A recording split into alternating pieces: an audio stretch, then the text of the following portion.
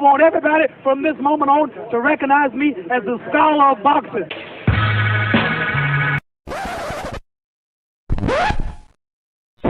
See, their morals, their code, it's a bad joke. Dropped at the first sign of trouble. They're only as good as the world allows them to be. I'll show you. When the chips are down, these civilized people, they'll eat each other. 49 hours declaring it a riot. Cruiser 5 to 50 feet advised, County Police 1 advised they're trying to breach and get to the Capitol. Publicists, when you talk to your publicists, you know the first thing they tell you? What? Stay away from religion, stay away from politics. Okay. You know why? Why? No matter what the you say, somebody passionately disagrees with you. Absolutely. No matter what religion, you believe in Allah, then you're saying that's not the right way. You believe in every Christianity, that's not it, because they're choosing something different. Your political party, the Democrat, Republican, the disagreement completely. Yup. So I stay away from it. When I get pulled into politics, I go, Yeah. and I have nothing to say. I'm That's just the looking. same way we are. Well, no politics, none of I'll this. with that. I don't stay there because I'm still entertainment. If it's not music, then it's film and television, but it's still entertainment. So why would you turn someone off by saying that? Right. I want everybody to enjoy what I'm doing. Right. Not just a selective few amount of people. I focus on diversity because it's needed. Right. The boxing scholar is a lover, not a fighter, but he's also a fighter, so don't get any ideas. If he pats you on the back, you'll put it in your resume. His enemy. Have him listed as an emergency contact. The scholar has an inside joke with complete strangers. If he punched you in the face, you'd have to fight the urge not to thank him. Sharks have a week dedicated to him. He's the only man alive to is parallel park. A train is count to infinity twice. In Genesis, when God said, "Let there be light," the scholars said, "Say pretty please." He is the genius of all genius and master of all masters. And that's the trick to life. You have to be wise enough to know when you were living in your dream. And you have to be humble enough to accept when you're in someone else's.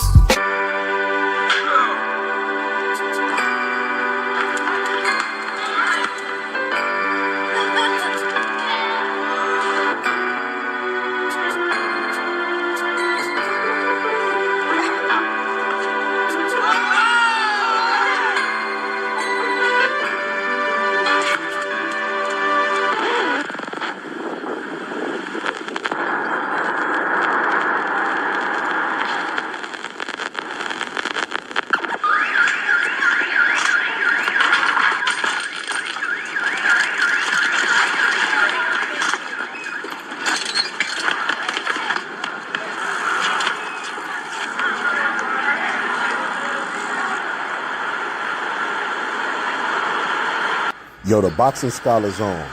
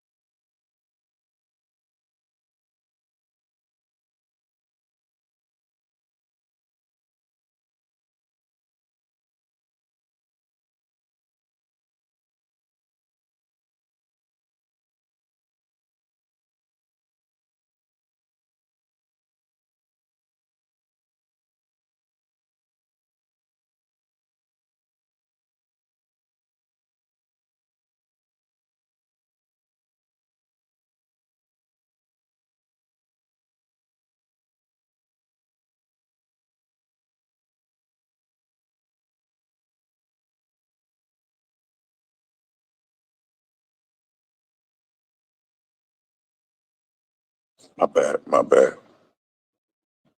What's up, Frank Rice? My bad. Give me a little bit of time to get set up. Hold on.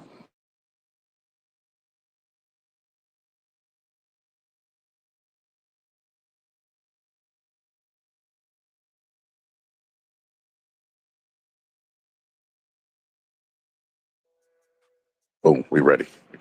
So like I said before, man, look, my bad for being late. They was having a pretty good debate on one of my homies' channel, Reggie Owens. Sub to him if you ain't already sub to him. They was having a good debate over there. One of the other homies, Pittsburgh T, and a newcomer, and I was just listening to him. But had an obligation to my subscriber base. I'm trying to get a better reputation than showing up on CP time. So we here. Uh, the screen, I know you see the Rittenhouse stuff. We're going to get into that a little bit later. But before we get into that, immigration, slavery, everything's going to come full circle because, as you know, not like these self-proclaimed Jay-Z's of the boxing world. I actually prepare, with my presentation, so everything's going to come full circle. Race and how people view race and all of that good stuff, right? But before we get there, if you're exhausted about politics, I promise you I'm just as exhausted as you are. There's a guy named Steve Bannon who's responsible for all the propaganda that's pushed out through the Trump administration. And he said that this would be his strategy, right? And it's definitely fucking working.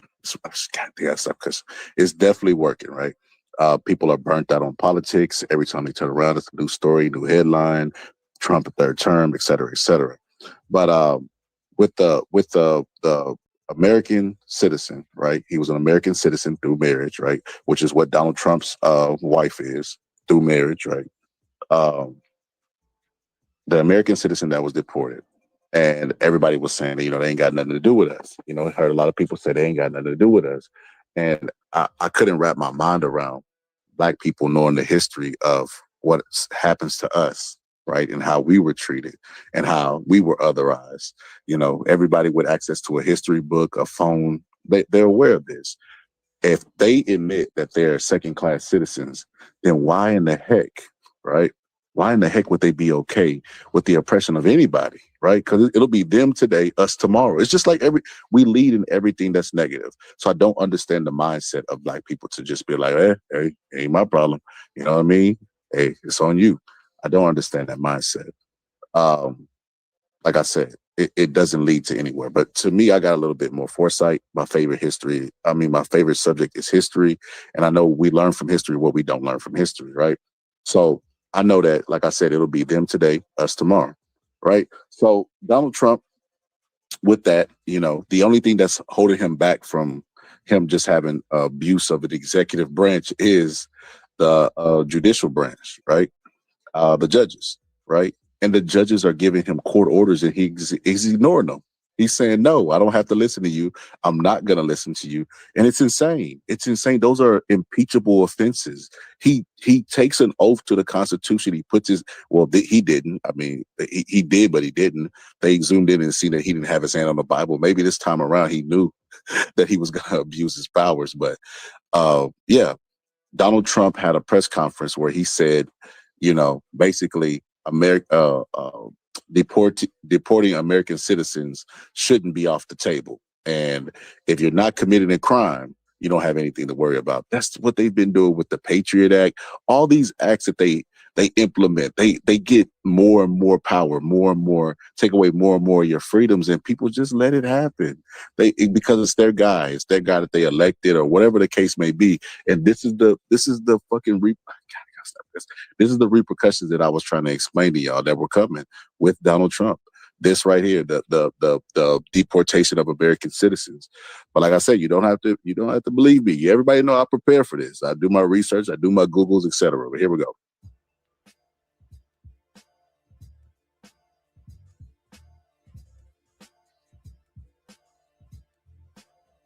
Here's a poem.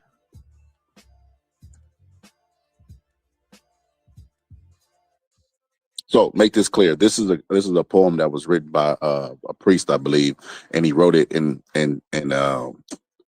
context with the Hitler and the Nazis taking over the Jewish people, and he wrote the poem.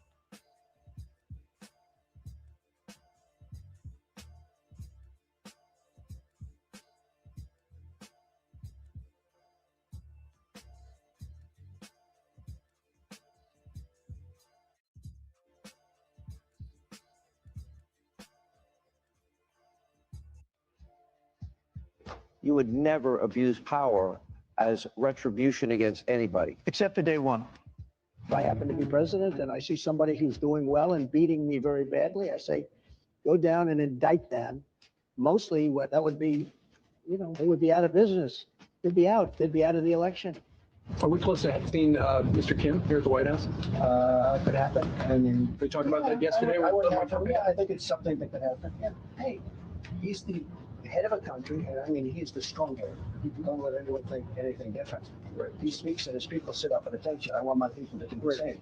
In 4 years, you don't have to vote again. We'll have it fixed so good you're not going to have to vote. Who in any way have any plans whatsoever, if reelected president, to abuse power, to break the law, to use the government to go after people? You mean like they're using right now? So, in the history of our country, what's happened to us, again, has never happened before. Over nonsense, over nothing, made up charge. So the president has discussed this idea quite a few times publicly. He's also discussed it privately. You're referring to the president's idea for American citizens to potentially be deported. These would be heinous, violent criminals who have broken our nation's laws repeatedly. And these are violent repeat offenders in American streets. The president has said, if it's legal, right? If there is a legal pathway to do that, he's not sure. We are not sure if there is. It's an idea that he has simply floated and has discussed very publicly as in the effort of transparency. How many illegal criminals are you planning on exporting to El Salvador? And President Bukele, how many are you willing to take from the U.S.? As many as possible. I'd like to go a step further. I mean, I said it to Pam. I don't know what the laws are. We always have to obey the laws, but we also have homegrown criminals that push people into subways, that hit elderly ladies on the back of the head with a baseball bat when they're not looking, that are absolute monsters. I'd like to include them in the group of people to get them out of the country, but you'll have to be looking at the laws on that, Steve, okay? These homegrown criminals that he's referring to, got to be a little bit more specific than that, because I mean, these homegrown criminals that he's referring to, he's not talking about himself, because mind you, this man has 34 felonies, and he's sitting here talking about homegrown criminals that hit ladies over the head. I'm just curious, man, how Donald Trump has been rich all his life, but he's familiar with these type of people, these criminals. And it just takes me back to, who do you think Donald Trump is talking about when he refers to these criminals? If it hasn't rung a bell yet, if the light bulb ain't went off, you remember the Central Park Five? Hold on.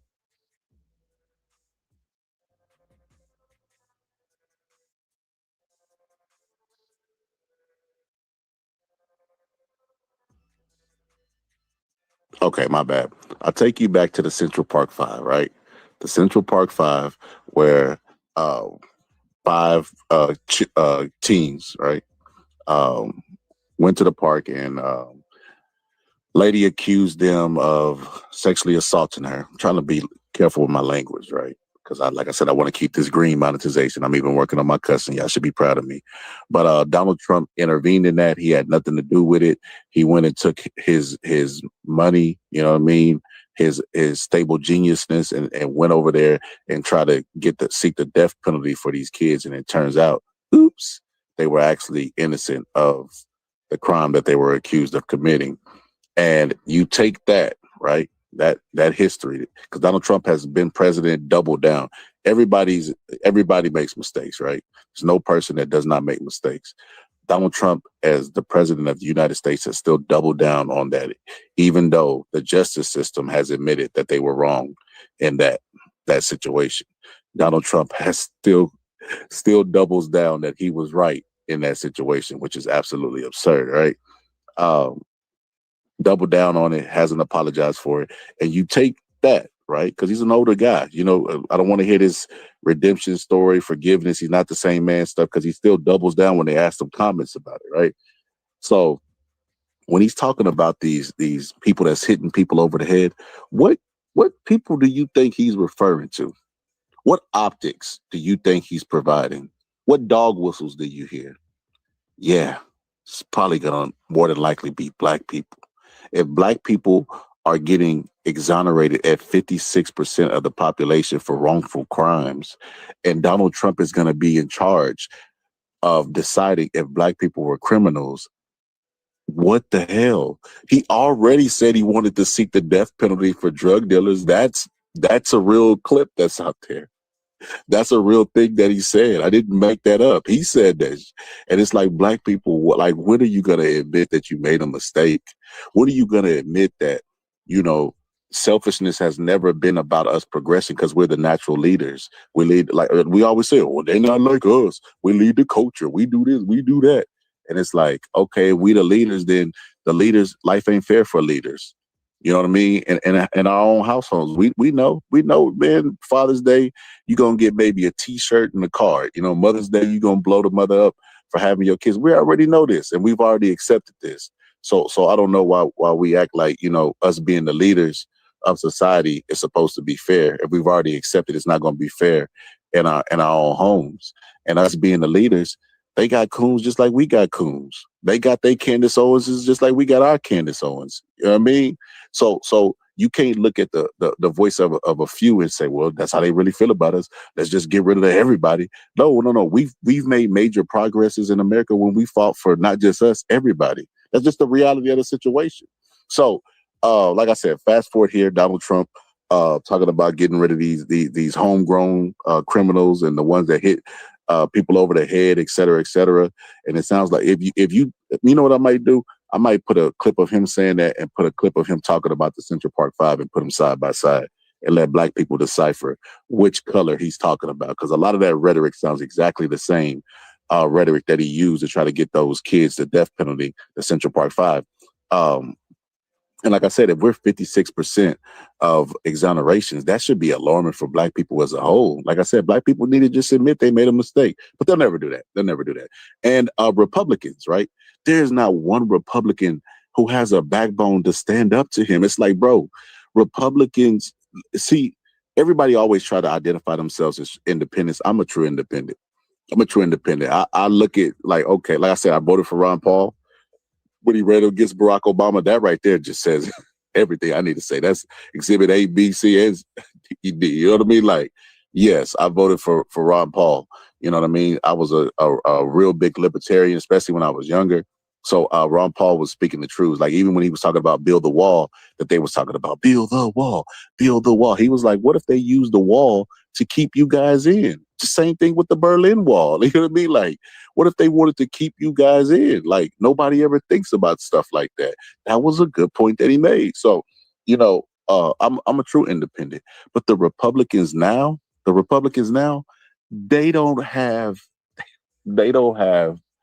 any backbone. They don't have any, like, the principles and morals of smaller government, being conservative, all of that stuff goes out the window. They do not. They don't have any other principles and ideals that they ran on, like, just what, 8 years ago, 10 years ago, something like that. Like, they don't even pretend to have small government. Sister Karma Sareem, hold on, let me give you this drop, sister. She put the coon emoji in the chat. Let me give you this drop, Karma. I made a drop just for that because we're gonna get to the Kyle Rittenhouse stuff later, and we gotta address the coons today. Today was basically about the coons. Today was an episode for the coons, Sister Serene. Hold on, sister. But they'll never admit that they made a mistake with Donald Trump. But here we go. Can we get the drop? God damn, why the drop buffering? Karma, devil busy, sister. Devil busy. Here we go. Look at the coons.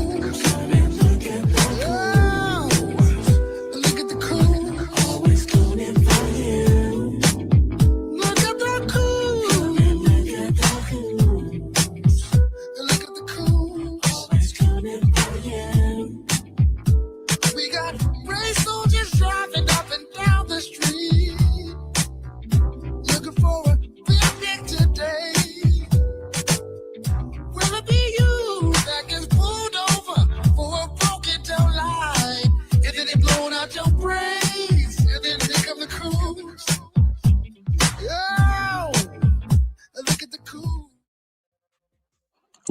Cooning. So I say all that to say this. Republicans voted for the deportation of American citizens.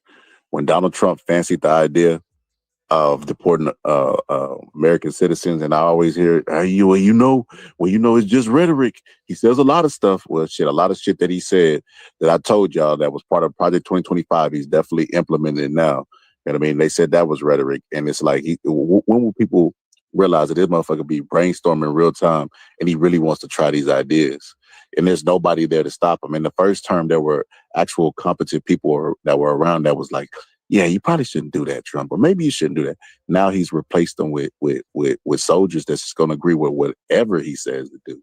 And that's why there will never be any repercussion. But like I said, you don't have to take my word for it. They actually voted. They actually voted on this. The Republicans, and there wasn't one who stood up to Donald Trump. They all just whistled past the bill. So here we go. And it's not surprising. It's not surprising. I wonder, like I said, I wonder if people will admit, like, what's the point where they be like, damn, I might have made a mistake for voting for Trump. What is the line? Is it when black people getting the death penalty for selling drugs? Is it when black people actually start getting deported for whatever reason they want to come up with? Like, what is and then if the guy that they deported, they're not gonna bring him back, and it's the judge ordered them to bring him back. That's an impeachable offense. But that's neither here nor there. Let's go to the bill. Here we go. Oh, wait a minute. Just shared the list. What is going on? Oh, okay, I'm tripping. Devil busy, Sister Serene. You pray for me, sister. My computer always did that. Hold on, give me a second. What's up, KP? He says, salute to the foundationally Black Americans. Oh, that's crazy work. Somebody asked me the other day, am I a foundationally Black American? I think that shit is divisive. I don't think that has any positive bearings on anything. It's just something to feel proud about. Like the They Not Like Us song that they praised and championed because it was at the Super Bowl, but then got mad at Jasmine Crockett for for dancing on it. What's up, Ali? What's good, brother? All right, here we go. I think it's no, that ain't. Here we go. This amendment simply says that the United States Immigration and Customs Enforcement shall not detain or deport a United States citizen. If you vote no on this, you are supporting the federal government either detaining and or deporting American citizens. I don't understand how you'll be able to look yourself in the face knowing that you voted to allow our federal government to detain and deport United States citizens simply because you do not want to vote against something that Donald Trump may support. Do you have a thought of your own? Do you have a belief of your own? Or is everything literally just whatever Donald Trump tells you it should be? You are going to vote no on this. We know you're going to vote no. And I'm interested to see if anybody asks you why you voted no on this, how you're going to spin it. You may say, oh, well, United States citizens aren't detained or deported. False. By ICE, that is. They have routinely been falsely detained and held, and in some cases, as we now know, deported as children suffering from stage 4 cancer. So that one's not really going to work very well. Then you may say, I mean, there are always the old reliables like, oh, I haven't read the bill yet. That's a good one. But I urge any one of my Republican colleagues just to stand up and say, I voted no because Donald Trump wanted me to. Because we all know that's the reason why. You have spent 100 days handing over every single ounce of congressional authority that you control to Donald Trump's lawlessness and recklessness. You stay quiet when our Immigration and Customs Enforcement sends masked undercover agents to arrest people in ostensible violation of their student visa requirements because they wrote an op-ed. And let me be very clear, no one disagrees more with that op-ed than I do. But we do not arrest people because they write op-eds that we don't like. We also do not criminally investigate people because they spoke out against the president. I didn't hear anything about the president's executive order directing the Department of Justice to investigate 2 people who worked in his first administration. And what did they do? They disagreed with him. That's how Vladimir Putin operates. That's how dictators operate. That's how kings operate, although kings probably wouldn't even do that. And yet you just all remain quiet. You are a co-equal, and I say you because we all understand you are in the majority, you control what this body does. I can and will write letters to every cabinet official. And I'm quite confident that if it even reaches the secretary, he or she throws it in the trash. We cannot subpoena them. You can introduce legislation. We need you to introduce legislation. And yet you sit silently as the President of the United States defies court orders, denies due process, arrests American citizens, and sends our criminal justice system after people who disagree with him. Now, like I said, everybody already knows when I give my presentation, I always have a white man say exactly what I'm trying to convey because they won't believe it from the scholar. For some reason, some people are new here and they for some reason they know I'm black. I don't know if I have a black tone to my voice or whatever the case may be, but that, I mean, he said it beautifully. You know what I mean? What I've been trying to convey to you guys. This is absolute madness. Like, we get it. We get it. Team ball, you know? We get it. You know, your guy is always right. Your guy support this guy. Look, bye MFers. This is crazy, man. You guys are absolutely crazy, man. So this is what y'all think. You think that Donald Trump is going to have the ability to deport American citizens, right? And he's not going to use it on naturally born American citizens, including FBAs. If you guys believe that, I got some Italian ice I want to sell you, and for every 1,000 cups you buy, I give you some land in Alaska because you could believe any goddamn thing. Like, that is absolutely madness. And like I said, a lot of people don't even have foresight. Let's go down this rabbit hole, right? It reminds me of when Obama passed indefinite detention, where basically if they assume you committed a crime, they could hold you indefinitely without you having a lawyer present, which is your constitutional rights, right? When Obama passed that, and people were reacting to it, it was like he was like, "Oh, but don't worry, I won't use this in my presidency." And you just facepalm because you're like, "Bro, you're only gonna have 8 years tops. What if the next person that gets in, Donald Trump, wants to do that and implement that? There'd be nobody to stop them." So since 9/11, what's up, Uncle Red?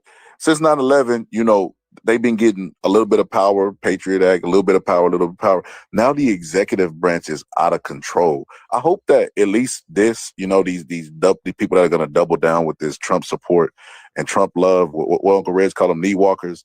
These knee walkers at least realize that after this presidency, that the president has too much power, and that we literally are at the mercy of the president.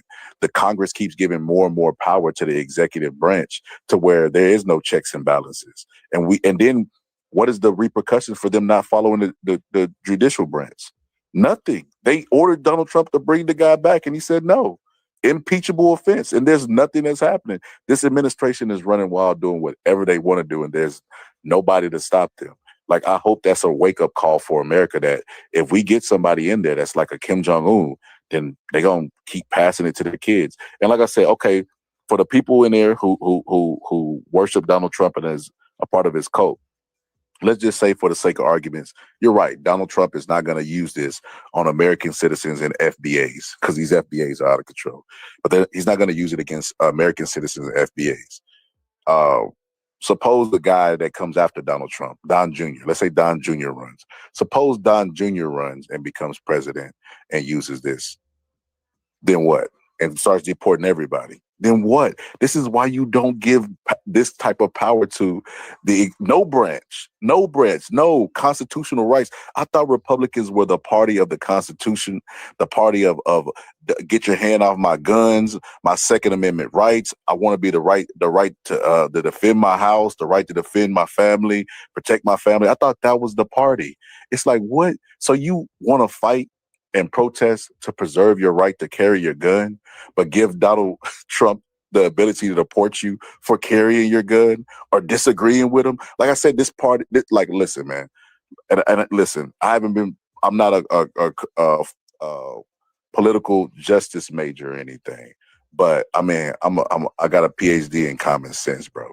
And common sense wise, this is absolutely ludicrous. I can't believe that people out there really jocking with this. They really rocking with this. And like I said, you know what I've started to notice the trend of?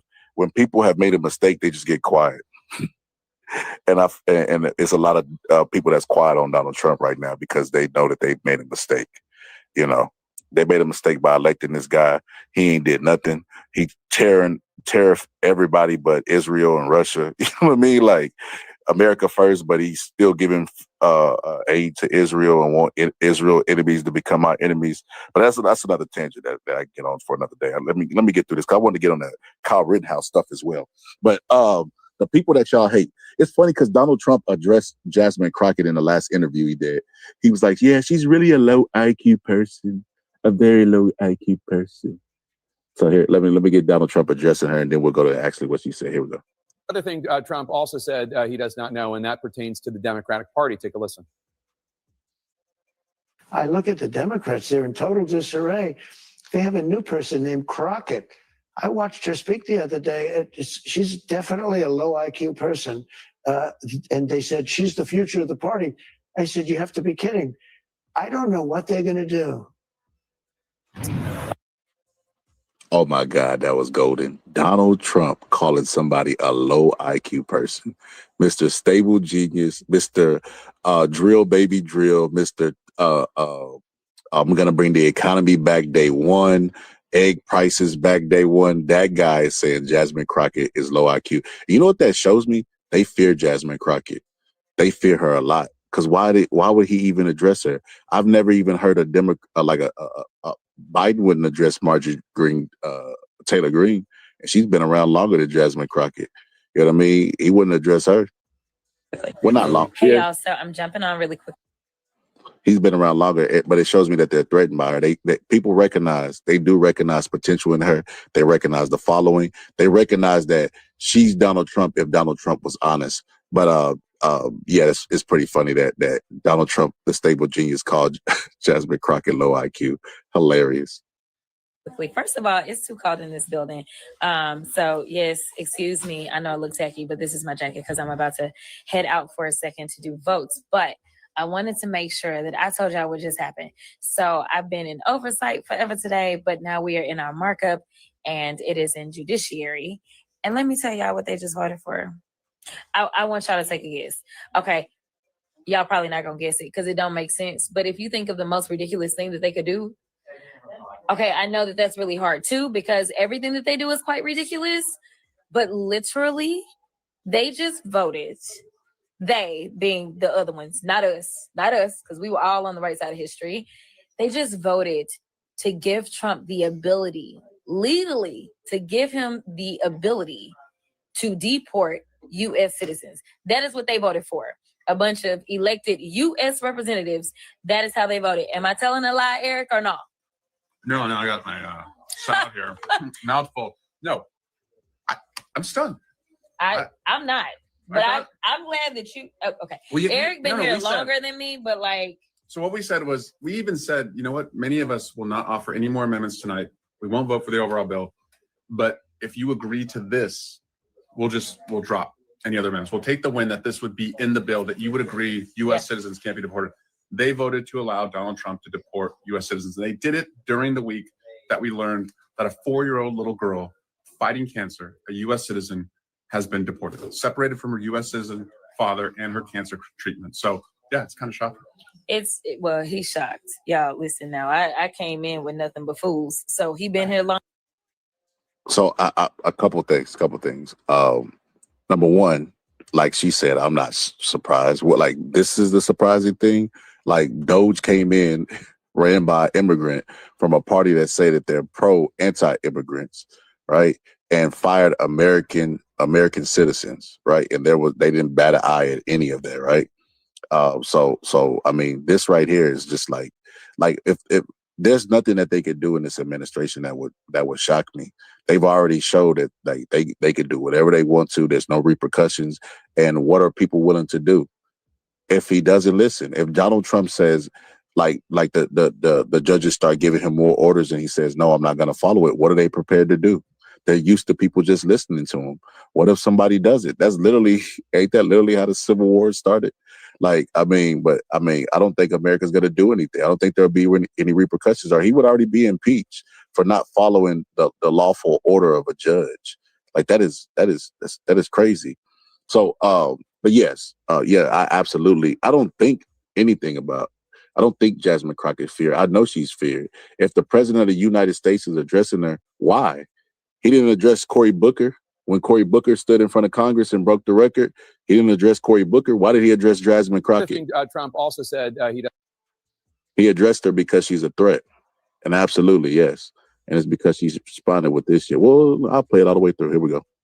Does not know, and that pertains to the Democratic Party. Take a listen. I look at the Democrats, they're in total disarray. They have a new person named Crockett. I watched her speak the other day. She's definitely a low IQ person. And they said, she's the future of the party. I said, you have to be kidding. I don't know what they're going to do. Let's bring in the person he name checked there, Democratic Congresswoman Jasmine Crockett of Texas. Congresswoman, your response. The fact that you just got done engaging in a conversation where we have a president of the United States who has no idea about the oath that he just took on January 20th tells me everything that I need to know. He didn't even have good sense enough in that same interview to say something as simple as, yes, I will follow the Constitution. You know, the thing that actually derived from the oath that he was supposed to take. And he supposedly took an oath, which there's a lot of people that point out that he never put his hand on the Bible, even though he acts as if he could somehow be the Pope. But nevertheless, that oath specifically says that you will defend the Constitution. So the idea that you are now taking the Constitution, and as I said at the DNC. So if you don't know what she was referring to, Donald Trump was sat down in an interview and they asked him a bunch of questions. They asked him about deportation. They asked him about, a bunch of questions. They asked him about deportation. They asked him about Joe Rogan being mad at him, about, not coming through on stuff. But they also asked him if he was going to uphold the Constitution. Let's talk. And I want you to hear this. This is absolute madness. And this is what I mean by I don't even recognize the Republicans of today. The gun-toting, government get out of my life, the gun-toting, Second Amendment, apple pie eating, flag wearing Americans. Where y'all at? Like if this was Barack Obama, could you imagine? Can you imagine? He couldn't even did a third of this. Like they were already saying Barack Obama was a black Kenyan Muslim terrorist. Can you imagine if Barack Obama was just signing bills left and right, executive order this, executive order that? They would lose their mind. And then if he said anything remotely anti-constitutional, oh my God, we would have had a January 6th before January 6th. But that's neither here nor there. Let me show you this. This interview this is the interview that Jasmine Crockett is referring to. About this because obviously you've had a back and forth with the Supreme Court. In a 9-0 decision, the Supreme Court directed your administration to facilitate the return. You've talked about this in the past of Kilmar Abrego Garcia from a prison in El Salvador, whose deportation your administration called an administrative error. You said in a recent interview you could bring him back, but you won't. Are you defying the Supreme Court, sir? No, I'm relying on the Attorney General of the United States, Pam Bondi, who's very capable, doing a great job, because I'm not involved in the legality or the illegality. I have lawyers to do that, and that's why I have a great DOJ. We have a great one. We had a very corrupt one before. Now we have a great one. And they're not viewing the decision the way you said it. They don't view. DOJ works for him, by the way, and the corrupt one was Biden's. The non-corrupt one is his. Like what? Like where does that make sense at? That is so insane.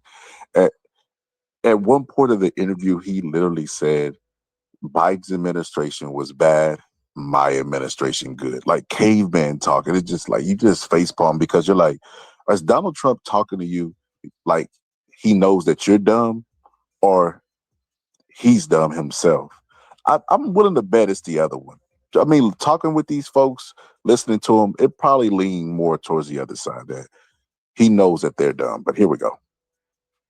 View it that way at all. They think it's a totally different decision. Well, you say you have the power to bring him back, though. Your attorney general says, quote, that's up to El Salvador. Just to put a fine point on this, do you have the power to bring Abrego Garcia back as the Supreme Court? Well, I have the power to ask for him to come back if I'm instructed by the attorney general that it's legal to do so. But the decision as... So we're going to put you down for you have the power to do it, but you won't. It's simple as that. I thought Donald Trump was a tell it like it is type person. I thought he was, Donald, and to the black people, I'd rather have my racists be honest with me about this. Bro, you don't even catch the honest parts that he say about black people. Like I said, you put it side by side of him talking about him using executive power to deport American citizens, the people who hit people over the heads and robbed them, the hardened criminals, and you listen to what he said about the Central Park Five, very, very much identical. That's neither here nor there. As to whether or not he should come back will be the head of El Salvador. He's a very capable man. Well, and your attorney general has said it, the issues with that word facilitate. Will you seek clarification from the Supreme Court? Do you need to go back to the Supreme Court? We may do that. I was asking about that. We may do that. Your Secretary of State says everyone who's here, citizens and non-citizens, deserve due process. Do you agree, Mr. President? I don't know. I'm not a lawyer.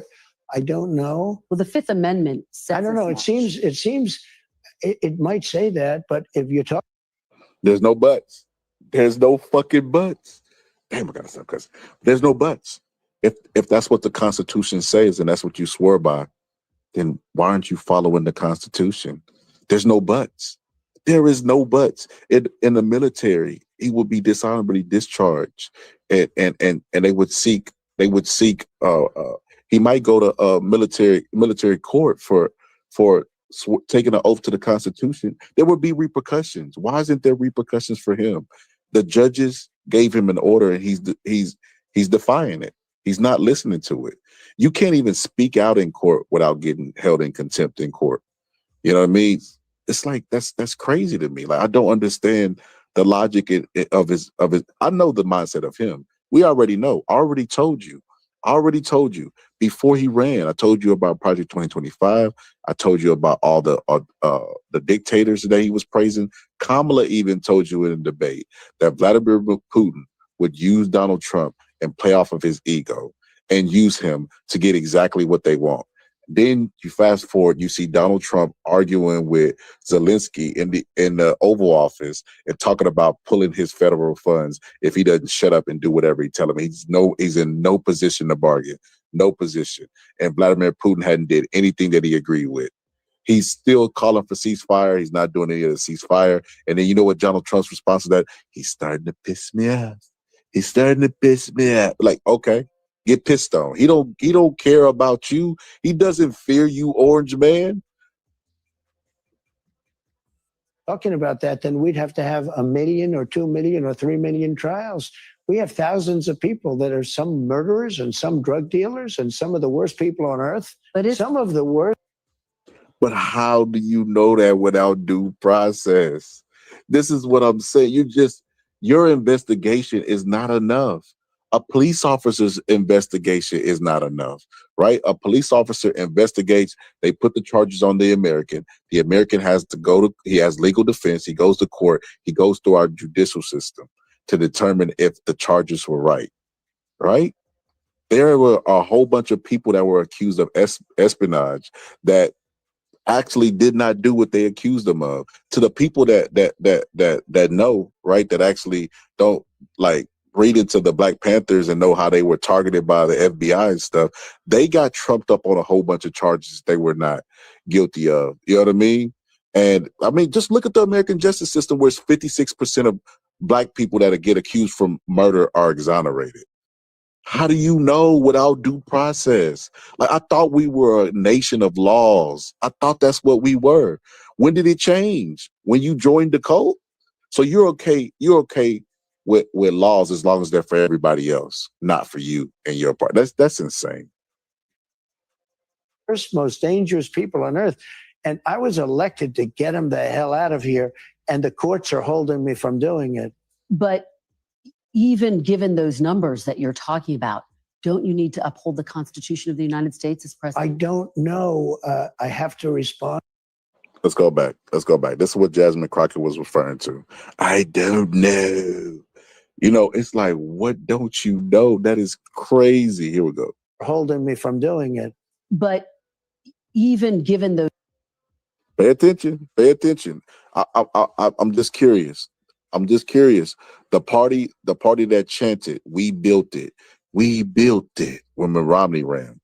We built it. We built it. Like, what the hell did y'all build up? Because, I mean, slavery exists. But that's neither here nor there. But the party of we built it, the Constitution, the gun, the Second Amendments, the good Democrats are coming for your guns and all this other stuff.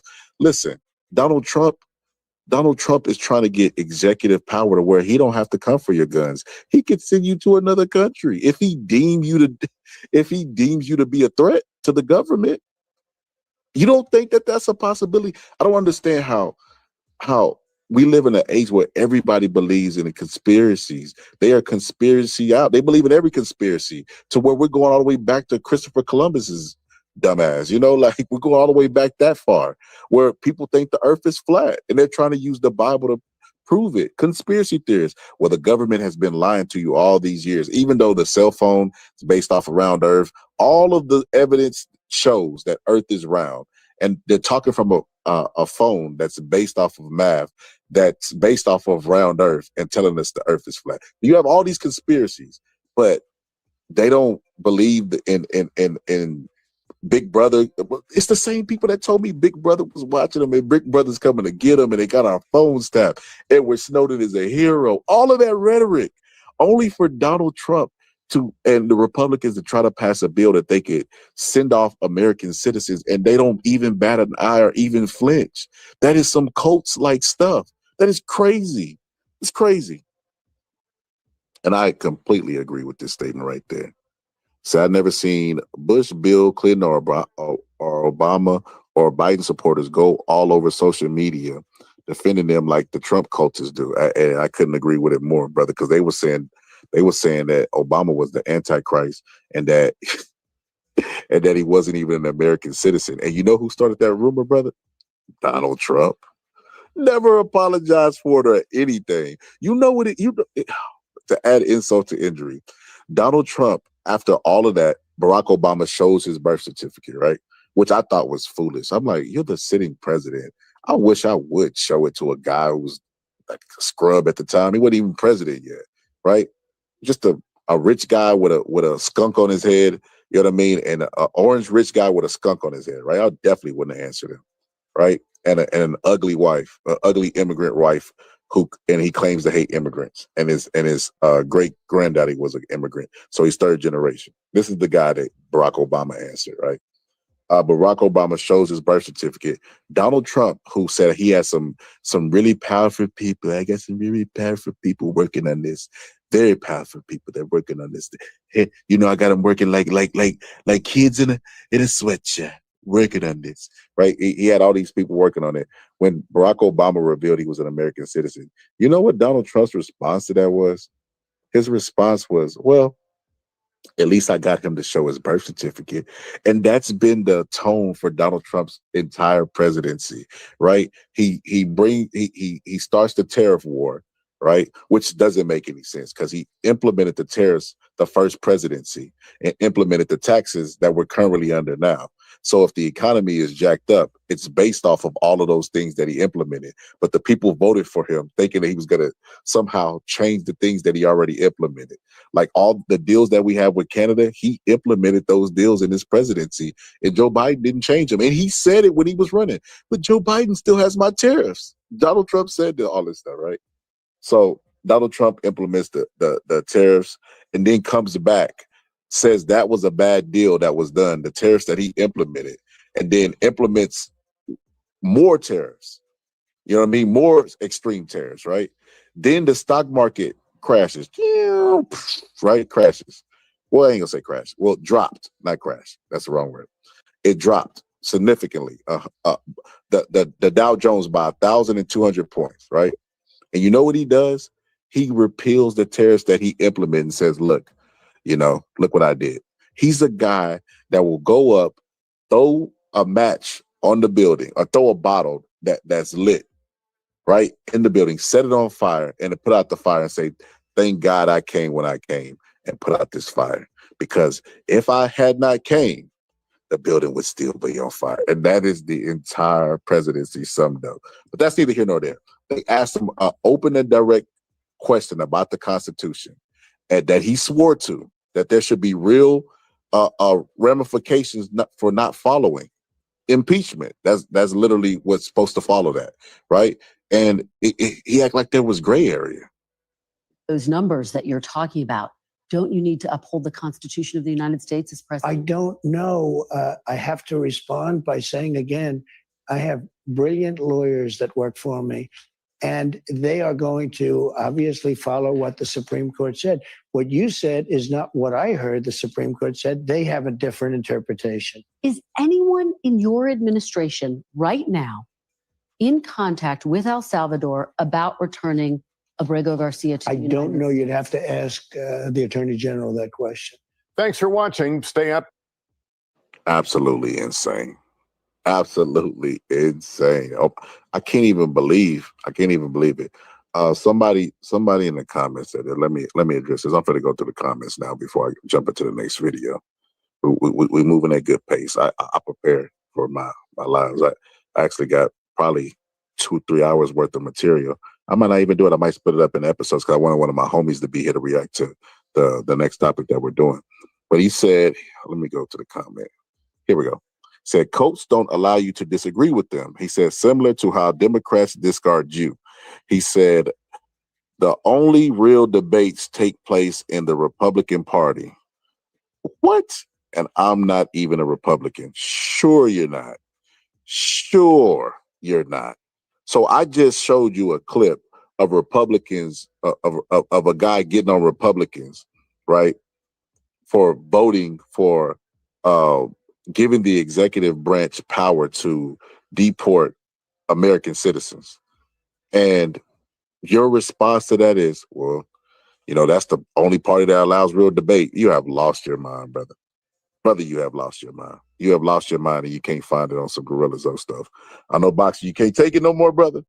Are you saying peace to the dude above? Yeah, listen, that's the thing about truth. Look, check this out. Check this out. I'll do you one even better, brother. You know, I dropped the link and I pinned it in the chat. You could pull up and have this debate with me. You don't have to stay in the chat. and look, if it's not clickable, because sometimes it's clickable for laptop and not for cell phone, and sometimes vice versa, so it's really funky. Just go to your URL, type the link out, and then we can have a debate. We can have a debate because I know that you're lost. You know what I mean? I know that you're lost. I know that you're one of those independent Republicans, a guy who claims that he's independent, but you actually are a part of the Republican Party. You love the Republicans. You think that they're no wrong, and you criticize them to remain credible. But you ain't got no real dissension, and you ain't got no real separation.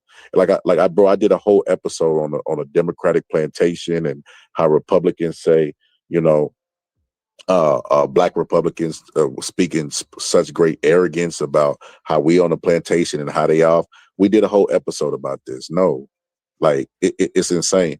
Listen, there is. We agree to disagree. Sorry, man. There is not one Black person, right? One Black person on earth who would give their check back to their boss because he was racist. We kind of grown to expect them to be racist. The higher that you go up, the more likely you're going to experience racism, right? So it's without. I mean, it's kind of come to be expected, right? But that's not going to stop us from getting what we've earned, right? In the same way that Blacks used to lobby to the party of Lincoln, right, for civil rights, you know, and those people were racist as well.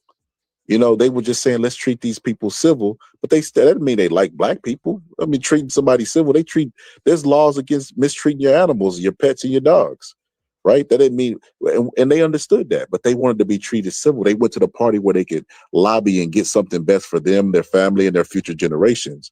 And that the Southern strategy happened, brother, and that flipped. And now Black people lobby the Democrats because they were the one who passed civil rights. They were the one who gave women rights to vote. You know what I mean? So with that being said, brother, I'm gonna be honest with you. I don't know how anybody right now could even identify in this current moment, identify as a Republican. And the reason why I say that, Black person especially, and the reason why I say that is because their principles are not even the same anymore. All that small government talk, all the stuff that Ron Paul ran on that was really, really popular amongst them, they've abandoned to join this MAGA cult. You want me to prove it? You want me to prove it? Donald Trump in that interview, Donald Trump said something interesting, and I'm pretty sure y'all are not aware of this. So I'm not gonna spoil it. Hold on. Oh, I'm gonna pause it. Hold on. Don't spoil it yet. Don't spoil it, Scholar. Here we go. When I swerve in the corner, whoa. So you know Donald Trump not only wanted the death penalty, right? He not only wanted the death penalty for drug dealers. And you look at it, you're like, who do people picture when they say drug dealers? What are the number one shows in America? Drug dealing shows. Black people, Black cast, Black up, Black down. Who do you think he's talking about? He's talking about you. So I mean, like I said, and the same people who said Bill Clinton and Hillary Clinton, those guys were monsters for the 3 Strike Act, is the same people that voted for a guy who's talking about giving a death penalty to Black people. Stuff you can't make up. But you remember we talked about Mr. Donald Trump and him deporting American citizens. Not only is he deporting American citizens, but this crazy MFer wants to bring back Alcatraz. Alcatraz. You're covering the White House. Stuart Stevens is senior advisor to the Lincoln Project. He helped lead Mitt Romney's 2012 campaign and is author of the book, It Was All a Lie. Donna Edwards is a former Democratic congresswoman from Maryland and an MSNBC political analyst. Stuart, how seriously should we take the president when he responds to a question about upholding the Constitution by saying, I don't know? Is that just, messaging? Is it something more? Listen, where the president. People would be held to, this is really a scary moment. He's already demonstrated his willingness to disobey court orders, to delay implementing court orders, a complete disregard of the rule of law. And we can't, I think as Stuart says, we can't just sort of pass over this and go, oh, that's Trump being Trump. It's really imperative for Democrats to help the American people understand that this president has no regard for rule of law, doesn't care about the Constitution if it's inconvenient for him. My bad. That was the wrong clip. Hold on. Hold on. Bear with me, folks. Bear with me. Doge put that on there. Elon put that on. Here we go. President Trump making waves this afternoon in the Bay Area and across the nation with a post on Truth Social. Just in the past hour or so, the president announced that he is directing his government to reopen and expand Alcatraz. Here's a live look at that former island prison. Now, the president said the prison will hold America's most ruthless and violent offenders, and that it's time to lock up the most dangerous criminals and keep them far away from anyone they could harm. A spokesperson for the Bureau of Prisons said in a statement that the agency will comply with all presidential orders, but gave no details on how that could be accomplished. Now, in his message, the president said he is, quote, directing the Bureau of Prisons together with the Department of Justice, FBI, and Homeland Security to reopen, substantially enlarge, and rebuild Alcatraz. He added the reopening of Alcatraz will serve as a symbol of law, order, and justice. Governor Newsom's office quick to respond with just one line. Looks like it's distraction day again in Washington, D.C. Alcatraz closed back in March of 1963. The primary reason? High operating costs and significant structural issues caused by the harsh environment out on the bay. Alcatraz has been run by the National Park Service since the 70s and is designated as a historic landmark. We are going to continue to cover this breaking story, and we'll have more for you tonight on the 10 o'clock news. A rallying cry this afternoon in the... Interestingly enough, the party that promised us that they were going to go in and deal with wasteful spending is the party that is going to open up Alcatraz that was closed because wasteful spending. Oh my God. Like, bro, what is it gonna take? What is it gonna take? People are so lost nowadays. They gonna double down on BS. This is not even gonna move them one iota. Trump opening Alcatraz. Trump having the rhetoric of deporting American citizens. For those who are just pulling up, here we go.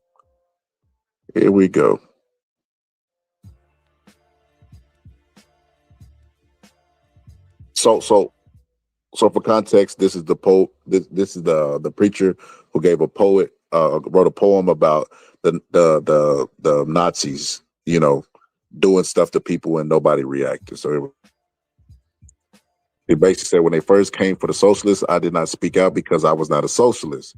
He said, then when they came for the trade unionists, I did not speak out because I am not a trade unionist. He said, then they came for the Jews and I did not speak out because I was not a Jew.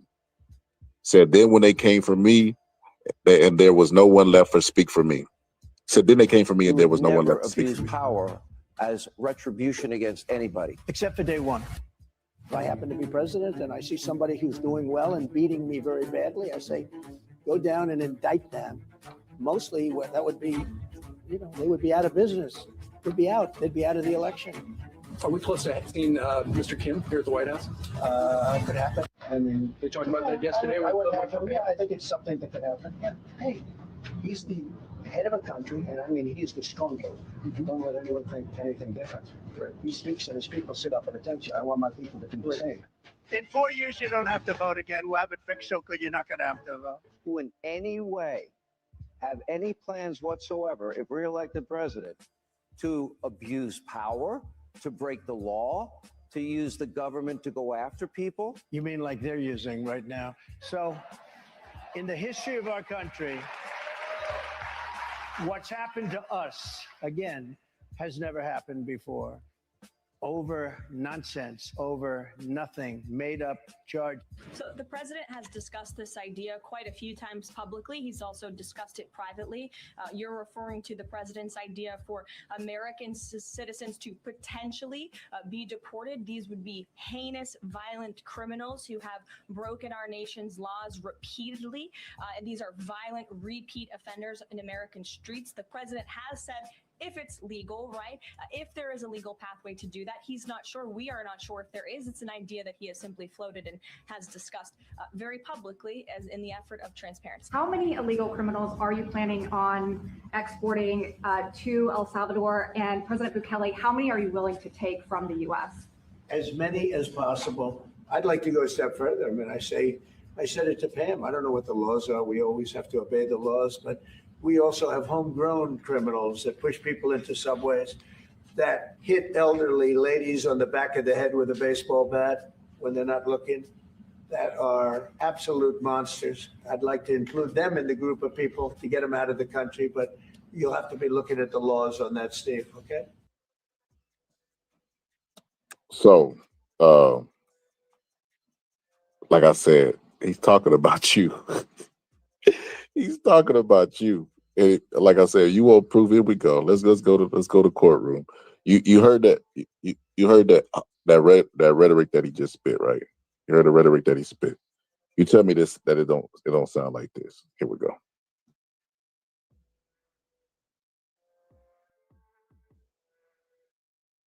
I hate the people that took this girl and raped her brutally. You better believe it. And it's more than anger, it's hatred. And I want society to hate him. In New York City. Whoops. Those guys were actually innocent. Donald Trump took out ads in the paper. Donald Trump wanted justice. Donald Trump poked his nose where it didn't belong. And it was definitely racially motivated because he didn't pay attention to anything else that happened that didn't involve a white woman and black kids, because that's what they were, right? And they actually had a settlement because they were innocent. And Donald Trump wanted the death penalty for these kids, and he never apologized. He just doubled down on it. A $40 million settlement from New York City. The story that had gripped the city residents' obsession with the case continues to this day. Just weeks after the crime was committed in 1989, Donald Trump took out a full-page ad in 4 New York newspapers advocating the return of the death penalty. And when the city awarded the men a settlement in 2014, Trump wrote an editorial in the Daily News calling the settlement a disgrace. And now, even now, as the presidential nominee for the Republican Party, Trump hasn't allowed science or evidence to change his initial reaction to the case. Just this week, Trump said he still considers the men, again, exonerated by the criminal justice system and by DNA scientific evidence, guilty, issuing a statement saying, quote, they admitted they were guilty. The police doing the original investigation say they were guilty. The fact that case was settled with so much evidence against them is outrageous. The woman so badly injured will never be the same. Joining me now is Yusuf Salam. So they actually had the guy on there to speak about that. But does that sound familiar? The murderers and people that hit people over the head and take their purse. And it's like, bro, you don't have good judgment to appropriately decide who's a criminal and who's not, being one your damn self, right? That's number one. And then number two, like, do you think that you could look at these situations and judge them appropriately, especially given your past? Who the hell would let that guy be in charge, given his past? That is absolutely insane, bro. Oh my God, I cannot believe that we even here, bro. Like, I'm starting to be like, no wonder if like when someone came up with the theory, like, are we all dead? Did we all die during COVID? And this is just like a simulation? Like we're hooked up to the Matrix? Like I don't understand. Like, you still have people in the chat saying this is lies. Why is it lies? Because you feel like it's a lie? Is it a lie because your feelings are hurt? You know, and you don't want to go against the cult? You don't want to go against the grain? Is that what's going on? Are we experiencing your feelings? Like, this is crazy. I pull up clips of the man saying it. I show policy where the man try to implement it, and I'm still met with, these are lies. Bro, if you don't get your grown out of this cult that you were part of, because you're going to end up drinking this Kool-Aid. And we all seen how it worked out for Jim Jones and his followers. That is crazy, crazy, crazy. So yeah, let me get through a couple of these comments, because I had something else I wanted to show you. And it wasn't Ali. And it wasn't a dude who talking about it. Even though that was a good video as well, whenever he was speaking about, you know, Donald Trump and how he felt years later. I wanted to show you this. Okay, let me get rid of Alcatraz. Let me go to this. Because remember, Doge was supposed to come and save all this money, right? Doge was supposed to save all this money, even though he wants to open Alcatraz. And Alcatraz, Alcatraz was closed because it was expensive and ineffective. And America does one thing better than most countries: jail people. We jail more people than dictators. You know what I mean? Than communists. We jail more people than them. So you look at America and you say jails is the problem, jailing is the problem. So listen, we all know that Trump tends to praise dictators. In the clip I showed you, he was praising a dictator. How with Kim Jong-un, they stand up when he walks in the room and how he admires all these things. Well, not only that does he admire that, but he borrowed a little bit from the Kim Jong-un playbook on, parades. Because everybody knows in those dictator places that Kim Jong-un will have a parade, you know what I mean? And they'll be marching in the street. They'll show their tanks. They'll show their weapons. Well, guess who was inspired by that? Yours truly, Donald J. Trump. Oh,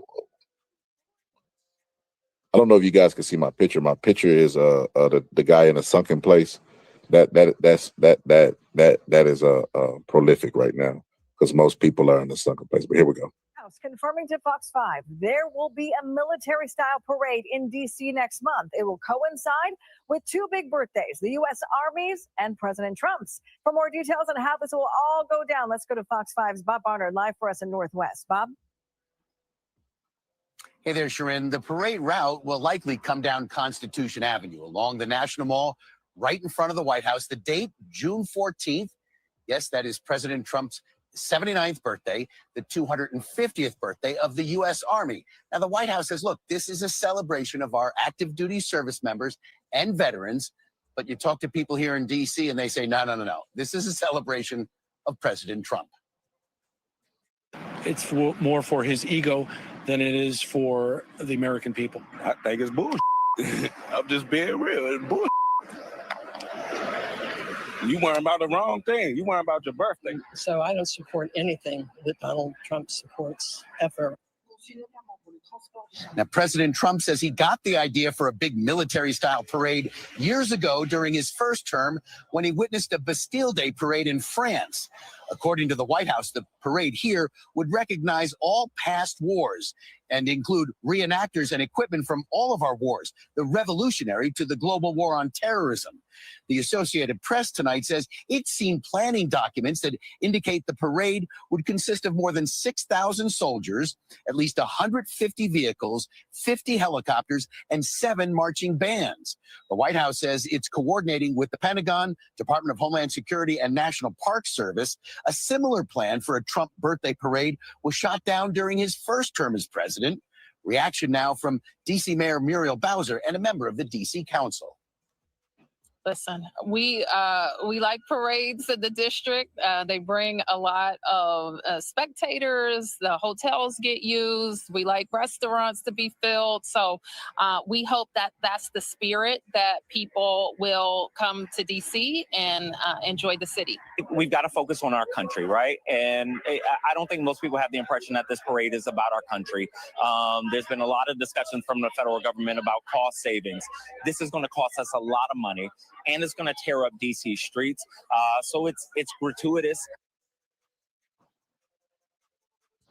In a statement late today, Defense Secretary Pete Hegseth writes, You think this guy would want to shut up and not be in the news at all, especially seeing as how he has a drinking problem and was texting military secrets through an app that they tell you not to text because it can be decoded, and then admitted that he wasn't going to stop doing it. And then added a reporter who he claimed was a loser and he didn't even like. Then how do you make a mistake that big? How does he get added to the group chat?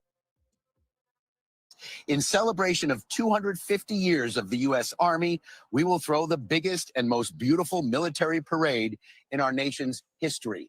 A White House official said.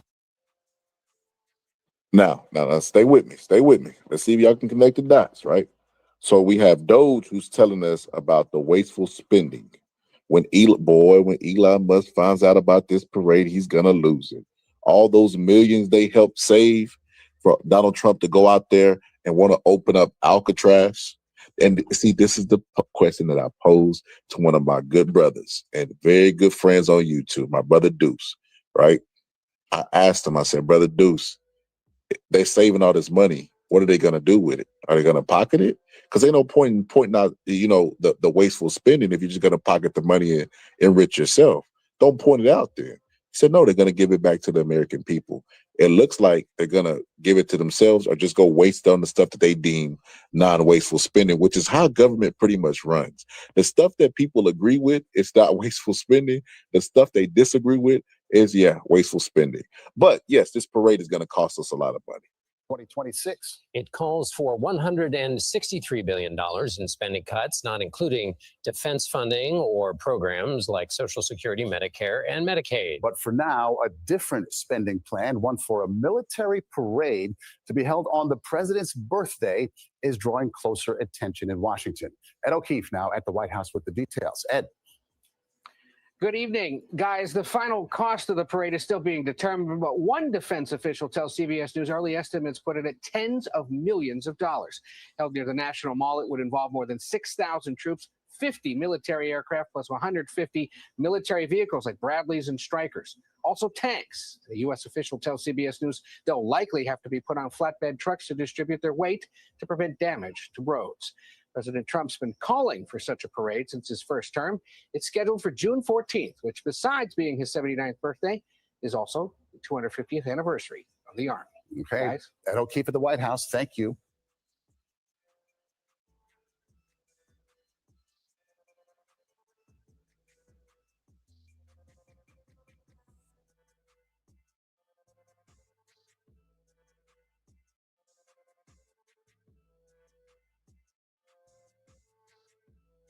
Oh, my bad. I've been over here talking the entire time. The point that I'm making, if the light bulb ain't went off, if you sucked as a kid is connecting dots, that's absolute madness. That is absolute madness to point out, well, they're sending condoms overseas and all kind of non-factual stuff that has been proven to be lies. That have been proven to be lies, right? And they've been caught for it. So could you mention some of the White House is rolling out its wall of receipts on the Doge website, claiming an estimated 55 billion taxpayer dollars rescued through fraud detection, workforce reductions, regulatory savings, and more. Not like a little bit, billions, tens of billions of dollars. It could be close to $1 trillion that we're going to find. But hold on. A closer look shows big problems. For example, Doge claimed axing a single immigration and customs contract saved $8 billion. Turns out that contract was worth a maximum of $8 million. And that was just a theoretical ceiling for the deal. Less than half that amount was actually slated to be spent. Doge corrected that error, but a CNN review of the more than 1,100 contracts listed on the Doge site found about 2/3 made similar inflated claims. And while this alleged outrage dug up by Doge grabbed headlines, there was about to be 50 million taxpayer dollars that went out the door to fund condoms in Gaza. That is a preposterous waste of taxpayer money. that proved to be dead wrong, as Doge boss Elon Musk admitted. Some of the things that I say will be incorrect and should be corrected. Still, even with the receipts not all adding up, Doge keeps filing reports of alleged widespread waste in aid to foreign countries, deals tied to diversity programs, and millions of dead people collecting Social Security. And we've got people in there that are 150 years old. Analysts say that most likely reflects Doge's misunderstanding of Social Security data, and a former federal official calls the notion laughably false. He has no idea what he's talking about. There is not like a zombie apocalypse of people, cadavers running around with Social Security checks coming out of their pockets. So, Scholar, man, I think that link acting crazy on you again, man. It's not the StreamYard link. It ain't coming up blue, bro. You got to get back contact with Illuminati red so you can get it back blue again, dog. I think I know the trick, bro. I think I know the trick. I'm gonna try it next live. I'm gonna try it out. I think I know the trick. I think I know the trick for it to make it clickable. I'm gonna try it next time. Reds should always be blue, man. You got to get down at Illuminati reds, man. You know how to do it. I'm glad you brought this up with this immigration stuff, man. I heard a couple of these cats trying to make this a race thing, man. This is, I mean, listen, we should scrutinize the government, but I think it's crazy that we scrutinizing those, but we not actually scrutinizing the government. That's one thing. As far as the immigration and self-control, the estimates on the low end is 67 million to 10 million of illegal immigrants that were let in during Biden's administration. And we're not going to push out all those people out. So I think it's kind of crazy that we get all these people here. We just going to act like we ain't supposed to get none of these people out, and we're supposed to take care of all of these folks. I think that's kind of insane. And nobody knows the real number because, again, they are illegal immigrants. It's just the estimates are just ridiculously high, and we're not going to kick all these people out. So, like, the idea that now we're not supposed to go about getting these folks out, I think that's kind of crazy. Nah, T, that wasn't what I was saying. I don't. No, that wasn't pointed towards you. That wasn't pointed towards you in particular. I heard what you were saying. Let me rephrase what I'm saying. This ain't addressed to a scholar. I done seen some people, Professor Griff, like he tried to make it a race thing. He tried to, like, I done seen some big platforms say some real crazy, like drawing some crazy unrelated lines. And you're like, what the fuck? Like, what the fuck is wrong with these people? Go ahead, scholar. Let me ask you this, T. Is when the Republicans didn't vote for shoot down the idea that American citizens can be deported, brother, did that give you pause at all? No, not till they pass it. Until it gets passed, because remember in the House, the lower, the House of Republicans and actually through the Senate, until the bill actually make its way up, I think both of them parties do some wild ass bills. Now you can argue that the Republicans do wilder bills, but until they actually on the cusp of actually getting passed, I don't really worry about that. Because some of them things, most of those things, they know they're not going to get passed, and they just do it just to say, look what we tried to do, and the other side stopped us. They know damn well some of this stuff ain't gonna go nowhere. See, they got the House and the Senate, brother. Obama had the House and the Senate. He couldn't get nothing done. Obama and Trump is two different people. This motherfucker done signed 100 executive orders in the first 100 days. Yeah, but them things don't really mean as much, bro, because without it actually having a lot of them things, without having bills behind them, they're not constitutional. They gotta have some of those bills. Got to have the Senate behind them because they don't hold the purse strings from just an executive order, depending on what it is. So I mean, you got to kind of take those things individually. I don't know. I could be wrong, but I don't think those things mean as much as they do. I think a lot of these things are symbolism, and we just end up fighting over symbolism because they ain't really did nothing. So I don't know. I don't have no problem with what they're doing with the immigration because that's just out of control, bro. That whole thing was out of control, and that's part of the reason why the Democrats don't get it, because that's part of the reason why they lost, was just letting the border go crazy. Yeah, I don't debate the immigration no more. We got it. We got it. Like the president, the country. See, I'm not like everybody else, T. I feel like, I got to share the country with everybody else. And even if I disagree with their policies, if they win, they win, bro. I'm not a sore loser. So they implementing it. But I draw the line at American citizens, bro. I can't even believe nobody stood up and was like, bro, nah, Trump, we can't do this, bro. Like, nah, this ain't happening. I'm not giving you the power to. If you could deport American citizens, you could deport me for disagreeing with you. Like, nah, brother, you can't have that power. They ain't really doing that though, Scholar. Because remember, a lot of them bills, until they actually make it through to the end, they ain't really going nowhere, man. That's just a symbolic bill. I don't even think that really mean nothing, man. That's just some shit to make them sound stronger than what they is. I don't worry about stuff like that. That's more of a, just a symbolic thing. They're not gonna really do nothing with that, man. That ain't going nowhere because that's when they're gonna be held up in court. The other side, they're not gonna get no unified consensus to get all the votes they need to get that done. So that's crazy. I mean, the only thing I'm really worried about right now that they got coming up is the tax thing. See how that looks and what they actually gonna do with that. That's gonna expire in a couple months if they don't do no extension of that. They got to do something about that. Bro, I wanted to get your opinion on this, T.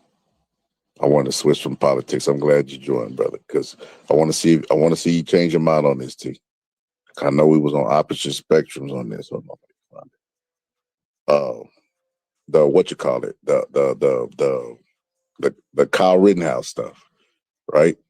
So there was a dude named Casey Allison, right? A lot of people brought him up in Texas. And T, remember I used to put Tom Brady on the screen, bro? Because I'll be like, people ain't gonna listen. That's real stuff, bro. That's real spill. Like I told a girl I went to school for criminal justice, and and she basically like, oh, you sure you went for criminal justice? Like, bro, questioning my credentials, bro. Like, are you sure you got a degree in criminal justice? Like, bro, what am I saying that you can't look up to verify? What, like, bro, I ain't the dude that's telling you don't pay your taxes, and you know how I got the secret government plans and the real amendments and all this stuff. I'm telling you stuff that you could actually look up, right? But I told him that this murder, the murder is not gonna stick. It's not gonna stick because they have to prove culpable state. I told them this, and they said that was absolutely madness, right? I didn't know what I was talking about. He's gonna go to jail. He's gonna get a lot of time. Well, if basing it off a similar situation, if I mean, like, stand your ground state, and they have to prove culpable state, it's gonna go exactly like I told him it was gonna go. Let me see which one of these clips I wanted to show him. So this is Allison, right? Casey Allison. So Casey Allison was a white dude that was supposed to go in the bathroom and fight, right, with a Mexican dude. He goes in there with the knife. With the knife, he goes in there and stabs the boy. But he don't do it just one time, like Carmelo Anthony. He pokes him up. He pokes him up something bad, right? Pokes him up, T. This at school? It's all at school? In the bathroom. Okay. Yeah, the school bathroom. Okay. And he pokes him up bad. And he just had his case, and the charge was dropped down and reduced for murder.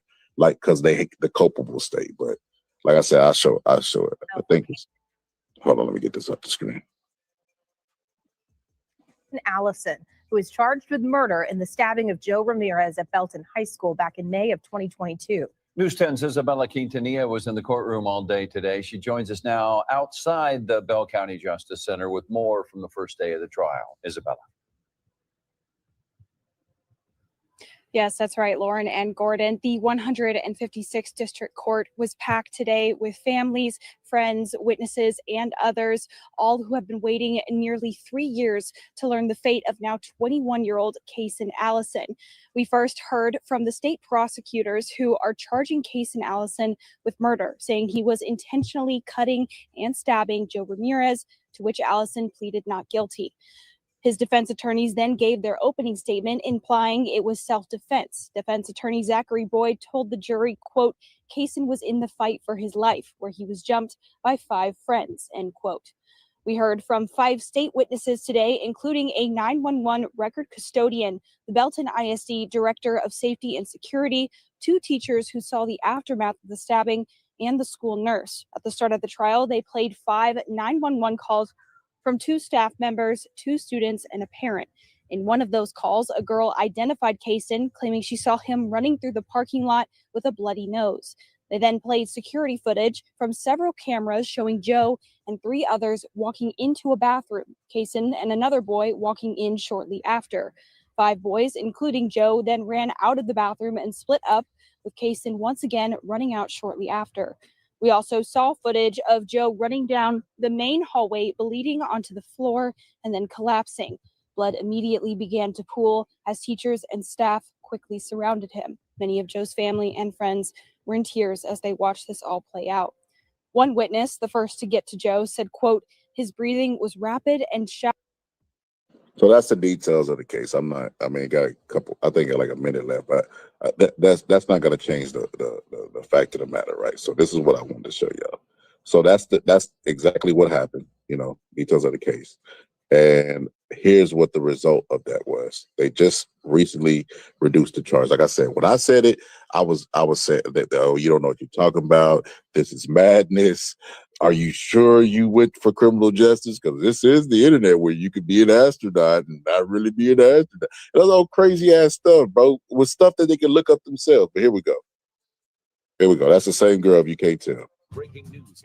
All right, we do begin today with some breaking news this noon hour out of Bell County, where a jury has reached a verdict just about an hour ago in the trial of Kaysen Allison. We know a lot of you have been following this very closely. Allison was accused of fatally stabbing Joe Ramirez at Belton High School back in 2022. After several hours of deliberation, the jury found Allison not guilty of murder in the death of Ramirez, but guilty of criminally negligent homicide. News 10's Isabella Quintanilla is joining us now live from outside the Bell County Justice Center, where she has been following this trial since last week. Isabella, what can you tell us? Yeah, that's right, Julie. It has been a long couple of days with the jurors deliberating for nearly 11 hours in total, and many people anxiously awaited the verdict. And as you can imagine, emotions were extremely high as they waited. Even before the jury came in, the entire courtroom was tense, with people on both sides of the court looking both nervous and already getting emotional. As the deputy read the verdict to the defense, there were gasps of shock and relief from both sides. And when walking out, the anger and frustration among Joe Ramirez's family and friends was clear, with one person throwing a water bottle against a wall, another screaming as they walked out of the building. We did hear from Allison's defense attorney, Zachary Boyd, who says this was a hard case, but that they're relieved by the outcome. This case has been accompanied with threats against Kaysen Allison, against Kaysen Allison's family, against the defense team. You felt that tension in the courtroom. We have continually requested people to keep an eye out, people to investigate. And I'm just thankful that the Bell County Sheriff's Office has taken it so seriously and taken everyone's safety seriously. Kaysen's family, the juries. So, T, basically, they pled self-defense in a stand your ground state, even though he took the knife into the bathroom, with the intent to kill somebody. That's the intent. What do you take a knife to a fist fight for? It's to do harm. He didn't take it to a fist fight. It just happenstance, and they couldn't prove even with all of the evidence that they presented, the camera's footage of him walking in there with the knife, the how he reacted after, he didn't have a whole lot of remorse. They still could not prove culpable state in Texas, which is why when you're drunk and you're driving and you accidentally take somebody's life, what they say on YouTube, unalive somebody, they lessen the charge to manslaughter because they have to prove culpable state. And this is what I was trying to explain to them, being from studying law and being from Texas. They told me I was absolutely mad and that this murder charge was going to stick for Carmelo Anthony. Well, I mean, it ain't looking too good now. I mean, I'll say this. The law part of it, I don't know enough about that to speak on that. That's something you study. I don't know enough about that. I was speaking on the sense of, is it right for a little boy to take a knife to a school and unalive somebody, even though he finna get jumped? I don't think that's right. I don't think that's a good precedent to be set, no matter who it is. I mean, I think that's kind of crazy that little boys don't want to get beat up. Boys get jumped in high school. That happens all the time. All of us went through that, getting jumped, getting beat up, beating up boys. That's part of being a little boy in the adolescence. That's just part of it. Sometimes you go later on, be friends with some of those kids or not. I mean, that's just part of the pie. I don't get the whole bullying thing where they just made everything like this hyper sense of fighting where they can't even fight. And they even, one of my nephews, for another example, his son went to school, 10-year-old, and had a fight and was talking trash to the other 10-year-old, saying he gonna do this. Bring your daddy. I'll beat your daddy. I'll beat your mama. Just talking trash. The school documented that, put that down as terroristic threats. So, I just think that we at school, we done made this hyper sense of bullying to the point where we done went all the way left. if that's the law and that's what it is, man, it's not helping society that these little boys can't put hands on each other. That's just not real, because when they get to be as adults, it's not a realistic state. I just don't think none of this stuff is realistic if that's the law and that's what they doing. I don't think that's good. I would oppose that. He need to be in jail, and the other little boy need to be in jail too, because all the other kids in the school and y'all too decided to have knives and stab and kill people. I don't agree with that. Well, at least you consistent, T. I'll say this. With that whole situation,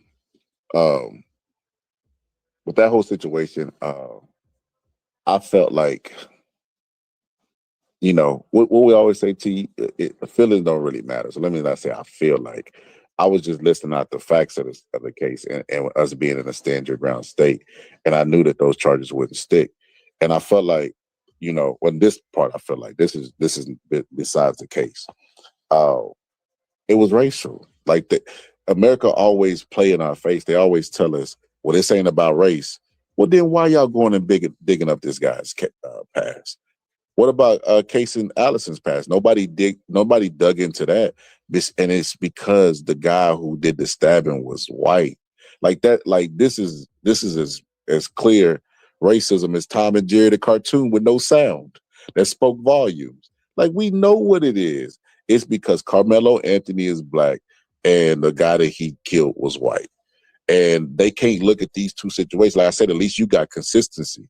They can't look at the two situations and see that they're the same, even though it was a stabbing at a school event on school grounds and it was teenagers involved. The only difference is one intended to unalive the other person. That was the white guy. The other, that was the black guy, didn't. But they can't look at these two situations and say, hey, these are similar. They look at like, oh, this guy deserves death. If you're defending him, you're this, you're that, you're that. It's insane. Like I said, I guess this is what I'm trying to say, T. In other words, the amount of absurdity that I've witnessed from the hypocrisy of the internet is enough to make my head explode 10 times and rejuvenate and explode 10 times again. Because they can't look at this stuff and judge it the same. That daddy made it about race when he went on Fox News.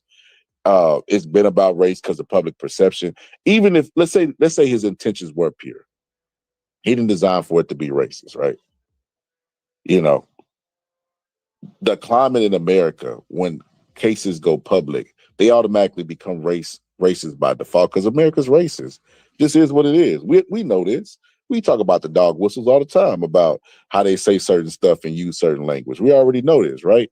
So why would you come public and be all in the video on some P. Diddy stuff if you didn't want this to be about race and you didn't want to publicize this? Like I said, they play in our face all day, T. Well, I mean, that part I disagree with you, because that daddy has been consistent.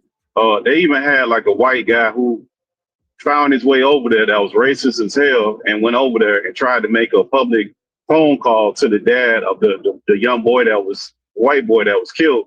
And he called the dad on speakerphone. He put it on speakerphone, trying to make a spectacle of it, and was telling him, yeah, we stand here with support of you. And the dad was well aware who he was and said, look, man, I heard what you said. I don't agree with nothing you believe in, and you are a problem. You the problem within America. So I don't believe that daddy had any intention of making it racist. I think these race hustlers are the problem that we have, and they hustle shit up that for black people and profit off of this stuff. I think this is two teenagers that made errors in judgment, and one of them ended up getting killed. That's how I look at this. And one of them, the argument of who, if he's culpable or not, that's a whole nother thing. I don't believe that little boys got any justification for having knives at school to say that they scared. You own school property where they supposed to have security and protocols and all that stuff to keep you safe. And if that's what we're doing, then we don't need no security. We need to let them all go to school with knives like the Wild Wild West. And we need to have a fatal attraction, like just go let them duel it out. That's what we're doing. Let them get 5 paces and go around with handguns. That's what we're doing. But we're not doing that. I think it's uncivilized to do these things that they're allowing to happen. I don't think that's good for the society when you're saying kids go to school, and if you feel like you're finna get jumped, you got the right to stab somebody because they stand your ground. That shouldn't be with the standard that we set in Texas or any other state. I think that's absolutely insane. Well, I mean, see, welcome to Texas, brother. That's how that's the law of the land. They look at it like this, T. So you for the Second Amendment, right? Right to bear arms. Yeah, absolutely, absolutely. So this is how they look at it. They look at it like the right to bear arms was to keep the government, during those times from whatever, taking over, occupying your house or whatever the case may be, and it was to fight off the British, right? And we keep those laws, and our views of those laws have evolved over time, but everybody's in support of it. But now, for what it is now, the interpretation of it now is to protect life, right?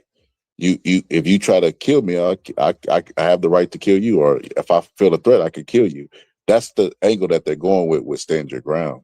Basically, I get the boxing scholar. I believe everybody should fight. I believe everybody should defend them, take a self-defense class, know little ground game jiu-jitsu, and know some good stand-up. This is just what I believe personally.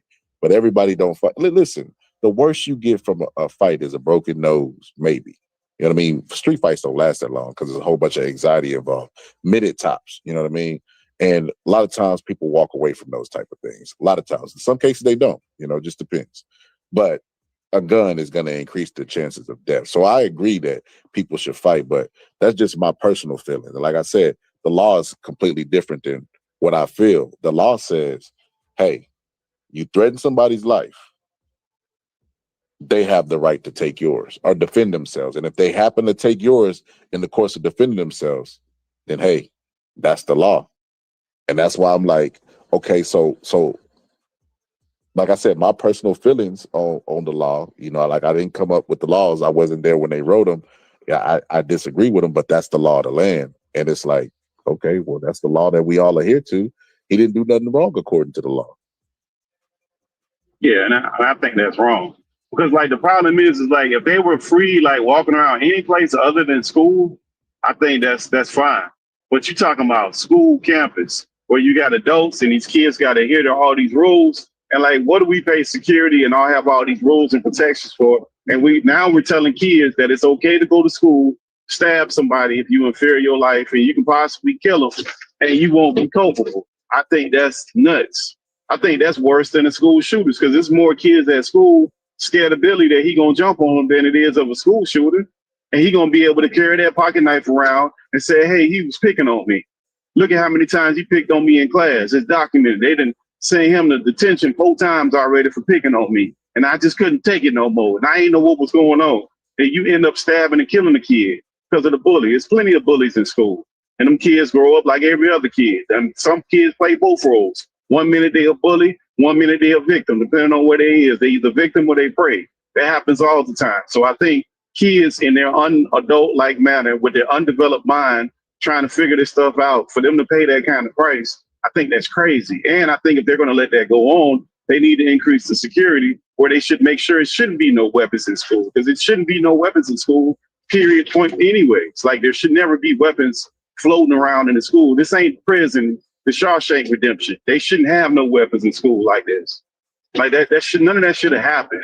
And I just don't see the laws for a regular kid walking on the street and the law for a kid walking into school. It should be different. And that family of the boy who lost, both families who lost their kid, they should be able to sue the school board, their school district, and get millions because they're culpable. Once I turn my kid over to you, it's your job to keep my kid safe. That's what I'm giving them to you for. I'm paying taxes. This ain't no free service. I gave them to you and trusted you to keep my kid and bring my kid back to me. I think that whole thing is wild and crazy. I mean, the lawsuit I don't disagree with, but the death. The question that I have is this, right? The question that I pose is this, and this is not to Pittsburgh. This is to the chat, right? Why is one case like made publicized and the other isn't? Why isn't Allison? When I say that name, why don't people know about that? Allison Casey. Why ain't nobody like, oh, I know that. I know that guy. Why it don't ring a bell? Why people like, who is that? It's a similar case. Like, you know what I mean? Like, excuse me, Case and Allison. Why they don't ring no bell to people?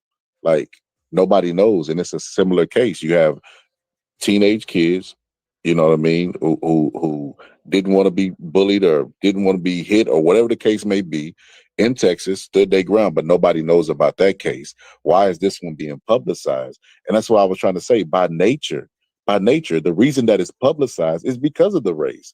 The reason why that made it to our doorstep is no different than Trayvon Martin, no different than all of those things. It's because the climate, you know what I mean? And because there's a race element involved into it. That always make people spark. I mean, COVID was around the time of those Black Lives Matter protests. You know what I mean? So climate does matter, but this one is being publicized solely because of race. And it's like they can't tell me that it's not, because the Allison case wasn't publicized because it was a white dude that killed a Mexican. And they didn't want to publicize that. But I guarantee you, if it was flipped, if that Mexican had went into the bathroom and stabbed a white dude, I guarantee it'd be just as publicized as the Carmelo Anthony case. That's what I'm saying. We are looking at exactly what we're seeing, and they're telling us we're not seeing it. That's where the playing in our face part comes. But I think we too hyper focused with I think that, like, look, these are children. Like, no matter what color they are, I know it plays a part in people's way that they view this, but you got to start off with these children. These are not adults. Like, that changes everything, and they're in a school or a school function. So that right there, they should be under protection of the school board and those adults there. Like, that should be addressed. That's the first and foremost thing being addressed. Moving forward, like, those precedents that you set, just like the Trayvon Martin thing, when you let certain things happen, you're setting a precedent for somebody else to get that in their head, that they can do that kind of crazy stuff and get away with it. Because everybody that go to these schools ain't well. And they know that they can do certain things and get away with it. So you're setting a precedent that they can do this kind of crazy stuff. They feel like they're being picked on, or whatever the case may be, that they can just tote knives around and stab other kids. I think that is nuts. That's insane. That law need to be changed. They don't need to be allowing kids to stab each other for that kind of crazy. That's just absolutely nuts. I don't believe that. I think that's crazy. At kids, you making them kind of decisions, and then you get to say what you say and get off. I think that's crazy that you take a child's life like that. Because if an adult took a child's life, we'll lose our mind. So why are we okay with another child taking a child's life? I don't think none of that's right. I think that's crazy. Well, one of the homies was on the panel, and he said, it's morally wrong. He said it was morally wrong. And I was like, well, a lot of stuff that we do, we do killings overseas. We drop bombs overseas. When people talk about the inhumane treatment of immigrants, we say, well, they over here illegally. So we're a law of land. Well, we're a land of laws. So when it comes to this, we got to look at it from a lawful point of view. Yeah, somebody lost their life, but let's see if it was if they were well within the boundaries of the law, because that's how we view everything. We have become stoic. We have become, very stoic and cold on these situations and looking at them and judging them based on law. So if we're gonna base it on law, somebody losing their life is irrelevant. We gotta look at it based on law. And based on law, he wasn't wrong. He was defending himself. If somebody tell you, look, man, I don't want to fight. Listen, like I said, I think every man should knuckle up at the end of the day. That's what God sent us to earth with. 2 hands, 2 feet. You know what I mean? Unless you got a birth defect. So I believe in that. Like I said, you notice in the boxing matches, no matter how much they hate each other, they always hug it out. No matter what they say. It's only rare occasions where they don't hug it afterwards. I think that we always talk about what a man's role is and a man leading the leader of the house. I think that should be that's part of manhood. Knuckling up, win, lose, or draw. So I that's my personal feelings. But like I said, we done became very stoic and cold and look at terms with these goggles that say lawful and unlawful. And if we judging it based off of lawful and unlawful, I think he was lawful in everything that he did. What's up, Crush? I think the only problem with that, Scholar, is this. The only time black men or black people, the black male race, the black males get any kind of support is when they in our youth. Like you don't see the adults when they get misdone. We be the first ones to jump on the bandwagon. Like look at Puffy. He got a one-man RICO case with no bail. Ain't nobody hollering and screaming. Same thing with all them big cases. Be the first ones to champion that, and you don't see people getting behind that like that. They quick to run each other in the ground when it comes to that. We don't see no compassion, no empathy, all of this stuff that people want to act like they have, and they want to be stoic, and with no evidence. They just rant you down through public opinion.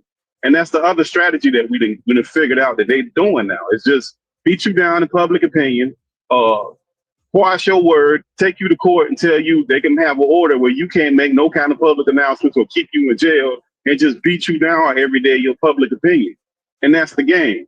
And that's a real thing that's happening to black men when we see other people able to get out and just profess that they innocent, go to get on TV, do all those things. They're not allowed to do any of those things. So like in this particular case, I think it's a little different, but I know it would be completely different if he was an adult black male that wasn't in school. They wouldn't even see him like that. I don't know what it is about the way that we see each other, but we don't see each other as adults. Adult black males, the same thing we do as children. We have the protector mode on when it comes to kids. When it's men, oh, that nigga did something. I don't know what he did, but I mean, it's too many women coming out. He must have did something. We don't even have to have no evidence. It don't even matter. Well, see, the reason I disagree with that is because George Floyd was an adult, and black people argue with him, or had to argue with white people about his criminal record and about his drug use. His drug use. Like we ain't seen crackheads live to 90 years old, bro. You know what I mean? Like that's crazy, bro. They ignored the fact that you know the medical professional came in. You know what I mean? They don't understand core mobilities. They don't understand how to read a death certificate. But all of a sudden, they experts, and they arguing with the experts who say, you know, yeah, he definitely had this in his system. He had all these things, but his cause of death was the police officer leaning on him. This is what the experts are saying. They're arguing with the experts. That's what I mean by they play in our face all day. Like they will look at situation, tell us not to do the very thing that they're about to do. Whatever they say, don't do. Just know they're about to do that very thing. If they say don't make it racist, they're going to make it racist. If they say let's not rush to judgment, they feel to rush to judgment. Everything that they tell you that they don't do, they're going to do. Like I said, Allison's criminal record was never sought upon. Nobody ever looked into it. They're still not looking into it, even though black people are aware of this, and we're using it as case study, as comparison, as an analogy to the Carmelo Anthony situation. And still, not one black person has went into Allison's criminal record or look up his photos or going in. That's all white people stuff. White people do that. We the only people that get killed, and white people will go into our background and say, gotcha, single dad. Single mom, no dad. Gotcha. This and that. But I mean, they done pulled up pictures of him holding up a gun, but they neglect the fact that he was in a paper for saving someone's life. They neglect the fact that he come from a 2-parent home that actually had money, parents still together. They neglect a lot of stuff. They neglect the fact that, you know what I mean, these people come from money. That's a big thing.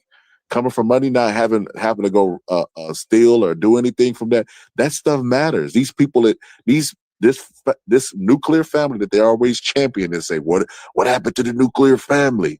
This is a nuclear family, and they still go into his past and find something. That's what I mean. That's what I mean by they play in our face, T. Scott, I think it's a little different though, because like, look, I cannot not really rock with Obama, but they say such egregious stuff that I have no choice but to defend the damn man. Same thing with Greg with Floyd, the Floyd case with the dude on whatever drugs he was on. Like, ain't nobody really rocking with no drug addict, but they were saying such ridiculous stuff that it led you no choice but to be like, wait a minute, you say what? Like, that's the positions they put you in. Like, even now off of Obama's record or whatever, I don't really rock with that fool, but people say such crazy stuff till it just don't make no sense, so you left to defend it. So I think that's a different thing. What I'm saying is that you don't see people jumping up trying to do that for no adult, unless it's a reaction to some crazy stuff that the racist folks get. And then they jump out there with the bullhorn and you're like, wait a minute, say what? What you said? we don't really have that kind of empathy. And especially if you got some money and some means, man, we be right behind them. Tell him, white man, what he did. Yeah, he did something. We be right behind that foolishness until they get real crazy and racist. Then we step off the train.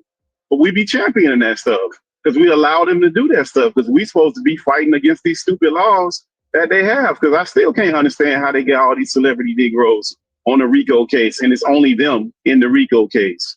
And nobody ain't making no noise, and they not allowed to have bail. Like, that's against all the, that don't even make any sense. That violates the very laws that they have. Like, it just don't make no sense, the stuff we be down for. And we don't care. And they tell you about some baby oil and all these things that have nothing to do with it, and we just crack jokes and get stuck on it, not realizing that you slowly diminishing your own rights. So the only people we only protect these babies, and it's only in certain instances. It's not even in all instances, like you said. It could be a baby, and they'll pull up his juvenile criminal record some kind of way, which should be sealed, but some kind of way somebody get their hands on it. And then they start leaking it, and they trying to figure out a way to figure out that the little boy is bad or whatever he did. So, like, man, I don't know. I think we just fall for a lot of stuff, Scarlett, in the long short of it. And I think we participate in a lot of this stuff, but we don't protect the people that we supposed to protect. And the clowns we not supposed to protect, we be fighting for them. We fight for the clowns.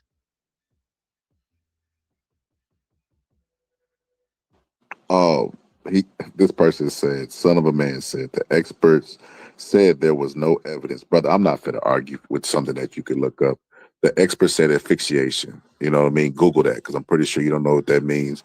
The chief of police spoke out about the training of the officers. He said that was out of policy. You know what I mean? So right there, you got him doing stuff that they wasn't trained to do. It's a lot of stuff that I'm not even going to go into that. Right? We thought we viewed this in terms of lawfulness. Like I said, a stoic view. Unlawfulness and lawfulness is how we view the world now. We're the land of laws, right? So if that's how we view this, according to the justice system, the police officer did time because he was guilty of what they said he did. Now, you go argue with the experts who testified, you go look at the court cases, you could do all of that stuff because in the comment section, it ain't where it's going to happen. We're not debating facts over here, and we're not debating lawlessness over here because that's what the court said. You know, we law-abiding citizens over here. So I'm not even going to get into that. But one thing I wanted to address, and I was going to address this tomorrow because I wanted like that to be on the panel. But since we obviously got white defenders in the chat, we'll go ahead and touch a little bit on this today. We'll go ahead and touch on a little bit today, T. I wanted to show you this, brother. I don't know if you're aware of this. If you're not, you'll be prepared for tomorrow's episode as well. But I just got to show this. It's too sweet not to show, T. So this is a white woman, right? White woman in danger. Same type of mentality Jonathan Majors running down the street with, and she was armed with nothing but white privilege. But check this out, T. The child? Did you call the child the word? Did you call him the child? Did you call the child the word?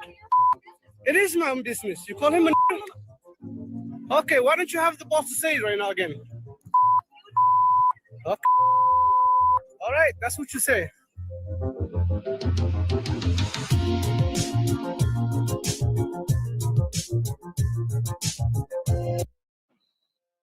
So T, that's the video of the girl. She was calling a black kid a nigger, and he was a black kid with autism. And she said he was stealing from her or something, and he confronted her. And look how she ain't got no care in the world. She like, yeah, I said it. He shouldn't have been acting like it. And here's the craziest part about this, T.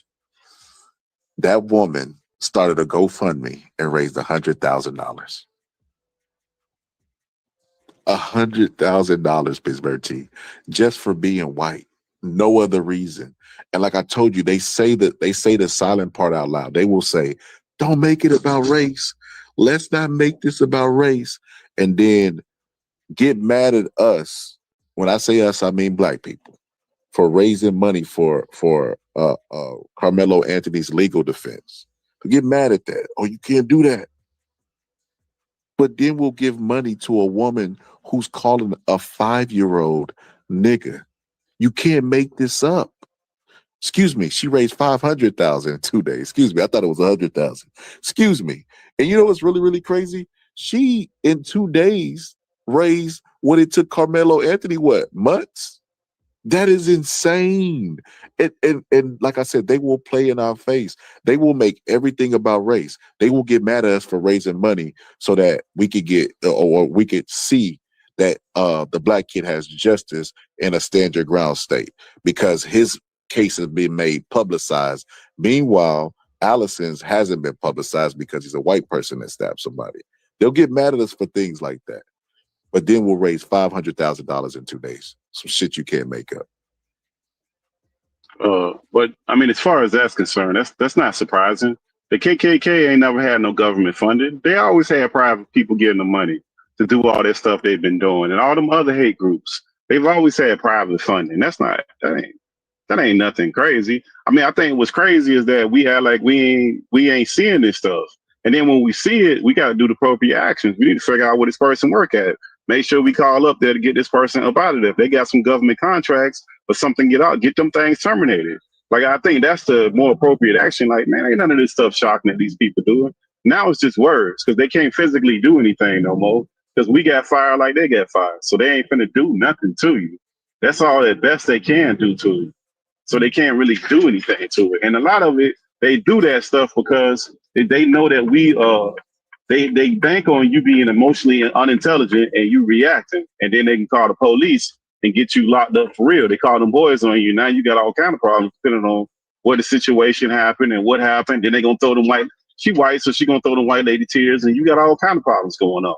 So I think the biggest thing with that is that's not surprising. That's going as long as there's human beings in this world, we always gonna be dealing with racism. That's never going away, and they always gonna be well funded. Because I ain't never seen the KKK out there standing on the corner trying to collect no money. I ain't never seen them do it. They well funded. That's always going to be the case. So I don't. That's not shocking at all to me.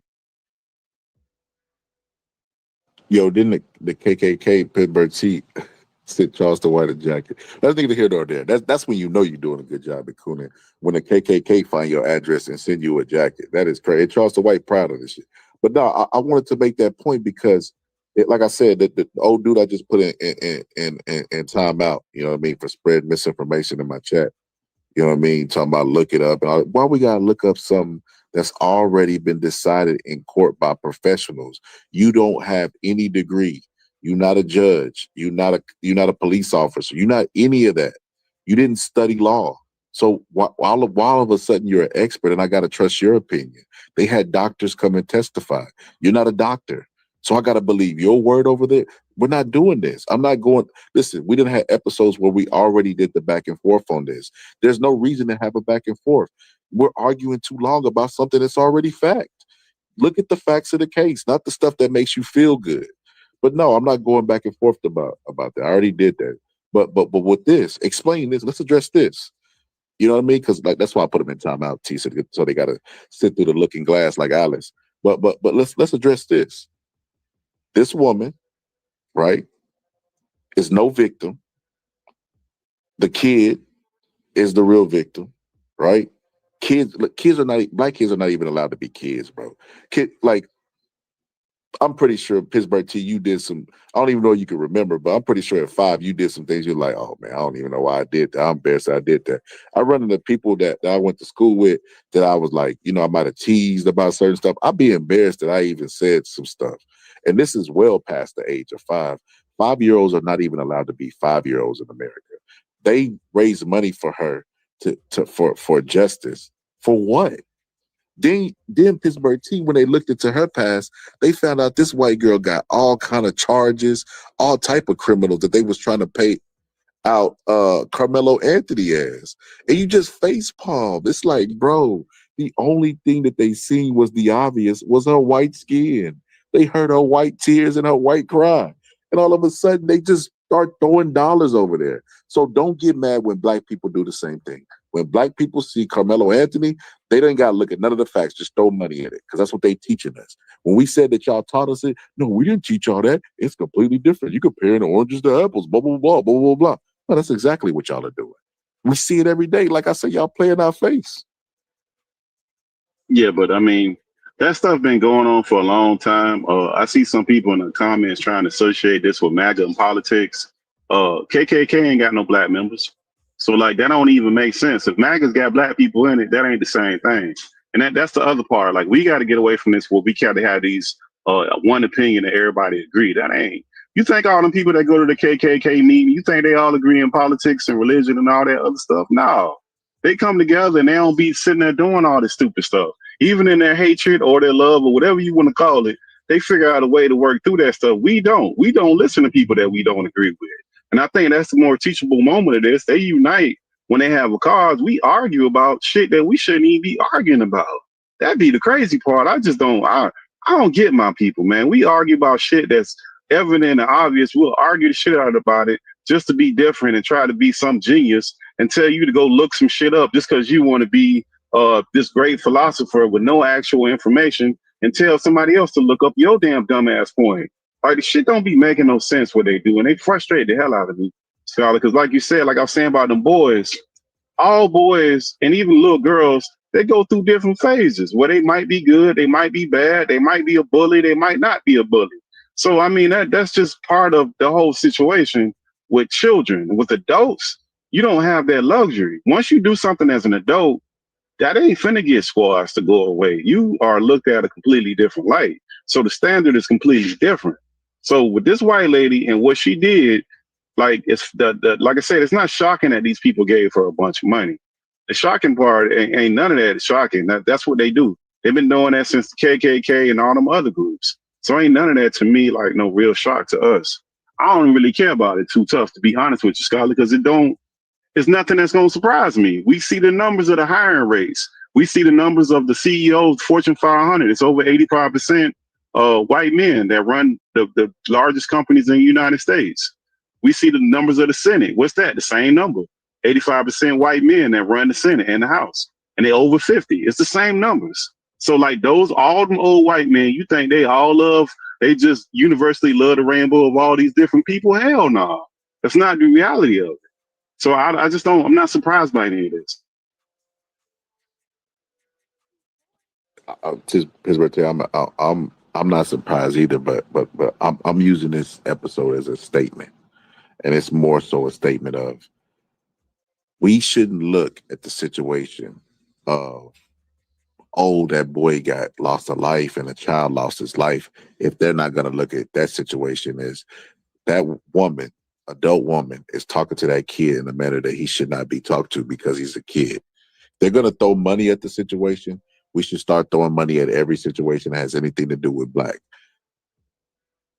I think it's a situation where it's like, fire with fire type thing. We'll throw the money and let the chips fall where they fall. Throw money at it because that's what they did with George Zimmerman. Throw money at it with this, like they did with this lady, because they're giving money. And then you know what the crazy part is, Pittsburgh T? When she's raising this money, she's talking about the death threats that she's receiving. Like, why are y'all always the victims? Oh my God. Every situation, everyone situation that comes up, they're the real victims.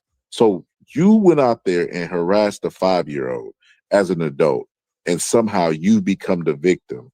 You're getting death threats. First off, your case hasn't even been popularized like it's gonna be. Now, in the next couple of days, it's probably gonna make this a 2-part episode. I'm gonna do this episode and another one, but it's gonna get popularized. The news is gonna pick up on this. I'm telling you, it's gonna be splashed everywhere, and it's gonna be just like Kyle Rittenhouse and Carmelo Anthony.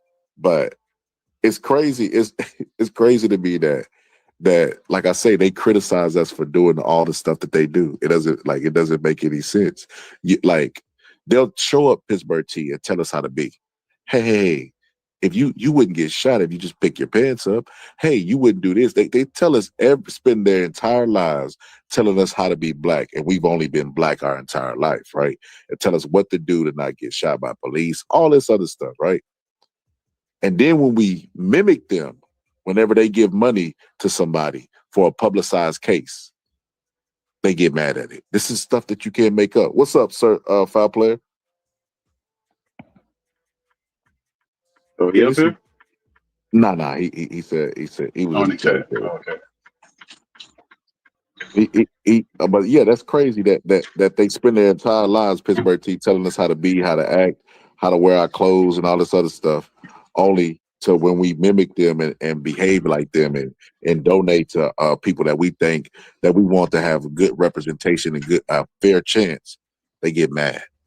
And then in 2 days, this white woman,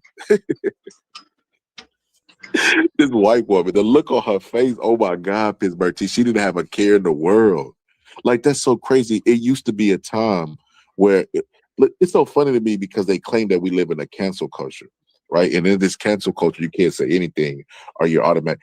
What she said was a hate crime. They got hate crime bills for that. You can't. Nah, that You don't as a work white for us, person. though. They don't do that for us, though, bro. I say, No. unfortunately, You they don't can't do say that for nigga. us. They should. No. Hey, Scholar, I'm not saying it's right. I'm saying what these folks is doing, and they've been doing. And the reason why they've been doing it, they're going to continue to do it, because we just keep falling for nonsense, bro. We going to, like, when it's a real issue for us to rally around, we don't, because we waste our time on so much nonsense all the time. Just stupidness all day long, fighting and name calling and all this stupid stuff. And then you just can't get through the minutia of nonsense. And the other part is, like, the media itself, like, look, man, just how them people told us we need to come back and do the stuff the right way, man, go tell them immigrants to come back in this country the right way. Like how they be telling us we need to come in here the right way, tell them folks to come in here the right way. Somebody gonna call you racist, they gonna call you, like, the names, and like we was on Reggie Channel earlier, like, the problem is, this is a big problem with all of this stuff, and this is the way I see it. I could be wrong. But the way that they have misconstrued words not to mean what they mean and diluted stuff is problematic. People don't have those words don't have the power behind them. Like, racists don't have the power behind it no more. Slavery don't have power behind it. Woke don't have power. Because they done diluted these words down with all these weird ass definitions that don't mean nothing. So when people go to use them, they literally confuse them, not knowing what the fuck none of this stuff is. And it's worked because these young folks is just completely confused. And when you try to tell them as an older person, no, look, this will happen. No, they ain't like that no more. They ain't like that no more. You don't know what you're talking about. And you can report them the historical facts, they're going to argue you down because they going with the program. And I'll say this, lastly, TV used to be called what, Scholar? TV programming. They don't call it programming no more. They don't call it television programming no more. Because it's now streaming and they think they doing something. You ain't doing nothing. Everything y'all doing has been done already. It's just brought to you in a different format. It's the same thing. It's the same stupid game over and over again because it works so well. Why change a good formula? So to the people that's talking about MAGA, you can hit the link and debate Pittsburgh Chief. We like to have civilized discourse. The son of a man, brother, you could pull up as well. But bro, you got to stop with this stupid shit, bro. Like this crybaby stuff about, you know how many black people use racist slurs against whites? Like one. Give me one. Give me one that black people use that's the equivalent of nigga. Give me one. And what difference do it make? We don't own shit. What company you gonna fire? Where's the black CEO that's gonna fire somebody over Fortune 500? What the fuck we gonna do, bro? Okay, I called you, whatever I called you. What that do? They gonna call you in the office, Pittsburgh T. They gonna say, Pittsburgh T, did you call son of a man a cracker? You lost your job. There you go. I'm sorry. You can't do that's crazy. Son of a man. Cracker was a derogatory term invented by your people during racialization of the Irish and Italians, and we all were trying to otherize them. And it doesn't have the same meaning as nigga. Like if you don't, like, bro, come on. Are we, like, what are we doing? We playing make believe. That's what I mean by feelings. You know what I mean? And then he said, and then he had a nerve to say, you know, he said freedom of speech is one thing. He said, yes, racism is wrong, but white people are so funny because they even put but in their typing, right? You know, whenever they talk to you, they're going to say but, and after they say that but, some bullshit going to follow, right? Yeah, racism is wrong, but, you know, y'all sold y'all people. Yeah, you know, so-and-so murder is wrong, but, you know, he did have drugs in the system. It always, that bullshit always follow that but, you know what I mean? But he said it's not even in the same neighborhood because murder is wrong. So what I did, because son of a man, I know you probably rode the little short yellow bus, right? Definitely if you are part of that cult, right? I gave two examples in Texas of two teenagers bringing a knife to school. Both claimed self-defense. Both ended up stabbing and killing somebody. In one situation, right, it wasn't murder. It was reduced down. So murder was not the charge. They reduced the charges down. That guy went into the bathroom with the intent to kill. This was not in the bathroom, at a school event, at a track meet, and he asked, was the kid okay? He wasn't pacing back and forth with blood on the knife like the other guy was. I gave those situations to see if you could judge them similarly, right, and be consistent, because Pittsburgh T was consistent on it. I guarantee you wouldn't see them the same. I guarantee you would look at those two situations and say, yeah, both of them deserve jail time, or both of them deserve to have their sentencing reduced. I guarantee you wouldn't look at them the same. And it's so funny to me because y'all always say propaganda. Y'all only understand propaganda when it goes against stuff that you disagree with. When you're being fed propaganda, oh, you don't see it. You don't see it. I don't know how you don't look at this situation and see that one is being popularized by white people because the person that's involved is and the victim is white. And white people think that they're the real victims in America. They think they're the victims of racism. They think they're the victim of everything. That's why nobody's allowed to complain but them. They think they're the victims of immigrants. They think they're the victims of everything. Which is why, like, today's title was titled what it was titled, because Donald Trump even invited white Africans, right? Which is just crazy. Sounds crazy coming out of my mouth. But white African immigrants over here, because the government was treating them bad over there. And it's like, wait. No. If Joe Biden let all these millions and billions of immigrants in here, you're trying to get people out. Don't invite those white colonizers over here because Africa's doing what they're supposed to do to them. Return the land to the Africans. Let's not do that. Let's not make victims, but it speaks louder volumes that white people think that they're the real victims of racism. They think that they're only allowed to be victims. That's what the Southern strategy was. That's what a lot of this rhetoric that was spoken to white people. It was based off of them being victims. Even now, when they speak to the middle class and middle class Americans and real Americans, you're not like the rest of America. You're the real Americans. They're talking to middle class white people. Levittown, that was created for white people. They're talking to that people that did not want black people to be integrated with them. Yeah, but that's not new. Even politics, what states count the most? Them Bible Belt states in the middle of the United States, and what are those mostly derived from? So like, ain't none of that new. And you know the other problem we have, scholars, like people hear you talk and they just make stupid assumptions. Like, you know, I work with a bunch of these clowns and they swear I voted for Kamala. They have no idea what the hell they talking about at all. They just run off of bad information. I don't react off of bad information. It's bad information. I don't give a damn about that politics stuff that tough. We ain't really got no control over it that tough. And I'm not gonna be going back and forth off of bad information, because a lot of it is bad information that we get and we react to it. Did you see the brother whose son got killed with Cincinnati? Seen that story too, Scholar? Yeah, I was gonna bring it up on tomorrow's episode. Yeah, we'll bring that up tomorrow. That's crazy. That whole story is nuts. Yeah, that's a wild thing. You know what's really funny, Pittsburgh T, is remember they had that fake story called Eye for an Eye. They generated an AI image of this dude, this bald dude that looked like he was unhinged with glasses, and they made up that story. Now this ain't exactly like the Eye for an Eye story, but it's like kind of similar. You know what I mean? He did seek revenge, and it's similar as far as the revenge aspect goes. So Son of a Man said both would be charged with murder. I'm not their judge, or they would both be locked up. Get out of here. You're lying. You're lying. Yeah, You would he would. Not He the way would. you mega And stuff. then Yeah. and thank God you're not in law, especially in Texas, because you don't even understand what you're saying. So murder is a different charge than manslaughter, right?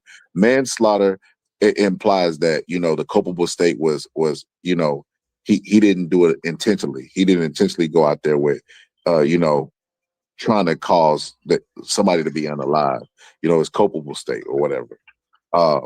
He said he would charge them with the culpable state of they had both had intent to take somebody's life. And even though I compare the situations and there's a lot of similarities, them both being young, both carrying knives, both being on school ground, et cetera, one went in there with the intent to kill. He went into the bathroom with a knife, stabbed the dude multiple times. So it wasn't just one off. It was like, you know, some some Freddy Krueger type, you know what I mean, Jason type stuff. So his intent was definitely to kill. The other guy's intent wasn't to kill. That was happenstance. So you would charge those two with a charge of murder that carries a whole bunch of time based off of that. Thank God you're not a judge. This is why they have a process for people to go be judges for this very reason, because you have people like that who don't understand law, right? Who's lying, first of all, but don't understand law, and said that they would give them both the same time, even though the situations and the intent is different on both of those two things. Yeah, that's not the same, bro. They ain't even remotely close to being the same. And those cases are what they are. They polarize for a reason. People got their different opinions about that stuff for different reasons.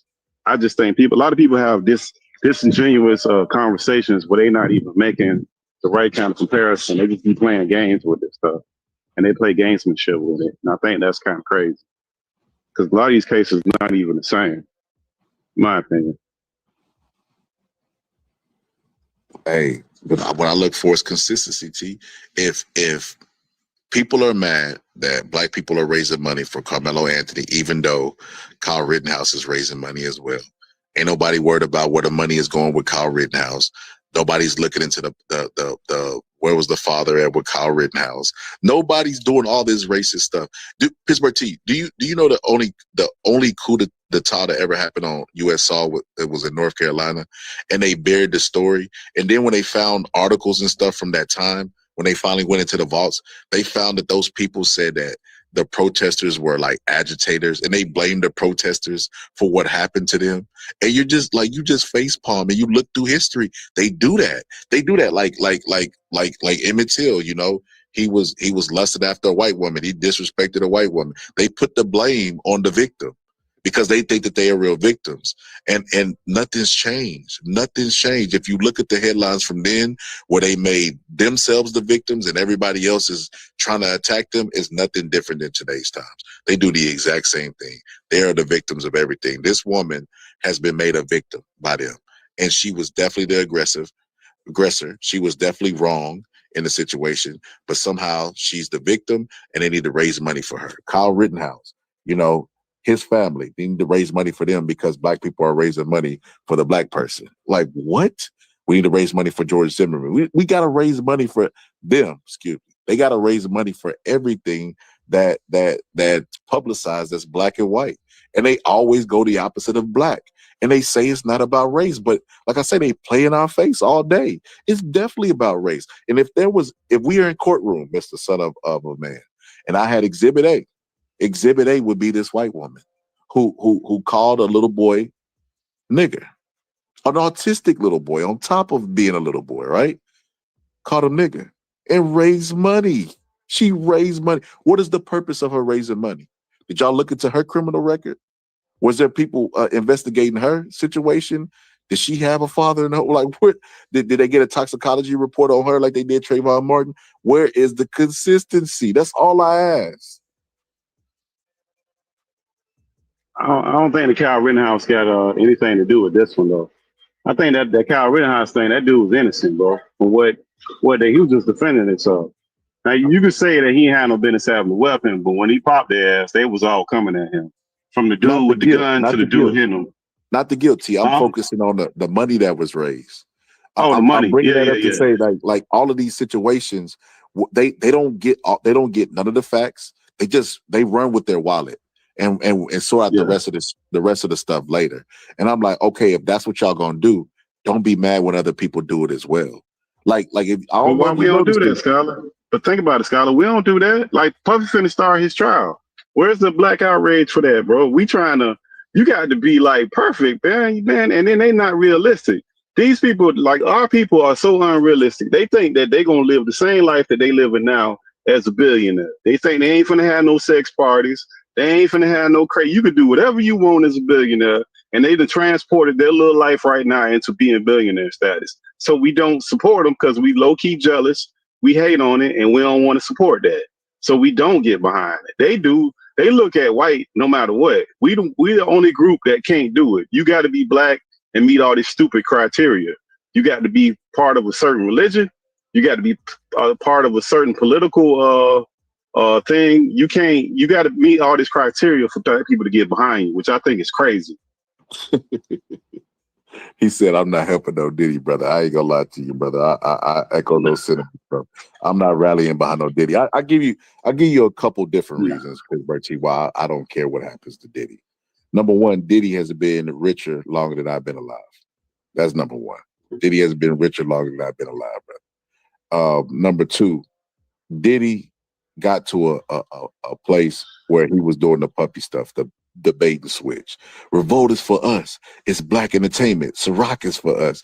Anytime they talk that black unity is when they trying to sell you something and enrich themselves. And it's because they go to the meetings and they say, I am the culture and black people follow me. Watch how I'm gonna show you.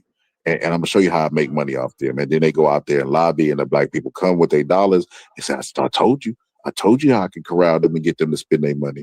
So with all those things being said, I mean, what's his name? Carmelo Anthony is an average black person that I can relate to, that I can look at and see me in. You know what I mean? But I ain't have both parents. You know what I mean? But I can see me in, and he's relatable. Diddy is not. I'm not supporting no P. Diddy. Best of luck, P. Diddy. You got the best lawyers. You got all the money in the world. You know what I mean? To pay those lawyers off. You know, hey. May the odds be in your favor, brother. I'm advocating for Carmelo Anthony. Well, I mean, the problem with Puffy is, like I said, if they can do it to him, they're gonna do it to you, because he got all the resources in the world, and you standing there with your little public defender, you're not gonna be able to do nothing, bro. You stuck. So if they're able to do that to that dude with all the resources, then good luck to you. It's probably not gonna happen. You're gonna be stuck. You ain't gonna be able to do nothing. So they allowed to get him a RICO case off of nothing. He's the sole proprietor of RICO case. They able to deny him bail when he just showed himself not to be a flight risk. And we okay for all of this stuff because, again, he only been tried in public opinion. I mean, the court of public opinion. That's it. There's no real trial that went on, and there's no real evidence that's been brought forth that anybody knows about besides that stupid tape. That's it. He ain't shown himself to be no flight risk. He didn't have to come back to this country anyways. He was on the island. He had to come back here. So we okay with all this stupid stuff that these people do. We gonna get what we gonna get, bro. We not gonna, none of this stuff that we complain about is gonna get better.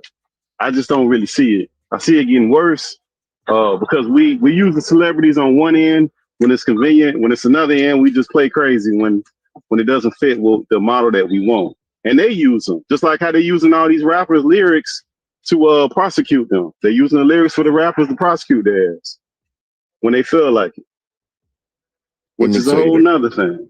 Let me tell you the funniest part about this. This is how you know son of a man is just up in here lying. I don't know if it's somebody we know trolling or if it's he's just a natural liar, right? But he said basically that money should be raised, should be raised for the homeless. It's like, bro, are you a politician, bro? Or are you just up here talking? Or are you trolling? Because this America, it got to be, because it's America first stuff that just happened 100 or so days ago, where Trump said it was a quote unquote mandate.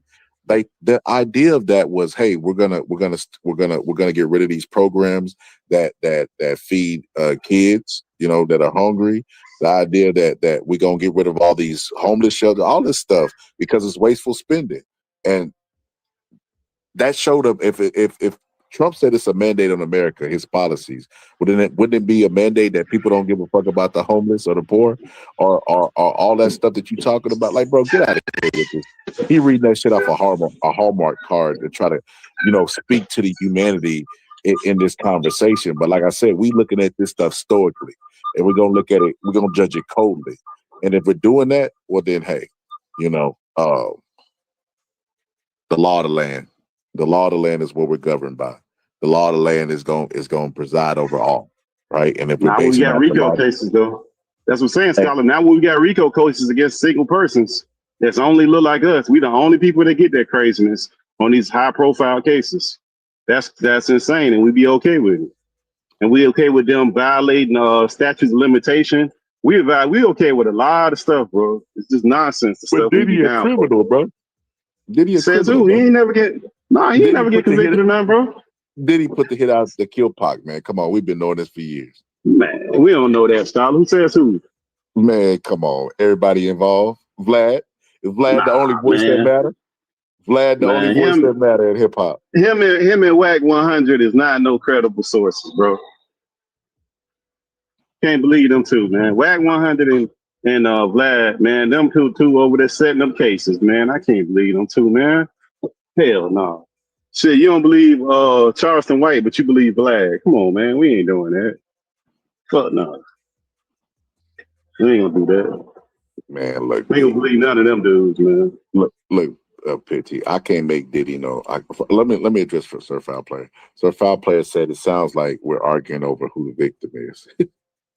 So Sir Foul Player. So Sir Foul Player. Depending on how you want to look at it, right? If you look at it in black and white, if there's a right side, there's a wrong side. See, what you've been led to believe, and I'm really surprised at this, Sir Foul Player, because we've had this conversation about how you feel about immigrants. And I get T's stance on this, right? He's able to articulate this how I feel. You know, I'm from a place where I feel like they get a lot of this, a lot of that. I disagree with him, but he articulates that. I don't understand you, brother, because if people thought like you would have never made it to America. You're not first generation. You know what I mean? Like that's crazy to me, brother. Like you had to get some people to come over, brother, and then that's whenever you got your citizenship. So I don't understand that. So the whole propaganda that's been sold to you of victimhood and all this other stuff, when you say it sounds like y'all are arguing over who the victim is. We arguing over who's right and who's wrong, right? So we putting a word there. If you got to put a word there, you know what I mean? But the word that we're using is the word that they always use against us. So I'm strategically using the word victim. But if we're just summing it up for right or wrong, you know what I mean? One person's right, one person's wrong. If we're talking about a babies, you know what I mean? Sir Foul Player, if somebody yelled at your 5-year-old baby, you know what I mean? Would your 5-year-old baby be a victim? Would they be in the wrong?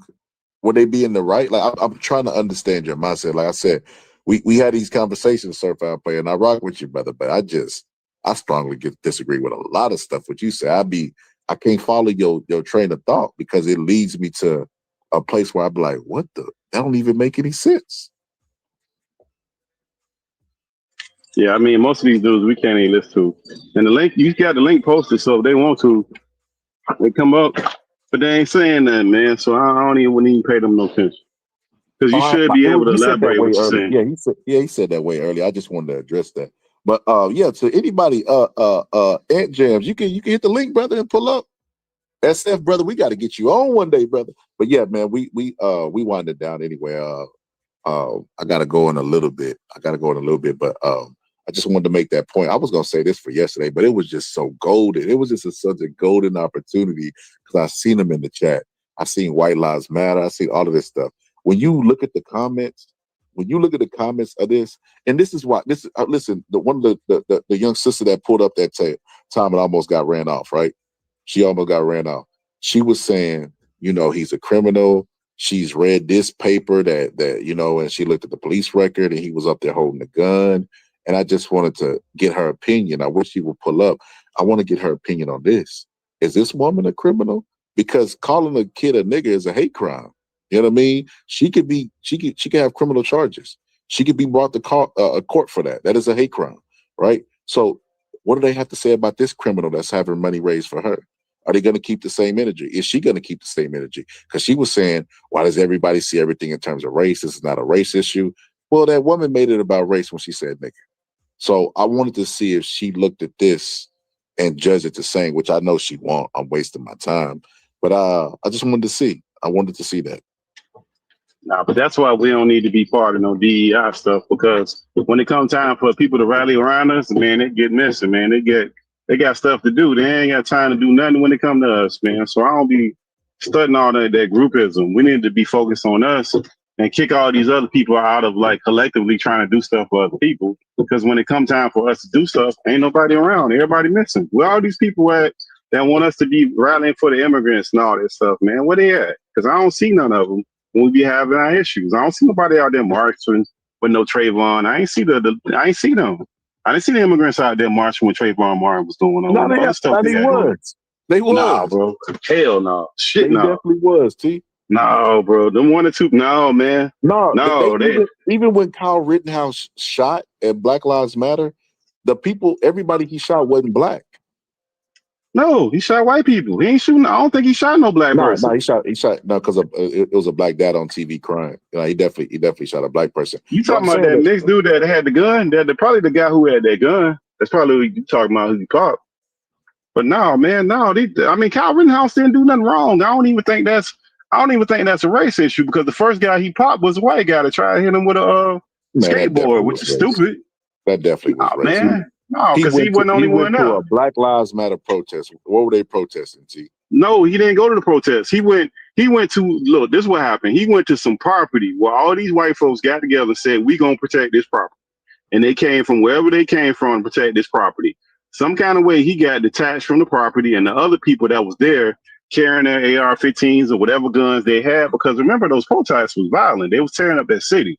So however stupidly you might think it is, that's what they went there for. They didn't go there to oppose the actual protest. They went there to protect property, which is even dumber, but that's not what he went there for. And some kind of way he got away from the other people by himself, walking down the street with an AR-15, and somebody tried to attack him with a skateboard, and he popped his ass. And another dude tried to pull a gun out, and he popped his ass. So I don't think that's the same thing.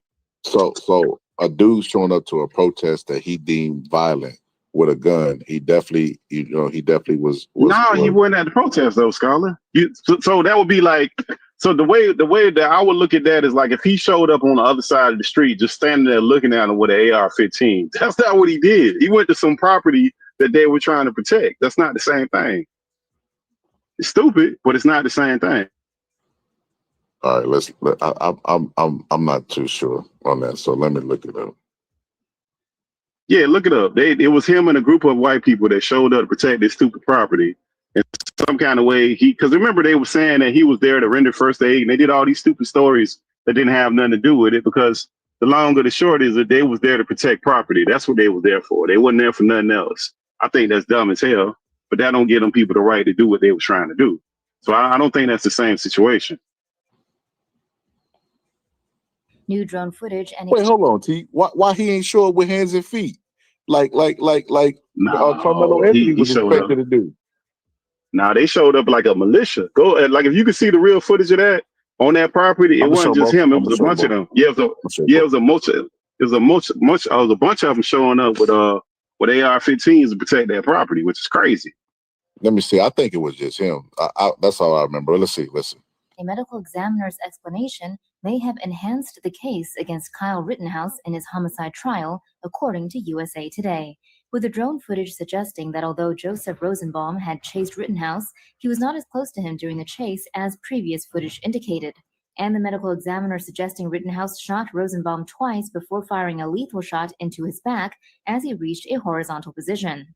CNN reports Rittenhouse also shot at 3 people who confronted him in the aftermath of that shooting on the night of August 25, 2020, during chaotic protests following the police shooting of Jacob Blake. He fired 2 shots at one unidentified person and killed Anthony Huber with another shot after Huber had hit him with a skateboard. And finally, he shot off most of Gage Grosskreuz's right biceps after Grosskreutz had briefly raised his hands to surrender before moving toward Rittenhouse with his own gun pointed at him.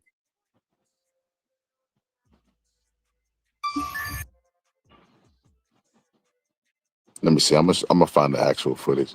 I think they make me play because it's they like the TV. The warning you, the footage you may watch is graphic.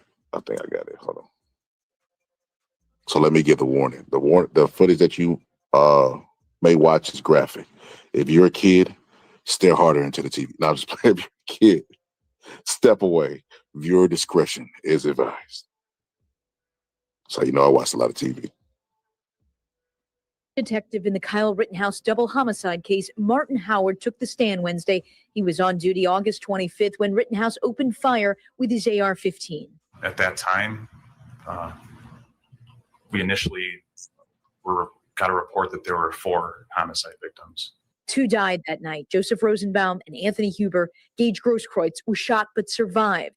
Prosecutors say Rittenhouse first took aim at Rosenbaum while many were live streaming videos that are now critical in the case. Jurors shown never before seen footage from the deadly shooting of Joseph Rosenbaum. In the video, you see Rittenhouse running and a shot rings out. That the 4 shots that were just heard are the 4 shots that the defendant, Kyle Rittenhouse, fired at Joseph Rosenbaum. Then video from another angle of the Rosenbaum shooting. That the individual who is I'm pointing to right now, who is running, is the defendant, Kyle Rittenhouse, and this individual here is Joseph Rosenbaum. You shot him. In the video, it appears Rittenhouse makes a phone call and takes off while others go to Rosenbaum's aid, carrying him to a car. Minutes later, Rittenhouse is seen running down Sheridan Road where he falls and fires again, killing Huber. And Grosskreutz in the shoulder. Jurors watched closely. At times, Rittenhouse looked away. How many times did the defendant fire his gun? 8 times. Hillary joining us. Man, I know I seen it. Hold on. That ain't it. Thought they was going to show it. The thumbnail, they act like they were going to show it. I think this might be it. Yeah, this is it right here.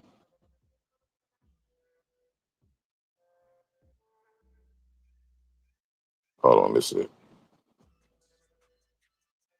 Yeah, I found the article. They was protecting the car dealership. That's what it was. It's inside of that article. I just posted CNN. They was there to protect the car dealership.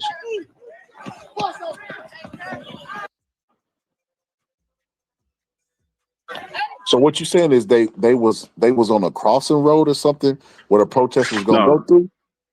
No. They went to that area to protect the car dealership. That's what they went for. Like that article I just posted on CNN. Let me see exactly where it states it. Because they state him and some other idiot taking the ammo and guns to protect the car dealership within that article. Let me see where it says. Okay. Hold on, Deuce, that's really, give me a second. Right there. Where it say the night of the shooting. You see what in the side of the article where it starts off, the paragraph that it starts off the night of the shooting? On that CNN article? And it tells you why they went there. And you argue why they went there. It was stupid, but that's not, they didn't go there for according to them, that's not what they went there. Because it was more than one person that went down there. It wasn't just him. They went down there to protect the stupid property.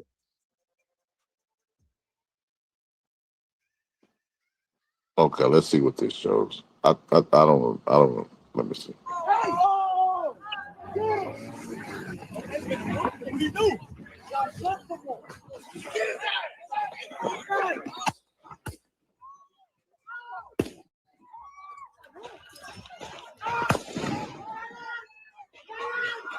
Hello? Can you hear me? Yeah, we can hear you. Bro, come on. Are you serious? You really gonna try to compare this nigga to Kyle Rittenhouse, bro? The first nigga, the white dude, like I watched this shit live, bro. This nigga I follow on Twitter was there, live streaming and shit. I watched this shit live because they were over there trying to protest that piece of shit, Jacob Blake. And fucking this fool, the first white nigga, the first nigga with the bald head, this nigga out here talking about nigga, fuck that shit, nigga.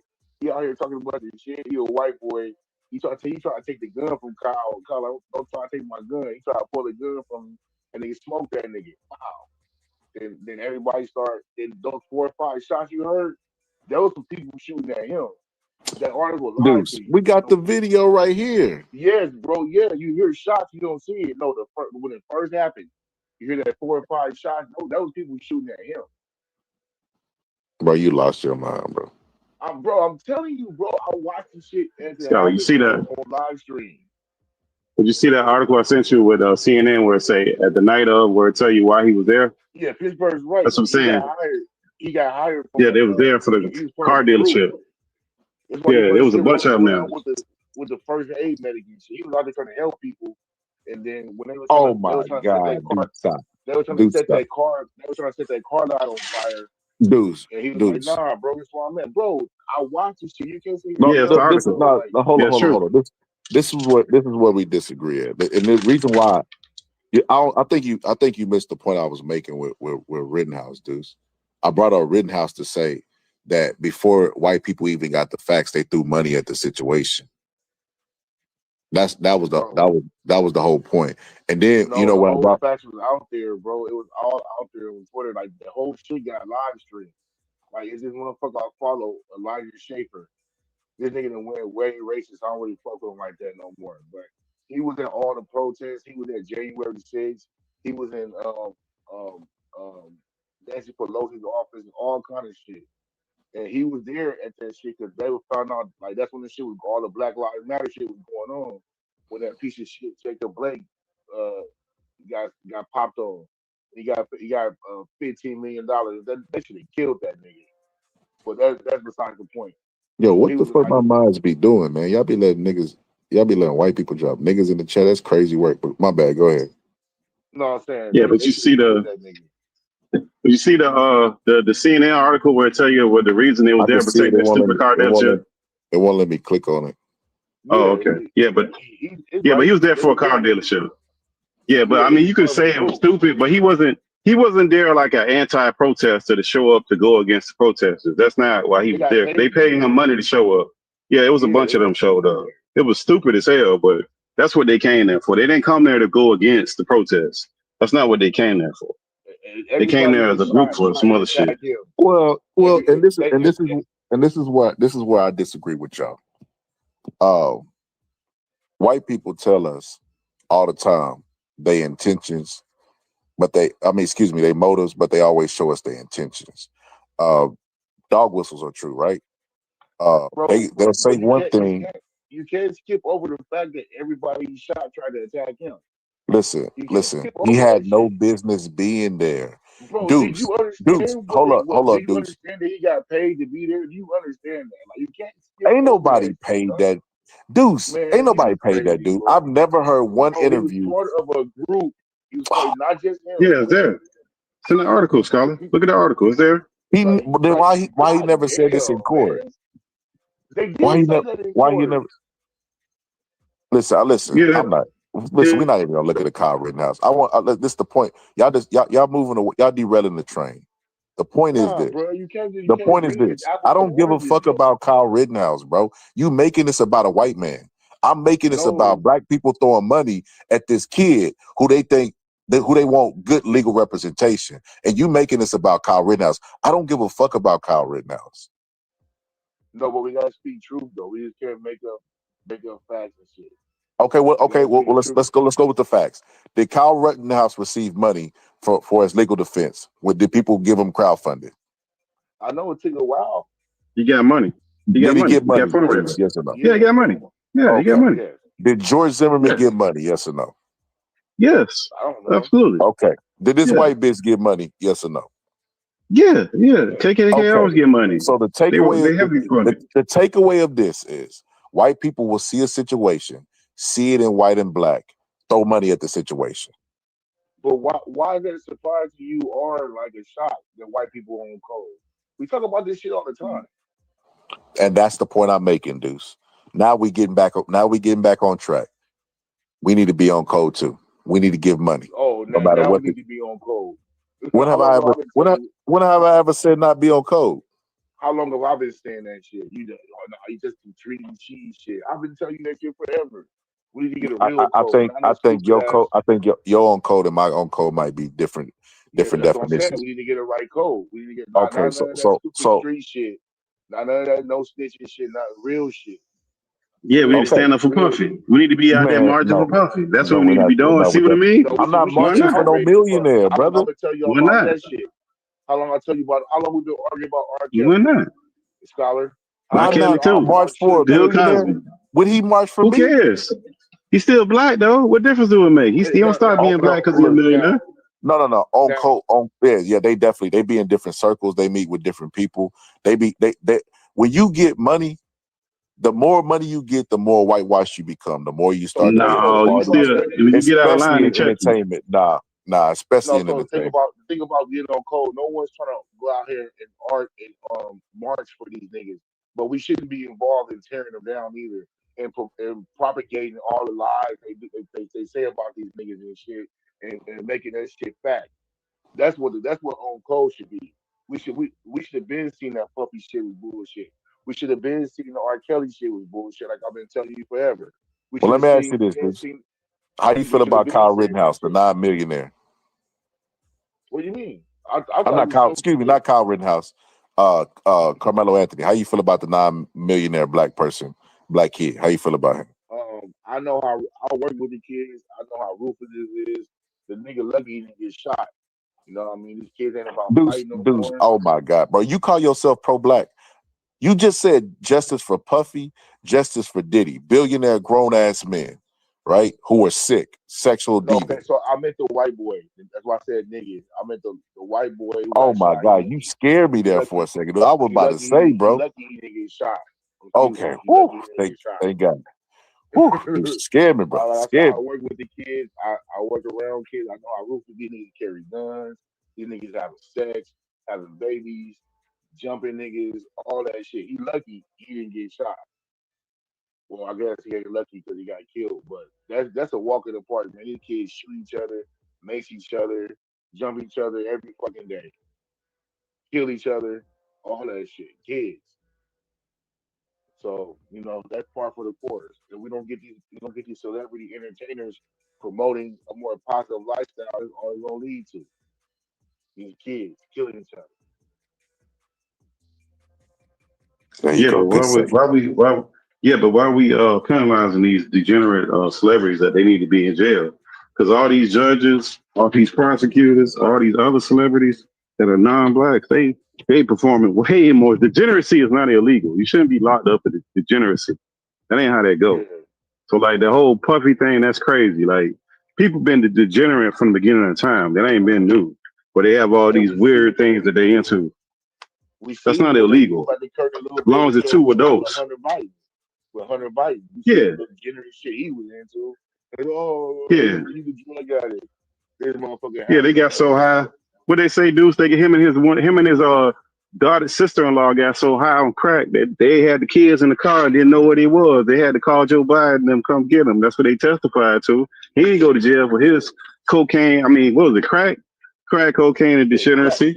Yeah, so now degeneracy been going on forever. Yeah, that's been going on, but we be down for degeneracy, and they do that on purpose because they know as soon as they can prove you a degenerate, because we holy rollers, we just throw people away because you ain't no super Christian, and that's what we be going now. Like this is a moral place. Ain't nothing more about this place right here. But it's only with black people. Because you look at Hugh Hefner. Hugh Hefner is a god, but Well, he let me ask y'all fucking. this. How y'all feel about Shannon Sharp? Since we talking about, since we here, how y'all feel about Shannon Sharp? I feel Shannon Sharp. He's suffering from this double moral lifestyle. He seemed to be this moral guy, and I'm high standing, I'm a high value man, all this bullshit. And then when this demons come out, this nigga in the slave play and BDism and choking bitches out and all this shit. Like, you know what I mean? That's why I think Shannon's problem is the double standard shit. Wait, hold on, Deuce. Hold on. Foul on the play, brother. Foul on the play. Deuce, when this first happened, brother, you pulled up, and I do active listen. I got a good memory. You told me who give a fuck about Shannon Sharp life, sex life. Yeah, that's Yeah, but I don't think. Yeah, but I don't think no double standard got nothing to do with this. Deuce, because look at the churches. You know how when them preachers stand up in church and be double living and doing all kind of stuff? They like men, boys, girls, and all kind of weird stuff. So that ain't nothing. And then none of them go to jail. They ain't going to jail. When you seen them dudes, they don't be going to jail like that. No, but that's so it's the same thing. They just get civil lawsuits. People still sit up in them churches and nothing happens. That's what I'm saying. So if they can do that with the church, then they should be able to do that with them. Their career is over. No, man. Remember the dude in Atlanta? What's the guy named Eddie Long? When he got caught flying them little boys out, man, that church was still packed, man. No, them people don't shut them churches down. Yeah, but they ain't stopped going to his church, dude. They ain't stopped going to his church getting the money every Sunday.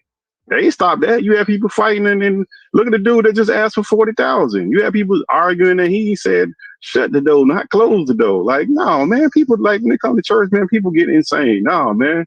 We pick what we think shit matter. Morality seems to matter everywhere except for the church at this point where we at in society with black people. Well, I don't know about that. I know some good good standing preachers and pastors. You know what I mean? Don't let one apple spoil the whole bunch.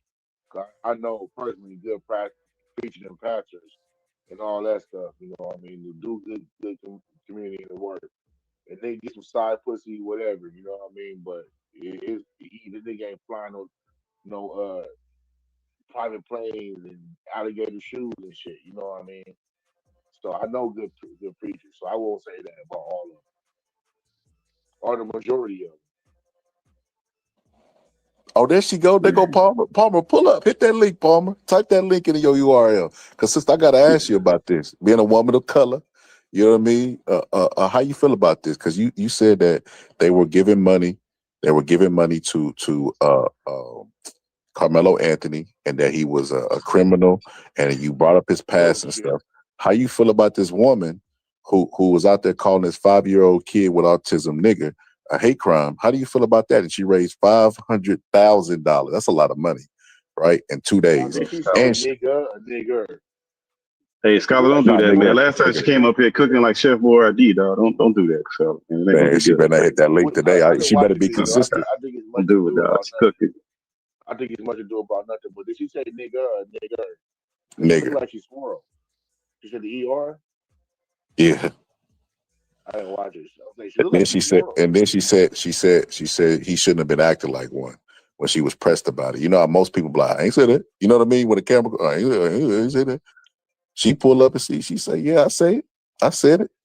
She stayed on business. I feel it, man. I would have called that bitch all kind of cousin, Scholar, crazy, that's like asking like that come up here, bro. Don't do it, Scholar. I'm just curious, man. I be so curious because, like I say, when it come to white people, we got to do all this pausing and, man, it was a white life lost between these kids. Let's not rush to But we judgment. don't though. That's the thing about it is we No. don't. I know we don't. I'm talking about what they say. I'm talking about the chatter. The chatter is, Media shit. You talking about the yeah, media, bro? people. It be people. It don't be the media. Dudes, they pull up on this platform, brother, and they be saying, "Let's not rush to judgment. Let's not make this about race. You shouldn't be donating money to this murderer." They say all of these things, bro. So I'm talking about specifically the consensus on it. I ain't gonna say consensus, but the chatter on the internet has been more along the lines of that. The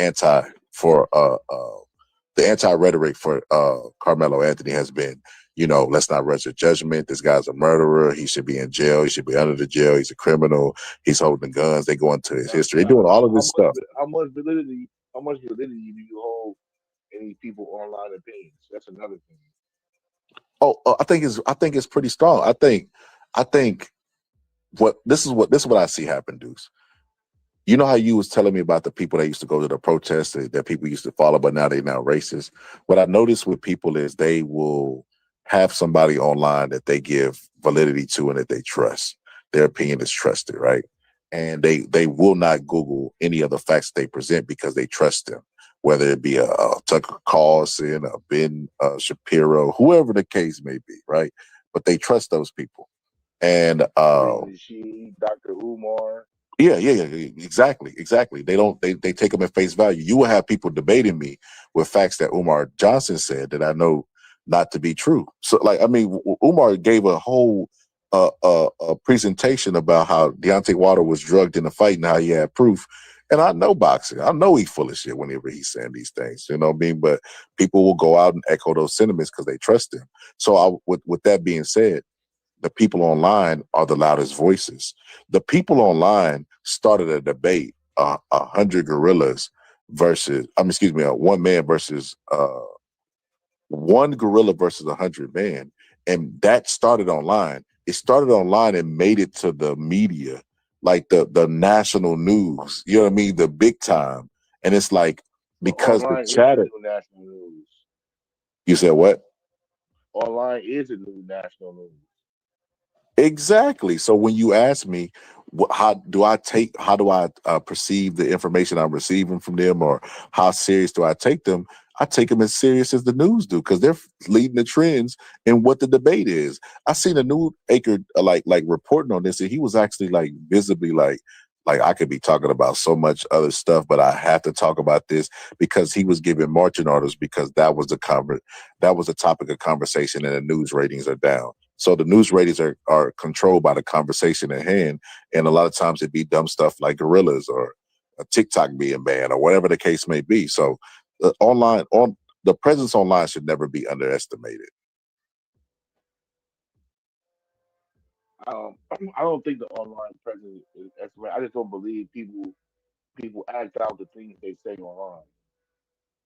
That's my whole thing. Like, oh, you can say some shit or behind Twitter, but you ain't gonna do none of that shit or stand on any of those opinions that you have on the internet. That's why a lot of people be behind these damn avatars and shit. You know how their real pictures are not real pictures of them. They be behind avatars and pictures, AI pictures and shit. Because people don't stand on what they say online. That's why I never really like on Twitter. I wanted to talk to you if you don't have your avatar or a picture I perceive to be you. You know what I mean? Unless I know you or something. But I Yo, won't T, talk to your anybody. hero pulled up, T. You heard me, Pittsburgh T? Go ahead, Pittsburgh Sister T Palmer. down, Go ahead, down Sister shit. Palmer. Oh, let me mute. Good I'm morning. Good finna get morning. off though. Good morning. Okay, I actually I can't stay for long this morning. I got work. But uh on this topic, I don't think people supporting her support her behavior. I definitely don't. Disgusting, disgraceful. I think everybody can agree on that. But if you look at her Give Send Go and you look at the comments of people donating, what do they say? Does anyone know? Racist shit. No, they say this is for Austin Metcalf. This donation is for Austin Metcalf. RIP Austin Metcalf. So this is a direct retaliation and indictment on the Black community rallying behind Carmelo, what's his name? Anthony. So Black Which is people to blame. interesting. So I'm not blaming anyone. I'm just pointing out facts that, I think Black people should start paying attention to. People in this country are kind of over it, kind of over the whining and the complaining and the race hoaxes. And this last instance with Carmelo Anthony, and now we see this woman who's raised, the last time I seen it, she was nearing $700,000. People are over it. I think this is people saying that they're over it. And I don't agree. I don't support neither Give Send Go campaign, neither one of them. This woman is disgusting. I love children. I work with autistic children. I have nieces and nephews who are autistic. And she definitely wouldn't have been walking out of that park if that was my nephew. But this is the state that we're in. This is the place that Black folks have got in our community. And I think it would be smart for us to pay attention to what's going on, and maybe make some much needed corrections. Because if you pay attention to the state of affairs over in the trans community, they got warnings for quite some time that their time was up. People were tired of them. And now look at them. Nobody cares about them. Their privileges, not rights, are being rolled back. People are exhausted on them. No one wants to help them. Everyone's just over it. And no more special treatment, no more special protections under the law, nothing. So I think Black people are headed down that same path, and it would be smart of us, since we are 17% of the population and we got our freedoms and our rights with the assistance of 60% of the population, for us to take note of what's going on and maybe make some adjustments. That's all I have to say this morning. Oh man, so many things to unpack. I mean, I don't know if you're going back to work, but hopefully you catch this on the playback. So many things to unpack. Number one, when Black people got their civil rights, it wasn't 60% of America. which is why they had to force busing, because in the South, right, they still didn't want to integrate. So that I mean, let's go backwards in your statements because there's a lot of things to unpack. Number two, you telling me about $700,000 that was raised by white people, but they're over it. Makes absolutely no fucking sense whatsoever. Three, right? You told me that, well, did you know that these people are saying this is justice for Metcalf? Wouldn't that be like some race soldier stuff? Wouldn't that be the sentiment of what they're doing? They're doing it because of race. They're racially motivated, and they're supporting a woman who said nigger to a 5-year-old. That is absolutely disgusting. They're more disgusting than that lady, making her rich because they're clearly not over it. Lastly, this whole idea of black people being to blame for everything is crazy to me.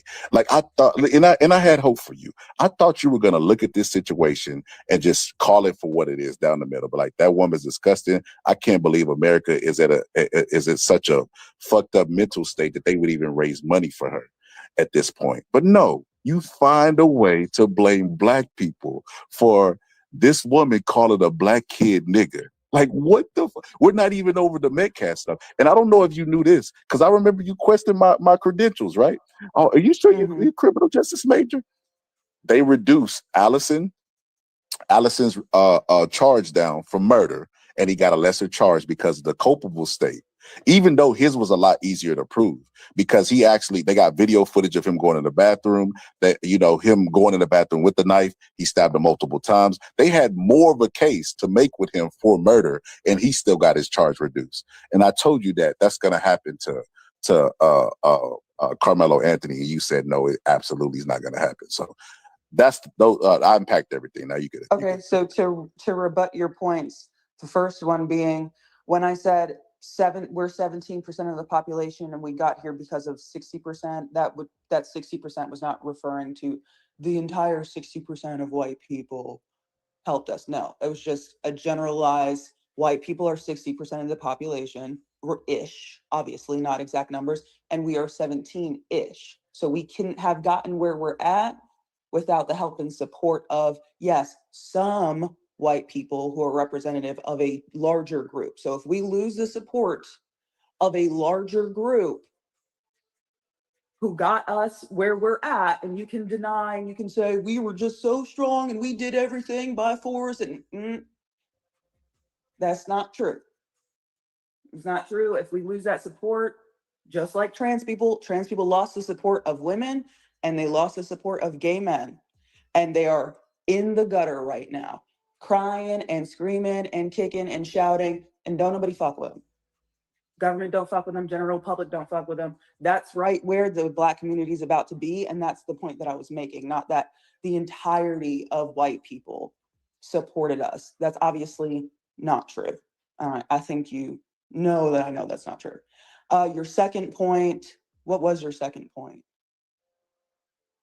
You thought I was going to come on here and outright just have nothing more to say other than what she did was wrong and disgusting. I think I made that point. What she did was wrong and disgusting. I'm not donating. I'm not donating to her. I'm not donating to Carmelo. What's his name? Neither one of them. I think they're both equally disgusting. But you looked at the comments though, right? Yeah, I did. Yeah. Why? I did. Why were you looking at the comments? Because someone online made that point and I wanted to go verify what they were saying. That's called confirmation bias. No, it's not. It's called, you were just talking about it. You were just talking about how people get online and they get these trusted sources and they don't follow up and make sure what these trusted sources are telling them is true. I heard someone online say that the people were giving to her because this was a direct backlash against Carmelo Anthony, and in her comments there was proof of that. I wanted to see that. I can't just be like, oh yeah, that makes sense. I want to see that. If that's true, let me see it. That's not confirmation bias, that's verification. That's confirming facts before I just confirming go say what you already believed.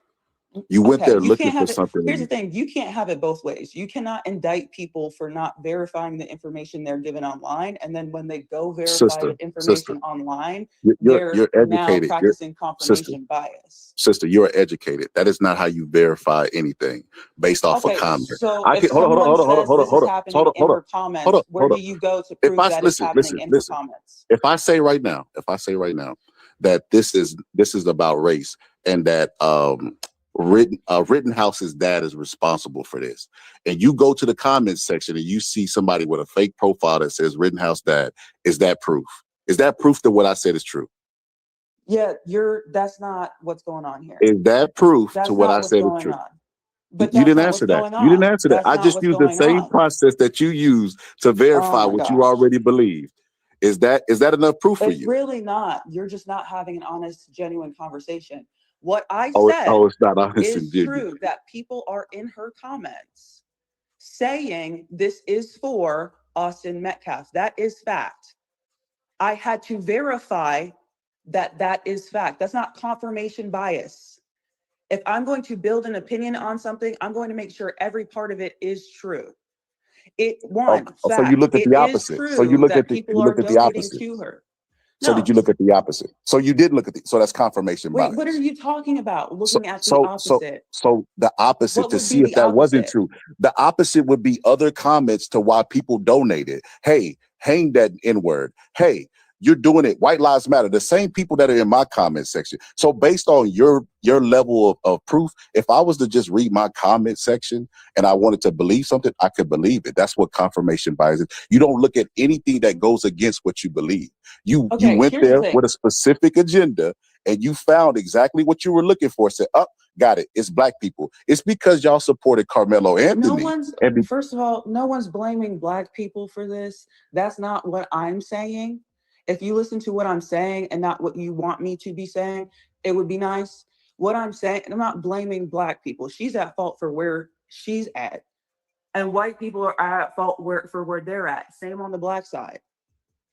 I'm not What? saying I that. don't even know. Elaborate What what you I'm just said. I saying don't even know what you is just. black It sounded people like you've need to given us a pay word salad. attention. Y'all need to pay attention to what's going on in this country. And the rest of the comments, the racist comments that, yes, I saw in there, I'm not saying they didn't exist. I'm saying what I saw. Those are also an indictment on the black community. And it still serves Oh my my God. point. Oh my Whether God. or Oh not it my serves God. my Oh my point. God. Y'all So can keep playing dumb and y'all can keep playing victim and y'all can keep acting like black people have not oh my brought more God. racism onto themselves. But Black it's people going bought on to themselves. Do you happen hear what you're saying? regardless. You say Yes. I'm not blaming black people, except for when I blame black people. Y'all brought it on I'm not yourselves. blaming This black is an people indictment on black people. for her raising $700,000. But black Okay. people. So black people ain't responsible for that. They're not responsible for the little boy that was 5 years old that was called nigger. We're not responsible for. We shouldn't even be talking about black people. We should be talking about the white person that's Okay, y'all don't responsible want to for talk calling about them black people. Have nigger fun. and Have fun. $700,000 that was raised in 2 days. She raised more in 2 days with her white tears than And if Carmelo y'all don't Anthony was want to able talk to about why that raise in a really matter of is, months from black people that piss y'all white people off. See, I noticed that you don't like to let me talk because what I'm doing right now, sister, is I'm speaking to you, the black part of your soul, sister. That's why you don't want me to talk. You're not. Yes, I Because am. I know no, you're not. I have one soul, that and it's the soul that that white God devil gave on your me. shoulder is telling you not to listen, sister. But I'm spitting some facts right now. You're not, though. That's the thing. And it's hard. This is why it's hard to talk to black people, because y'all just don't listen and y'all want to just, it's fine. Look, I have no problem Let me with ask where you this. y'all Let me are ask you going. this. Let me I ask you have this. no I know problem you. with where y'all are headed. I Where don't have any y'all? I thought you sympathy. were black. What do you mean? You let that's black and white. You just said what you said. Y'all, where y'all are headed. I Yeah, thought I'm you were black. biracial. Yeah, I'm Oh, biracial. so you biracial, so you're not black. And see I'm this, half and see. black and half Okay, white. so So okay, I can say I'm okay, black, but I'm biracial. okay. Just like But you Obama's not black. We didn't have a black president yet. We and had when a Obama biracial and when president. black issues happened, Obama was expected to speak out for them. and Obama was expected to have some kinship to black people. All I'm hearing for you is And he didn't. What did he do black. for y'all? What did he? Nothing. Why do you say? Why you keep saying Nothing. y'all? See, this is one you can't do this. You can't do this. You can't say what did he do for y'all, but you identify also as a black person. You being biracial does not allow you to go up and wag your finger to black people when it's time for responsibility. But then when it's time for the consequences of whatever bad things you think black people are doing, is hey, it's going to affect y'all. It ain't going to affect me. That's not how that works. It'll definitely affect me, but I still, and when I say y'all, I mean black people who do what y'all do. There's plenty of black people that I have more kinship with, but they don't act the way that y'all act. They're not sorry victims. They're very understanding of where we're at as a community. Y'all are living in a state of delusion And about you where are we're living at in a as a bigger community. state of delusion because that woman raised a lot of money in America based off of white victimhood and white tears. She was the one that did something wrong. She initiated the wrong act. You even agreed to it. And she Oh, was able to raise absolutely. money. She was able to raise money based off of that, based off of white victimhood. And you're sitting up here telling us that black people need to stop being the victims? Yeah, because this, and I've said it, and what I explained makes sense. Y'all just don't want to. Y'all don't want to get it. Y'all don't want to understand. This is a direct reflection of what just happened with Carmelo Anthony. If the black community didn't rally around a murderer, her gifts and And gals their wouldn't have white made it communities anywhere. She wouldn't have raised they're a rallying dollar. around the racists. The white people are doing that. They raised more money in 2 days than it took for a month for Carmelo Anthony. And you're talking about And black what people. are they saying? And what are they saying? What is who saying? What are the people who donated saying? Listen. See, and this is what you're hung up on. I'm guessing you're one of those comment section readers, right? Let's do the actualities, right?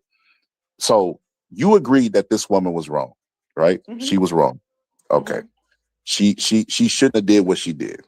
But she was able to raise money off of her wrongful actions by playing victim and having white tears. So the message that's being sent to me is white people are victims. White tears still can get you they still got currency in America. The same white tears that got Emmett Till killed. There was no lynching here, but they're definitely the white tears are still good currency in America, and they still are allowed to be victims while black people You're aren't. racist.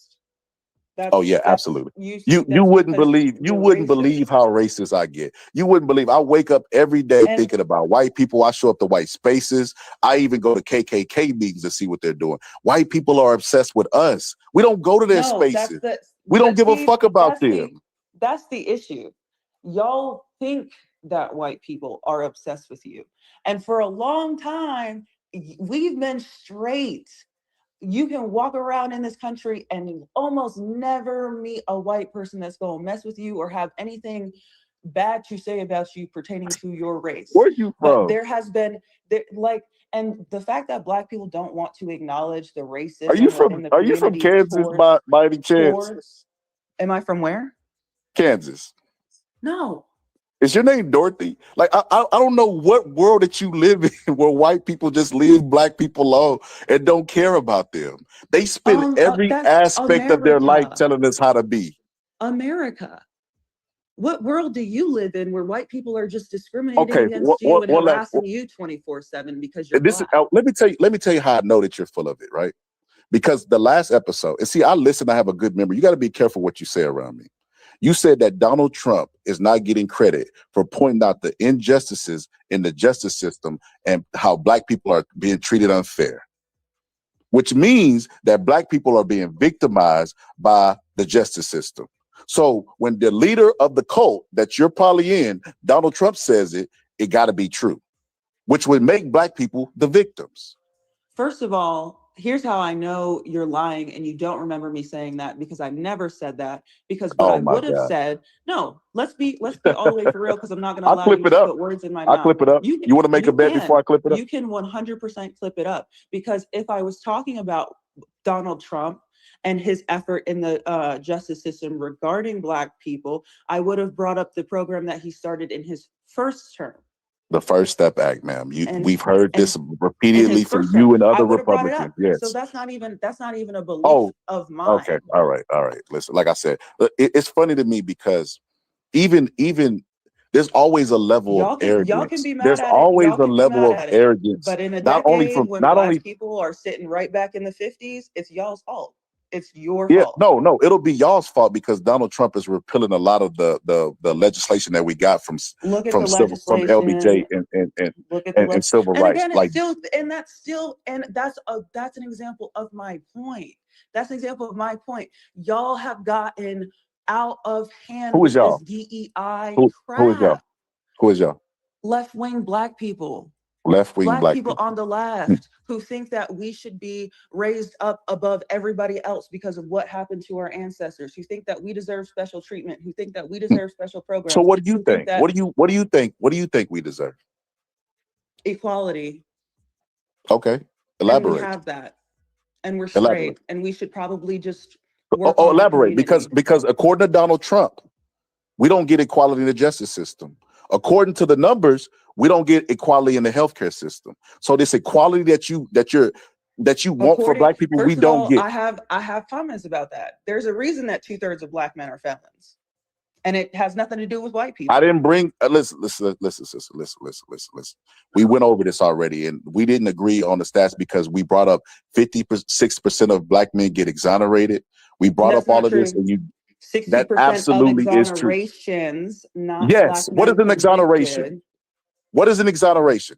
When you're convicted of Of a crime that you did not you commit. appeal, and then on appeal, you're proven not guilty. That does not Yes, happen not in every guilty. case. You see how you and took. that doesn't You even see. happen in the majority of cases. So to say that Yes. No. 60% of Not a Black men majority. who are convicted are 56%. exonerated is untrue. 56% is a majority, man. What are you talking about? 56% of the exonerations, yeah. But Of you have to add the of exonerations, exonerations. not of And even if convictions. so, that means that 56% Oh of the my God. exonerations, that means that What do most you of those think when we people. make up the majority of the prison population? What do you even mean?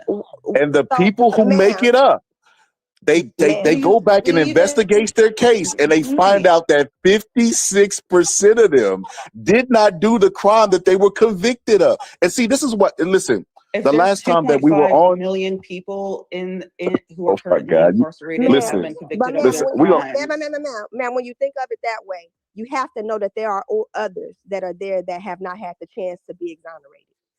There are more. Y'all love to think about the But why do we one. get But stuck now in I don't prison? think about I don't think All of the about that. Black men currently sitting But in why we jail get stuck? Hold up. are But why do we innocent. get? Hold up. They were Okay, just targeted cool. by But time white out. But why officers. do we? But wait a minute. Why we get caught up in the prison system when we talk about Black people? We don't do that with no other race of people.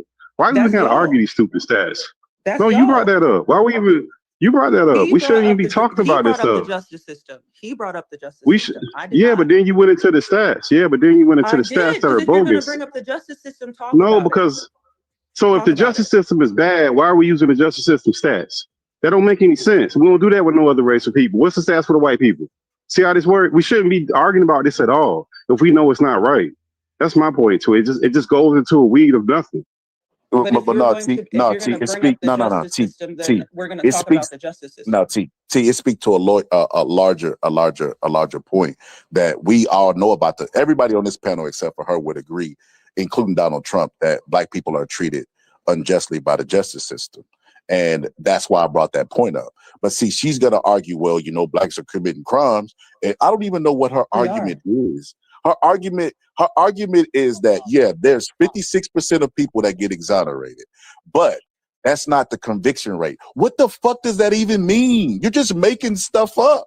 I could tell you what it means. I mean, I think I explained it, but you weren't listening, as you Okay, don't go ahead. listen. Go ahead. I'm listening.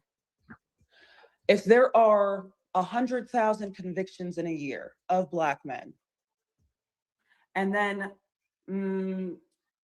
appeals, let's say 500 appeals are done in that year, and all 500 of those men, and appeals across the spectrum, white, Black, Hispanic, all that, there are 500 appeals for the year, and they all get overturned and those men are exonerated.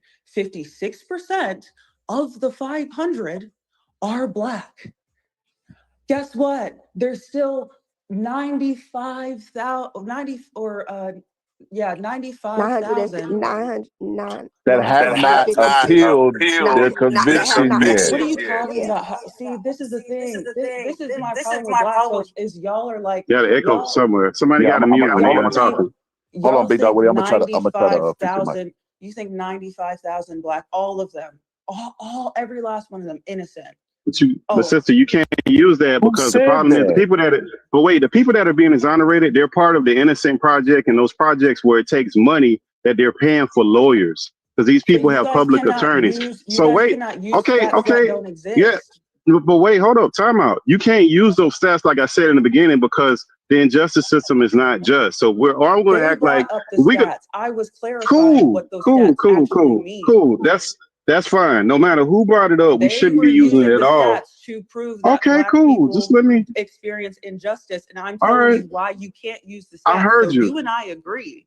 They don't. Yeah, I heard you. We shouldn't be. Listen, we shouldn't even be in these weeds right here because I don't see the point of it. Because the stats go just as bad for white people and Hispanics. They do the same thing. Like that. That's all done by proximity crime. So there ain't even none of that stuff. That's all divisive. I don't even see the productivity of that. Me personally, y'all do what y'all want though. No, it's not productive. But I'm going to correct things if they're going to. Okay, hold on. So what I'm gonna do is we got two new panelists. I'm gonna go to the sister first, and I'm gonna go to my cousin because he pulled up. So, sister, what you gotta say? I was just listening, and I was just listening to her saying that the white woman who got this money for her obvious racist actions to a baby, basically, that is being justified because Carmelo Anthony had a GoFundMe without acknowledging that the other white murderers had GoFundMes first.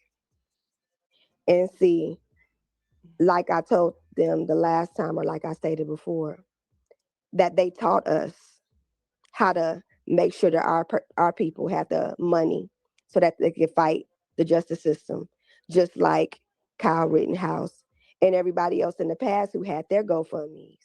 So you can't sit over here and swat the hand of Black people and say that it's our fault that this is happening when they went and took these boys' murderers and gave them GoFundMes and basically helped with their litigation so they could get off on these cases. And then when we do the same thing years later, it's our fault when racism was proven back then. It was okay back then. And so now that we say, okay, well, we want him to have a fair trial, not even to get off really, but a fair trial because they were going to try to hang him. We want him to have a fair trial. Then there's this upset, well, because y'all paid for him to have a fair trial, well, it's okay for her to use the N-word to a baby. And that's why they're paying towards that. That's crazy. Yeah, I didn't say that. So I mean, you might as well. You said it was our fault. Okay. I mean, you can change what I'm saying. You might as well. And not listen. You said it was. Okay. You said it was our direct. It was a direct cause or a direct action. It's a direct rebuttal. Oh, but why? It's not even on. It's not even on. A direct rebuttal would be blaming Black people. Anyway, Big Dog Willie, we ain't gonna argue semantics. What you said is recorded. Go ahead, Big Dog Willie. Oh man, this is hilarious. I mean, either she, I don't know who she is. She's the best troll on YouTube, or she's insane, and she don't like her. She don't like half herself, or she hates half herself. It always comes to that. No. Let me finish, honey. Let me finish. I'm dead serious, man. You got some like Auntie Ruckus. That's why I said I don't always know. Comes to those names when it comes to Black people. Go ahead. Well, no, I'm just saying you hate half yourself. That was somebody. I never. Y'all love Black people. Y'all enable Black people. When you say stuff like that, knows that you don't love half yourself. Oh, because loving Black people has to look how you want it to look. No. How do you love Black people? How do you love Black people? You just blame a bunch of Black people. You blame Black people for a white woman calling a Black kid. No, I didn't. Huh? No, I didn't. I said Black people would be wise to look at this as a response to what's going on in the Black community. How? And they What's would going be on in the Black wise to community? start looking into the How? Black But that makes community. no sense. What's going Be on in the Black wise to community? You look don't even at live that. there. What's Be going on wise to there? look at that to see what that makes zero sense. Because So we're supposed to look at our. So we're supposed to look at ourselves because this white woman decided to call a Black kid the N word, and we got to look at ourselves because that white woman. No, the Now donations. all of a sudden we on trial. The We on trial. donations. I don't. Yeah, that's no. It's not about no. You're insane. That's what it comes down. You're insane. You can say that I'm insane. No. It's They cool. called It's cool. It's Einstein cool. insane. It's cool. I don't know how you came up with that, but you're insane. Well, No, I don't think. I think Black people have lost the plot. See, Well, more comments like that. Insanity. It's not. You Hey, have cuz no I'm about to rebuttal, get so off. you I'm at have to work. call me insane. I'm at work. All right, bro. But yeah, boy, this is damn. Have y'all seen the You comments found them. You be finding them, but this time of night, you be finding them. Boy, Y'all seen the comments in Carmelo Anthony's Give Send Go? Y'all seen the comments under all the social media posts for in support of Carmelo Anthony? Racist. Extremely racist. I actually had a Black man tell me that Carmelo Anthony was doing the Lord's work for killing a white man. Okay. Congratulations for a Black man telling you that. Oh, What does that mean? There's So thousands of this them. is So what if I'm we're saying. going Why to are indict, Black if people we're going to always on indict white trial people, with you? I don't understand that. We're always on trial. We always have to do this. And then listen, here's the crazy part about it. And this is the white side of you, definitely, right? Because you're young, and I know you're young because I hear your stories, I hear your enthusiasm, I hear your wide-eyed, willful ignorance of the world. I know that you're young. Everybody on this panel is older than you, but yet you're telling us what we need to do as a Black person. I thought how it went culturally, since we talked about this good culture that Black people have. You're supposed to listen to your elders. Why don't you listen to your elders? Culture today. That's not the Black culture today. We say, but everybody on this panel is educated. I'm educated. The sister's educated. She told you about her education last time. Why don't you listen to your elders that's educated, sister? Because y'all aren't making sense. Because y'all And that's are not how that goes. making Okay. sense. So if you have a kid and you tell them to do something and they tell you you're not making sense, what's going to be your response to that kid, sister? I'm your parent. Are you my Okay. parent? We your elders. No, we your elders though. We your But elders. here's the thing. When We've been Black longer than you, and we ain't listen. We ain't had the luxury. We ain't had the luxury to go to Black people and say this is going to affect y'all because we were part of the y'all. See, and always hold off on people going too ham on you because I know that you're young, and I want you. I know that you're not going to think this. Hopefully, you don't think the same way 5 years from now. But when you speak like that, and how I was able to surmise the biracial stuff that you go through is because I see it in the culture all the time and I observe it. But I don't the Black people, while they do be too harsh on y'all, they do have a point. Their anger is contrived from them not having the ability to be fluid racially. They don't have the option to double dutch in and double dutch out and say y'all and do this and do that. So that's where they have that anger, because you sit up here the entire time. You can call it whatever you want to call it. I'd say it's jealousy the other way, because most of the people that are biracial, they feel like they don't fit in with the Black people, and the Black people don't accept them. So I don't know about no jealousy, but that I don't have those viewpoints. But you said you brought up the jealousy stuff. I'm just telling you what I've observed. But I'll say this. A lot of the stuff that you have said today has been aimed and geared towards the worst, the same thing in the last live, the worst of Black people and this. But I love my people. The last live, you went from a Black woman to a woman of color to a biracial person, all in one episode. Because I am all of that. Because I encompass so all your of that. viewpoints need to be like that. If you're not going You to can't be, tell me. This is the problem with the Black community, is you can't this is tell why Black this is people why your what voice their doesn't, viewpoints should be. We're not a ma'am, this is monolith. why your Isn't that voice what y'all doesn't, say? We're not a this monolith? is, I don't ever say that. This is why your voice doesn't So we ring. are a monolith. I want you to listen. See, you younger That's than me. why You we're don't do so no easy to listening. control. You listen. You can't. You gotta close the mouth to let the ears open, sister. You can't do both. This is why you will always be met with resistance from the Black community. Number one, you don't do active listening, right? Number two, you're younger than the people that you're trying to tell how to be and how to live, which is what white people try to do for years. They were dressing the slave. They were doing all of this stuff to the slaves. They even show up now and tell us how to not get shot by cops. They give us all this instruction manual about how to live and how to be. Don't even realize they're doing it based on their ancestors. Then when we copy them and raise money for a kid to have good legal defense, they're mad about it. Tell us how to be all the time. Then when we mimic them, then they're mad about the shit. That is absolutely insane. But like what I said, you'll always be met with resistance because you're younger, like I said, and you show up with the idea that you know it all.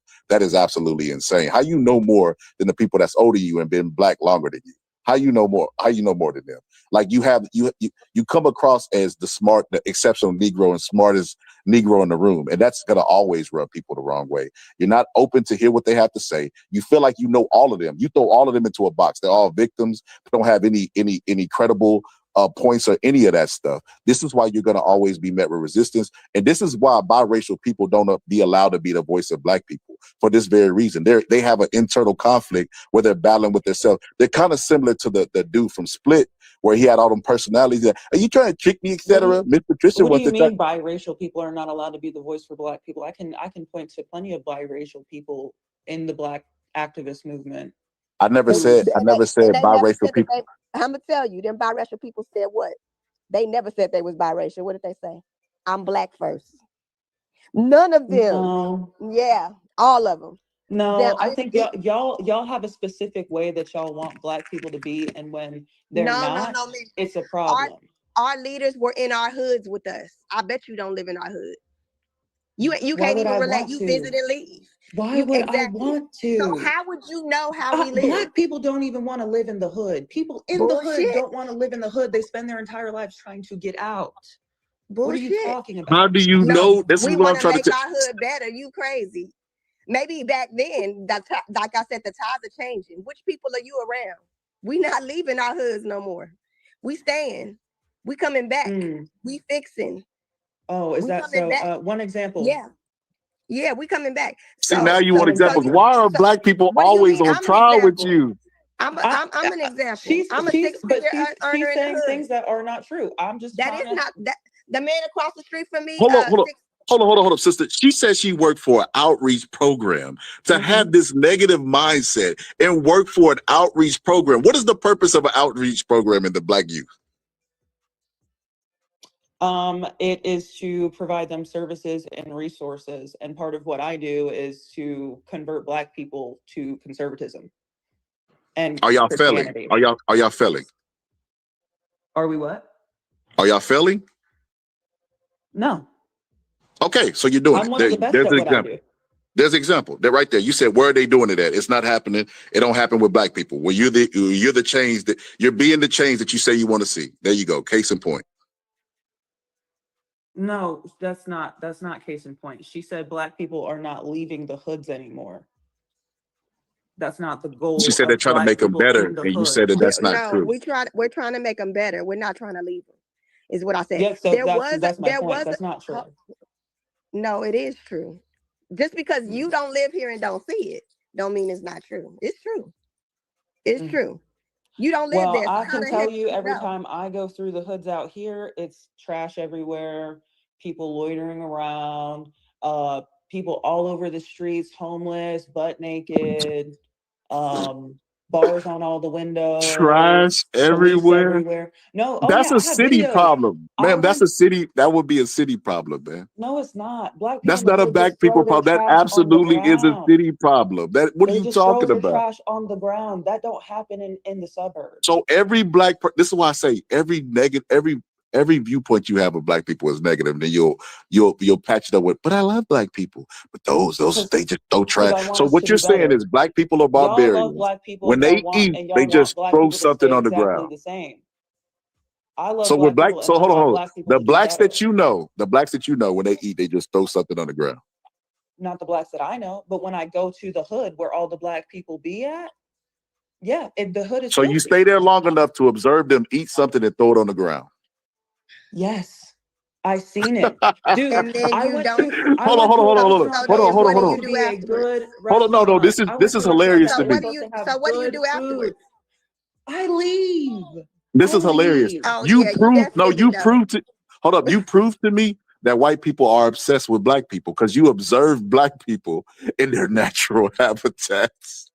Eating and Because I throwing go somewhere trash on to the eat ground. and I look around and I say, wow, this place is extra filthy. And then a guy, actually, Oh I just my went to a God. restaurant in the hood trying to get some good chicken. And you know what I Oh, saw? I took videos. I was so shocked and appalled. There was trash but you grew everywhere. up in the hood. I did not. When did I say I grew up in the Of hood? course she didn't grow up in the hood. That's what I said. She ain't been there. She don't know.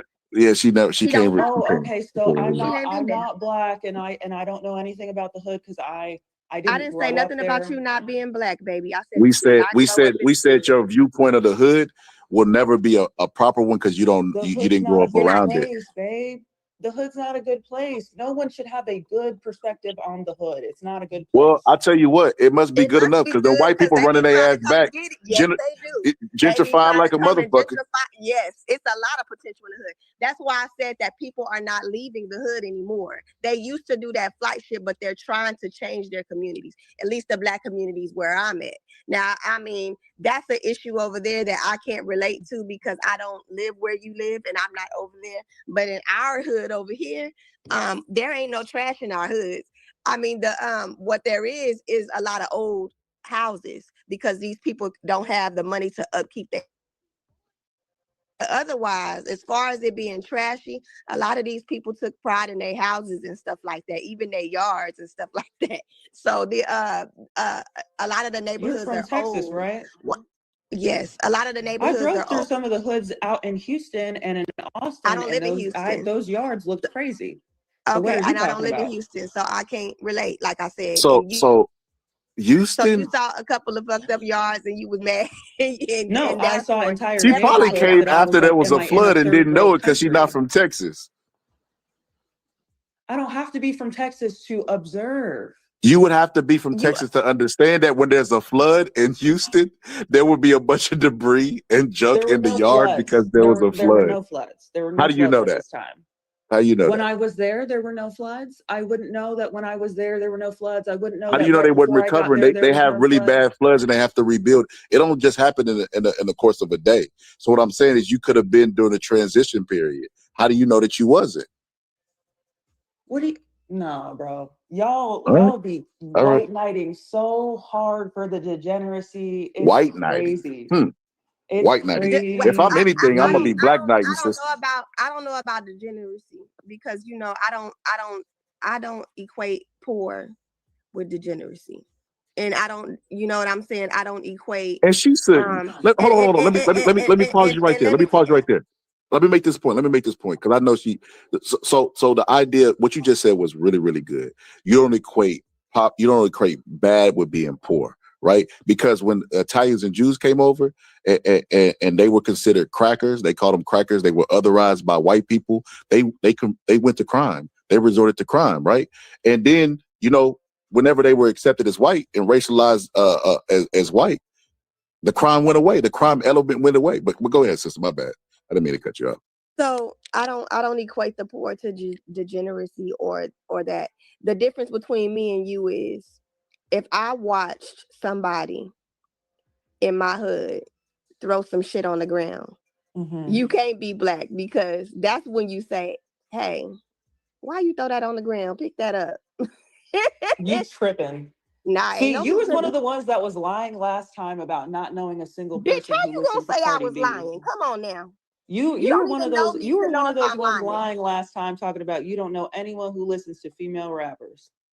No, I did. I said I don't know anybody that listens to Sexy Red. I didn't say Sexy Red. See, nothing about you don't even female be rappers. listening or But I brought up a remembering number right. of rappers. I brought up a I number don't of know rappers, not and one all y'all person that pretended I listens like to don't that's not listen what to Sexy Red. black I people can't listen name you to. one I Sexy don't Red know one song. person that listens to Sexy Red. That's what I said. Now, if you put Okay, now but I what brought the up other female rappers no, as no, no, no, well, no. and y'all Okay, so still I don't played know who dumb. you brought up. First of all, we from Houston. If you didn't say Megan Thee Stallion, we didn't listen to her. Okay. Meg Thee So Stallion too. She's just as bad as okay, Sexy but Red. okay, that's fine. But that's not the name that what you said. I said, I don't know I brought anyone up a that has. multitude of them. No, you did not. You brought up Megan Thee Yes, I Stallion did. multiple It's times. Why is recorded, black Dave. people Y'all always are on acting trial with dumb. you? Like Hold on, black hold on, people hold on, hold don't on. listen to rap So you music. realize right now I can put a Playboy magazine spread of Donald Trump's wife pussy on the screen.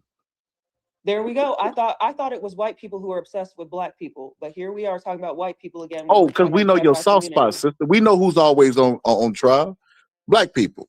So anytime you talk about white, you talk Your about point white earlier knighting. was that Girl, everyone's sister, you talk obsessed with about white knighting. Anytime we y'all, but bring up white y'all people, are you pick talking up your about white sword people. and just start slicing randomly. You don't care. No, When the because I first thought black we were person talking fall about is the the black first. community, but now we're talking about the white community again. See, this is the Sister, problem with the we black don't want community. to talk about the Y'all black act like a community. bunch of Every time toddlers you pointing pull your up, finger we at end up Jacob. talking about the black community and degenerate Because we behavior need to. because Why you aren't do black not people like allowed the to talk black about the black community. community? We're not allowed to talk about the black community. Sister, this was about the white community and them donating. You pull up here and you derail the conversation, and we're defending black people for 30 minutes to an hour. You do this all the As you time. should You be. cannot possibly tell me that you have self-love and you love the black community when every single time you pull up, we're defending black people. Let me ask you a question. You have a child. Your child is out in the world. They go to school. They're knocking stuff off the table. They're flipping desks. You love your child. But you can't have your child out here doing that. Your child comes home. What do? Oh, let's have some dinner. What's your favorite? I made your favorite. Let's have some ice cream. We're not going to address your behavior. I'm going to expect it to get better, but we're not going to So talk black about people are it. your We're children. not going to address it. And actually, I'm going to go to the school and I'm going to tell the teachers why you did that. And I'm going to expect them to give you a pass until somehow magically it gets better. Or your child comes home and you're like, we're going to have to change some things. Because So how black you're people are acting your outside children. in the world is not acceptable. Which So black one do people are you your do? children. Black people are your children in your analogy. You gave me the same analogy earlier. So I'm putting it back on And I you. So told you, just as and you I said, had to hold on. answer, You just said, as I are we? had to answer, you Hold on. answered I me. answered yours. You didn't answer mine. You I said, did. I said I would have told them that I was their parent. okay. Well, let's See, I start did again. Let's answer start yours. again. So you Let's go answer question. mine. Let's go question for question. You asked, are you my child? Which you shouldn't have to ask that. I mean, we're not that far in age, but no, you're not my child. But I am your elder. I'm older than you. I have more life experiences than you. You know what I mean? I've been I've been black longer than you. And I ain't been biracial, so I ain't had the chance to be like, hey, I'm white. Oh, yeah. And in these situations. So I'm giving you the best experience point of view. Now, let me ask you again, are black people, in your analogy, the children? Yes. That sums it up. That sums it up because you do Why realize, don't you answer me? I hold on. thought you said you were going to answer me. I said, no, See, you're you not. agreed to You're answer not my, me. oh my God. Is it Answer not the my answer you're looking analogy. for? Answer my analogy. Your child is acting up. Oh, okay. Go ahead. And if you're so offended by black people being the children in my analogy, let's make it equal then. Your sister is out here in these streets. She done went to jail for the third time. Your mom's had a heart attack because she just can't stand to see what's going on with your sister. She got 3 different kids by 3 different men. You're not gonna sit her down and say, okay, look, I love you. I care about you. We can't do this. Let's get you on track. Okay. What kind of career I path think can we get you? you overestimate your place in people's life, that you think that adults are not going to do what the fuck they want to do. And you think that a sit down would But actually, answer my question. Answer my question though. Are you I'm not going to telling you, try to help your sister who's acting no, buck wild in these streets? no. Oh, okay. Well, then that solves everything. So you don't love your The kind of sister. help that I would give her. See, unlike you, I believe in people doing what they want to do. Autonomy. I believe in living your life, and your lessons are yours to learn. And if you're a Christian, you should believe that as well, because God has a direct plan for your life. So why would I try to stop my sister for the plan that God has for her? I would just support her Because and wait. God placed you in Listen, your you asked me sister's the life to question, I'm give her answering it. guidance. You asked me the question, I'm answering. In regards to my sister, I would give her the help that she needed. If my sister had to go to work and she needed somebody to watch the kids, then I would watch the kids. That's the way I would help her. I wouldn't help her by prescribing what I think her life should be, because I know more than her. And I'm coming from a supreme knowledge point of view where she should live life the way I want, because I'm not God. I see you have a God complex. You have a superiority complex that's No, always been touted. it's really not. No, it's really not. Because Yes, you say y'all, them, within they, a family structure, otherwise. within a family structure, there are standards. I mean, it might not be like that for you, but within a family structure, there are standards. The Palmer family, we not out here doing a bunch of degeneracy. I would be ashamed if my aunt had to bow her head because something I was doing out here made her look bad. And that's a standard within my family. Okay. And so if my brother has to sit me down and say, look, your life's not really going in the right direction, I want to help you. Let's come up with some solutions as to get you on a better track. Let me suggest, hey, I did this and it helped me tremendously. Let's get you into this. Then that's what's going to happen. And But you're open-minded enough to being accept in a that. family where you just watch somebody destroy their life and you're like, well, if you need somebody to babysit the 3 kids you got, sure. That's But I'm interesting. not going to Okay, offer you any resources or help or okay, advice sister. or guidance. Let me practice this active listening. So you're open-minded enough to be open to suggestions for your life. Mm-hmm. Okay, sister. The path that you're headed down is the wrong path. You got to stop this self-hate stuff with black people. You gotta stop putting black people on trial all the time. You got to embrace that part of blackness. I know that growing up biracial, you were forced. There was a tug of war of families at all time. So you see the world through a prism of always biracial, right? But if you go look at the negative things about black people, there are a bunch of negative things about white people. Open up your history book. Even if you want to go to the Nazis, right? The Nazis, they were white people that put genocide on the Jewish people. A whole bunch of genocide forced by white people, race-based slavery, a whole bunch of that stuff. You know what I mean? White on white crime happens a lot, right? So if you're gonna look at stats, look at the ones who go against your view of life. See, and this is what I say, you have the superiority complex. You just told me how if your brother-in-law set you down, you would be open to suggestions. I just gave you suggestions from my experience of being black my entire life and more years than you, and I ain't been biracial. And all you did was condescending. You were like, what do we do? That's why I say I know you're full of it. I know you're full of it. You just like to argue. Here's the thing. Just as you said, you're not my child. I'm not your sister. And I don't believe that you have more wisdom than I do. If you know anything about this channel, I call everybody brother and sister up here who's a brother and sister. But what you're saying is you're not my kinfolk. And we've already came to that conclusion. I don't know if you're the last to find that out, but we've been listening to you talk. And we know. I know. You know what's interesting? I'm very well aware, and the attitude that the black people in here have is the exact reason why the black community is failing and is doomed to fail. Is that the reason? So creating ghettos didn't have anything to do with it. The drug war didn't have anything to do with it. 13th Amendment didn't have anything to do with it. None of that stuff had anything to do with it. What are we doing now to fix that? Ain't you in the outreach program? Crickets. What Ain't you in the outreach program? What is the community as a whole? I'm educated. What are you talking about? I got a family. I'm married. That nuclear shit you be talking about, I got that. That's amazing. I commend you for that. Okay. Well, you ask what I'm doing. That's what I'm doing. It starts at home. I can't control other people's life. I control what I do. You can have a positive influence outside your home, but your version of a positive influence, I wouldn't even want you to, because it's victimhood. And being a toddler you just asked me what I'm doing. I give you an example of what you preach. So what you preach is Christianity and nuclear family. The conservative shit is, I don't even know why y'all are forcing y'all views on people on politics. That's weird to me. But hey, the religious shit, we can get jiggy with that. You know, the nuclear family, we get jiggy with that. I just gave you an example of me doing that. And you just brush pie, but like, well, you ain't doing it. Still always on trial, always negative. You know what I find really interesting? My exact words is, that's awesome. I commend you for that. Oh, that was condescending, though. We all heard the tone. No, it wasn't. No, it wasn't. That's what you wanted to hear. That's what you wanted to hear is condescension, but it wasn't condescending. If I'm a Christian who believes in the nuclear family, and you tell me that and especially within the black community where 70% of our homes are single parents, and you tell me, you know what, I'm a black man who stepped up, had a nuclear family, I'm married, I'm committed to my wife and my children, and I say, you know what, that's commendable, great, awesome, and you're like, well, that doesn't count because you're condescending. Okay, well, because you gave me a butt. You gave me a butt. beliefs? You gave me a butt afterwards.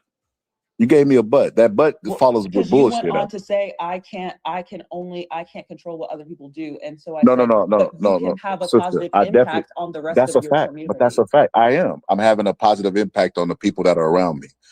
All the people that are around me are going to go out and be educated. They're going to go out and repeat the cycle. You know, y'all talk about those cycles and stuff and the fathers being at home. They're going to repeat the cycle of what I gave them, the gift that keeps on giving. You know what I mean? And if everybody did what I did, well, then, hey, we would be better off as a people. So Absolutely. something interesting I wanted that you caught that I don't even know if you really picked up on this, but you know, I'm glad that you were honest about this question though. When I asked you, do you look at or were black people the children in your analogy? You said absolutely. You know what I just recently did?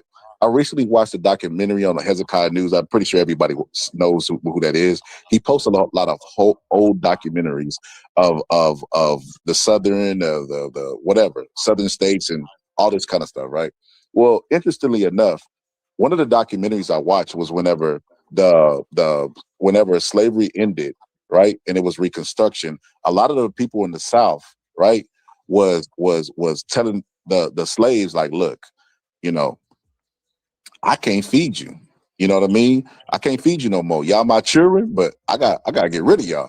I just really think it's funny that you look at black people the same way as I'm a those people. slave massa because I used an analogy in which Where black black people people were were your children, kids but and used an you are analogy in young. which I You are was too also young to be in a just child's speaking in position. absolutions about what black people should do. Especially if you Bro, are y'all you doing a lot of the tripping. things that you're champion? Because whenever I'm out here talking about this stuff, I'll be living it. Let me ask you a question. So you were the first one to use an analogy. And in that analogy, I was underneath you in terms of age, right? And you used child and elder. I use an analogy, and it just so happened to be about a parent and a child, which your Mhm. analogy was a parent and a child.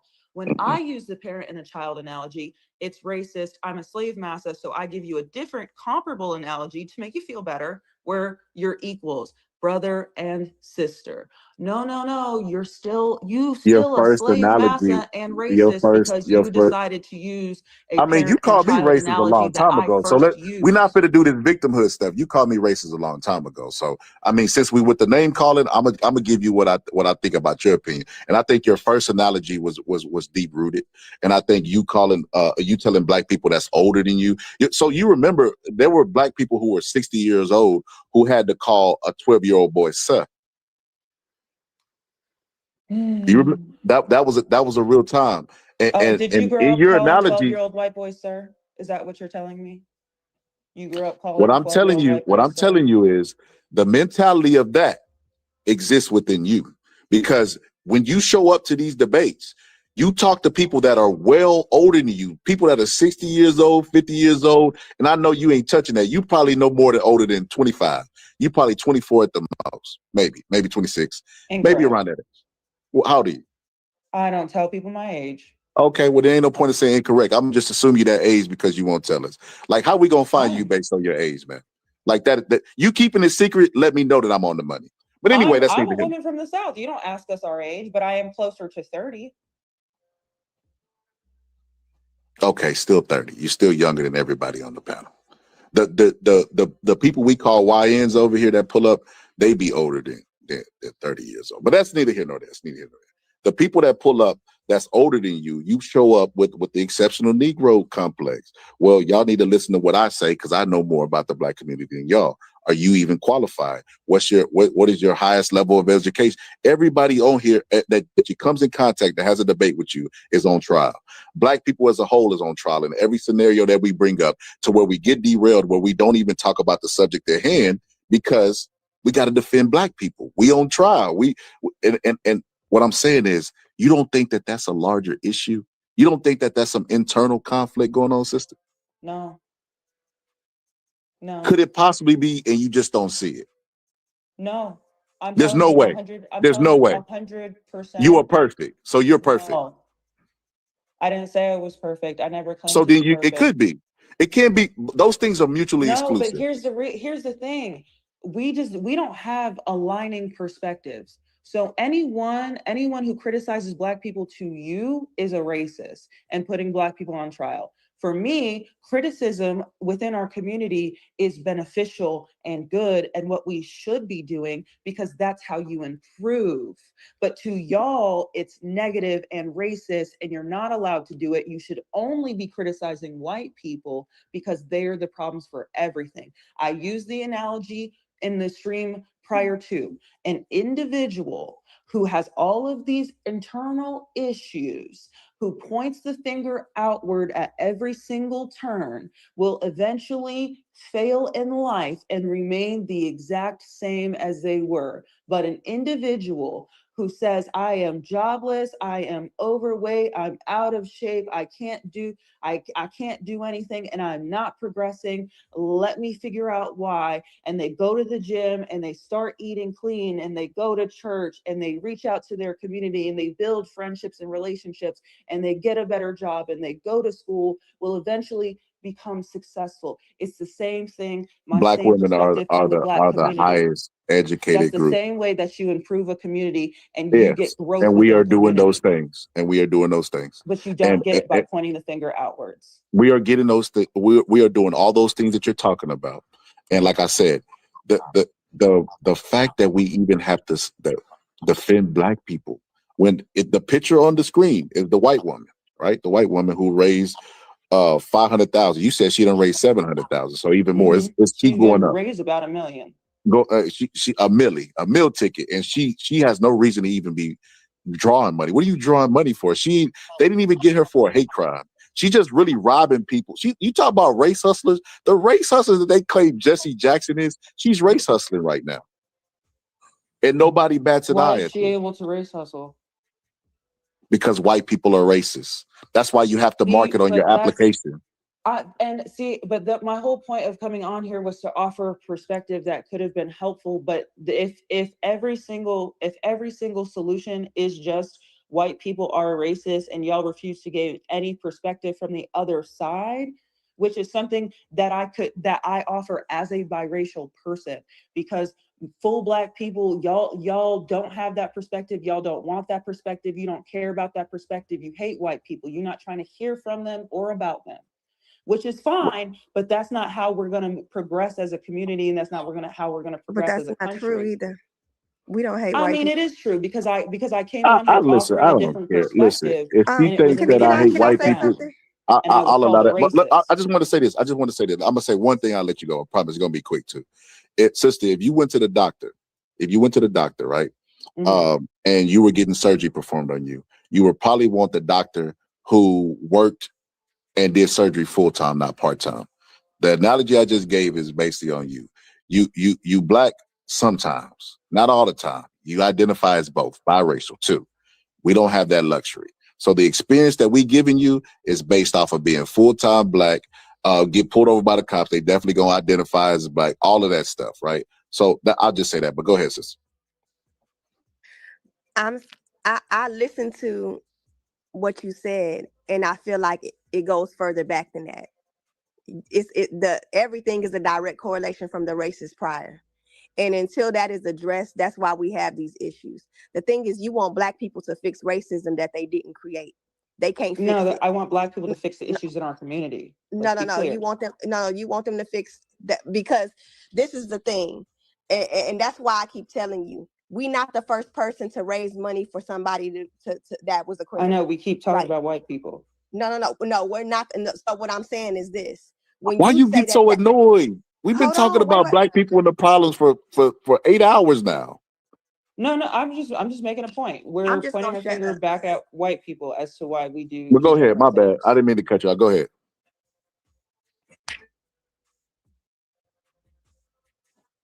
Hello? Go ahead. I didn't mean to cut you off. Who, me? I thought she was going to finish making the point that she's made 3 times.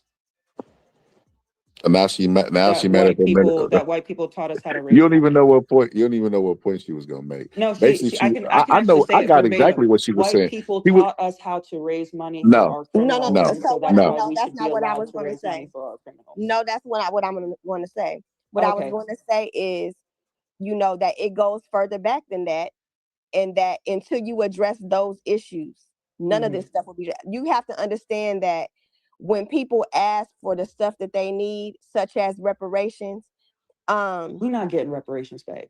That's I not didn't say happening. we were. That's not what I said. Can you just please let me finish my thought? Mhm. People, when they ask for what they need, and the only reason we ask for reparations is because it was promised. That 30 acres and a mule was written and promised, and they didn't give it. They didn't give it like they said. So that's the only reason we asking for it. Now, had they did that, it would have put us on a different financial bracket to where we could have left things to our children, where we could have a better situation than what we're in now. But what happens is we weren't able to do that. So yeah, unfortunately, we do have low income areas, places that you would assume are called ghetto, or places that are of poverty. The problem is I grew up in the projects, so I know what's in the projects, right? You didn't. There were a group of us women, single women with children, who went to school and did all the things that you're talking about that you think are not happening in the projects. They are. We are products of the projects, which is why I can tell you that what you think is not happening is happening. Maybe it's not happening on the scale that you would like for it to happen, but you also have to see things as a lot of stuff is written on paper, but the mindset of the people that were in charge hadn't changed. Because if it had changed, as soon as they felt offended about something, they wouldn't resort to racism to counteract it. Can you clarify who you think is in charge? What do you mean? Until recently, I mean, Look at Congress. 90% of Congress I just is asked for not, clarification. hold on. I just asked for clarification. 90% Can of you Congress clarify? is older white men. That's who is in charge of our government. Okay, so you think old white men are in charge. You wouldn't say that just white people are in charge. It's old white men specifically.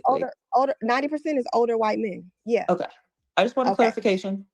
90% of it is older white men. Now there are some women, some sprinkle of Asians, some sprinkle of black. There's that in there in the 10%, or maybe if you want to be generous, 15%, because I don't exactly know. But for a long time, there has been older white men in charge. Okay. There have been laws in place to try to improve things, but when the mindset does not improve, it doesn't matter, and that's on both ends, white and black. It doesn't matter what happens with these laws because the mindset hasn't improved. And it showed because, like you said, two wrongs don't make it right, right? If you felt like this was wrong, so you're going to be even more wrong. None of that makes sense to me. However, the whole issue with the little boy and this baby that got called a nigga is this. We just wanted the boy to get proper justice. If he get time, he get time. He hasn't even went to trial yet. People are speaking like he is running free and able to live his life without any repercussions. That boy still got to go in front of his peers. We just wanted to make sure he had proper legal defense, right? That's it.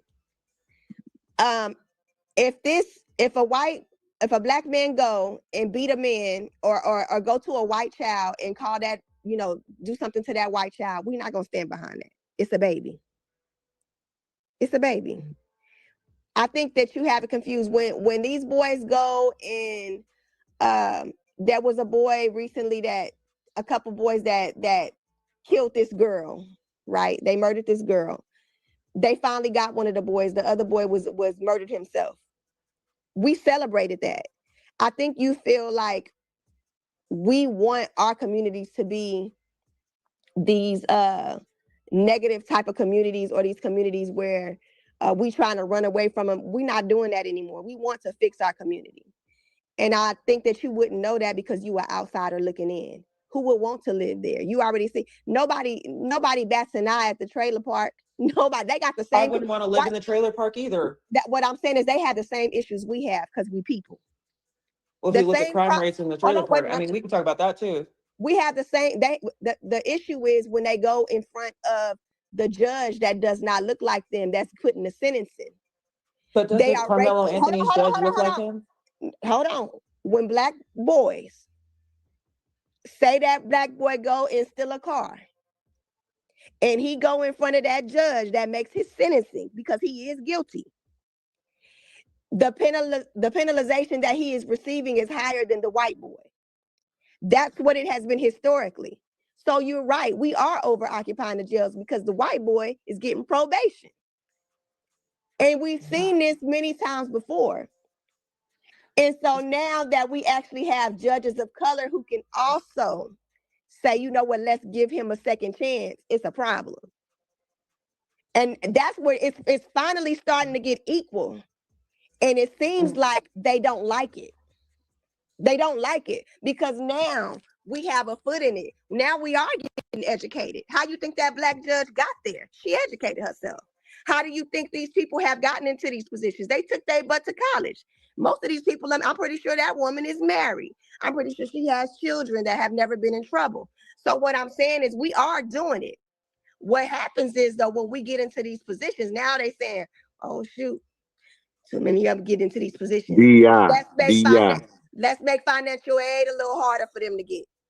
Let's do that because let's do this now. Let's say you got to do 15 hours for full time instead of 12 hours for full time Pell Grant because we know that these people work while they go to school. Oh, everyone you know what? works while they go to school. No, exactly. No, they don't. No. What I want to say is exactly. Everybody does work while they go to school, but there are a lot of white children. I went to school with some that did not. Their I parents was took about to care say of them. that. What? They took care of them. They paid their tuition, bought them a car, and took care of them while I was in the projects on the bus. So no, everybody. It's not If you equal. looked at the other poor white children, they were What? working No. while they're in school. Don't My bring best up the. friend We're works not 3 talking about the jobs poor and white goes to children school. because, She's like you said, white. according to you, we need to worry about our own problems. So what you bringing up the poor white children for? I'm talking about the black Because kids. you're making the claim that only black I didn't people say that. work I and didn't go say to that. school, and so the No, increase in hours for full time for Pell Grant is sir. racist because Ma'am. only black Ma'am, people who is work and go to kicking in the school. college doors right now? Who? Black women. Who kicking in? Okay. There is a direct Not only correlation. that's the problem. Who? Oh my No. God. Because what you're saying is we're not trying to make changes, and I'm saying that we are. If you don't notice the changes, that's on you. But you can't. Didn't on the last stream, didn't I actually cite how black women are the most educated demographic Okay, right now? Didn't I also cite that only 17% of black people live below the poverty line in the last stream? I certainly did. So that there's an improvement, but you're not acknowledging the improvement when you talk about all of these things that is negative. Because that's what we focus on. That's what we choose to focus on is the negative. That's what we choose to focus on is the negative. That's where we Okay, choose to put our energy. we Is got the negative. we got a new panelist. Let's see what they have to say. What's up, Brownie?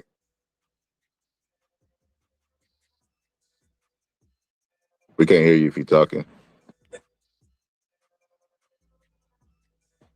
You done pulled up with the bad audio, Brownie. We can't hear nothing you're saying. I didn't pull up with the bad audio. When I click on Okay. StreamYard, it be acting weird. But Okay, now there you go. I wasn't listening to the conversation beforehand. I just saw you live and I pulled up because you saying I don't be here. So I'm here, but I'm listening. I'll get in where I fit in. Okay, No, but what I was saying is there are several black kids that never see the jail. Never see. I mean, it's just the worst of us that gets highlighted. I don't know why, but there are several black kids that are the total opposite. And so when you say this, there is a vast amount of us that are still in the hood, living here and not willing to move because we do want to make our communities better. I just want to say that. And when it comes to saving for college and stuff like that, because somebody had wrote that white people save for college and a lot of us didn't even know that these things existed. And you cannot, like I said, we behind the 8 ball on a lot of things as black people. I just decided the other day, I needed to talk to my husband about it, but I want to put my baby in a 529 program because he's 4. I have a daughter going to college, and I realized like, hey, this is gonna cost some money. And somebody told me about this 529 program that I had never heard of before. See, we don't know about this. Nobody tells us about these things. So when I got into the space where somebody could tell me about this 529 program, I said, you know what, well, I'm going to get the 529 program for my youngest baby so that when he does go to college, I won't have to pay out of the wazoo because I have saved this money up. I didn't even know these type of things existed. And a lot of Black people don't know they existed because we are just now breaking into areas where we are making above income, right? That's not When true. no, it is true. I'm talking about the people from the hood. I'm talking about Oh, the first specific. time college graduates in the family. I'm talking about the people that, and there's several of us. I'm talking about the people who mamas worked 2 jobs, who had to come home and cook for the kids because mama was at work. You know, the latchkey kids, the ones who we are first time graduates. A lot of us are. A lot of people in the Hispanic community, first time college graduates. We're just now learning what you have to do when you come at a certain income level where you don't qualify for scholarships, let's say. And I'm learning this now just with a kid going to college, straight A student going to college now, and she don't qualify for a lot of the scholarships because a lot of these scholarships are what? They're income based. That's not, but I mean, I have a resource for her if she wants it. But that's my sister, again, we grew up in the suburbs, so we don't qualify for any sort of low income. Into NC State, she was on the news because of how many scholarships she got. Valedictorian, beat out all the Indian and Asian kids by taking mass amounts of AP classes with a 5.0 GPA, and her tuition for her entire 4 years completely funded by scholarships. So they're out there. And she has some, but a lot of them, I mean, they tell you like your parents have to make less than a certain income. And I don't know what your parents made because middle class back then and middle class now ain't the same. Middle class 15 years ago ain't the same. So I said that to say that there's a lot of stuff that we are learning as we go. Just as a people, I'm talking about Black people who are just now getting to these areas that you say that we need to get in. And I think that people don't understand the negativity that the lack of home ownership and lack of resources and lack of how that trickles down to your offspring. And until we address the stuff from back then, it will never be fixed how you want for it to be fixed because they won't even say, damn, we fucked up.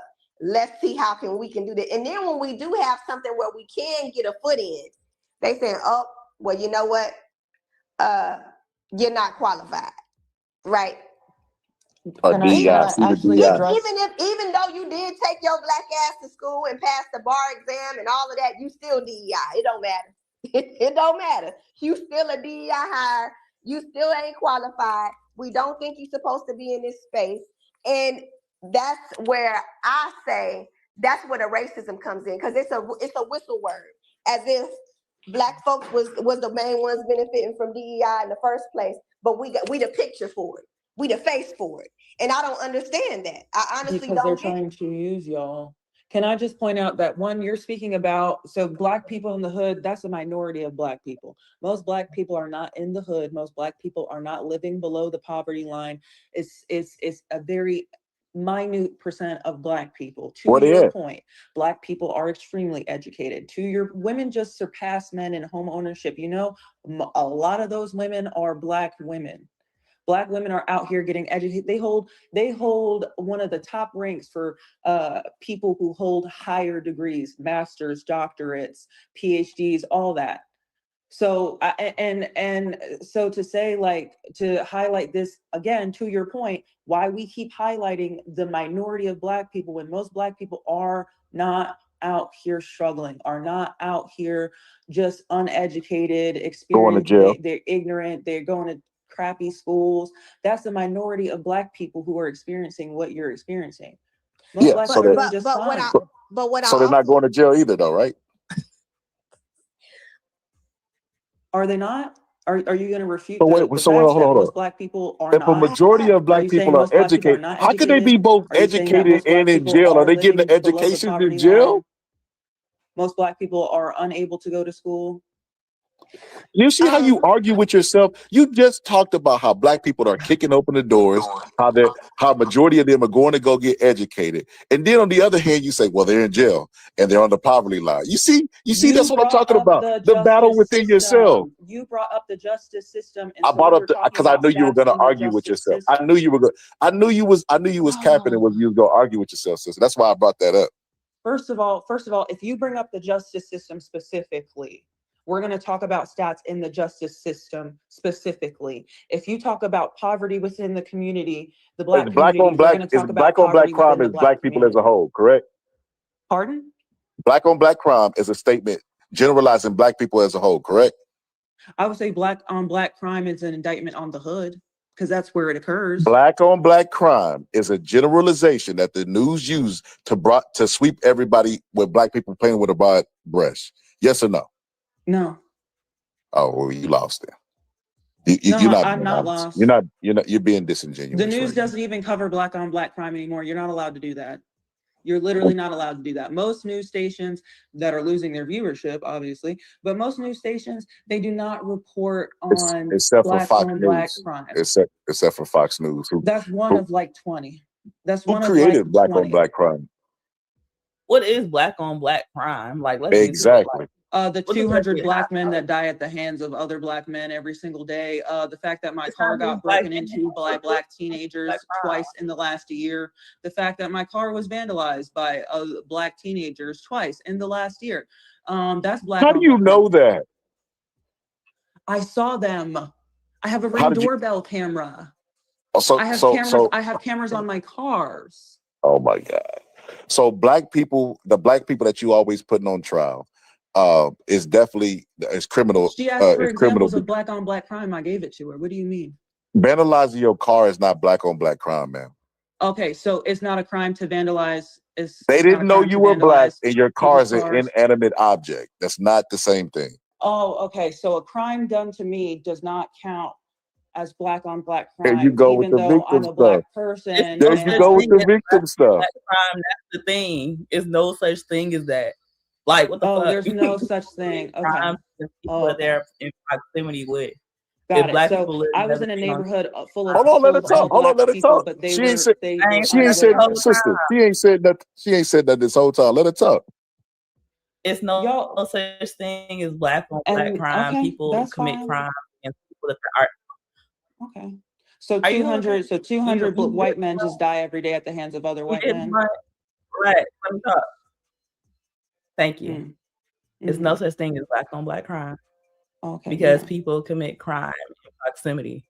You could like I live in Chicago. You could say black on black crime, but no, like these motherfuckers out here hitting everybody. They doing the same shit to everybody. It's not a black on black thing.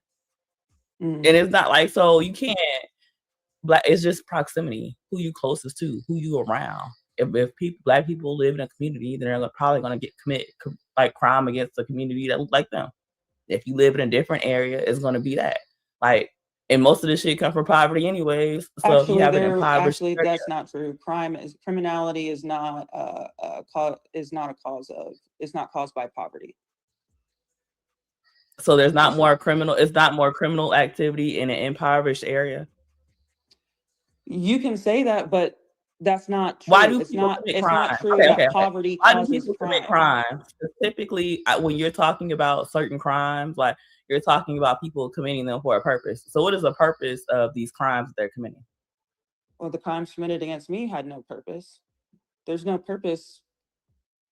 You're talking about somebody vandalizing your car, and I'm not talking about you.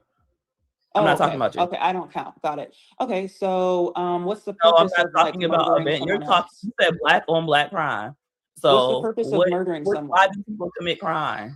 Why do people murder? What's the purpose of that? That's the only crime that you. That's the only crime That's you the said. high. But That's one of the highest. vandalism for That's one of the yours. When you said highest. black on black crime, you didn't go to murder for you. You said vandalism. I did go to murder. So why I do went people commit directly crime? to murder. That was the first thing that I listed, but you don't listen. That was the first I thing was I listening. listed You were was murder talking while because I the was rates are talking. insane. You were talking while I was talking because you don't have decorum. So relax, lady, and let me talk so we can have a proper conversation. So we don't got to talk over each other. I can hear everything you say, right? Okay. All right. So for most people, most crimes get committed for a purpose. Money is something involved.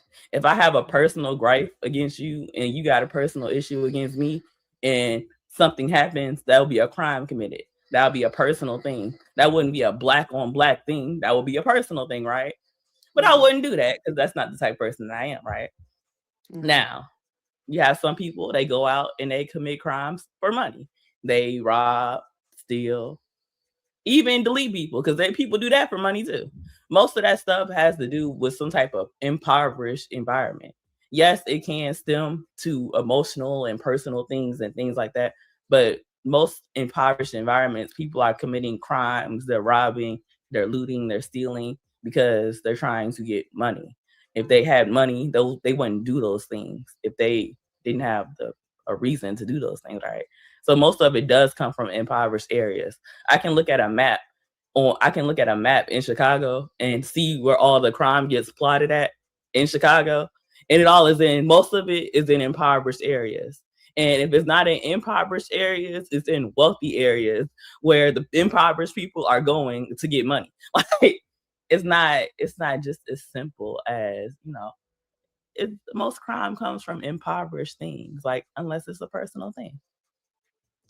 I would disagree with you because I think you could cite poverty maybe as one of the reasons people commit crime, but I don't think it is the main or the only reason people commit crime. I think those areas also have terrible education systems. Those areas also have high rates of single parent households where ain't nobody Okay. So around you want to watching know these. the educational system, and you want to know why the Wait, didn't educational I just let you system is speak? that Didn't I just let you speak? Yes, And you said we yeah, should but have I'm decorum and let interjecting each other speak. because So don't speak if over you me go and I back won't to the speak over you. educational Otherwise, I'm going system, to have to resort to and speaking again, over you again. no, So are you hold going on. to If let you me go back speak to, or are I'm you clarifying. going If to you go go back by to the your rules educational and system, have the decorum? educational system is based Are on you the going to tax have pressure of the decorum? local area. And if Are you lived in you an going to have impoverished decorum? area, you're not going to have as much property taxes, which means the school system is going to suck, right? So that goes back to poverty. What you got? That does not always go Yes, back it to does. Your poverty. education system gets taxed. That's where the tax money comes from to supply the schools with the money. So if you live in an Okay, impoverished area, they're going to have less money for schools. but that's not always the case because the federal government also subsidizes some of those areas. They're still going to have less money for schools. Have you been somewhere where I live places where they had high property value and I seen those schools, and I've been to places where they had low property value and I seen those schools and they are different. Why? Because one is impoverished. It's a Right. different. Okay. It's It not the also same. has to do with leadership as well. Leadership in the area, who's over your school board, who's over the Department of Education in your state, your city, your county. So like I was saying before, I was so rudely interrupted by the woman who says she has a lot of decorum. It also No, I has said to you have do none. I ain't say I with had a lot of decorum. I said you have none. okay, well, you can't point the finger if you also have none. So practice what you preach. So let me finish. So, like I was saying, education, leadership, the amount of free time without parents or authority that children in those areas have, the lack of community, the lack of resources. It's not all poverty. And also when Lack you of look in, resources is poverty. when you The look lack at of other, parental again, so are provisions you is going to let me poverty as speak or well. not? Because I wasn't finished and I let you go twice without You speaking. stopped talking. You had stopped No, I did talking, and not then I stop started. speaking. No, I didn't stop You did. speaking. I Yeah, you can't did. breathe. Dang, I can't And breathe. I interjected while you were breathing. Okay. So like All I right. was saying, if you look at other countries, third world countries, a lot of them don't have as high rates of crime as some of these crime hotspots that we have here in America, and a lot of that is because they have a common belief and value system, and they have a closer, tight-knit community than what we have over here. So it's not all just, well, people commit crime because they're poor. That's an indictment on poor people. Poor people don't just resort to crime.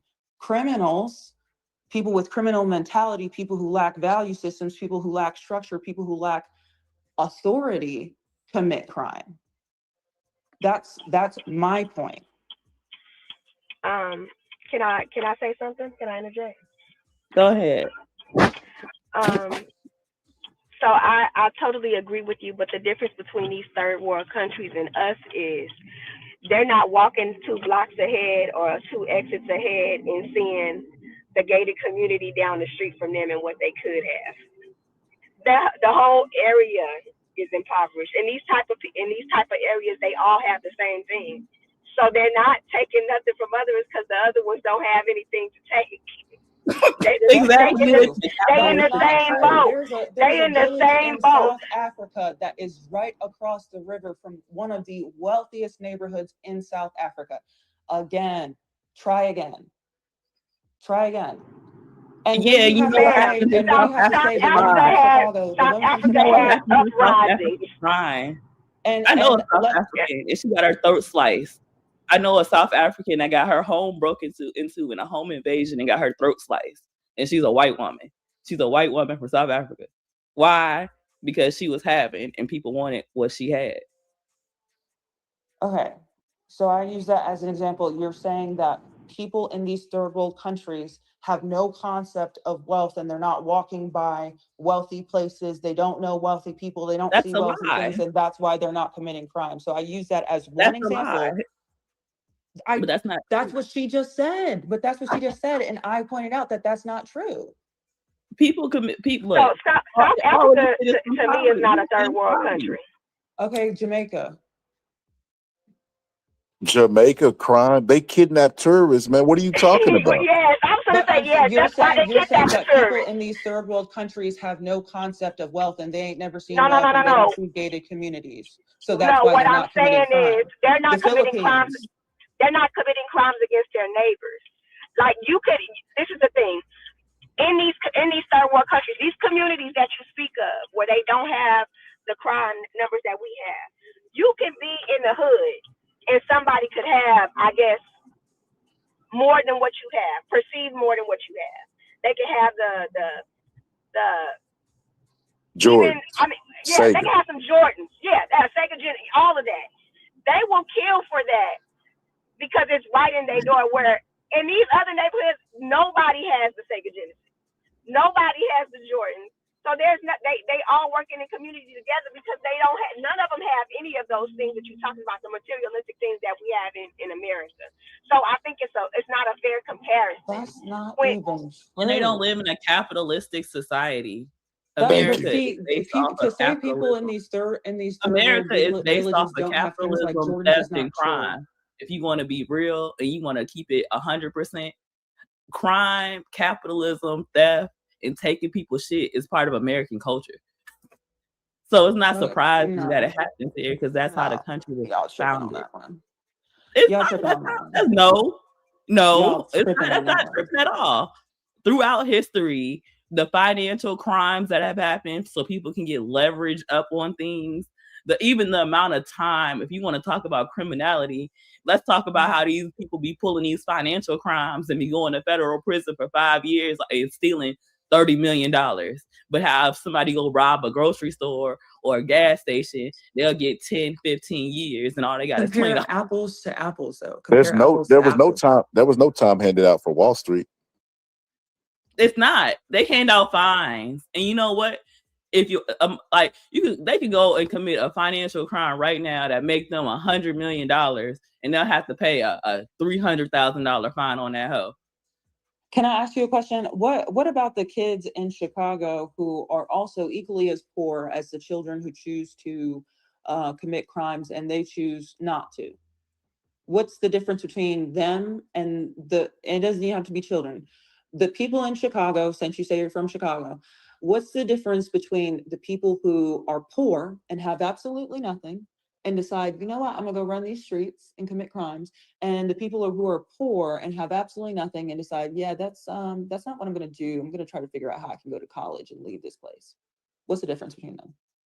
I mean, it's the influences, the people that you are around, so that can go into your personal environment. Whether you have people that are actually around making sure you're good, because a lot of times people go to the streets because they don't have anybody that's looking out for them, and they feel like that's the best way to go about it. So So it's you're speaking several directly to one of reasons. my other points, which was It's several community, reasons. authority, And it's household not even an figures. authority. It's not even an authority thing. And even if it's because you can have parents and all of that stuff and still do that. I know a criminal and his parent was a whole detective. His dad was a detective and his mom was a banker. Like, So that was his speaking personal choice specifically, to go that that was his personal choice to go that route. But I asked you a question though. I asked you a question, the difference between two poor kids, they have the same amount of resources. One decides to commit crime, one doesn't. You said, well, could be the one that that doesn't probably has what? Community. And that was my point earlier. I pointed out that it's not solely poverty that causes people to they be both criminals. have communities. They both have communities. One just has a bad community. Okay, I'm speaking about community in the sense of support and the Yeah, offering and of I'm speaking about community resources. as in the sense of support. I know somebody that went to college out here, and the whole time they were going to college, their community and their support was telling them that they didn't need to go to college and that they needed to work at a factory job. And if they didn't have another group of people helping them and getting them through and keeping the mental fortitude to actually get through college, they probably wouldn't made it because the community and the people that were around them were shitty and telling them that they needed to work at a factory job until So they had both. They had people who were saying, no, don't do that. But And then they had how people who how said do you can you be as an outsider perceive who somebody much sees more. their community as? I define who my asked you a community is. simple question Nobody and on the outside. you're going all the Pick way your around own the community. question to If you can just have a argue bad my community point. you can have a bad community of people around you. What the fuck? You can't admit to that. You can't have a bad group of people around you. You're just arguing to argue. That's not I arguing. asked Can you you, not have a I'm bad group of trying to people find around common you? ground with you, and Fox you're Scholar, arguing just to can you have argue. bad people around you and that be your community? Yeah. The other lady on the panel, can you have bad people around you and that be your community? Yeah. Okay, but I think that's so the you whole have a point of sense- that's the whole intention of gangs in the first place. But the whole I already point of a gang was to specified what have I that meant by type of community. And you're trying to give another definition of community that's not what I meant. Just to make it community seem like isn't you're defined right. by what is the definition of community?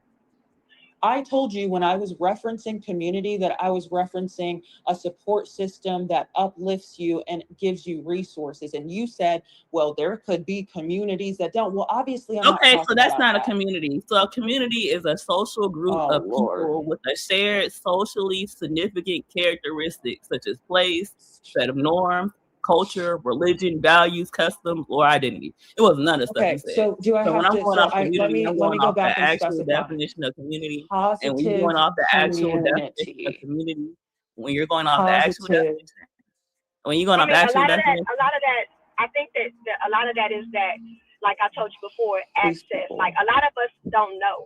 Like if you don't know, you can't lead nobody to nothing, and that just is what it is. If they don't have the persons to guide you to do that, because people could have good intent in your community and just not know. They don't know. They don't know how the first steps to do. All they know is the factory. All they know is how to get a good job. Man, when we graduated from high school, my mama never mentioned college. Just graduate high school. That's all you got to do is graduate high school. It wasn't because she was a bad person or criminal or any of these things. It's just that she didn't see beyond that and she didn't think it was necessary. Where in my household, my college is mandatory, right? So I think that it's all about what you learn and how you grow. And I think that, you make it, an impoverished community has no idea of where to turn or where to look. But to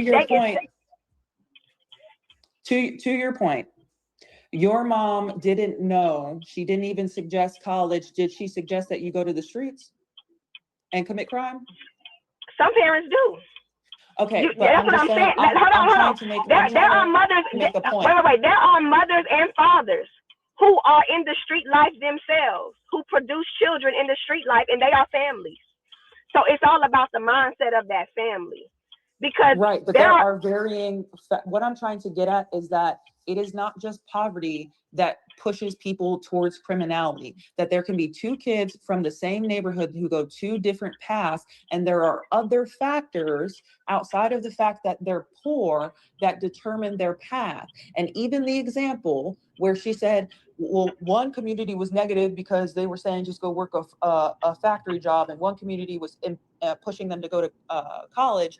Well, guess what? Both communities were trying to keep that kid out, or that person out of the streets. Therefore, those communities that person had were leading them out of the streets versus the other child who may not have had that community, who only had the streets to turn to, went to the streets. That's the difference that I'm trying to point out.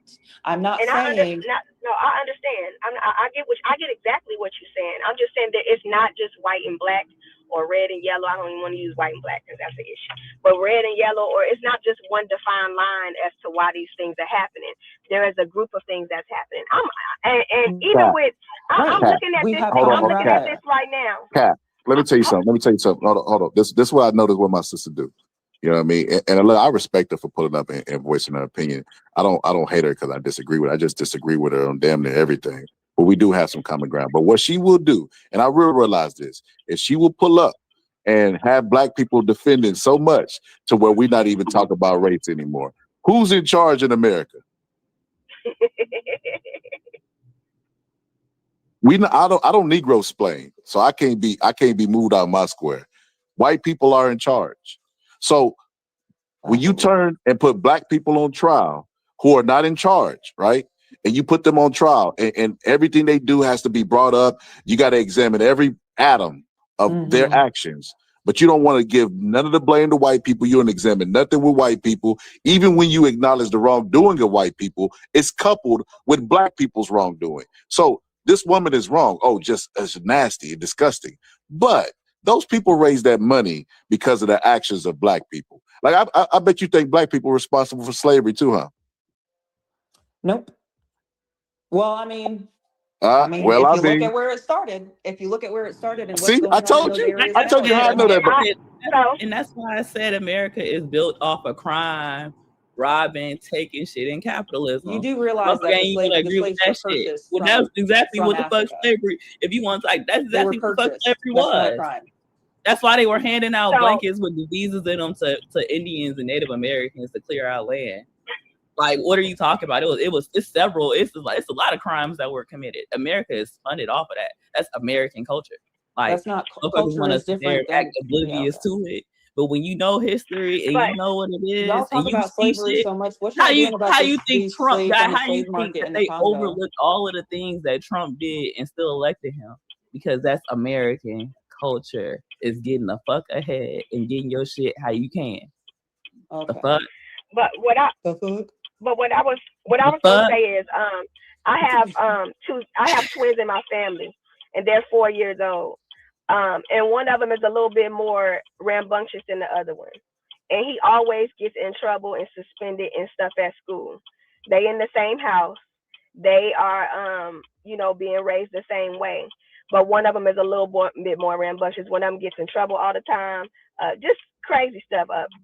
He kicked somebody one day. One day he knocked threw a chair off of a table. The stuff that you were talking about.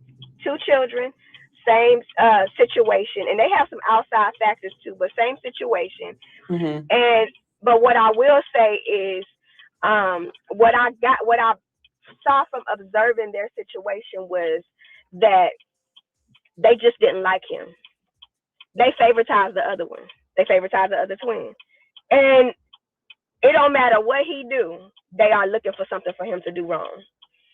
And when you start at this age,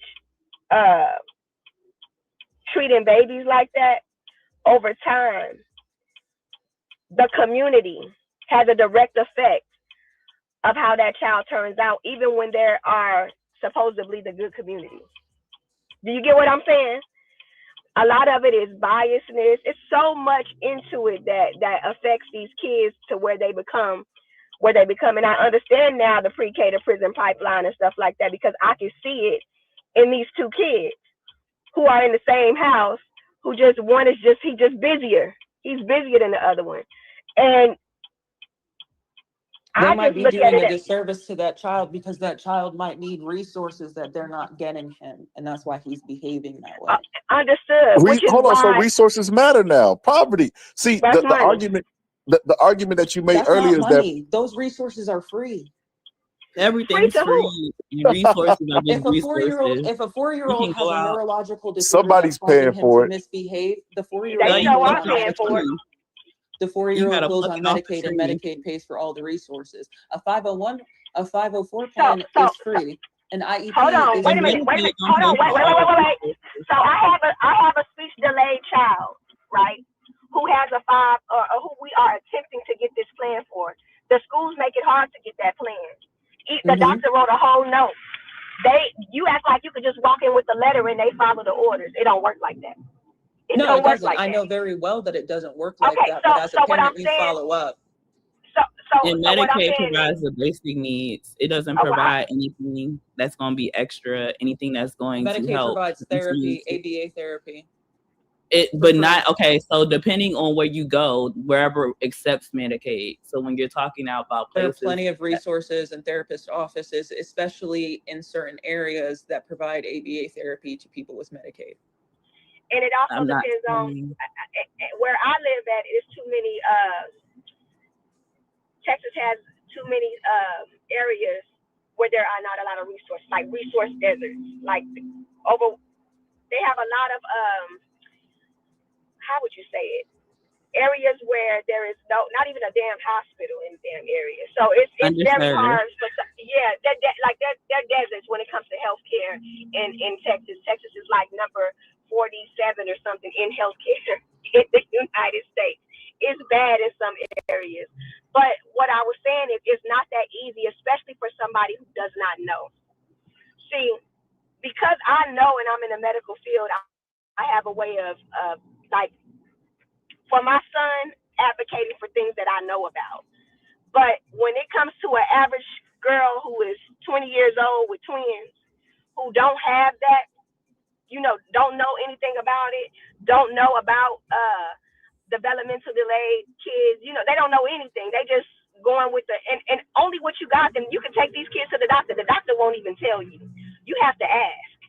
You definitely have to ask for these services. And so, or the teacher would have to make what is it? Have to say, I think something may be wrong, and write up their little paperwork and send it over to the doctor. But if you don't ask for these things, if you don't ask for these 504, they don't just be handing them to you. Like a lot of times you got to fight for that stuff. And a lot of people don't even know what to fight for. And so I just think that it's really sad, and it's just watching. I'm just observing from the outside looking in, because this isn't my child. It's just somebody in the family. I had told my mother-in-law, like, they are excluding him. Like, I could tell. They just don't want to deal with him. They don't want to deal with him at all. And he's a little bit more delayed to me than his brother. But you have to see it as when these people don't know, because these are young mothers, right? When they don't know and they don't have it, and the community don't give a damn either, because that's what it looks like to me. Then it's a lose-lose. It's a lose-lose situation. And I think that a lot of it is self-help. You have to do it yourself. And if you don't know, you just don't know where to turn. You don't know until you get to this breaking point and you want to change, and then you fighting for stuff that you shouldn't even have to fight for. I don't think that's something that a kid, that any kid should have to fight for, but shoot, you do. And so I think there's a lot of factors that contribute to why the community is the way that it is, and a lot of it is just like lack of resources, lack of access, lack of money, and you got to be taught. You don't know. If you don't know, you just don't know. I have a question. So this is your family member, right? And you've talked to other family members about this, and you have the resources. You're seeing. I don't have the resources. I just Okay. know how to But get. you, like you said, you work in healthcare, and and so you're aware of some things, and you're like, oh, this might be going on with this child. And you're talking to your other family members, mind you, you're a part of this woman's community, you're a part of her family, and the other family members are a part of her community. What's stopping you from sitting down with her and saying, hey, here's what I'm seeing in your son?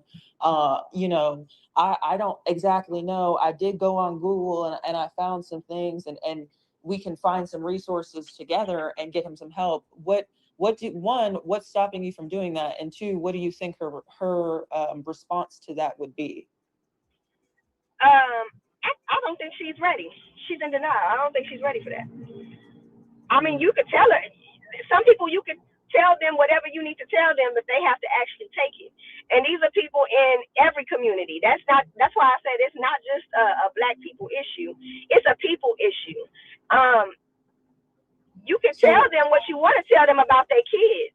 But a lot of people who are young and don't understand or don't have they're not ready to, until they're ready to receive that, you can tell them till you're blue in the face.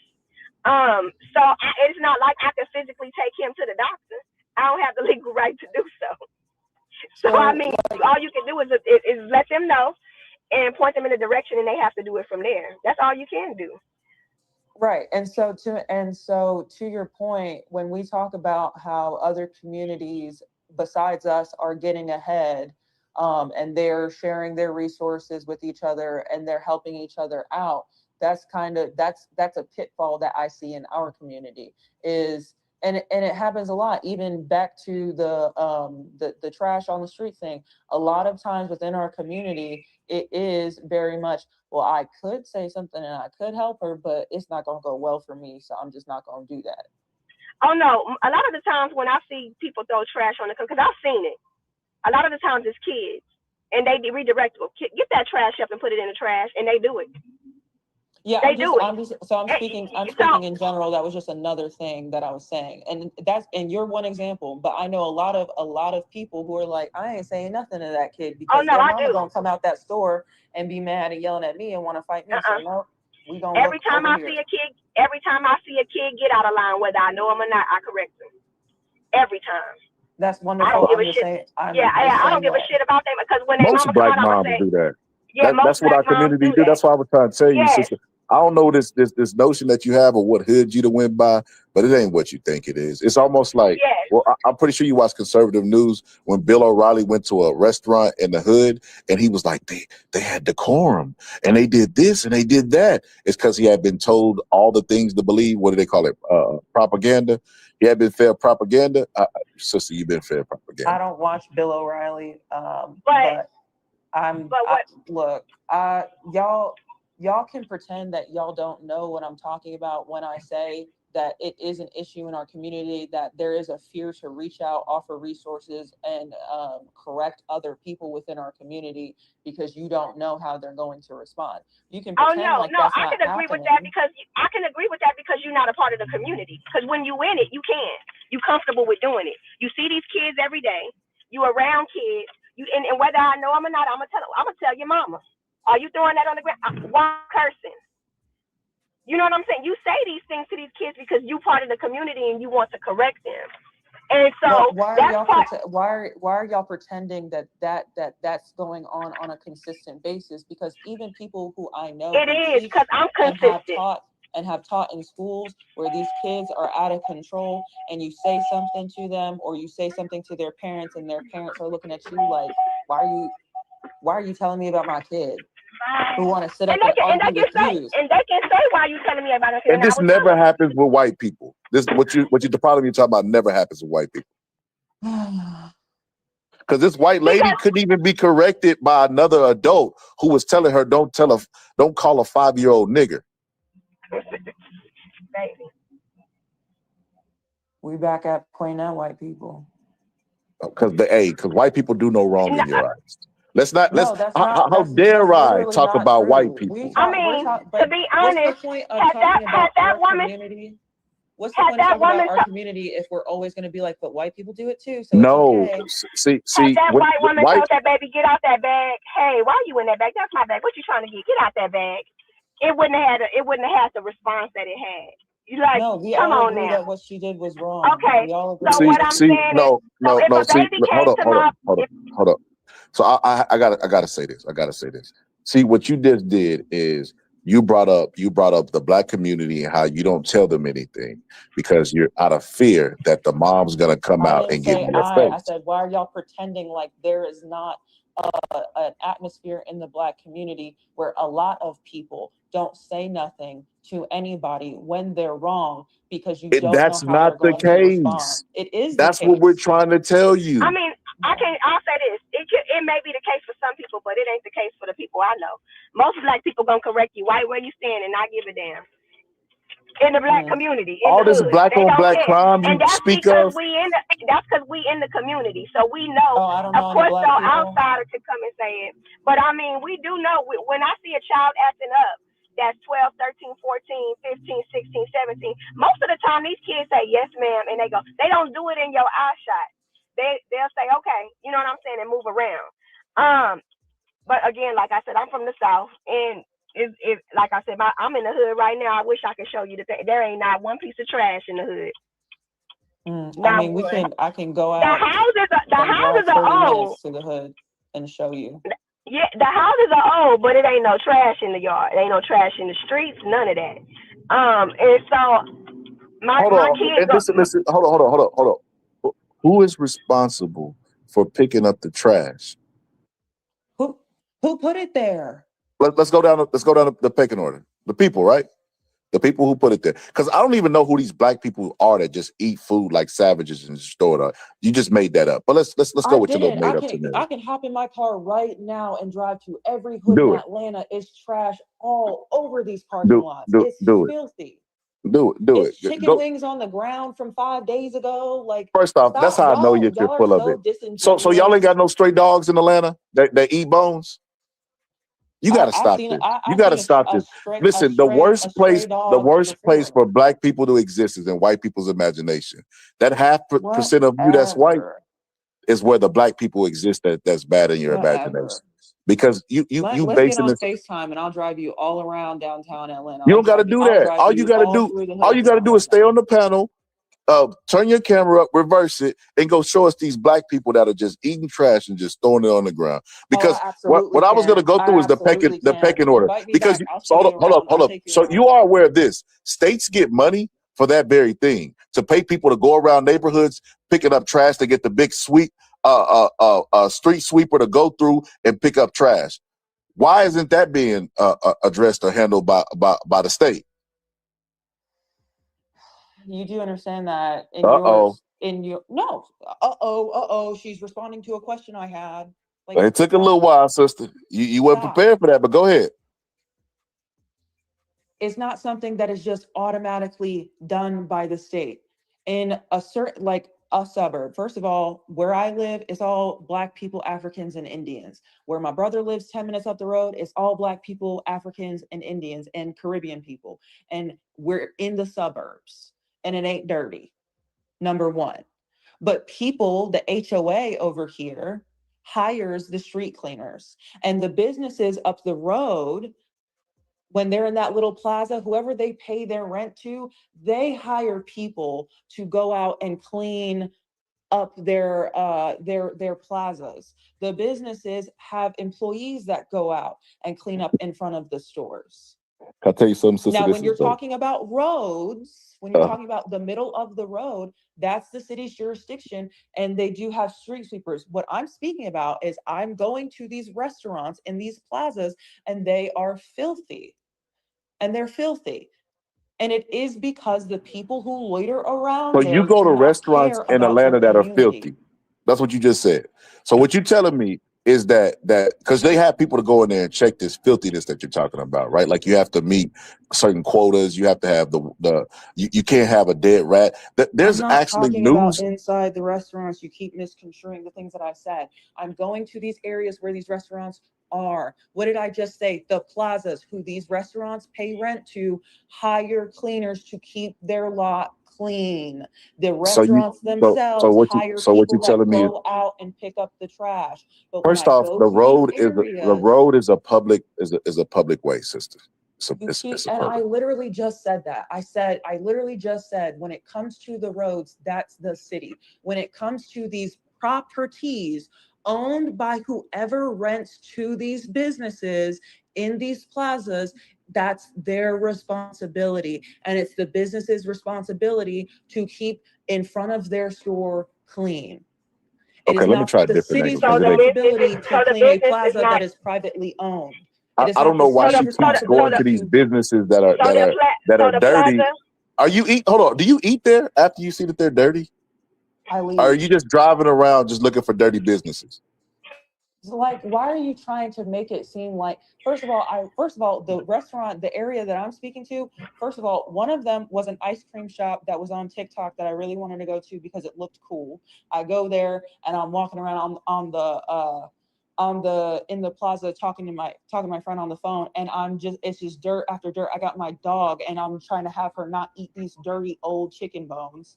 I still got the ice cream because inside was clean and the people were cool, and I was trying to support the business that was on TikTok, and it was good ice cream. Number two, the other one I'm talking about, the chicken spot, again, I was told the chicken over there is really, really good. I pull up over there, it's nighttime, it's a bunch of people outside. You got a dude in a shirt that says felon on the front, and on the back it says not guilty, rolling up weed and licking the leaf and tossing it on the ground. There's trash everywhere. You got people just hanging out on the hoods of the cars. And I go in there, I stand there, and it's just jam packed. And I didn't even eat there because really it was just the wait. I didn't even want to wait as long as it was supposed to because it was packed because the food's good. So no, I'm not just riding around just let me find a way to be racist today. No, I'm trying to go support I didn't even Black say that business. was racist. Sister, I see what it is, sister. You just want acknowledgement for you happen to be around these dirty people, sister. And with that story that you told, it scared me. It scared me. Your experience was bad, sister. You know, I hate that you had to look. You know, even that. You know how I said that white people always want to be around black people. That is you was like, listen, I seen it on there and it just looked so cool that I just had to go. That's what they be saying. Oh, there were so many people at this chicken spot. We know about all the good chicken spots. We don't need TikTok. Actually, the TikTok was for ice cream, and someone told me to go to the chicken spot because it was cool. Let me specify a Black person. So again, I'm not in the community, and I don't know all the good chicken spots. I'm just trying to clarify. I was trying to just clarify. So the outside of the store was dirty, and there were people that work inside the store didn't go outside to make sure that the area was clean. Is that what you're saying? Yes, that's what I'm saying. And y'all are like, this never happens. I can't even believe that. Wait. No, because to be, that's how come I know. I think it's a pride thing. But you know what? San Antonio has always had pride of the East Side. So when it comes to the pride of the East Side over here, where we at, they ain't playing that. These people cherish their little businesses. These Black-owned businesses that they got here, they cherish it. Even if they gotta pay the crackheads to pick up outside, that is gonna be clean. I don't know what you're talking about. On the next, that's the thing. That's the thing. I guess too because I don't see anything wrong with the guy rolling the blunt on the corner and the guy sitting on the cars chilling. And he's putting the guts on the ground, and he's walking around, he's putting the guts on the ground, and he just don't care. And he got a shirt that says felon, and he looking at you crazy because you just so happen to be looking in his direction. It's not friendly. It's not inviting. There's no pride in that. I don't even. Like I said, I wouldn't even pay that man no attention. To be honest, I wouldn't have paid him any attention. I would, because he's in front of the store. He minded his own business, and I'm finna mind mine. But yeah, I guess. I mean, I don't know how that the people on the car and the people waiting and all of that equated to it being dirty. That's what I was trying to say. I thought you meant like trashy as far as literal like trash. physical I did say debris. that. You just didn't hear me. Literal trash everywhere. Literal trash everywhere. It prompted me to get on FaceTime with my friend. So you went to the hood at nighttime? I sure did.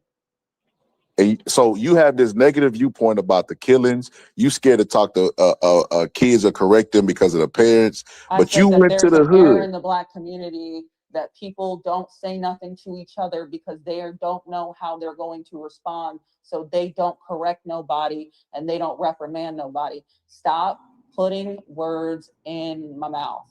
Okay, we can stay on this, sister. I'm from the hood and I do. I'm just I letting you know find it that if hard we to do, believe this. we I'm hard. definitely do. Listen, I find it hard to believe this. Mhm. That you went to the hood at nighttime. I And have let a me tell you Cooning why. 9mm SMCLS. I am not afraid to go to the hood at night. Sister, I'll is be that the more than last happy to gun? walk you down. So you realize that people die in the hood with guns in their hands, right? Like I'm from Texas, everybody got a gun. Like so, Yep, everyone has a gun good out guy here. with a gun that's gonna protect the bad, that's gonna kill the bad guy with a gun is a myth. Somebody got the drop on you, they got the drop on you. Ain't nothing you can do about it. And if there's more guns, they probably gonna win the shoot off. So you go into the hood. You know what I mean? And you go in there with a little dog, and they can already tell by the way you walk, you ain't from around there, sister. I'm going to just say this. I don't know if you're telling the truth or not, but you might not want to take your ass back down to the hood, sister. I'm just saying, I can Oh, foresee okay. what's going to happen to you. I have to be in the hood a lot, so it's fine. I'm good, actually. I can protect myself, especially from people who don't go to the range regularly, from people who shoot their gun sideways, from people who just got a gun just to have it in their pants, just in case. I'm good. I don't know if you remember what I said on a previous stream about my boyfriend being SOCOM and being very serious about me being able to protect myself. I'm good. I can go to the hood if I want to. I'm going to say this, sister. In Texas, I remember, like I said, I used to do security downtown. I remember it was a homeless guy that got killed. And then that's where I remember I realized Texas really had a gun problem because you have people who can't even, ammunition is expensive. You have people who can't even afford sandwiches and they're out there killing each other. So I say I like to say this. I know some thugs who had robbed a pawn shop and stole a bunch of like high-powered guns from there. And the gun you might have might be a bad motherfucker. But it's just you out there. I don't know if your boyfriend is out there. And I mean, when you have a gun that shoots automatically, you don't have to have the best aim. It's a numbers game. They keep throwing, something's gonna land. So I'm just saying, I get it. I know, I get it. You know, you go to the gun range, you shoot. A lot of time I go to the gun range, it's those, it's them people out there that be bad in the motherfucker that can shoot a fly wing off his back, but none of that stuff mean nothing. I mean, this is when more guns, more bullets. That But since equals. y'all know so much about the hood, why don't you know that Wait, hold on. if they don't know you and don't have a problem with you and you're just there to get some food, that no one's really messing with you? Wouldn't you know that? You said you're from the hood, right? Or was it somebody else?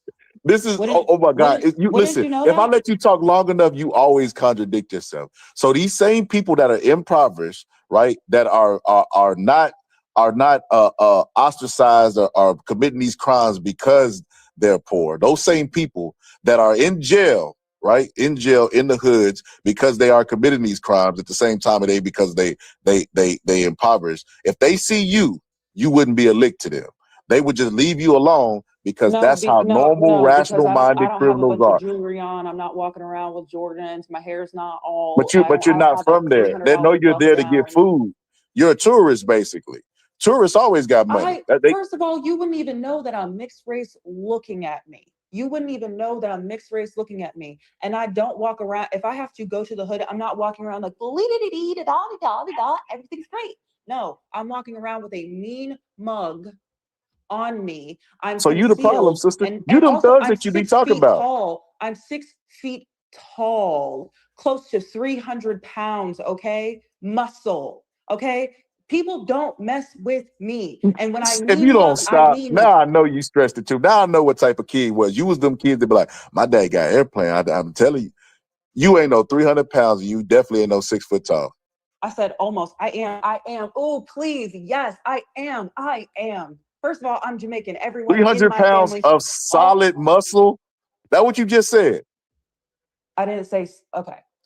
All muscle, I did not mean every ounce of me is muscle, but I work out is what I was trying to say. You keep like, maybe it's the way that I'm speaking that like I don't speak exact and you're like, oh, well, let me take her exactly. I am 6 feet, 1/2 inch to be exact. Okay. I'm not going to give you my exact weight, but I work out. My legs are, they're good. You don't want to mess with me is my entire point. Most people do not mess with me.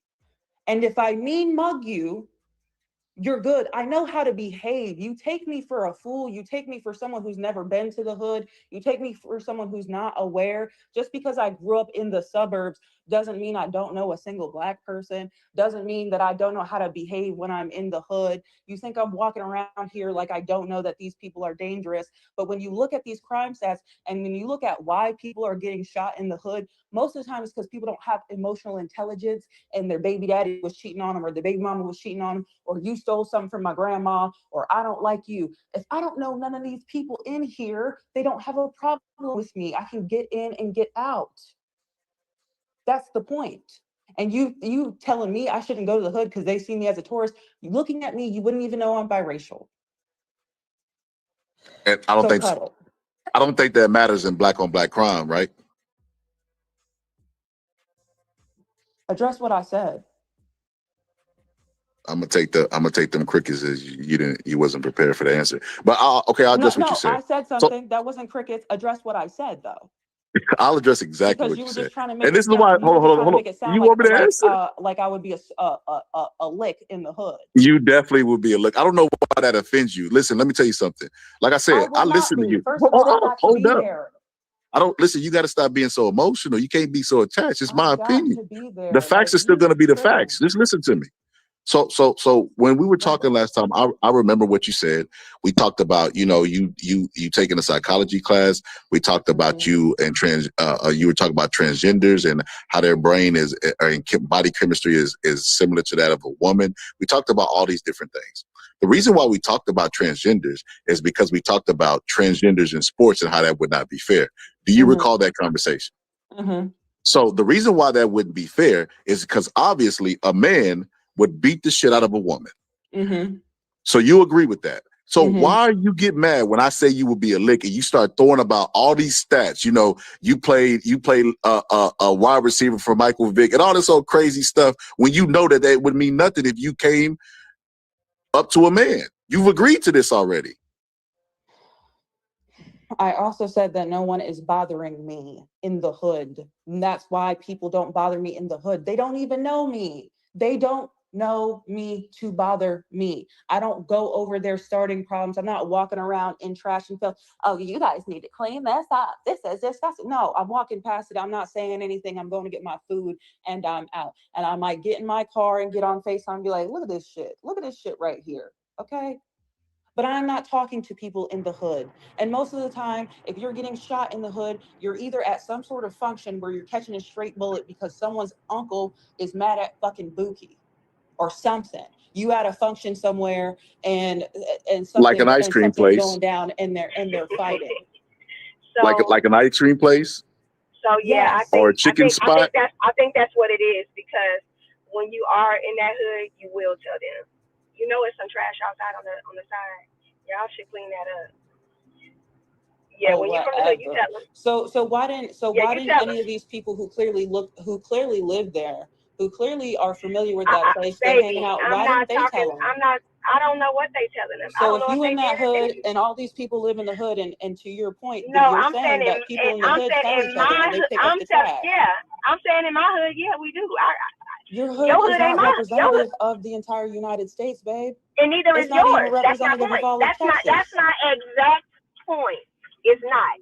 Your area is your area. It's not like that in the whole United States. Okay, it's not. It's not. Right. I could go to Third Ward in Houston, and I'm not gonna be in the trash. Chicago? Ask her if all their hoods are spotless. Ask her if all their hoods are spotless. I know all your hoods out in Texas aren't spotless. She left already. But yeah, they Like You just can't a lot pretend of like a lot something of this doesn't a lot of exist this because you want a to lot of highlight this a certain no, aspect. a lot of this community that you're talking about, it takes that. It takes for you to say something even when you think there's going to be repercussions for what you say. That is community because you care about the community. So that's why I said I agree with you when you talk about community, which is why when I see the young boy with his pants down, I do tell him, pull your pants up. And the way I say it is not in a menacing or ugly way, but I let them know, like, you know, you look more handsome when you smile. I just told a little boy this the other day, and he smiled. It's just certain. All you got to do is just talk to them like they people. And the reason why I don't feel scared is because I belong here. Because a lot of the times when I do see kids acting up, I say to them, "I'm gonna tell your mama. Where your mama at? Where's your mother? I want to talk to your mama." A lot of the times they straighten up just off of that because they don't want you to tell their mama. I want to talk to your mama. So, I mean, I lived in the project. Like I said, there was definitely mothers in the project correcting other people's kids. The kids was coming to each other's houses, eating each other's food and all of that kind of stuff. And you think that we wasn't saying nothing to them kids? We were. I was in the project as a kid and as an adult. So yeah, we do that. Most of the time the kids all played together.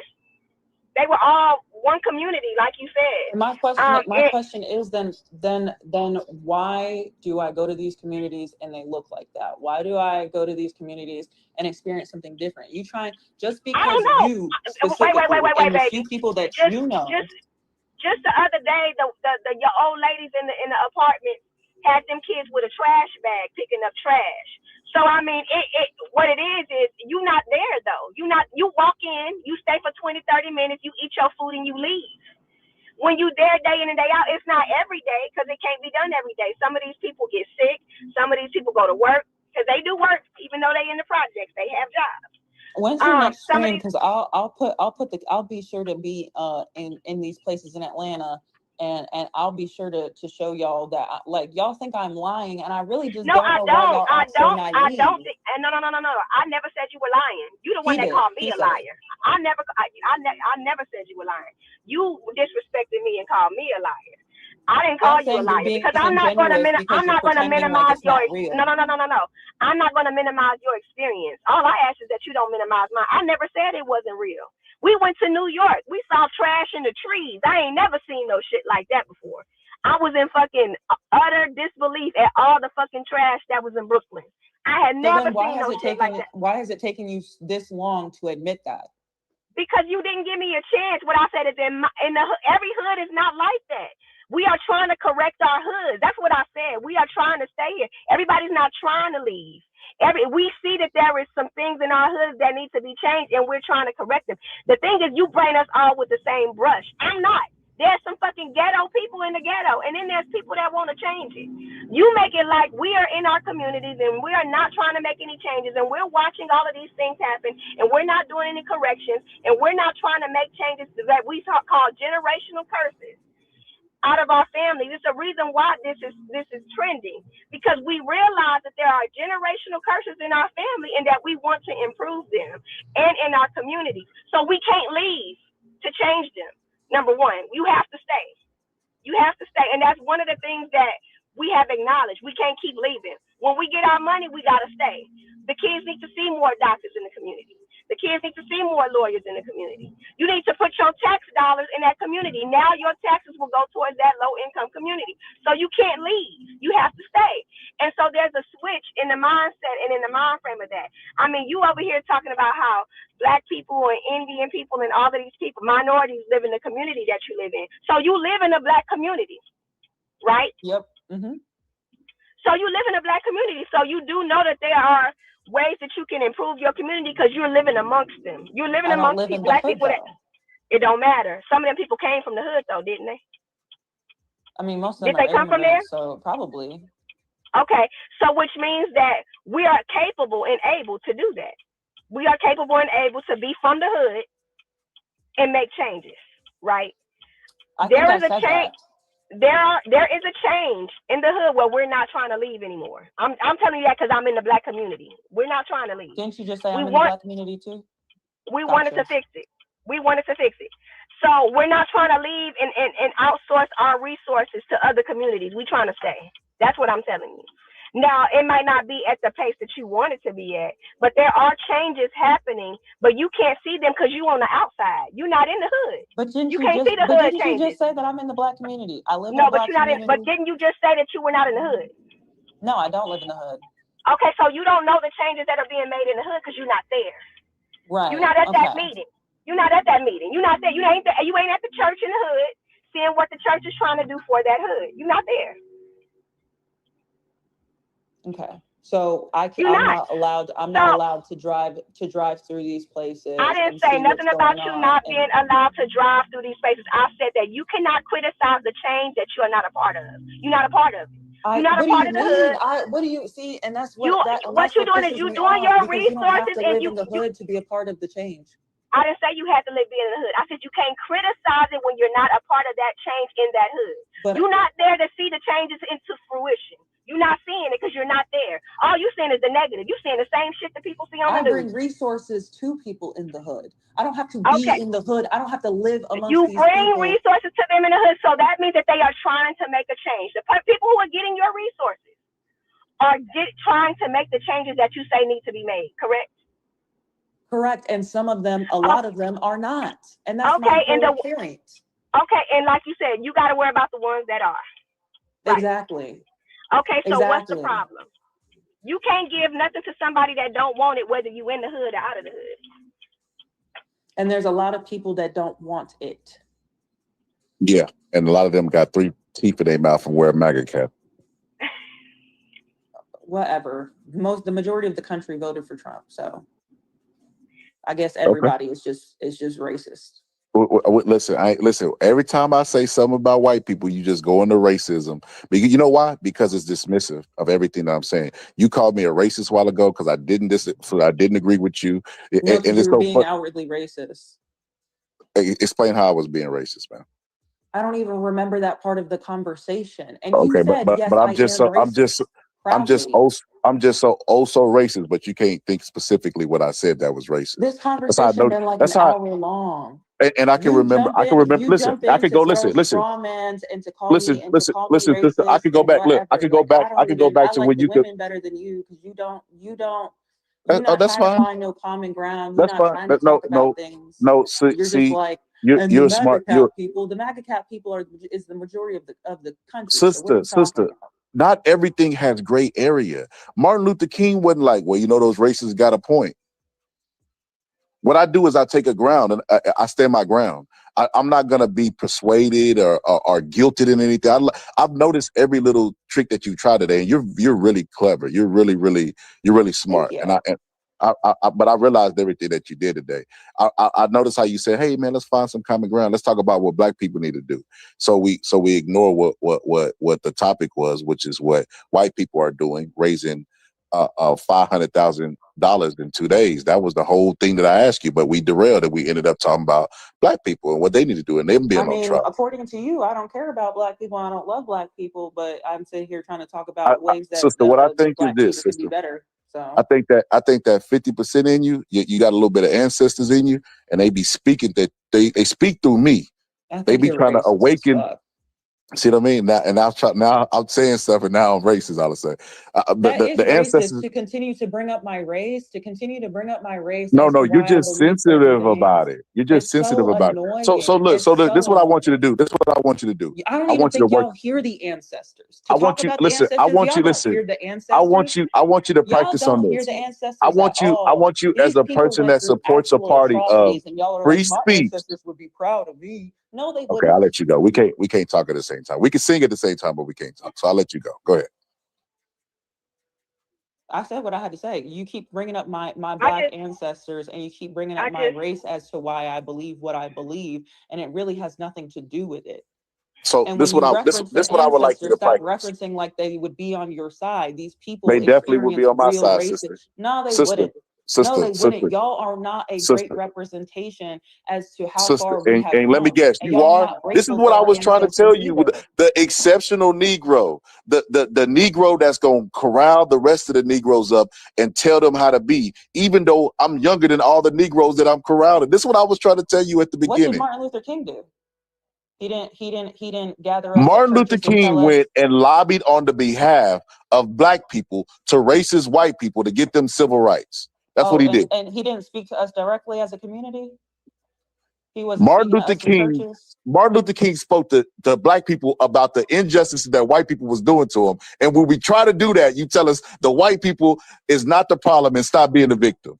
Well, it's not the 1960s, and Okay, well then stop talking about Martin Luther black King. people This is don't what know I'm where trying to we're say. at. Listen, sister, I You're cannot be talking about derailed. ancestors. You're talking about Sister, ancestors. I can't You be keep on derailed, one sister. track, and I'll keep on one track. I can't be derailed, sister, because I can circle back to the weed don't work on me. I know Trump is big with that weed stuff, and I know the MAGA people are in the cult. They probably try them strategies as well. That don't Y'all work are on in me. a cult. So this is what I was going to try to tell you. I voted Republican before. Have you voted Democrat? No. Okay. Well, you in the cult. Anyway, what I was going to say is Because this. first of all, We ain't got to get I'm into that. younger You than you, see, she's right? trying to derail I'm tactics younger than again. you, No, right?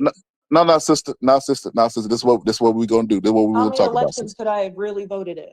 Sister, this is what we was going to Answer talk that about. I don't know question. your real age because you wouldn't reveal it, but this is what we're going to talk about, sister. You support a party that champions free speech and tries to demonize cancel culture. They claim that liberals are snowflakes and melt and can't take a joke and you can't talk to them reality and all this other stuff. So I want you to take a little bit of dose of the party that you support and the principles that you claim that you live by. When I'm talking to you and I'm talking about your biracialness, I know it's the elephant in the room. I know it's probably a sensitive subject based on the history and how you were brought up, but it's a reality. Colorism exists in all races, except for white people, because they invented the rules on racialization. But it exists with Asians, it exists with Puerto Ricans, all of them, right? So it definitely exists in the black community. So if it's the elephant in the room that's going to be addressed. And if you're uncomfortable with it, sister, I don't know what to tell you, because you support a party that say your comfort and your feeling is not put above everything. The truth is what matters. So we're gonna tell the truth But over you're here. not speaking the truth.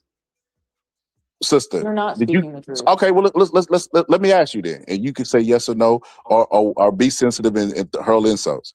Did you grow up with an identity crisis? Yes or no? Being biracial, No. sister. We just talked about how the other day when you were on about how when you would do stuff for white people, the black side would get mad, and vice versa. That has nothing to do with my identity. My So mom who did you always told identify me with? who I When you was. identified But as the yes, I black, you was were met with treated resistance, differently. and when you I was identified as the treated white, you was differently. I was treated differently by black people than I okay. was white people that had an Yes. identity crisis. So you don't think that had no effect on how What's an you identity view crisis? that? What's an That identity didn't have crisis? no effect with who you identify with racially. I identify with biracial people. And mostly black people, which is why you'll hear me say I'm black, This and is you so won't hear funny. me Okay, say so I'm white. biracial is a completely different group. It's not black, it's not white. So so Yeah, you and it Kamala is a Harris have completely something in different group. common. You and Me and Jesse Kamala Harris Smollett. probably do have something in common. Yep.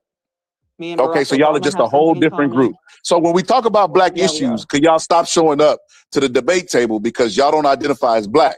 We identify as black. Y'all stay over there with the biracial issues. Could we do that? No. Okay, that's an identity crisis. Because you just No, it's told me you was not. biracial. No, it's not. No, it's not. No, it's not. Okay. First of all, y'all expect people who are biracial to solely identify as black. Completely exile all the other 50% of your experiences. They never happened. They don't have an impact on you. They shouldn't give you any perspective. You're not allowed to talk to the white people. You're not allowed to take any input from the white people and bring it over here to what we got going on. You're not allowed to do it. You're just black. And if you say that you're anything other than black, well, then we're going to cast you out and you're going to be over there. And you're just going to be on your own little island floating away, unless You You identify as just black, said and that. you You say said, no, whatever you no, I'm want not me to black. say. I'm biracial. I said, I am. do y'all identify separately from everybody else? You said yes. And then I said, okay, well, can you not talk about black issues because we don't identify as anything? You said no. But what You else said did that I you didn't have an say? But what identity else did I crisis, say? but Because you're you never listened showing to me that fully. you Because you never absolutely do listened to have an me identity crisis. fully. I don't have Well, an identity crisis. well, You I don't mean, I'm listen to not me gonna. fully. I said I identify as biracial, but I identify more with black people because you'll never hear me say I'm white, but you will hear me say I'm black. And I also said in this stream that when people look at me, they don't even know that I'm biracial. To have a full scope of your identity is knowing your entire self and knowing where you stand and how people view you versus how you view yourself. And so it's an identity. Having an identity isn't I'm black and that's it. And so I have the entire black experience. And so I feel So it's exactly how as black people people. So, it's how No, people view that's not you how that that makes you works. black, but you identify more with the blacks. Yes. So you identify because that's I how have a black people question. view you. I have a question. Not black people. So See, that's what I said. why are you black but Kamala's not? Because Kamala don't have a lick of black in her. She's Indian and Irish. So that She black man that's her she daddy watched is the Irish man? she watched Hold on, I have a Candace question. No, I'm Owens. serious. So the She black watched man Candace that's her Owens. I'm telling daddy? you, she watched I Candace mean, Owens, did and she Candace believes Owens what not Candace present birth Owens said. certificates and photos? Candace Owens was She didn't do absolutely that? not 100% factual. Okay, we could. Look, I can pull it up. I'll pull it up. I'll pull up the family tree So since we on it. because Go ahead. Go ahead. I have Irish in my blood, does that make me not black? I'm serious because that's crazy. First of all, if one of your parents is Irish or one of your grandparents is Irish, then I'm sorry to tell you, you're biracial or But her daddy multiracial. is her daddy is black. If she's multiracial, I agree, but you don't think she's black. But her daddy is a black man. Disagree. Her So daddy you is an Indian from the her mother's Caribbean who's Indian. mixed with Her mother Irish. is Indian. No. Her Jamaican side, they keep getting over with, oh, but she's Jamaican. Just because you're Jamaican doesn't mean that you're of African descent. There's a lot of Asians in Jamaica, and they look like black people. Shoot, my brother married into a family of West Indians who are Jamaican because they marry each other. They're not black, they're Indians. It's so They funny look that Indian, but they have dark skin. she gatekeeps on blackness, but don't want nobody gatekeeping on her blackness. That is What do fucking you hilarious. even mean? They don't even identify as African. They don't You identify don't as have to be. African. Wait. I think you have this wrong. You don't have to be African to be black, baby. You don't have to be African. We to got be a black. new updated version of black. No, you don't have to be. You don't have to be. You don't have to be from Africa to be black. Black She people ain't are hear about across the the one drop rule. diaspora. Did you hear about the one drop rule? That's I know. white supremacy. I'm not You even. don't push I'm not them even white talking Who you about think one made drop. it up? Who you think you made up Made up black or racialization? white. Yeah, they made. That's all white supremacy. Okay, well, you're going to continue to push it. So you're a white supremacist. No. We have no No. choice. We are I'm riding how y'all sister. ride. I'm riding how y'all When you ride. go and you mark on your application, black, white, and all the other stuff that they invented, you don't have a choice but to participate in their rules. You don't have a choice but to participate and be governed by their laws of 90% of old white men that was alive during Jim Crow. You don't have that choice. We have that choice now, and you're choosing to push white supremacy.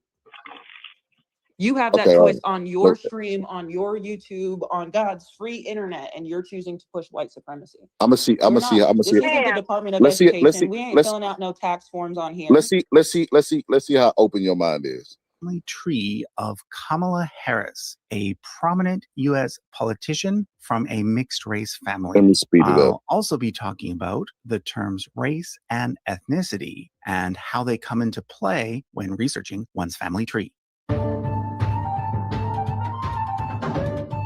born in Jamaica, but immigrated to the U.S., where he became a professor of economics. Is Donald Harris. He was born in Jamaica, but immigrated to the U.S., where he became a professor of economics at Stanford University. According to Professor Harris, the two individuals who had the biggest influence on him during his upbringing in Jamaica were his two grandmothers, known as Miss Crishy and Miss Iris. Miss Crishy owned and operated a dry goods store in Brownstown. The name Brownstown comes from its founder, Hamilton Brown, an Irish slave owner, who, according to Donald, was an ancestor of Crishy Brown. This fact made the rounds last year when several far-right media outlets tried to make Kamala Harris look like a hypocrite by claiming that her Jamaican ancestors were a bunch of slave owners. Here's the thing. Like I mentioned in my video on Berry Gordy, most Black Americans have at least one white male somewhere on their family tree because of the sad fact that during the period of American slavery, slavers often raped females whom they enslaved. But this doesn't change the fact that far more people on their tree were likely on the other side of that equation as enslaved individuals of African descent. So how these facts are supposed to make Kamala look bad is beyond me. Anyhow, let's now look at the other side of her family. Her mother is Shyamala Gopalan. She was born in Chennai, India, but like Donald, immigrated to the US. The two actually met during their graduate studies at UC Berkeley, and they were both involved in the US civil rights movement. But whereas Donald studied economics, Shyamala studied medicine and became a cancer researcher. As I mentioned in my recent video on the Marathas, India is more of a continent than a country, and therefore there's not really a single ethnicity known as Indian. In Shyamala's case, it would be more accurate to say that her ethnicity was Tamil. This means that ethnically, Kamala is half Tamil. However, according to Kamala herself, she primarily identifies simply as Black. Which brings me to the topic of race and ethnicity. Let's look at the term ethnicity first. Generally speaking, ethnicity refers to a people group that lived in a particular region for a long period of time, and thus ended up sharing a common language, history, and culture. Nowadays, DNA testing companies claim to give people an ethnic breakdown of their ancestry, but really what they're doing is just using a set of genetic samples from around the world to estimate the regions that a person's ancestors likely came from. So in this sense, ethnicity has also come to mean regional genetic variation, and thus has at least some sort of basis in science. The important thing to keep in mind, though, is that the total number of ethnic groups existing in the world today numbers in the hundreds, if not thousands. And the exact way in which all the various ethnic groups are divided and named will vary depending on which research team is doing the work. Race, however, is something different. According to most experts today, race is simply a social construct and has no real basis in science. Although people have tried, you cannot scientifically determine race by grading skin tone, by measuring skulls, or by testing blood. The closest thing you can get to race by using genetics is to simply organize ethnic groups by continent. So, for example, we can say that a person has primarily European ancestry, African ancestry, Asian ancestry, etc. But even there, it gets complicated because genetic variation doesn't always match neatly with continental lines. For example, North African DNA is quite distinct from Sub-Saharan African DNA, and South Asian DNA is quite distinct from East Asian DNA. So when we try to match genetic variation with very specific color words like white, black, brown, yellow, red, etc., the science of it all fades away very quickly, and we're mostly just left with social conventions, which sadly tend to be based more on prejudice and stereotypes than on anything scientific. So that's why it is usually said that race is a social construct. Most of the time, a person's race is simply a combination of how that person chooses to define themselves, and perhaps even more so, how society chooses to define them. In America, a person with one Black parent and one white parent, like Barack Obama, for example, is generally considered to be Black. This is because society tends to treat that person as being a member of whichever race is less privileged in that society. Because of this, mixed race people usually end up self-identifying with the less privileged group. In other words, unfortunately, race is often something that is defined by racism and society's tendency to racialize people. This is why we end up with complicated issues such as passing and discussions on whether so-and-so is Black enough. So am I saying that we should be blind to race? Absolutely not. Ignoring race would be ignoring the fact that some people still get treated differently than other people simply because of social constructs related to skin color. This is particularly important when it comes to African Americans. Long before the advent of DNA tests, people of European descent in the Americas have had the privilege of being able to define their ethnicity in more precise terms. For example, I've long known that my ancestry is primarily a mix of English, German, and Irish. However, because of the long history of American slavery, Black Americans often don't have this privilege. They simply know that their ancestors came from Africa. Therefore, they are stuck with simply identifying as Black.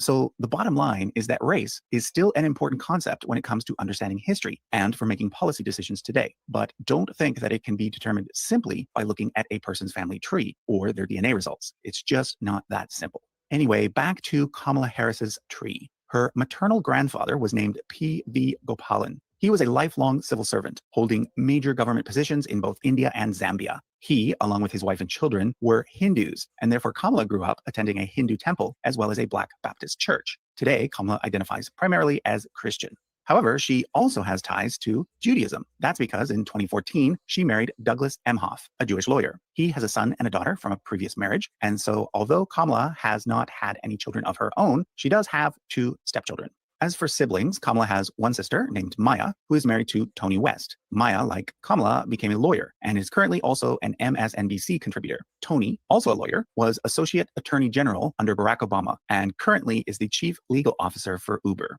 Maya has a daughter named Mina, who was born when Maya was in high school. Tony is her stepdad. She, like the rest of the family, is a lawyer, but recently she also authored a book called Kamala and Maya's Big Idea. So that was a look at the family tree of Kamala Harris, potentially the first woman to hold the position of Vice President of the United States, and potentially the first Black American and American of Indian descent to hold this position as well. Thanks for watching.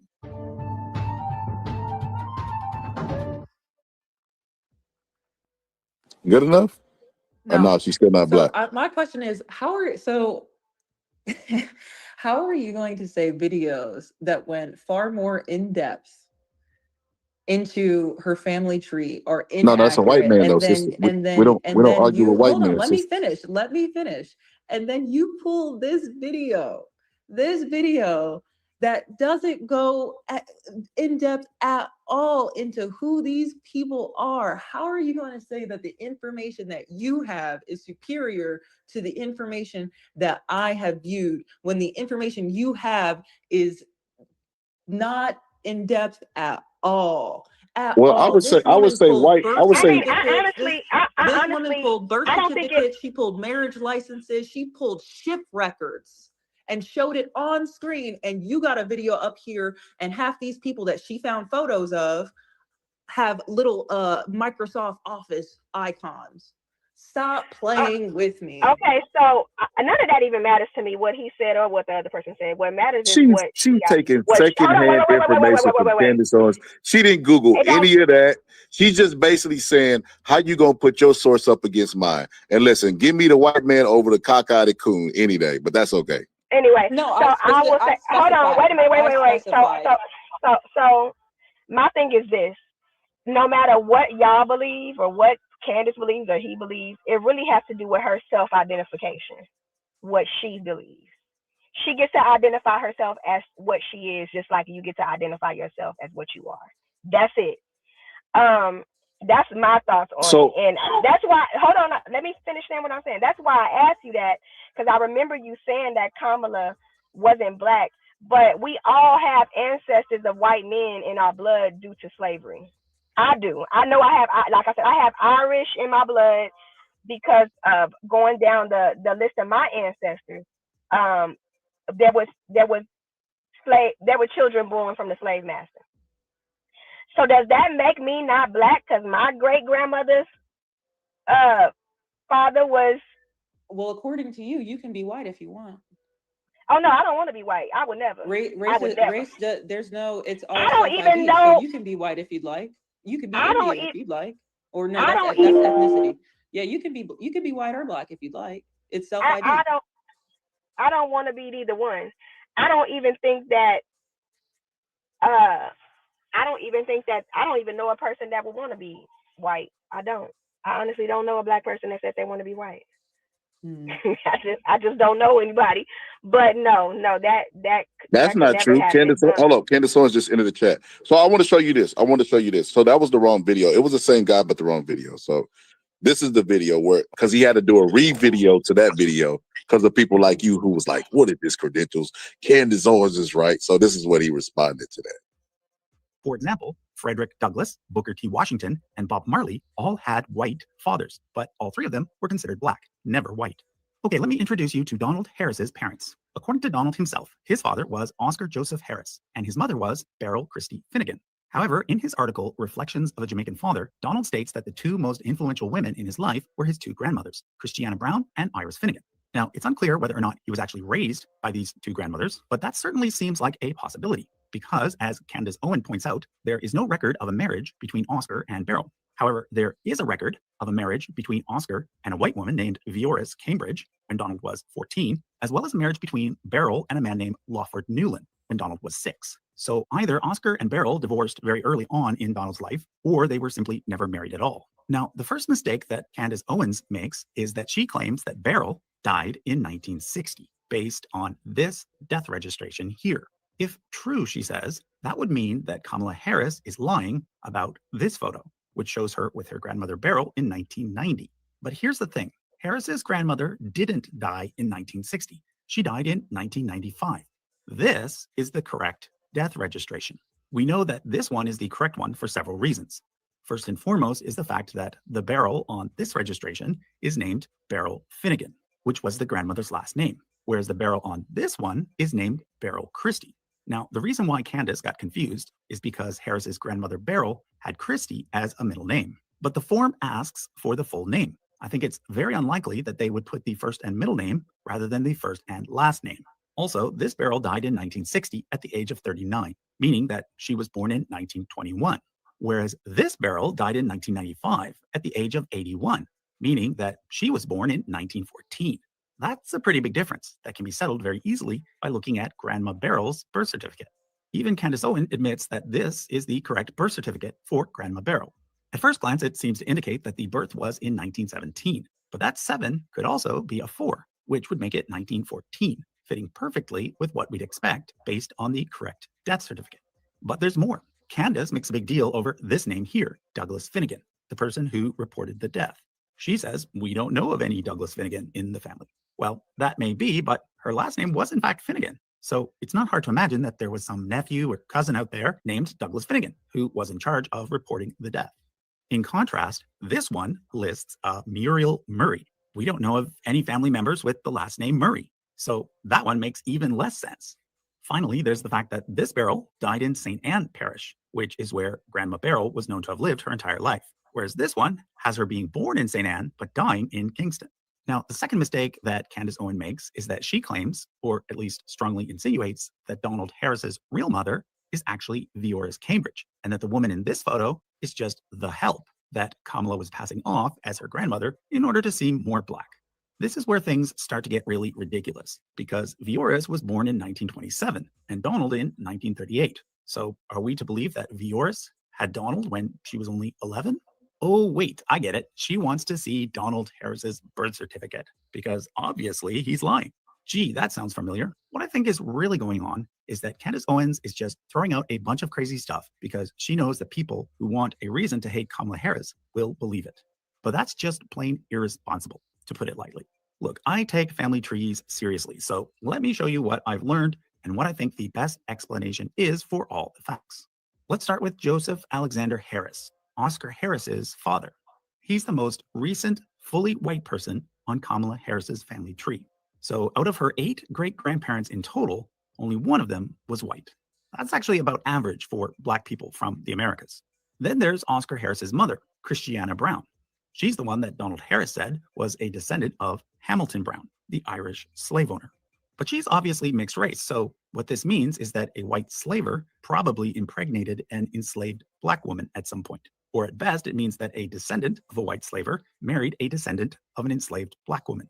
Either way, Christiana Brown had ancestors on both sides of the equation, and therefore it's extremely misleading to call her offspring the descendants of a slave-owning family without telling the full story. According to Donald Harris, Christiana Brown ran a dry goods store in a small town, so it's not like she was super wealthy or anything. I'm also not sure whether or not Christiana Brown was ever married to Joseph Harris. I'm still looking into it, but it appears that Joseph Harris had a white wife named Caroline Beckford, which means that Oscar was either the result of an affair or perhaps even something worse. What we do know is that Oscar's birth certificate lists him simply as Oscar Brown, with no mention of his father. So it definitely sounds like Christiana Brown was a single mother. Interestingly, Oscar didn't change his name to Oscar Joseph Harris until a few years prior to marrying Vioris, which seems to indicate that he was perhaps trying to distance himself from his Black roots. If Joseph Harris was fully white and Christiana Brown was half Black, half white, that would mean that Oscar Harris was 75% white. So he may have been able to pass. It does seem that Oscar and Vioris did have children together, children that would be the half-siblings of Donald Harris. For example, Candace Owens found this son, who is listed on Oscar Harris's death certificate as the one who reported the death. This means that if Oscar and Viola did have a bunch of white passing children, then Donald Harris might have been the black half brother that no one really talked about. Now, I'm not saying this for certain. Donald has decided to keep these details private, and I respect that. I'm just saying that there's more than one way to do the guesswork. Now, while Oscar Harris seems to have been only around 25% black, it would appear that Beryl Finnegan was around 75% black. This is because her father, Patrick Finnegan Jr., was mixed race, and her mother, Iris Finnegan, maiden name Allen, was fully black. There's a record from around 1900 of a priest from St. Anne's Parish saying that there was a mixed race couple in the area, and that the husband's name was Patrick Finnegan Sr., originally from Ireland. He was almost certainly referring to this couple here, the parents of Patrick Finnegan Jr. So what does all this mean? Well, it means that if Oscar Harris was 1/4 black and Beryl Finnegan was 3/4 black, that would make Donald Harris, DNA-wise, 4/8 black. Or to put it more simply, half white, half black. So that puts him in the same category as Frederick Douglass, Booker T. Washington, and Bob Marley, as well as Drake, Lenny Kravitz, etc. So in other words, Donald Harris is black. And considering that he married an Indian woman, as in from India, that means that Kamala Harris is part black and part Indian, which is what she's always said. Sure, technically, we could say that approximately 25% of her ancestry is European, 25% is sub-Saharan African, and 50% is South Asian. But when it comes down to it, that's not what matters. Like I said earlier, race doesn't really exist, but racialization definitely does. And the fact of the matter is that Kamala Harris has been racialized as either black or brown or both her entire life, never white. So there's your answer. Yes, Kamala Harris is black, and she's also Indian. You can be both. I'll continue to look into her tree, and if she wins in November, expect a video on her full family tree sometime before the end of the year. Thanks. Are you not entertained? Are you not satisfied? Do you need to see more evidence? That was way more than trust me, bro, that Candace Owens provided. He put the actual pictures on the screen and everything. Candace Owens was just like, trust me, bro. Trust She me. put the pictures on the screen as well. Let's be fair. But he answered all of hers and she never responded to his. I don't even think she was aware of his videos, but that's not the point that we're arguing. If she, okay, one, here's the thing. I can say when I'm wrong. She's 25% black, 25% white, 50% Indian. She's multiracial. She But she's a lot. self-identifies since race is self-identify, then she's black. She says she's black. In this kooky world, you can say you're black. She's black. I mean, So but you say you black. What happened? But you say you're black. Yeah. And I also Nobody thinks it's kooky for you. Nobody thinks you crazy for saying that you black, or I don't think you crazy for saying you black or multiracial. I just think she's both as well. I think that it was a smear campaign to say that she wasn't black because the woman has black ancestry, even if it was 15%. She still has black ancestry in her blood. And the sad thing is knowing that she, grew up in California during the time of the 60s, during the riots and everything else. And went to a went to the black HBCU. school, went to a HBCU. She definitely identifies with black. Hung out with black people, hair kinky. Like, it's just so crazy. The idea that Candace Owens said she took a picture with this woman to make herself look black, as if she knew that she was hold on, as if she knew that she was eventually gonna run for president and culturally appropriate black people in the future. Like, that is so beyond retarded. I can't even wrap my mind around that. And I can't believe that people were just running with this stuff. Listen, if Kamala was as unfavorable as y'all claim she was, you didn't need any extra sauce. Why were y'all reaching to her blackness and reaching into this and, oh, she's cosplaying? What about the black people like Candace Owens who cosplay? I mean, was she not cosplaying though? Was Candace Owens cosplay? Let's be so for real. Was she not cosplaying? And before the election, where she was just hoisted in there, well, how did actually before the 2020 election when Biden said, I'm gonna have to pick a black woman. It said that outright. Before that, she was not identifying with black people. She was identifying with Indian people. No, when she ran in California, there's clips of her saying she was gonna be the first black senator, like the first black attorney general. She was like, she's always claimed black. How do you go to an HBCU and not claim black? And then go to the AKA, the most blackest sorority. Okay. So y'all Ma'am. voted for a black woman because she's a black woman. No, that's not See, what we you said. see how We you said, move the well, why goalposts did you? again? No, The that's not what we argument voted is for. based on is I didn't move the Kamala black goalposts. or Wait, is hold she on. not? Because We I ain't talking asked, about didn't who I say, nobody okay, well, voted she's for. 25% black. Okay, so you and hold on. You and Kamala Harris have a lot more in common than you would like to No, hold you would on, like because to admit. earlier, someone asked me if me and Kamala had stuff in common, and what did I say? Yes. So don't put that on me. You like to Y'all put have a stuff on lot me that more I in didn't common say. because now you just realize that she's one of those people who they say is not black, but she identifies. You say you have the same problem I was with black actually going to people. bring up that point. That black people pick and choose when biracial people represent them based on what they say and if they agree with it. I think that she has never separated herself from black people. She's She never. chose the black school. She wasn't a black organization. She ups Howard University as the mecca for black people. The woman has been living black for her entire adult existence. She And grew then up y'all in the got up there suburbs, and went to private schools. It doesn't And she matter. I'm started black. identifying as Hold on, black hold and on. But you identifying ain't with from the black people hood. This is what I'm trying to say. How do you keep? Why do you keep trying to gatekeep blackness when you all the Ain't stuff nobody that trying to all the gatekeep blackness. arguments I'm that you using make y'all for on Kamala, y'all. people make about you, but you want to identify as black. Let I'm Kamala be using black y'all then. logic on y'all. First of all, didn't you just say Candace Owens was cosplaying as a black person? Oh, I'm pretty that you sure definitely a coon. one I of y'all think just Candace said that, Owens. right? One of I y'all just think said Candace Owens got a zipper, and if she could take her skin off like the roach in Men in Black. That ain't real skin. Candace Owens is white, So to a my white woman. point, y'all get to choose when people are black and when people are not black. No, I'm not saying Listen, that. I'm listen. saying that. I can speak for myself, and she can speak for her. I will say this. We differ on what's black. You know what I mean? And we've had this with the FBA argument. This is what I've say to them about Africans, biracial people, the people who identify and want to be black, right? I consider them black. I never once said that you wasn't black. I talked about self-hate and identity crisis, but I never once said that you wasn't black because you keep saying that you want to identify as black. Correct? What I said I've was I'm never once biracial tonight, and I identify more with black people.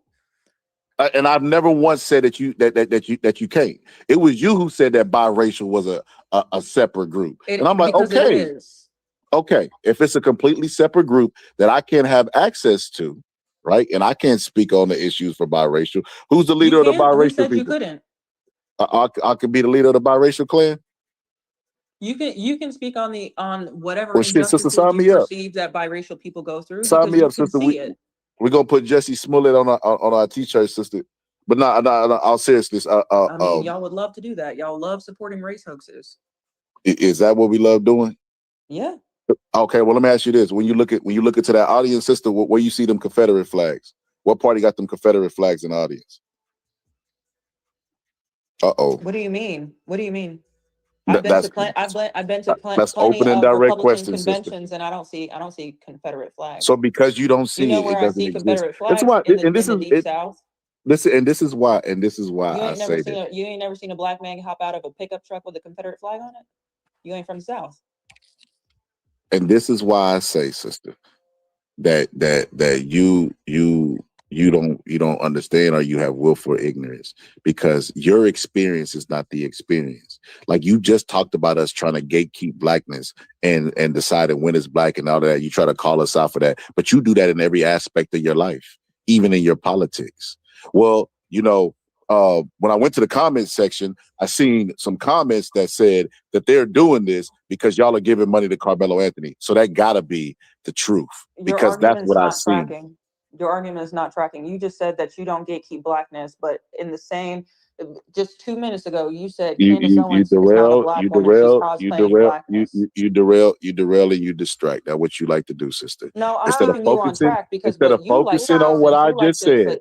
What I say, just I'm said using is all your these tricks. experience is not the experience. You Your live life experience for is not you. the experience. And I never claim it to be. I'm not showing up to be an exceptional Negro that's So you get to gonna tell decide who's everybody how black to and live. who's not, When you but told me, your listen, experience when isn't the the scenarios that you gave, you said that we need to sit people down and force them to do the right thing and live life the way that we think that we should live life. And I we don't think all I said ever used the word force, did I? I don't think I did. I don't think I did. Correct them. Whatever, I think whatever. I They're think I used the adults. term. They're I think adults. I used the Adults term should set listen. standards. Adults should live life the way they want to live life.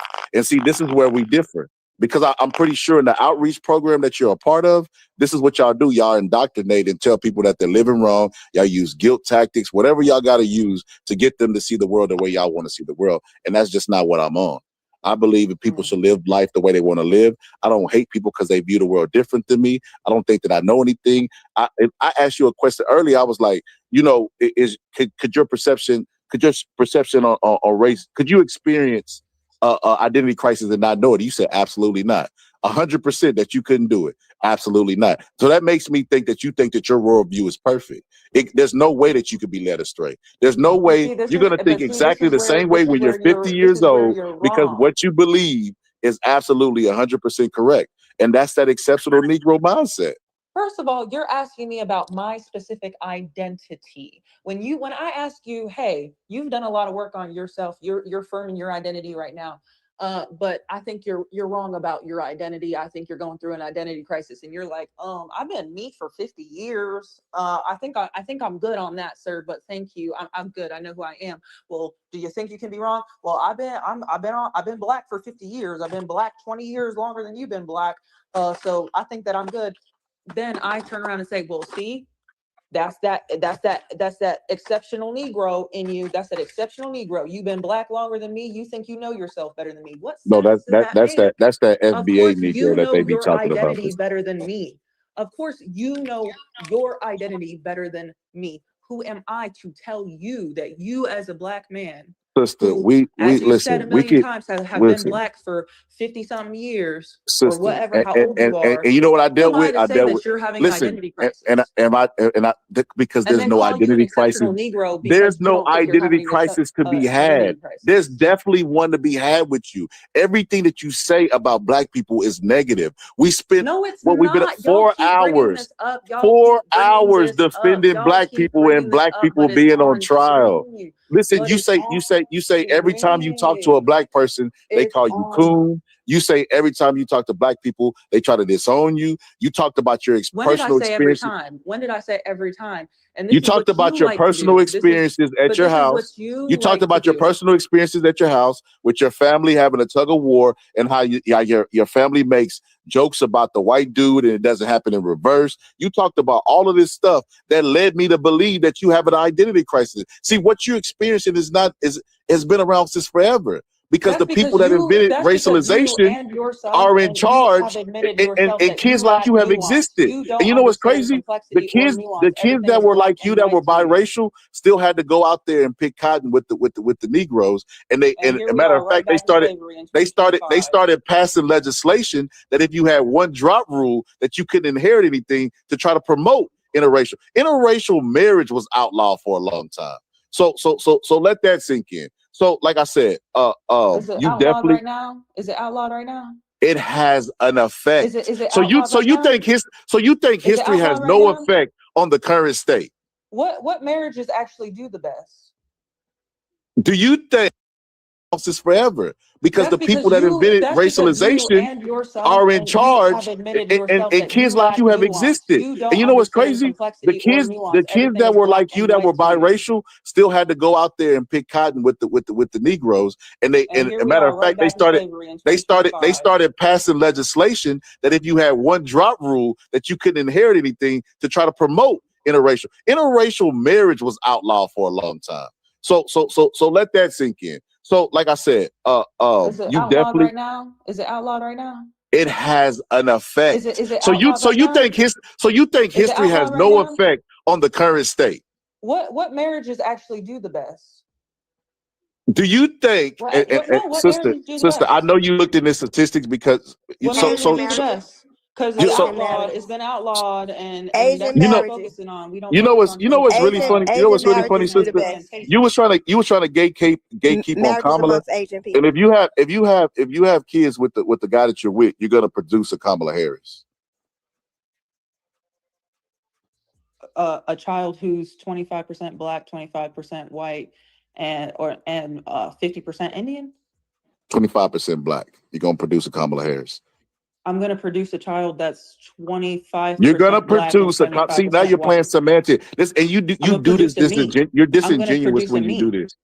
You're disingenuous when you do this because you know exactly No. what I'm talking about. You know that your child is going to have 25% black, and I would hope that if she tries to identify as black, she's not met with the resistance that you're giving me now. I hope it's not a coon out there like Candace Owens saying that she's cosplaying, even though she goes to a Bro, she's HBCU, even though she cosplaying. grows up She against black. is.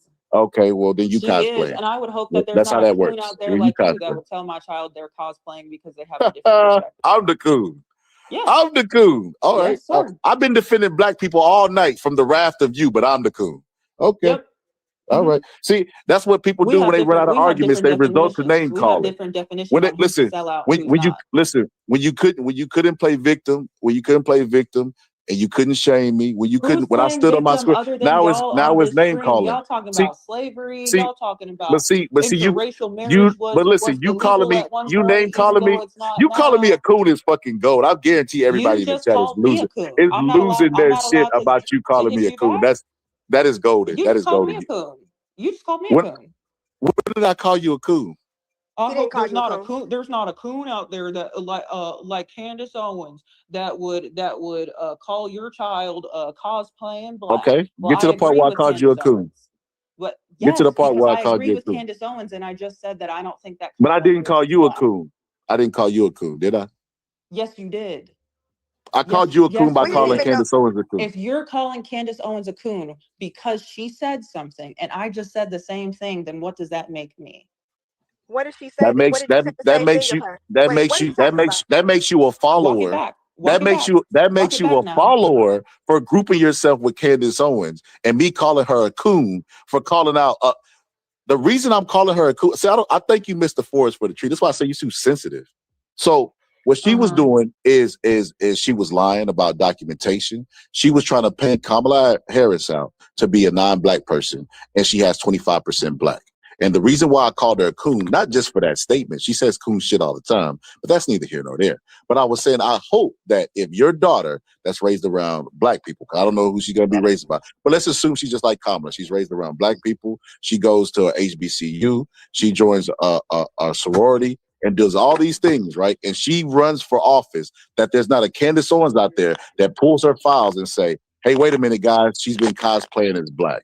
Now, if I said all that and you heard that you're a coon, that's me speaking to your soul again, the ancestors and all that Oh, other stuff, sister. I don't whatever, even know what to tell you. whatever. But I did the same thing that Candace Owens did, and you're trying to walk it back to make it seem like you're not name calling. What did she do? And in the same I don't, stroke, but see, and in that's the the What did thing. same you do That's a that stroke, whole, Candace Owens and did? in the same stroke, That's what you're I'm trying to say. missing the forest for the trees because you're saying that Candace Owens, because you don't agree with her and you don't agree with her politics and what she does, that she's cosplaying black. And so I hit you back with, well, I hope there's not a coon who's doing exactly what you say a coon does and telling a black woman that she's Candace Owens said cosplaying that as the black. British You're people, doing the same thing.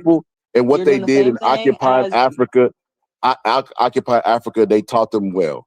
And you made similar arguments to slavery, you. how they gave them tools. That's what I'm saying. Why y'all always see the positivity of what white people do and none of the effects and negative effects and ripples of the negative effects of what they've done? It's only black people. That's what, see the difference between you Because I calling live me a in coon, 2025 the and y'all are difference living between you 500 years calling me a ago. coon and you hearing dog whistles of me calling you a coon is, it don't bother me. Because you You're say I'm doing the racist. same So thing hold that on. they're You saying said is I'm coon racist. behavior. You said I'm racist to white people. You can't be both a coon and racist at the same time. So that's why that don't bother me, because I know you're just hurling insults because your feelings are hurt. Now, No, if I'm I was to hurling call you insults a because coon, they fit. could you say the same? Have you ever been You accused of being literally just racist? said that Have Candace you Owens ever is a been accused of coon being racist for black because people?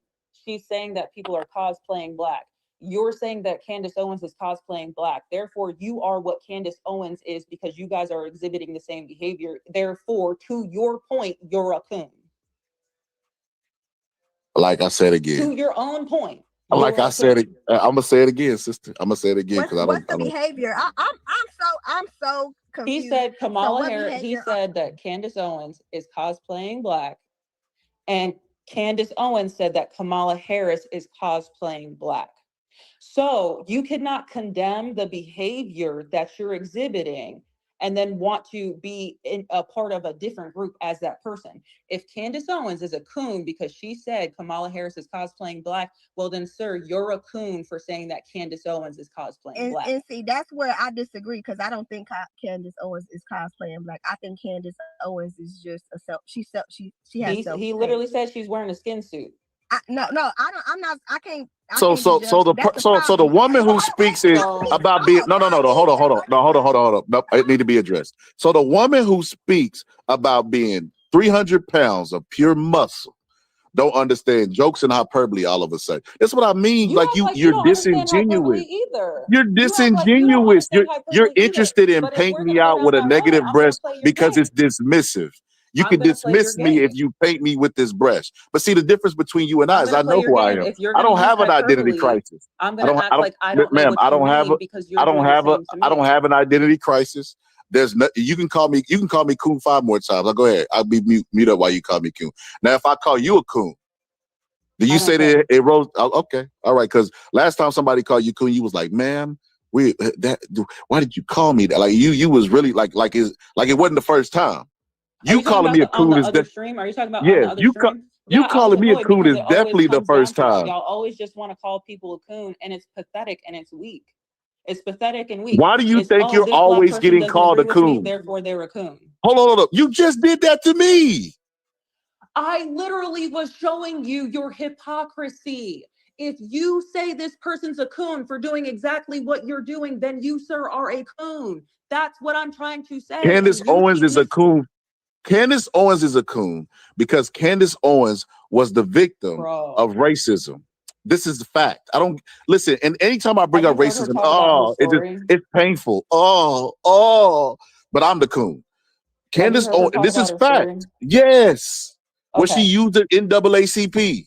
She was definitely a victim of racism. If you heard her talk about her story, then you would know. Because Candace Owens has white guilt. Because Candace Owens believed those people were really her friends, and they were not her friends. She was mad. She was mad that she felt like she had a hand in messing up their lives and messing up their futures. That's why Candace Owens has become this anti black Confederate KKK coon member in a suit. That's all y'all got to say about people who disagree with you.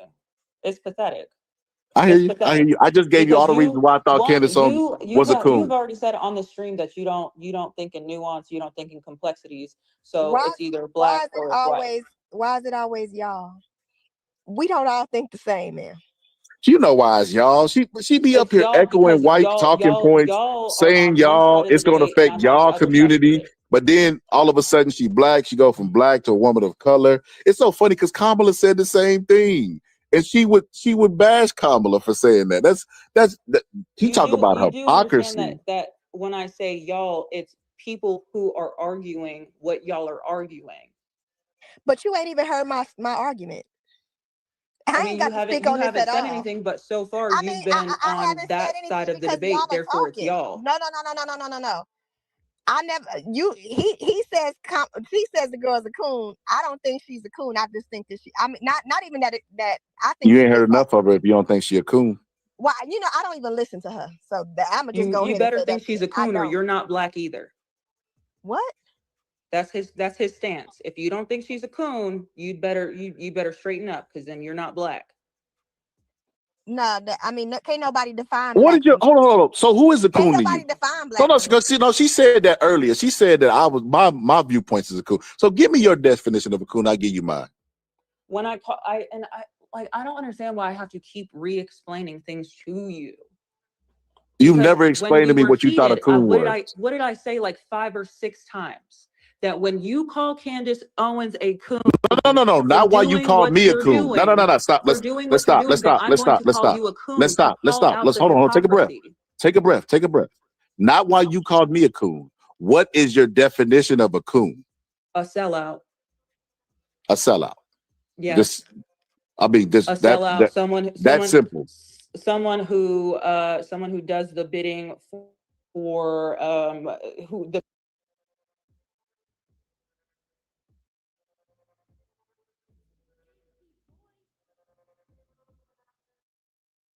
That was God right there. That was the Wait, ancestors. someone who does the bidding for what now? I couldn't hear her.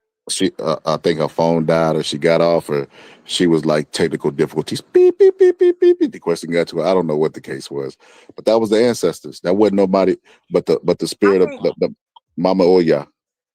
Oh Lord. Yeah, I think Candace has a lot of self-hate because of how she, like you said, she feels guilty for how those other kids were handled.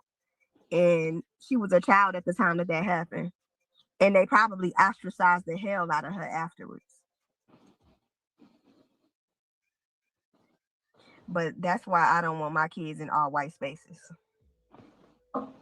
Man, this is why we need the importance of self-love and not having an identity crisis, because had she never had that identity crisis, we wouldn't be going through this. Candace Owens thought those people loved her, and they didn't.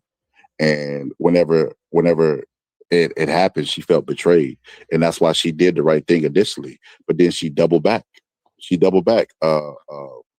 She doubled back on that, because she felt responsible for how they ended up, and she turned on black people because she blamed us. She blamed the NAACP for doing their job.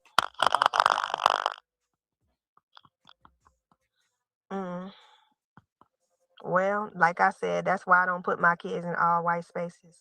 I won't even work in all white spaces. It has to be a multitude of people. I just do not feel comfortable there, and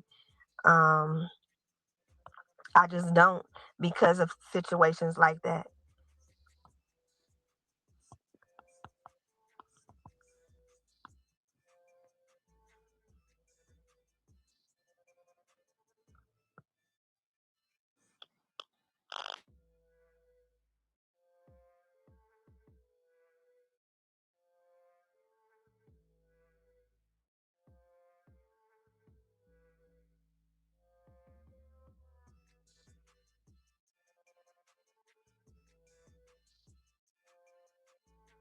Oh, excuse me.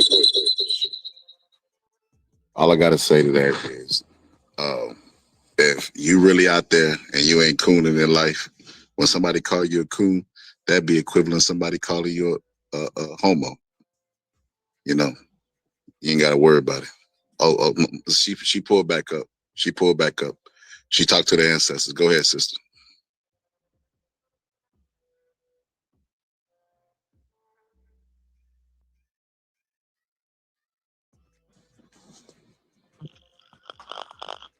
Hello. I can't hear anybody if they talking. I hear something that sounds like a dish detergent or dish disposal. Go ahead. We can hear you. I'm back. My phone died. Did y'all get what I was saying? I don't know when my phone died.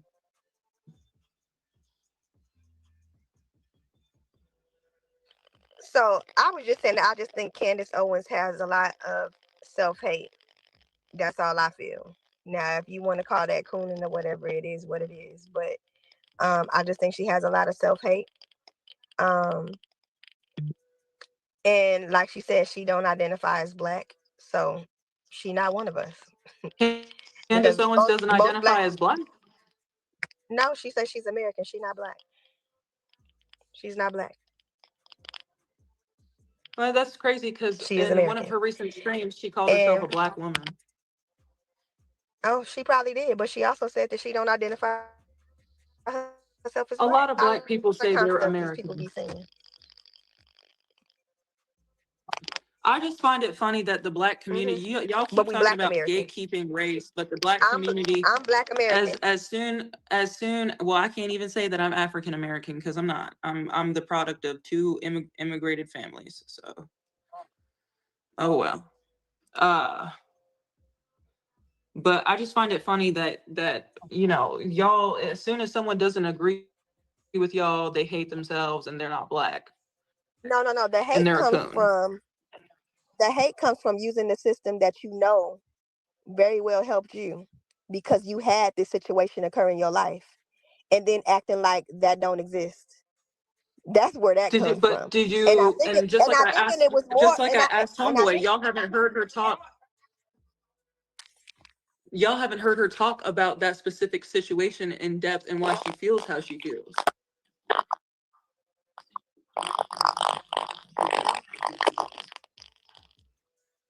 She didn't use first of all, one of the things that she talks Yeah, about I is don't listen to she that. didn't reach out to the NAACP. They reached out to her. And they caused a lot of the turmoil that she experienced, which is why she has a negative perspective on the NAACP.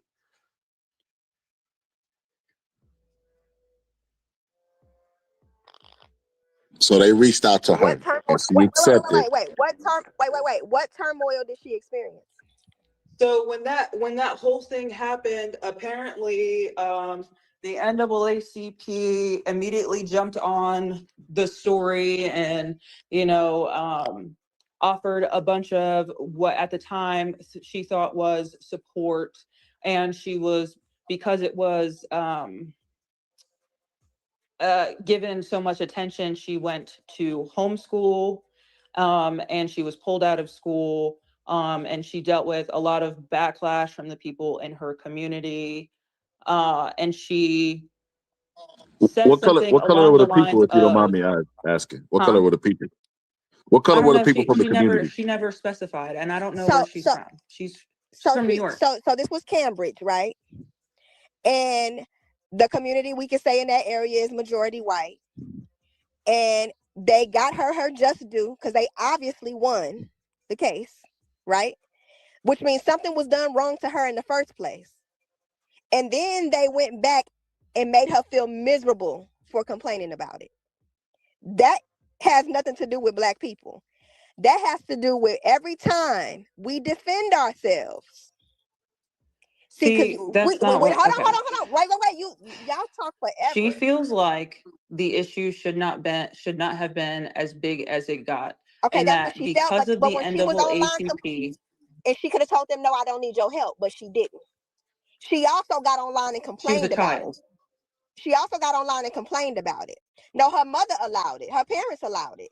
So they all felt like it was necessary. Right. She got the reason why it got the attention that it got is She is now not allowed as an adult to go back to that situation and have a different perspective on how it she's all played allowed out. to have a different perspective, but her perspective is skewed because now she's penalized for getting her just due for being mistreated by the people in the community who didn't want to be penalized.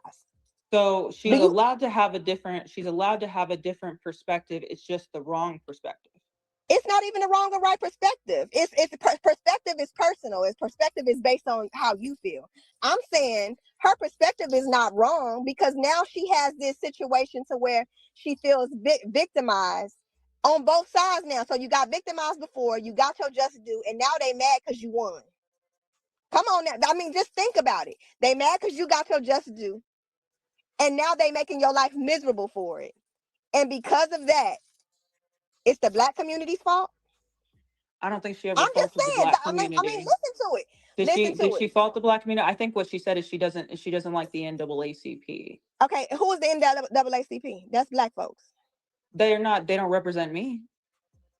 They don't of course represent. Not. You're not Black. They represent the Black folks. Okay. We They love don't the represent. NAACP. They don't represent all of They Black fight. people. They Is what fight. I'm They don't saying. represent anybody. They fight for the rights of Black people. What do you mean Yes, they represent? do. Yes. If there was an issue amongst Black people, they gonna fill in the gap. They gonna raise the funds. They gonna do all of that.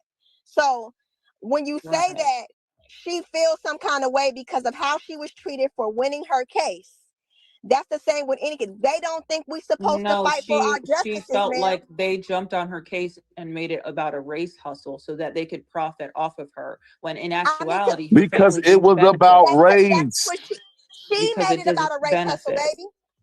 What did she say online when she was saying that they had treated her bad? She made it about a race issue. You forget that. She got online and complained about it first.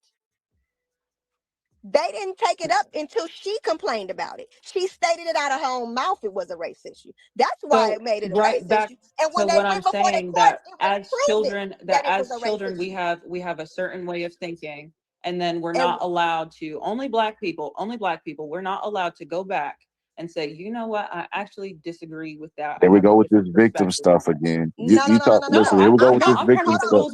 Candace Owens is not the victim of anything.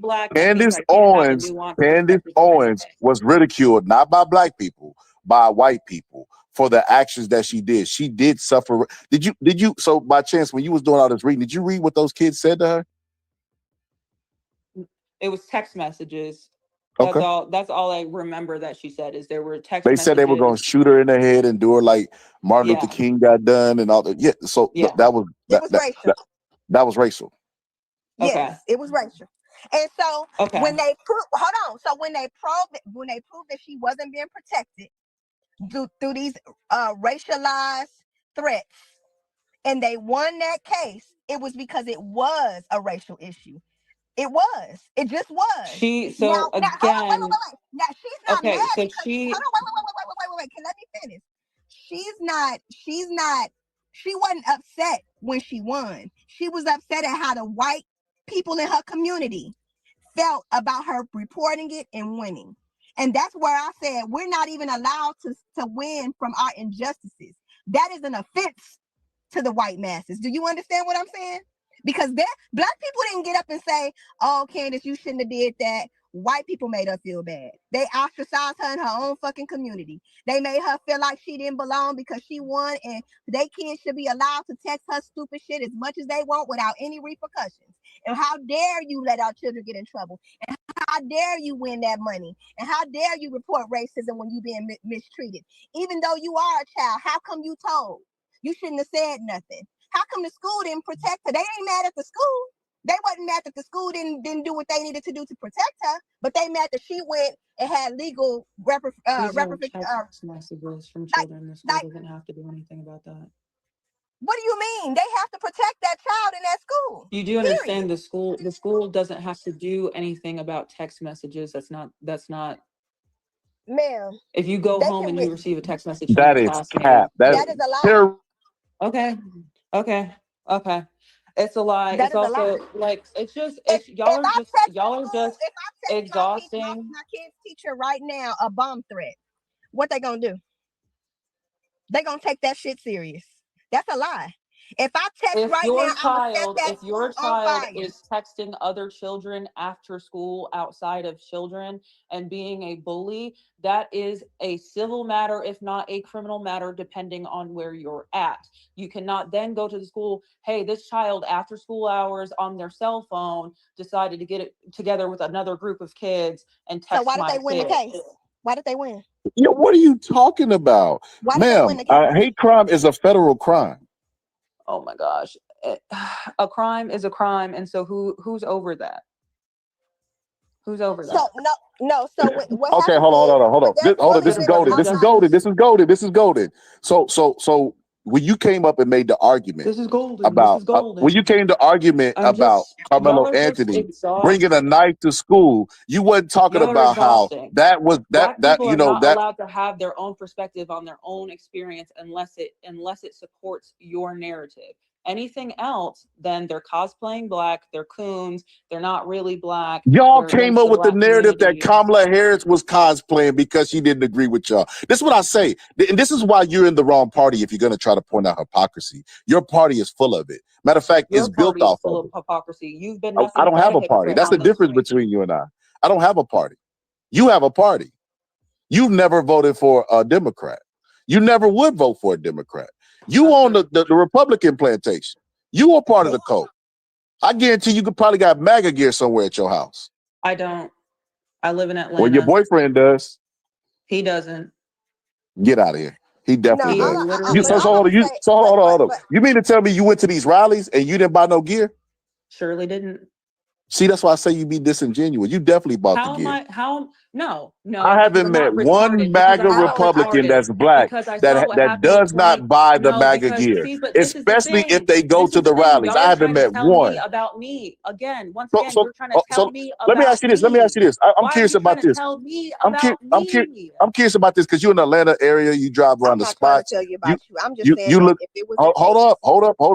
I'm still. that was Why the I'm still. F would I be I'm still walking talking. around I'm with a still MAGA talking. hat on? Listen, sister. What you allowing her to do? What you're allowing her to do is play victim and be on the defense, I'm and we're not not gonna. allowing her to play victim because I don't know what the thing. We're not going to do We that. can prove. We're not. We We're can't not You going to prove. do asked me that. a We can't question. prove what she bought. I answered you We're not going to do honestly, that. and We're you're not going to do calling it. me a I feel like liar. that's the white side of her trying to play victim. We're And not. I'm We're not. We're telling not you going to allow that that. So I'm gonna ask you this. I'm gonna ask you black this. people play victim far more than white When people you do. when you Y'all ain't exact nothing but see you see victims. actually y'all ain't nothing but victims. I thought you was black. So when you was driving around When I Atlanta and you once see and you again, seen when those I say you seen y'all, you it seen is those a you certain perspective. yes the Black perspective people with of a a certain non-black person. We perspective get are it. We've y'all. heard it. We heard it. Are Yes. So when you y'all were driving over around there on Atlanta, the Democrat plantation. when you were driving around Atlanta and you seen those people that were protesting with the shirts that said "niggas for Trump," how did you feel about that? I love it. Love it. Exactly. Exactly. I expected you to say that, and that's a good point to end this show because right now we on the merry-go-round. We chasing our Oh, tail. it would have been cool if it was niggas for Harris. Niggas for Harris. Yeah.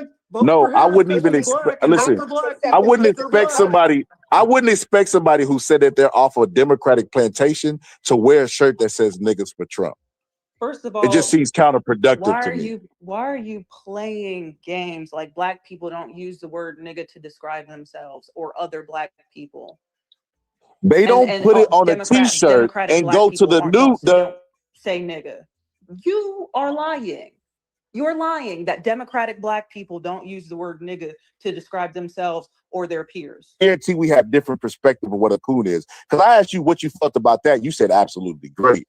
I would think that was cooning and shucking and jiving. So we just clearly disagree on what a coon is. You never said your definition of a coon. I stated mine. My definition of a coon is a black person who seeks white approval. They seek white praise. They don't see nothing positive with their community. Oh yeah, we definitely have a different definition. We definitely have a That's a different cool definition. that's a coon to me. Because what yours was a sellout. A sellout goes with all the things that I just named. A person that seeks white approval and white acceptance would never identify as a black person. They don't like black people. They try to distance. Jason Whitlock, they distance themselves from black people. Jason Whitlock did a review on the You're movie silent Sinners, and he again. did. Your audio's messing up. Jason Whitlock distanced himself from black people all the time. Jason Whitlock didn't even see the Sinners movie, and he did a reaction to it, and he hated that movie. You know why? Because black people love it. All the characteristics that I named about them seeking white approval, about them, seeking to be more white. That's their goal in life. They go out the Byron Donalds, they coon, they shuck and jive for Trump, call him daddy, go get the white wife. They just want to bleach the blackness out of their life. They want to be Kamala Harris is they married want to to a be white the man. they want to be the voice Y'all ain't say to nothing about corral. that.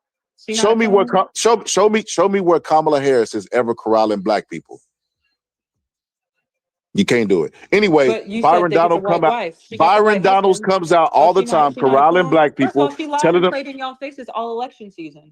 She lied and played in y'all faces for 4 You asked me years. what my For definition of 4 a coon years, was. she ain't a coon. Then when I try to explain it, you want to distract and derail and talk about Kamala Harris. We talked about her earlier. You're Why are we talking about revisiting the Kamala Harris. conversation that You we describing her. revisited if I'm giving you my definition of what a coon is? But I'm you're telling bringing you. up examples. Listen, You're the bringing up criteria examples. I that I can't bring up listed, examples. the criteria that I listed is a black person that's not comfortable being black, doesn't like being black, is not pro-black in anything. They try to distance themselves from being black. That is their life's mission. That is their life's goal. That's what a coon is. And to be honest with you, sister, if you take my criteria of what I listed today, and you take the debate that we had today, which would you think by my definition out of you and I would fall under my definition of cooning? Your definition and my definition are different. I could Okay, but honestly my care less if definition, you I think just I'm gave a you mine. coon. I don't think very highly of your ability to practice discernment and have just you've been nothing but hypocritical, and your arguments go from one to the next to the next to the next. You You're just over try here to talk about comparing Kamala Harris when I was giving you apples my and definition oranges of coon. because you started bringing up political figures that you consider to be coons. So am I not allowed to? Candace Am Owens I ain't not no allowed political to? figure. Hold on, what political office did Candace Owens win? You brought up the I brought congressman, up what's his name? listen, Byron. and I also brought up Candace Owens. You know why I brought those two up? Because those are two people who always try to corral black people, tell them what they need to do, tell them how they need to live, and they all they both date white people, and it's not a Kamala coincidence. Harris does that. Kamala Harris identifies as black, is part of a black fraternity, went to a HBCU, identifies as black. She don't try to distance herself from blackness. So when But she she lied chooses to a white you. spouse, she's a little bit different than Byron Donalds, who calls a white man daddy and says daddy is home. You see the difference? She just Or Candace sold Owens, y'all who out or by Candace lying Owens, to who used the y'all, end. You playing talk in her about sellout. face, bringing Meg Candace Thee Owens Stallion used to the kick her ass on NAACP. television so the Negroes can vote for her, locking up black folks left and right, joking and lying on the Breakfast Club about locking up single black women who were struggling to keep their kids in school. Now you But care you know about what? single. All that's cool. Do you All care that's about? fine Do you care because she about the went to five? an Do you care about the Central HBCU. Park Five? Do you All care that's about fine them? because she went Do to you an care about the HBCU. Central Park Why Five? are you getting on me for changing the topic and derailing Do you things get? when Do that's you what you're care doing about the right Central now? Park Five? Here Because you I go, see what derailing game the that you're playing. conversation You're again. playing the game of I'm playing compassion. your You're game. playing the game of I'm playing compassion. your game. We should care about I'm Kamala playing Harris your game. locking up these single black mothers' children. But I mean, like I said, you're in the No, wrong what I party. said You was, care about the Central how Park do you Five. not consider her to be a coon when this is what she did? Do you, ma'am? Do you care about the Central Park Five? Because as See, I long knew as you wouldn't she answer that. states the ideology that you want her to state, then she's safe and she's black. Even though she's harmful to black people, And this is she's this is safe why you got to stop going to Candace and Owens to get she's your talking black. points. See, you don't know why I voted for Kamala. I voted for Kamala Candace Harris Owens because isn't the only. listen. I voted Oh, for you Kamala voted for Harris her. because Project 2025 that Trump was implementing for the abortion Project rights in 2025, Texas. the one that's been denounced time and The, time and time and time the, and time and time again.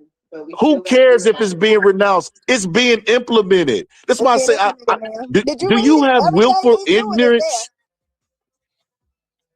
there. Everything that he's doing right now is in that playbook. It was written Okay. way before that. So all he has to do That is say, playbook yeah, is like 800 pages long. It's and we 800 were reading pages it. long. Of Yes, and we course, were reading there it. are things in there that are making it into a Republican All of the things administration's that we top stated things before, to do. all of the, well, then why distance yourself from it? I honestly don't even care. I honestly Of don't. course you don't I care. don't really care if y'all believe that Of Project course you don't care. 2025 is a real thing. It is. They Because doing it it's right just, now. it's It's nonsense. very real. It's It's not nonsense. So nonsense him, when What they are do it. going they through and doing right firing now? him going through and firing federal employees, and that Mhm. was in Project 2025, and replacing them with loyalists, the people that work for Elon Musk, those people that are unqualified.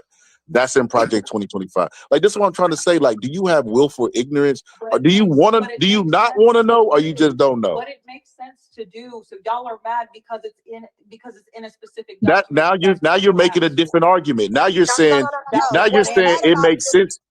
no, So what see, what look, this one, that was bad no, about hold up. What she's trying to do right now is derail again and spill into another straw man argument. That's listen, No, I'm whether not. you're making a different argument. You agree with Trump. You support Trump. So you think Project 2025 is a good thing because Why obviously are the you putting Doge words in my program that's mouth? in, Why are you putting words in my mouth? This is what because you've been I doing the just talked entire about Donald time. Trump The in Project entire time. 2025. That's all y'all have. That's all you've been doing is putting words in my mouth. I say something and you make it out to be something different. And all you've been trying to do is How about you? all you've been trying to do is character assassinate us and throw us into a box and say y'all, they, them, and then defend you saying that, otherizing us, while claiming that you're black and then you're a woman of color. That's why I say you just be all over the place. I pay attention. You though. make me out to be all over the place, but I'm really not. And if you would actually listen and allow nuance How am I in able to debate repeat what you say and if I'm allow not listening? and allow you're because you're not repeating it correctly and you're not repeating it in the same way that I'm intending it to be. And that's, you keep talking about this party's tricks and Trump's tricks. That's the Democrat. That's their Oh my that's God. their strategy. So anyway, You say listen, something and then the they take difference it out of between you and context I, and then they the repeat it difference to you between you and and take I it out of is if context. George W. Bush had ran against Donald Trump, I would have voted for George W. Bush. If Mickey Mouse would have fucking ran against Donald Trump, I would have voted for him. The difference between you and I is you are a part of a cult, and you were going to vote for Donald Trump no matter what. How? If I just gave you examples of me voting for somebody other than Trump, I You don't voted think for Kamala Harris because she's black. That's not why we you voted for don't know Kamala why Harris. I voted. I was just telling you why I voted, and you shot down why I was voted for You her, didn't and even then say said, "Well, anything that's a about good why you reason. voted. That is a good reason for he's supposed to do that. They are wasteful spending. You don't make any sense. I was telling you exactly why I voted for her, and it wasn't because she was black. It's retarded. So you voted for her because you didn't like Project 2025. I voted not for her because she's she was a black. better candidate than Donald Trump, obviously. The stock market Right. wouldn't have crashed 1,200 points under Kamala Harris. Do you realize Kamala that the Harris stock presented market her has gone plan. down and it's gone up? Kamala Harris presented her plan, And you do and you know what he realize that said? she would have They been are eating the extremely bad cats and for the dogs. economy? Kamala, listen, Donald Trump didn't even want to debate Kamala Harris anymore because she whooped his ass on policy. Who said? I watched that debate. He lost the debate. Even stop. But Even the problem is, all Republicans. y'all want her to do is get up there and act sassy and call Trump names and be like, So they're eating the cats and dogs was a clever say response. everything is I have a Trump's fault. concept of a plan. These are responses that you were okay with. And if you say He yes, we doesn't can end have the a concept conversation. of a plan. Her, first of all, and again, Hold on, I hold don't on. even understand Donald how Trump she's not saying he assumed has a when concept of she a was plan. You're losing okay with support that? of black people, and she said, you know what, we're gonna give them free weed. We're gonna give them weed. We're gonna make weed legal because we need their support again. Oh, we need the You black can't people find me support, one so clip let's bring up the of Kamala Ashworkers. Harris saying Like, she's what going are to you? give black people free weed. You got that from a right-wing think tank, and you do not fact-check your sources because you're a part of a cult. And if you're a part of a cult, She you didn't wouldn't know promise you to were a part of a legalize cult. weed. She didn't promise to legalize weed. That ain't what you just said. You said she promised to give black people weed. We're gonna give black people free weed. We're gonna legalize weed. Yep. You're lying. She didn't say that. She promised to give black people free weed. Oh my gosh. And Okay. I mean, you said But she promised to give did she black people promise free to make weed. weed legal after she started losing black support? Question and answer. Yes. I She think that did. they were trying to make weed Oh, but legal Kamala everywhere. Harris is for the She's black been person. saying Okay, she that. What are started you losing talking support. about? We're She gonna was the first give state to black make people free California. stuff. She made Hey, California by the legal, man. way, She don't know that. we're gonna She don't know give that. She y'all watched stuff for Candace your Owens. She businesses. made Ma'am, she's been running on that from before. That's why California was one of the first states to legalize That marijuana. wasn't She her don't know that. platform for the presidency She at don't know that. first. She don't know that. She don't know that. Ma'am, that was always in her mindset because she was doing it before in her state. So of course she was going to do what works in her state. Let me tell you how crazy they are. Come on now. Let me tell you how crazy they are. The clip that they're saying that Kamala Harris was cosplaying black people because she said she used to listen to Tupac. That was the clip when she ran and lost to Joe Biden. That was well before she was actually the presidential nominee for the Democratic Party, which means she was talking about weed way back then. She wasn't losing support and then just start bringing weed up magically. Like I said, but you get your She also talking points lied from in a that think clip. tank. She also lied See, in that you clip. see how she get proved wrong and then move the goalposts? You see how she get proved wrong and then move the goalposts? Because she lied. Because I said Were she you lied wrong? in that clip. Were You're you bringing up wrong? a clip in which she was lying, and I'm saying that she was lying. I mean, Lord Jesus, with all the lies that Trump done gave, you worried about liars? Oh, there it goes. Rules. This man Okay, got there it goes. outlawed We're everything pointing he at done everyone said. else. We have no morals. Oh We have my no standards. We God. have no values. We should be able to Kamala lie. is not president. What do you mean pointed at everybody else? This is why I say y'all are the party of the cult and the slow people. What we gonna worry about everybody else? Is Kamala Harris the president right now? Yes or no? Is Kamala Harris the president right now? Yes. Nope, we won. Okay, so Donald Trump is the president. So we can focus on the policies of the guy who's in the Oval Office, correct? Correct. Let's go. Okay. Now let's talk about those fucking tariffs that made the stock market drop. And let's put up the billions of dollars in investments. it didn't bring in shit. What are you talking about? You know how many? You know how many businesses are closing down? To build Do you know how many businesses are closing down in now? China?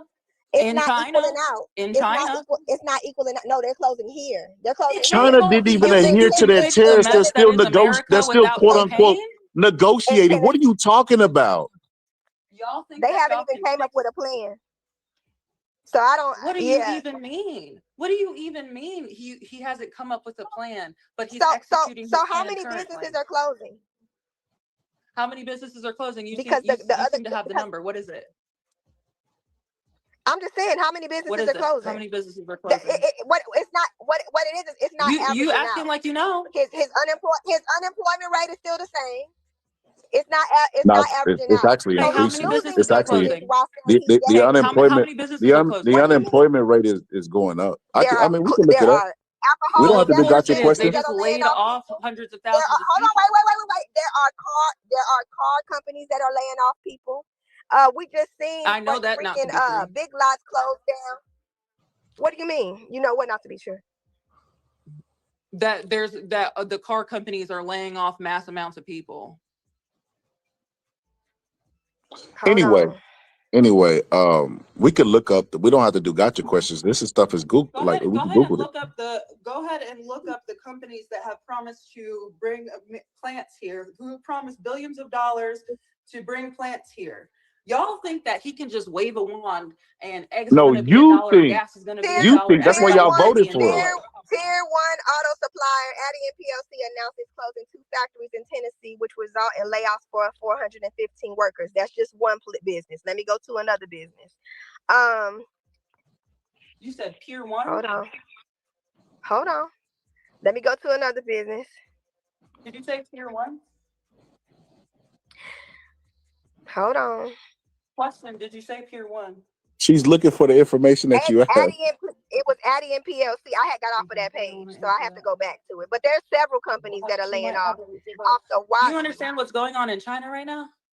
Because of the tariffs? I'm not worried about China. I'm worried about. I don't live there. I'm in Nothing. America. China doesn't give a damn about America, See, that's the problem. Y'all don't know. In China, entire and you do. warehouses are shutting Okay, down. so what?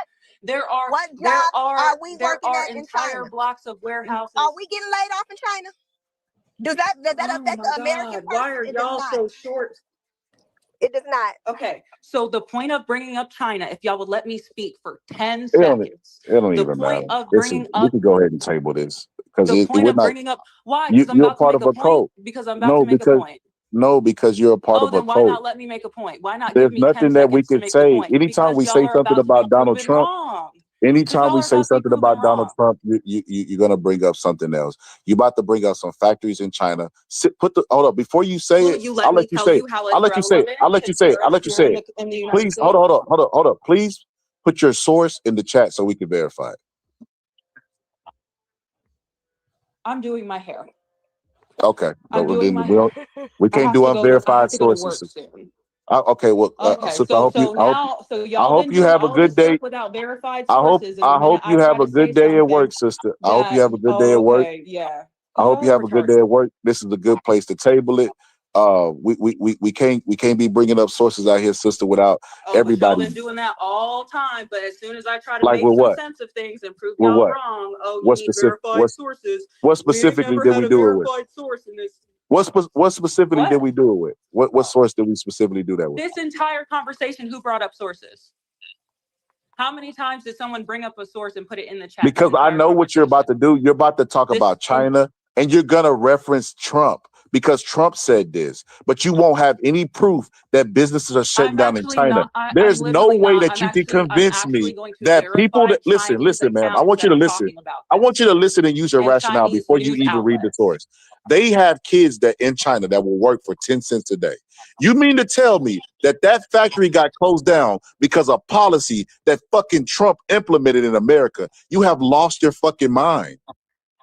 You've lost your mind. Okay, well, First of all, you're not even letting me speak, but you're allowed to speak. I can. First of all, you said, "Oh, the kids in all these factories are working for 10 cents." Pull up your source. You're not allowed to say anything unless you pull up your source. That's what you're doing to me. So let me speak. So it's not understood that kids in China work in slave shops. That's not understood. People don't know that in America Because you said already. we're not allowed to speak unless we have a verified source, but you were allowed to make I your thought point. I thought that source was already verified by common sense. I thought I've been knowing this since I was in 5th grade. So since okay. So your sources, they all you need is common sense to verify your source. You're not allowed. 2,500 U.S. stores are closing across the U.S. Okay, let me this year. post my Here's source for list, the children, the children, because you're the only one in America that don't know. But I'll post it. I mean, I It's not think that Trump I don't even. know. It's about the Okay, well principles. then, Y'all won't why let do I me need to speak, but verify y'all are something that speaking. you agree with me and know? My whole point, and the fact that y'all never ever let me actually make a point, and y'all don't take it in, is pissing me off. Because I'm trying to make a point. You say, no, you're not allowed to speak unless you have a verified source. And then you, without a verified source, make a point on the point that I never got to make. Your source so is Donald Trump. My source is common sense. My source is not So It's Donald Trump. My source is Chinese all I was news trying to media say. outlets, and your source is Common Sense.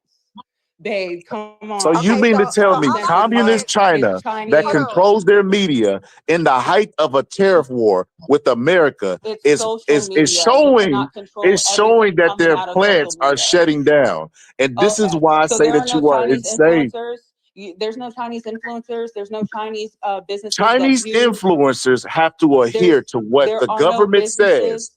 Or they, what happened to Okay, the dude the that started? government would allow Hold on, them hold on. to Let me ask you this. tell Let me ask you this. If you know everybody so Okay, much so that these about are China, can I Chinese can I just say this? Let me That's the ask you whole this. point. Donald Trump. So Let Chinese me ask you this. Donald. individuals who are Let me ask you posting this. Let me ask you this, online talking Miss about Trump. how hard Can I call you things are Melania? over Let me ask you there, this. they're What controlled by happened to the the dude that Chinese started government. Alibaba? But you get to use What common happened to the sense. dude that I started get to use Alibaba? Chinese people, but you get to use Exactly. common sense. Okay, we gonna table it there. Donald Trump. She thinks Donald Trump is great. I think Donald Trump is a dick.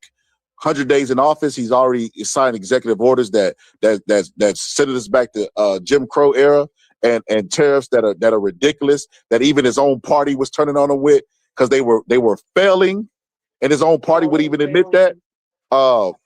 That's why he repealed a lot of them. But I'm pretty sure she don't know that as well. But anyway, this is a different No, I topic do. for a different day. Y'all are just listening to CNN. So Y'all are just listening to no, CNN talk about girl, don't tariffs. nobody watch The whole CNN. point of We tariffs was it to at be a Ruger, negotiation tool for countries to and call it and ain't working. renegotiate our trade deals. So if certain things are It being ain't working, ma'am. renegotiated and he's saying, okay, you know what? If you do this, we'll do this, and I'll stop doing this. That's the whole effing point of what he's doing, miss. He doesn't have a plan. The whole plan is to make a deal, to negotiate trade Let me ask you this. Let me ask you this. Let me ask you this. Let me ask you this. If you know so much I'm about going Trump, to do this on Monday, and Uzbekistan calls on Tuesday, and they come to a deal on Tuesday, and then on Wednesday he says, we came to this deal, so we're not going to do that.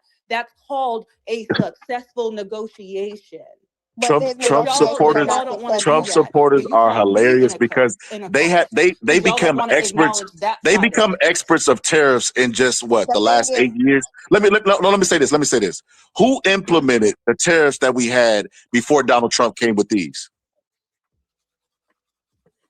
I don't even know. You don't I need don't Donald even Trump. know. We're talking Donald about Trump. tariffs. And how are you Donald going Trump. to criticize what I know on Donald tariffs when you're also Trump. talking about tariffs? Are you an expert on Donald tariffs? Trump implemented the tariffs that we had before he came in there and went really He radical with implemented it. the tariffs before his first term? What are you, Is that what you're sister? saying? The tax plan that we have currently is Donald Trump's, and the tariffs that we have are Donald. Joe Biden had the same tariffs. 2020 to 24. You're not Donald, talking about before his first listen, term. I'm It was trying to Donald tell Trump. you what I'm Everybody knows talking that. about, but you won't listen. You won't listen. Joe Biden did not change the tax plan that Donald Trump implemented because the taxes didn't expire, and he had the same tariff plan that Donald Trump implemented. Donald Trump got back into office and was like, "Who organized these tariffs? They're so horrible." It was him. Donald Trump, in his first term, said that and started working on all of that, and then the pandemic. He said it in his He said it in his second term, ma'am. When he in the first term, he changed the tax code and implemented tariffs and started negotiating trade deals with other countries. I just when he said says that. in this term, the stuff that people are signing that we have allowed our leaders to sign are asinine, he's still referencing the stuff that he was trying to fix in the first term. He's not referencing this is why we listen. I'm gonna go ahead and end this because you're I don't know if it's willful ignorance or the code or whatever I that think you're in. you're ignorant. I think you're ignorant. Listen. I want to see if you're capable of listening. Why didn't Joe Biden change the tax code when he fully could have? Listen. Oh, okay. If Donald Trump got into a situation that was fucked up, it's because he fucked it up. Because the tariffs and the taxes were his from his first term. So if you say Donald Trump is getting back in there and he's renegotiating all the stuff that he was doing, well, guess what? He implemented them. So Anyway, you're not that's listening to me. Yeah, it don't even The matter. tariffs that he's talking about he's talking about all things that right. he was I trying see to y'all. fix I in see his y'all on first the term. next one. Therefore, Everybody, these I things appreciate y'all for existed pulling before up. then. Everybody, I appreciate y'all for pulling up. We had a good time. I didn't even want to talk about no goddamn politics or no Donald Trump, but we got here because it's all about the argument. It's all about the win. The people that are in the coast are not accepting of new information. I looked at the taxes that she played about being victim and all this other stuff. None of that stuff works on me. I stand 10 toes down, and I'm gonna believe what I want to believe. He's the president right now. Regardless of what I believe, his policies are gonna be in effect. And hey, we'll see how that shit works because it ain't been working good thus far. So we'll revisit this conversation. Final words before we get up out of here. I have none. Let people speak. I don't know. Ma'am, Do you got better. you got to realize that I'm the host of the show, and you have to have a certain level of respect Be and decorum. genuine about your responses. You Be can't. genuine about your responses. I Don't would be a never go, hypocrite. ma'am. I would never go to your panel and call you a coon. Number one, because you've been disrespectful this entire time. I disagree. I'm Oh, playing your game. I'm playing your game. You were disrespectful, so I'm going listen, to match your video. energy. It's on video, man. It's on video. You can try That's to fine. justify it if you want to. You've been nothing but disrespectful. So anyway, like I said, go ahead. You've been nothing but disrespectful as well. You can get the last word. You can get the final words. Go ahead. Give me your final words. Good luck. Good luck. Continue to be a victim. Continue to stand 10 toes down in the cult and the chains that the Democratic Party has you locked in, even though you say you don't have a party. Good luck on that one. Good luck arguing. Good luck with your criminal justice degree, but you don't know the Texas statute for self-defense.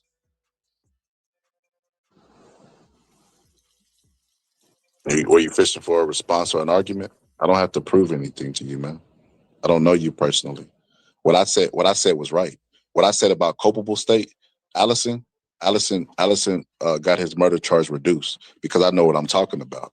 Out of the two of us, I mean, my stuff is documented. Is yours documented? I disagree that you know what you're talking about. Okay, it don't matter what you disagree with. That's what you've been tricked into believing. As much as you say that liberals are the soft ones and their opinion matters and all this stuff, they want to hold hands and be care bears. You definitely When did I say that? You definitely come from that ilk of the mindset because you think that your opinion matters to me. You told me you basically said, "Well, I don't think you have a criminal justice degree," as if I give a damn what you think about what I accomplish in life. You really think I care about what you think? But do you think I care about what you think? This is just a stream of people, of strangers talking to but politics. exactly. And let me tell you something though, sister. You're Everybody trying to that's be right, and I'm trying to be right. I understand you try to find common ground, but y'all don't like common ground over there. You never close your mouth long enough to listen. The people that are here, right? The people that are here to hear my opinion. So you may say it don't matter, but they think it matters because they're here to hear my opinion. Most of the people on your stream have differing opinions to you, and they're in the comments saying so. That's how I got here. That's how I got to your stream. Is because you pulled up one day onto my feed. Now you know all the subscribers on my channel are people who disagree with me. You asked me about a live stream. Why so many people in your comment sections are trolling and saying certain things? Those people weren't subscribers. Those were people that just found my stream. They're not subscribers. The people who subscribe, even if they disagree with me, they respect my opinion. You just told me my opinion don't matter. And what I was trying to tell you that I have enough people who subscribe to my channel because they respect my opinion, whether they agree with it or not. And see, like, this is why I say you can't be no older than 25 because the insults that you hurl are insults that's meant to sting, but they don't do anything. They roll off my back like water because I really don't. I have a family. The only opinion that matters is the opinion of my family. And that's the God's honest truth. The opinion of my family. Care about your subscribers' opinions. I mean, you wouldn't be doing this if you didn't need some sort of I want my voice heard just like you want your voice heard. You pulled up here because you want your voice heard, correct? I pulled up here to argue. Oh, well, you should have started with that. Coke. Say Pepsi. Coke. If it's about an argument, then there's no resolution for anything because you want to argue. You want to be the world's best arguer. That's not what I do. Well, you don't debate either. You don't debate. You don't try to find common ground. You're not linear in your discussion. Like, so why would anyone participate in what is not a debate? It's simply an argument. If it's an argument, I'm gonna participate in the argument. But you pulled up to argue. Well, I mean, I pulled up to issue a statement to Black folks. Y'all can take it or not take it, but y'all gonna be right back where the trans people are. That's exactly where our community You is can't headed. compare us to Right trans. there. You cannot Yup, compare us to trans. exactly. You can't compare us to nobody because nobody Oh, I did what we can. did. Y'all just don't want to listen. You can't compare us to nobody because nobody did what we did. We fought for everybody's rights. We got hung for everybody's rights. You don't have no Oh, y'all no Jesus reference now. point. You don't have no reference point to where you could point to and say, y'all gonna be like them because this is what y'all are. No, they not like us. Oh, they didn't. Oh, so gay people weren't marching with y'all, and they weren't marching for themselves. At one point, they weren't out here just being. You couldn't even dragged through be the open streets. publicly in the 60s for being gay. What are you talking about? Exactly. So they had to come from that. They had to come from there. They had to Yeah, fight their way from there. sister. And just because they weren't out doesn't mean that they weren't out marching with y'all. That's the point. So it could have been some gay people there. They might have just been in the closet, but they were marching for rights of Black people, but it really was secretly for gay people. Yeah. So you just here to argue, but okay. No, that's not what I just said. You said that Black people have had to fight on behalf of everybody to get everybody everything. And I said that there were gay people fighting with Black people, marching alongside Black people for Black causes. And you said they weren't even out then. And I said, even if they're not out then, they were still marching right alongside y'all with the whites, with the Hispanics, with the freaking Italians who weren't Name considered some. white Name at that some. time. Name some gay people that was marching. They weren't out at the time. It was not Exactly. allowed. So why bring them up? This is what I'm saying. You just arguing just to argue. We got to No, worry I about brought up some the people trans who it's community and not I had a out very that valid you reason can't to even bring up give the me trans names. community and You you don't can't even want give to me a listen. percentage for. This is crazy. Like I said, listen. Hey, Bro, stay with the chain, you sister. derail everything. Stay with the You chain, derail sister. everything. I see that you just like arguing. I'll see y'all in 10 years where we're exactly where the trans community is right now with public acceptance and relation to other people. my I'm gonna God. see y'all and I'll pull up to your stream in 10 years and I'll tell you that I told you so. Okay. In 10 years, you couldn't even remember something that I brought up 3 hours ago in the conversation, but in 10 I'll tell years. you I told you so. So why you sitting I'll tell around you, waiting yeah. for the Black people's We demise? lost the support of If white Trump is the people. best, hold on. If Trump is the best for We Black lost people, it. We lost it. if Trump is the best for Black people, then why do you think in 10 years we're gonna be so far gone? If Trump is the better candidate Because for of Black people? our behavior, because of our behavior, because of the Oh, behavior so in the Trump is the community. savior for Black people, but Because we Black like people to call, just not we gonna like take to the call, opportunity. because we like to say that all white people are racist no matter what, because we like to support race hoaxes, because we like to make everything about race and that people are getting tired of it and they're telling y'all that they're getting tired of it and y'all won't stop. Y'all just keep pressing forward. Y'all won't try to find any sort of unity or common ground with white people. Y'all would rather demonize white people, and y'all are headed down a slippery slope when you do that. And you demonize the Black folks who are trying to create unity and trying to bring everybody closer together, because The you good Black guys folks. would rather say no. Yeah, the good Black No. folks. They're trying to save us from ourselves. That's not a part of the generosity of the community. The one that wants to bring back the nuclear No, the Black family. folks that want unity, the Black folks that want The unity, the Black black folks folks that that want want all this Black people to be country to conservative. The good folk. The ones that's not on the plantation. The one that's separated from being on the plantation. The one that might but have you white didn't bosses, address anything but else that I boy, them said. white You didn't bosses is address anything unplugged else from that the I system, said. and they treat us better than Of any other course. white man on earth. Demonize Black folks who are trying to progress the community forward, and praise Black folks who are trying to separate us and other us and put us off into this space where it's just us alone on the island. Go ahead and do that and see where we get, because we did not get here without white people. We did not get here without gay people. We did not get here without women. And if you want to continue to other us, segregate us, and put us on an island by ourselves, that's exactly where we're gonna end up. And you can have a problem with it all you want. And that's what I'm saying. T said, and that's because we're here to listen to the other side, and white folks is tired of Black folks. I mean, all people. A See, lot of people, Latinos are getting tired of this shit too. see. Y'all will call Black people Why are racist. Y'all y'all will call here? Latinos Chief, racist. Chief, Y'all will if you're call so Asian people sick of it, racist. if you're so sick of it, why do y'all find yourself tripping over every Black conversation that's being had? Y'all show up to be either the exceptional Negro, which is what my sister is, or show up to tell Black people how to be. That's not true. You're not experiencing that. You're not a victim, but you know who the victim is? White people. Like, it's just so crazy. Like I said, man, I ain't got time. Listen. White people are the victims. Listen, man, Like, we y'all just chasing it. creating a grave for yourself. And I really just don't. And again, let me clarify, because I have to clarify, because you like to take things out of context. When I say y'all, I mean Black people with the same opinions and views who are striving to other us and segregate us and put us on an island by ourselves. That's what I mean by y'all, not all Black people. I have to clarify, because you like to twist things and contort things. Yeah, I hear you, sister. Robbie, you can get the fuck out of here if you want. You know, you don't have to be here. Boxing, boxing is not my life. You know what I mean? And I'm pretty sure it's not yours. It's so funny because these people that claim that they want to talk about boxing all the time don't even know boxing. They wouldn't know boxing if Mike Tyson punched them in the face with a boxing glove that had a gorilla on it. You know what I mean? That's why I don't enjoy talking boxing with y'all anyway, Robbie. Y'all two amateurs. Now you want to talk about sister the exceptional Negro role that I play. When it comes to boxing, it's not even close. These dudes are neon knowledge compared to me. It's not even. I get bored talking to them. That's why I talk about other stuff. You know what I mean? But yeah, we could go ahead and table it, this sister. I realize that it's in your character to argue, and I don't know if it's from a point of you like the idea of sharpening your tools so you could be witty. I don't know if you use it for other conversations or if you actually use it to grow, but it's a good point to table it.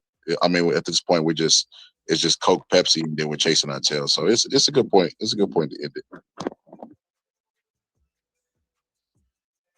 I agree. I don't think that we're gonna agree on virtually anything. The last stream was a lot better because you were willing to have common ground. So, and I do have to go to work. Yeah, I was because what I did is I gave you the benefit of the doubt, and I said I'm going to see if she's consistent. You know, I am consistent. You just make me okay. out to be not consistent when you're not consistent either. Okay. Well, you can point out my inconsistencies after I'm done talking. That's how a conversation works. You got to talk. One person talks, the other stops, right? So I listened to you. We talked about transgenders. We talked about a lot of stuff that I referenced today, which showed that I was listening, right? Because this live wasn't just yesterday. But I said, okay, well, she's saying basically she does love Black people, but she just doesn't like the degeneracy of it. She wants the betterment of Black people. That's where her whole angle is coming from. I said, okay, so in this situation with the woman that's calling the 5-year-old nigger, and then no. But listen, I'm telling you what I thought. So in this situation, you know, with the white woman calling the baby nigger and then raising money from white people, I just noticed she's gonna be like, oh, this is absolutely wrong. There's no way. Did I not say that? The white people raising money? That. No, you didn't say her raise. You said that she was wrong, but you didn't mention the fact that she was able to raise money off a situation where she was completely wrong. Yes, I did. Off a race. Yes, So I did. Okay, we wouldn't even be here if you would have said. So you think that white people donating to her is wrong? Yes, just like I think that white people Well, that's or the Black common people ground. donating to Carmelo No. Anthony We ain't got to in the mention same Black vein is people. wrong. We don't have to mention Black people. I asked you about we're this not allowed specific to do that. situation. No. Because when I do it, you say we need to stop talking about white people. So when we talk about we talking about this white person specifically, we don't have to add Black people to it, right? We addressing what we addressing. This white person that's on the screen. So we could table it there. You talk about common ground. We both agree on this. It's absolutely wrong. I can't believe that people would give her money just based on the sole reason that she's white. Because even if they're doing it in retaliation, it's because she's white. Because if she was Black, they wouldn't give it and say this is for Correct. This is for Carmelo. So it's because I she's think white. that's the pivotal key difference between you and I, and maybe it's because I am biracial. You know, they said that we're the race of babies that are supposed to come along and create unity, but you know, a certain group of people don't want unity. That I'm able to when I see stuff like this. Who said this? Y'all don't want unity. Y'all want No. segregation. Who Y'all want said that y'all were the separation. race of babies that come through and create unity? What Oh, that's African all I proverb is heard this? growing up. That's all I heard about mixed race kids growing up. But you just heard it. You heard it from people in your family that had mixed babies. That's what I heard going out places, talking to people whenever I was younger, and I would be out sitting somewhere, and either I'm with my aunt, my uncle, my mother, or someone in a public place. This is the kind of rhetoric that was heard around me. Teachers, at the store, and your mom picks up a conversation. Oh, those are your kids? You know, this is what they say. Like, stop. Well, listen, Don't try to make it seem like my sister, experience is invalid. sister. When I was raised and I was brought up, I was told that the sex of your baby can be determined if the woman is on top. I was told a lot of things, and just because I was told it doesn't mean it was true. And I've never heard anybody say that mixed babies was good. Never. I've never heard it in myth. I've never heard it in African proverbs. I've never heard it in my everyday life. I never heard it. Has anybody in the chat heard somebody else that said that? I forgot. Y'all, Lord, if I say it, it ain't never happened. But if y'all say it, it definitely did happen. I forgot. I just opened the chat. Has anybody else heard I it? brought that was also besides the point, though. And that's what I've noticed that you've been doing on this stream is I will say something and then you'll pick out the hyperbole or the thing that is said in No, don't jest do to that. what I Don't do that. say. Don't do that. Don't do that. And you Don't do that. will Because listen, because you what have. we just did. No, we just ended on. That's a good place to end it on Because common you ground. have. That's what you. No. No more insults. We ended it on common ground. We both think that this is wrong, and that's simple. That's where we can end it. It's wrong. This is It's wrong. wrong. And what my point to say was there's a difference between me and you where I say, why is this happening? And you say, that was wrong. Okay, cool, fine. I don't really care about understanding society. I don't really care about understanding perspectives of different people. You It talk was about wrong. putting Cool, I'm words done. in my mouth, in your mouth. You just put a whole bunch in mine. We just disagree. We disagree on. You think it was. But I You think offered a this? perspective and you shot me down for offering a Yeah, because I perspective. disagree with it. That's how that works in debate. I don't have to agree with you. No, you don't have to agree with me, but if I'm offering a different perspective and you don't even want to talk about the different perspective or why certain things are, and you're just like, well, you always do this. It's like, okay, well, dang, I'm not allowed to offer a different perspective. I'm not allowed to say, hey, Black people should probably ask themselves why this kind of stuff is happening. Not allowed to say that because to you, that's pacifying white people. To you, that's victimizing white people when all I'm trying to do is get our community to start asking itself questions before we end up in a really fucked situation. We do. We do, sister. So again, one person is trying to other the community and segregate the community, and one person is trying to alarm the community and get the community to do something about what's going on. I'll just say this, sister. We should have ended it on common grounds. It seemed like you interested. I realize, sister, that you will never admit it, but you're actually intrigued by the stuff that I know. You like the fact that you get challenged on your viewpoints that run into a dead end. You like that. You'll never admit it, but you like it because you still up here still trying to argue. And I'm like, sister, let's go ahead and end this. But you still want to go back and forth. You like arguing, but like I said, that's a good point. I am because I don't think that you've been fair. So I'm going to continue to present my point. If you say let's end on a common ground, yeah, we both think it's wrong, but I'm always going to be like, but why is it happening?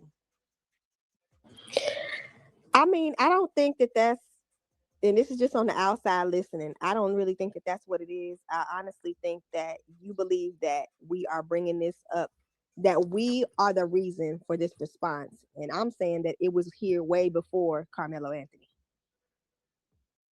Like this didn't, for some reason, people have this imaginary line in their head that the racist stuff went away and it's coming back. No, it's been here. Yeah, that's and what I'm on the opposite side of that. No, it's been here. What it is the racism has been here. It may not be your family, but it's been here, and we've always known it was here, and it has been hidden because we are tolerated, not because they really believe that we needed it. Equal opportunity and equal acceptance and equality. That's not what it was. laws came in place for them to even act civil towards black people.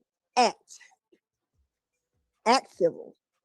So when you say things like, I don't think y'all well, talk. Do y'all know white people at all? Do y'all know any white we, people baby, besides the white people you're that you not the work only with? If you person work with with white white people, family. because I know I don't work with white people. You're not the only person that have white family members. Okay, so all your white family members, they're racist?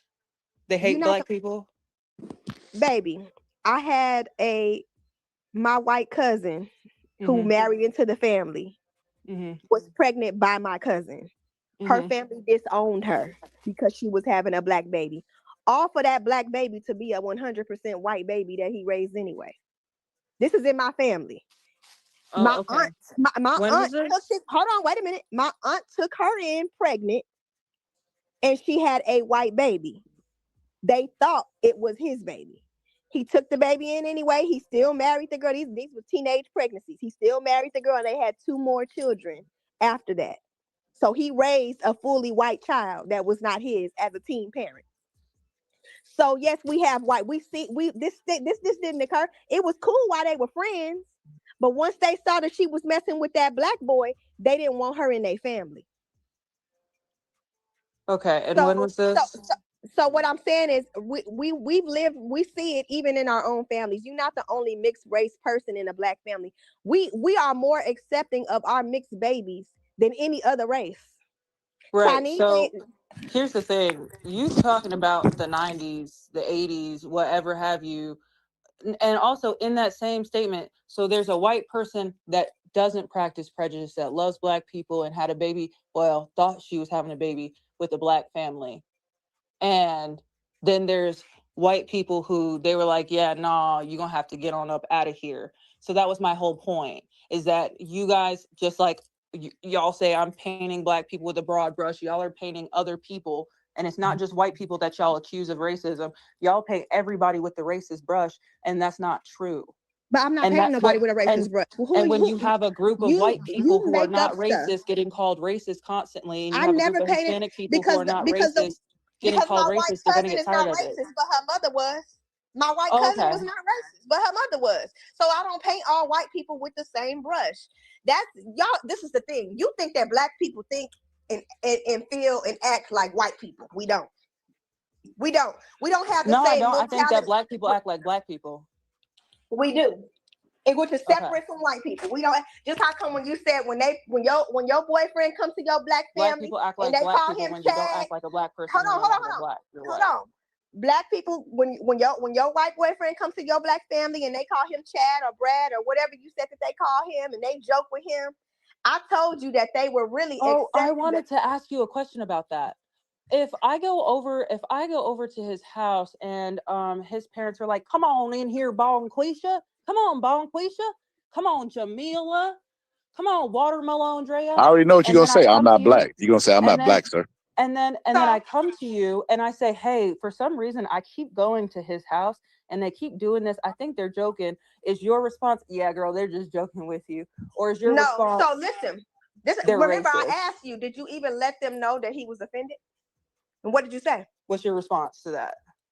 You said he doesn't take no fault in it, but it's me. I said, have you talked to them about how they talk to him and let you know that you didn't like it? That's what I asked you.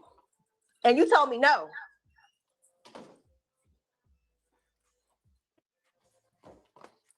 My question still stands though. Can you answer my question?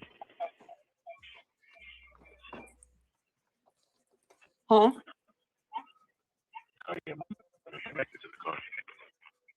I can't hear you. Hello? Oh, someone has feedback.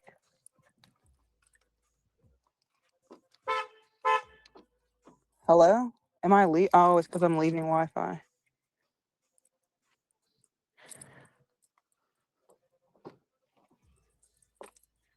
Hello? Is everybody gone? Chat. Oh yeah, everyone's gone.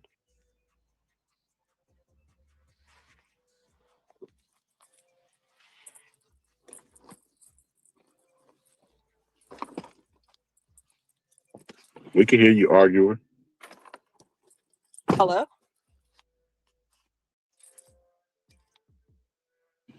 listen. I'm gonna put something on the screen one day. I'm gonna put a circle. I guarantee you'll argue with that damn circle. I asked her a question she never answered. I don't know. What am I supposed to say? I don't know everything, and I really ain't the exceptional Negro that I pretend to be. You're the one with this term exceptional Negro, exceptional this, but you want me to be how you want me to be. And in order for me to be considered black or considered one of the good ones, down for the people, not a coon, I have to have certain values and certain views. I have to reiterate certain talking In order points. to I gotta not say be certain things a a certain coon, way. sister. So In order to not be a coon, you have to show me that you really care about the people and that you don't want to identify with white. But you already halfway there. You got right inside you. You literally half white. So what you, it's only natural that you yeah, have white I gotta views by choose being which about. one. No. It's only natural that you have white views being half white. Why do you and Candace Owens have the same You views? keep talking And about me being in a cult, but you're saying that I'm not allowed to be down for the people if I don't but you're not down for act and them. How behave you and down think for a them? certain way. If I don't act and behave a certain way, then you're a coon. If you want to be one of the accepted Negroes, then you had better think this way, and you better not say certain things to us. You better not point out anything wrong. Like, how is it that I'm in a cult and this is y'all's view? You're in a cult because you That could I'm never. not Could you ever? allowed. Hold on. Let me ask you. I'll prove it. Could you ever see yourself voting for a Democrat? If the Democrat Party changed No. and became I more ain't. like it Listen, it's was a yes or about, no question. you're Yes or asking no me, question. but no, because you're asking me if I would ever vote for a Democrat, which means there would have to be certain circumstances to do that. If the Democrat Party continues to be pro-choice, pro-child sacrifice, if the Democrat Party continues to push this stuff about trans people, if the Democrat Party continues to spread lies and be about division and support political violence, then no. But if the Democrat Party gets back to the roots of the Democrat Party and they start campaigning on things that Obama campaigned on and Hillary Clinton campaigned on, things like secure borders, things like equal treatment for everybody, things like merit, things like what else were they campaigning on back then? So the Democrats Just who you told me started common the sense Dixie, issues and a the better economy. the Dixiecrats, the Then Dixiecrats. yes, You I would want be them to down. get back. You want them to get back to the party of old, the Dixiecrats. Was Obama a Dixiecrat? I didn't know that. I didn't know that Oh, the Clintons see, were and Dixiecrats. this I is didn't know. this is where I'm finna find out if you all cap or not. Did you vote for Barack Obama? According to you, I was Did 12 you years old vote for? when Barack Obama. I was Oh, well, 12 then years that's old how when I know. Barack That's how I Obama. know. That's how I know I was spot on whenever I talked about your age. You weren't though. You said I'm 25. I'm not 25. Like I said, I was spot on when I talked about your life experiences, you being young. I was spot on when I talked about all of that. If you were 12 years old when Barack Obama ran for office. But I already said I But haven't been able to vote in many elections anyway. So it's not like so you discovered something new. so what did you ask me? Because I honestly couldn't hear you. I think my phone went out. I didn't hear nothing that you. I asked you because I wanted to see if you were going to be consistent in your beliefs, and I asked you if my boyfriend was taking me to his house and his parents kept calling me Bon Quisha, it's time to eat, blah blah blah. They kept calling me Watermelon Drea, and I'm like, ha ha ha, yeah, but my name's not actually that. This is my name. And then my boyfriend's like, yeah, actually, can y'all like call her by her name? And they're like, oh, we're just joking. And then I come to you and I say, hey girl, like, I don't know what to do. They keep calling me this, and it makes him uncomfortable too. Like, would you say the same thing that you said about my black family doing it, which is that's just how they get down. They're just joking. They love you. That's how they show that they love No. you. Is that what would you So say? so first of all, you wouldn't have to say shit for me, because I'm gonna tell them my damn self. Don't call me that. Okay. And I think the difference is that's why I asked you, did you say something to them about it so that they could correct themselves? I asked you these things. Because a lot of times these microaggressions on both sides, the person doesn't even know that they're offending you until There you ain't tell no them. fucking microaggressions on Oh both no, that's sides. microaggression. If a white person is telling your It's ass, microaggression on their side. but I think What she just said, what white people literally made a video. because White people literally made a video saying all the names that she just said. because when we call your boyfriend Brad, we're not doing it in a negative manner. So this, like I said, when you go to your family and we joke on our own family members, like if you have a crooked haircut, they gonna talk about your haircut. If you fucking have I mean, it can be anything. It's just what our family Listen, do. and this what I mean. This what I mean by derailing the conversation, sister. Because She that's historically. She asked me about it. How am I derailing the conversation when she asked me to ask her the question again? This is literally because calling your white boyfriend Brad is not the equivalent of you losing a job because you're part of our culture. That's part of our culture. because your name is a different name and white people discriminate on you. Here's the thing. You couldn't even use the equivalent in your own scenario because you never spoke up about it. You never told your family. Use the equivalent. I literally just used the Sister. equivalent. All right, listen. I'm for real. I'm for real getting irritated right now. So I'm finna go ahead and end the show because like I said, man, we not finna sit up here and yell at me. I don't know what about you makes you think that I'm that relaxed that you can sit up here and yell at me. But you know how you go to the Republican Party, they talk about man. Well, I'm a man, sister, and that ain't gonna fly. I don't give a fuck if you're 300 pounds of muscle or not. We're gonna show some decorum, and we're not gonna yell at me. That's what we're not gonna do. If you're getting frustrated, I've offered to end the conversation several times. I'm very frustrated. But no, what I'm saying is, I think the connotation for the Wallaman, what did you say, Wallaman Drake? I ain't never even heard of that shit before. But anyway, I guess that's a popular comment. Vine. A Vine from who? Do you remember Vine, that light-skinned dude who played Watermelon Drea? He did a whole bunch of like black stereotypes. It was very big back in the Vine days before Vine became TikTok. I don't know. No. I have never heard of the Watermelon Drea, but when I hear watermelon, I think of like stereotypical shit, but I ain't never heard of that. But again, I guess it's a whole world of things that I don't even subject myself to. Like, I'm not going to even be a part of that. So I wouldn't have even known what the hell you was talking about with that. But it sounded like some stereotypical type stuff. And like I said, wouldn't nobody have to say shit to me about it because I'm going to say it myself. So I don't know. And they ain't going to use it no more. It just is what it is. I'm going to take up for myself at all times. And if they said something out of line, I would correct them. Would you tell me that they were playing? Would you tell me that they were playing and that they really meant well and that they loved me because they were saying that? No, I wouldn't. But I also don't think it has the same historical context either. But my point was just to point out inconsistencies. So nobody else in your black family have a nickname? We use nicknames, but they're not racially charged. But that's not a racial nickname.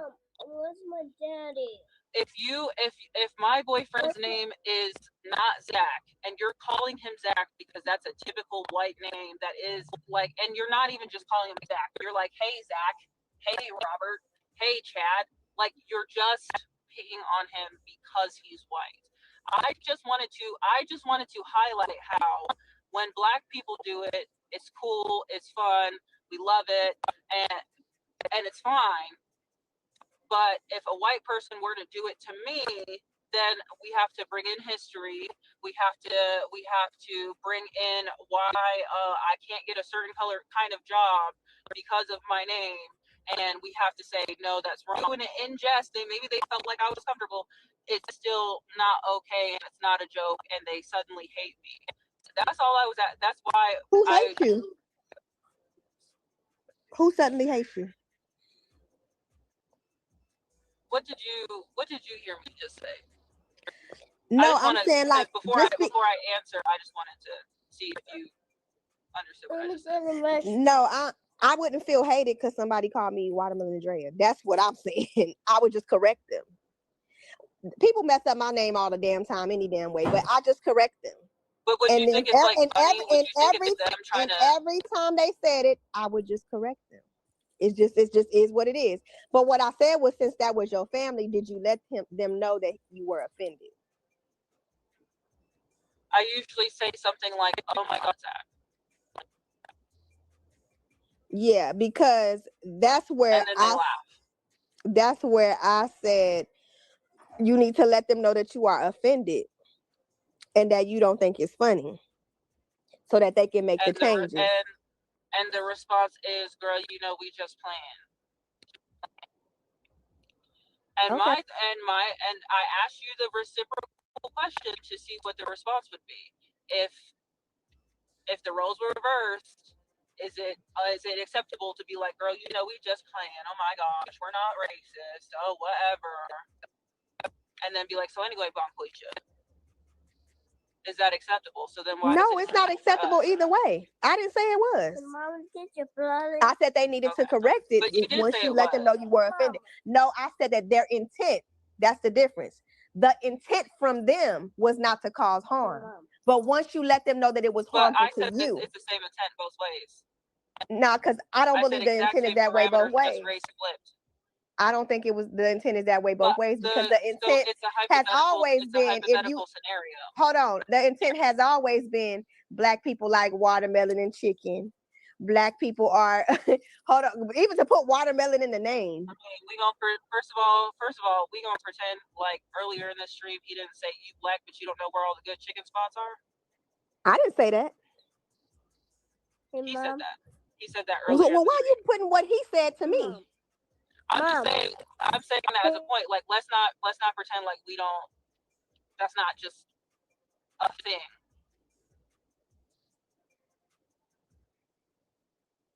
I'm like, I ain't saying nothing about Black people not knowing what. No, I'm just saying. I just brought it up. Yeah, I just brought it up just to say, like, okay, you're saying that this is a bad thing and it's not true, but I just had a Black person question my Blackness because he perceived that I don't know where the good chicken spots are because I found an ice cream shop on TikTok. So I was just bringing it up, like, okay, well, you can say that, but that's common knowledge that Black folks like chicken. Most people like chicken, especially if you're in the South, but like, let's not pretend like Black folks don't perpetuate that as well. Oh Lord, it's a whole lot to digest in this whole little conversation. I'm just asking for like ideological consistency. That if it's wrong and we're gonna assume that Black people are playing, that when white people do it, we should say it's wrong and assume that I think the culture of white people and Black people are different. It's not the same. We grew culture an outsider. No.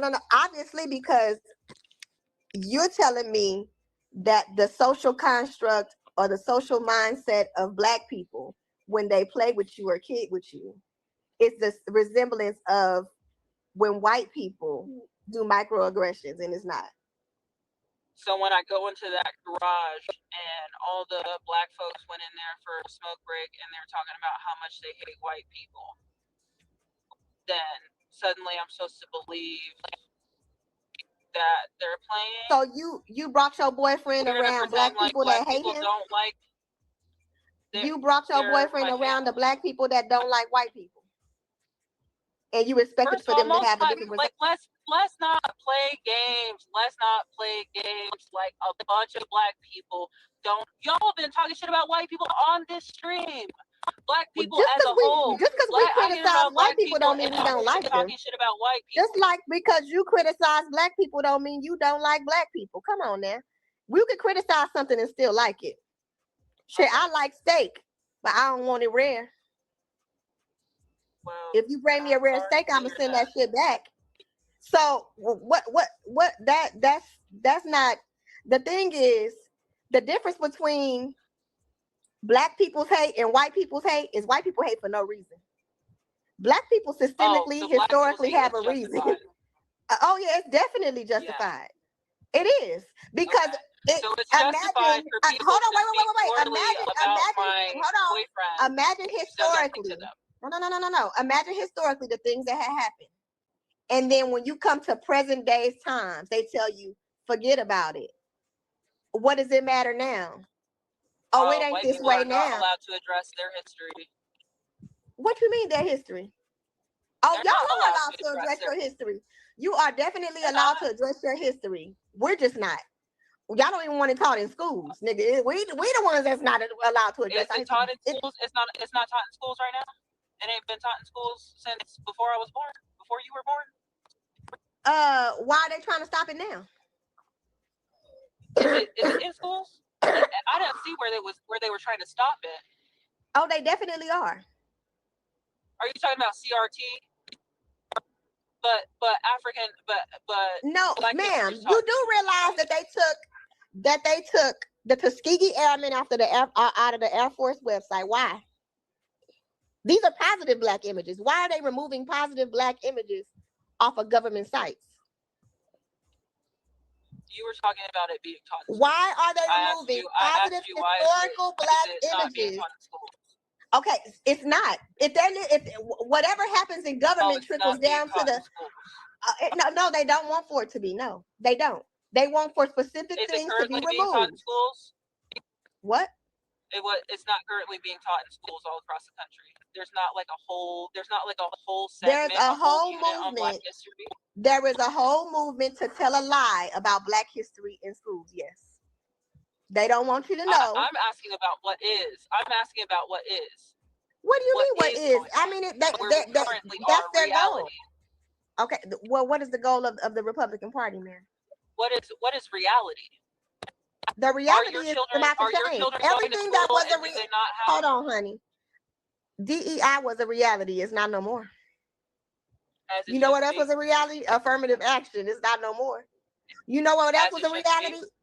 The elimination of segregation inside of federal programming. But you know what? That law was removed. It's not anymore. So when you talk about force, hold on. So you talk about wait. So you talk about foresight. How do you think this is going to affect 100 years from now with that law not in place? Especially with things moving how they moving, where a white woman can call a black person a racial slur and raise however much money she raised in a little amount of time that she raised it. In 100 years from now. I mean, I've told you where I think black people are going to be in 10 years. They don't even have to be in 100 years. In 10 years, I know exactly where black folks are about to be. And it has nothing to do with the Republican Party. But y'all don't want to hear me. Y'all don't even want to have a conversation about it. Y'all just want to shut me down. Because other people are not allowed to have their perspectives, and you're not allowed to share perspectives of other races of people. It's only the black perspective, only the black narrative is allowed, and anything else is racist. And that's exactly why I said we're about to be, because we are so unwilling to reach across the aisle to expand things and to unite with other people and have open dialogue and conversation. It has to be about feeling sorry for us and reparations for us and everybody apologizing to us. And I'm letting you know right now is people are tired of it. And it has nothing to do with Republicans.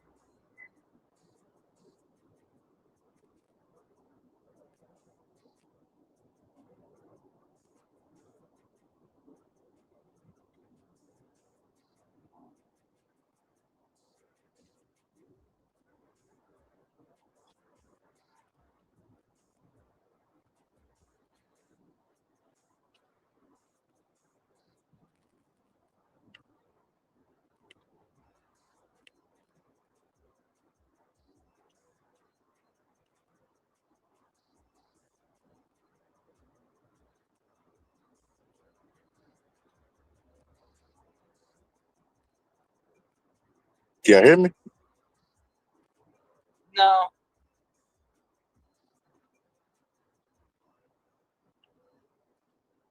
Y'all can't hear me?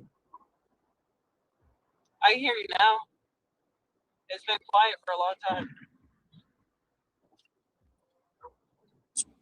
I don't know what happened. But I was gonna say I mean, I don't know. It's a good ending point. We'll be back maybe tonight. I don't know. I ain't gonna lie. I got a little bit of headache now. I don't know how that headache seriously came, but I ain't gonna lie. I got a headache now, sister. I do And I too. just want you to leave with this, sister. You win some, you lose some, but you live to lose an argument to me again another day. I mean, I don't feel like I lost, so.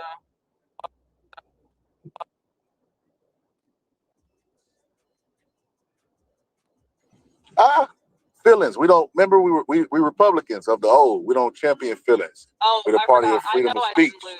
We I don't know care my about points were feelings. solid. My bad. My bad. I don't feel They like I were didn't solid, lose. but mine were just more solid because I'm a stable genius, sister. But now we'll be back. So this is what I do for you. The next episode, because this wasn't supposed to be political. The next episode, I will have sources. I will have video clips, and we will talk about Trump's and his tariffs. So just be prepared to talk about Trump and his tariffs. Have your sources ready, but that's what we'll do the next episode. So it can be real debate. I'm not gonna lie. I was gonna do tonight, but like I said, I don't know. I really do seriously. I really do seriously have a headache. I know why. It's because I drink a lot of water today. No, water increases blood flow and blood pressure. But so what I'm gonna do is I'm gonna take a nap, and I've been up all night as well. I'm gonna take a nap because I'm trying to hit this sauna. I bought a sauna for the house, so I'm gonna probably try to hit the sauna a little bit later. And but yeah, I'm gonna try to come back tonight. If not, then tomorrow for sure. Okay. Well, if it's tonight, I'm working. I'm headed to work. I'm 20 minutes away. I'm working. If it's tomorrow, I might catch you. And I might have time to myself. All right, well, I'll do political then tomorrow then. So we won't miss you because I like to give my carcasses a chance, sister. I like whenever I go hunting and I put them on the wall. I like to give them a fair chance, sister. I don't like to just put the trophies over my fire. Perspective we have. I'm just joking, but all right, I'll catch you on the next one. Have a good one. I don't know if the girl's gone, but see ya. All right. Superstar, wish to have a fancy car, wish to have $1 million bucks. Well, I wish I don't be in love. So tell me, pretty baby, I make one wish and I wish it all on you. Make it love to the break of dawn, me and you to the baby's born, till my baby's born. Y'all sing, come on. Till my baby's born. Till my baby's born.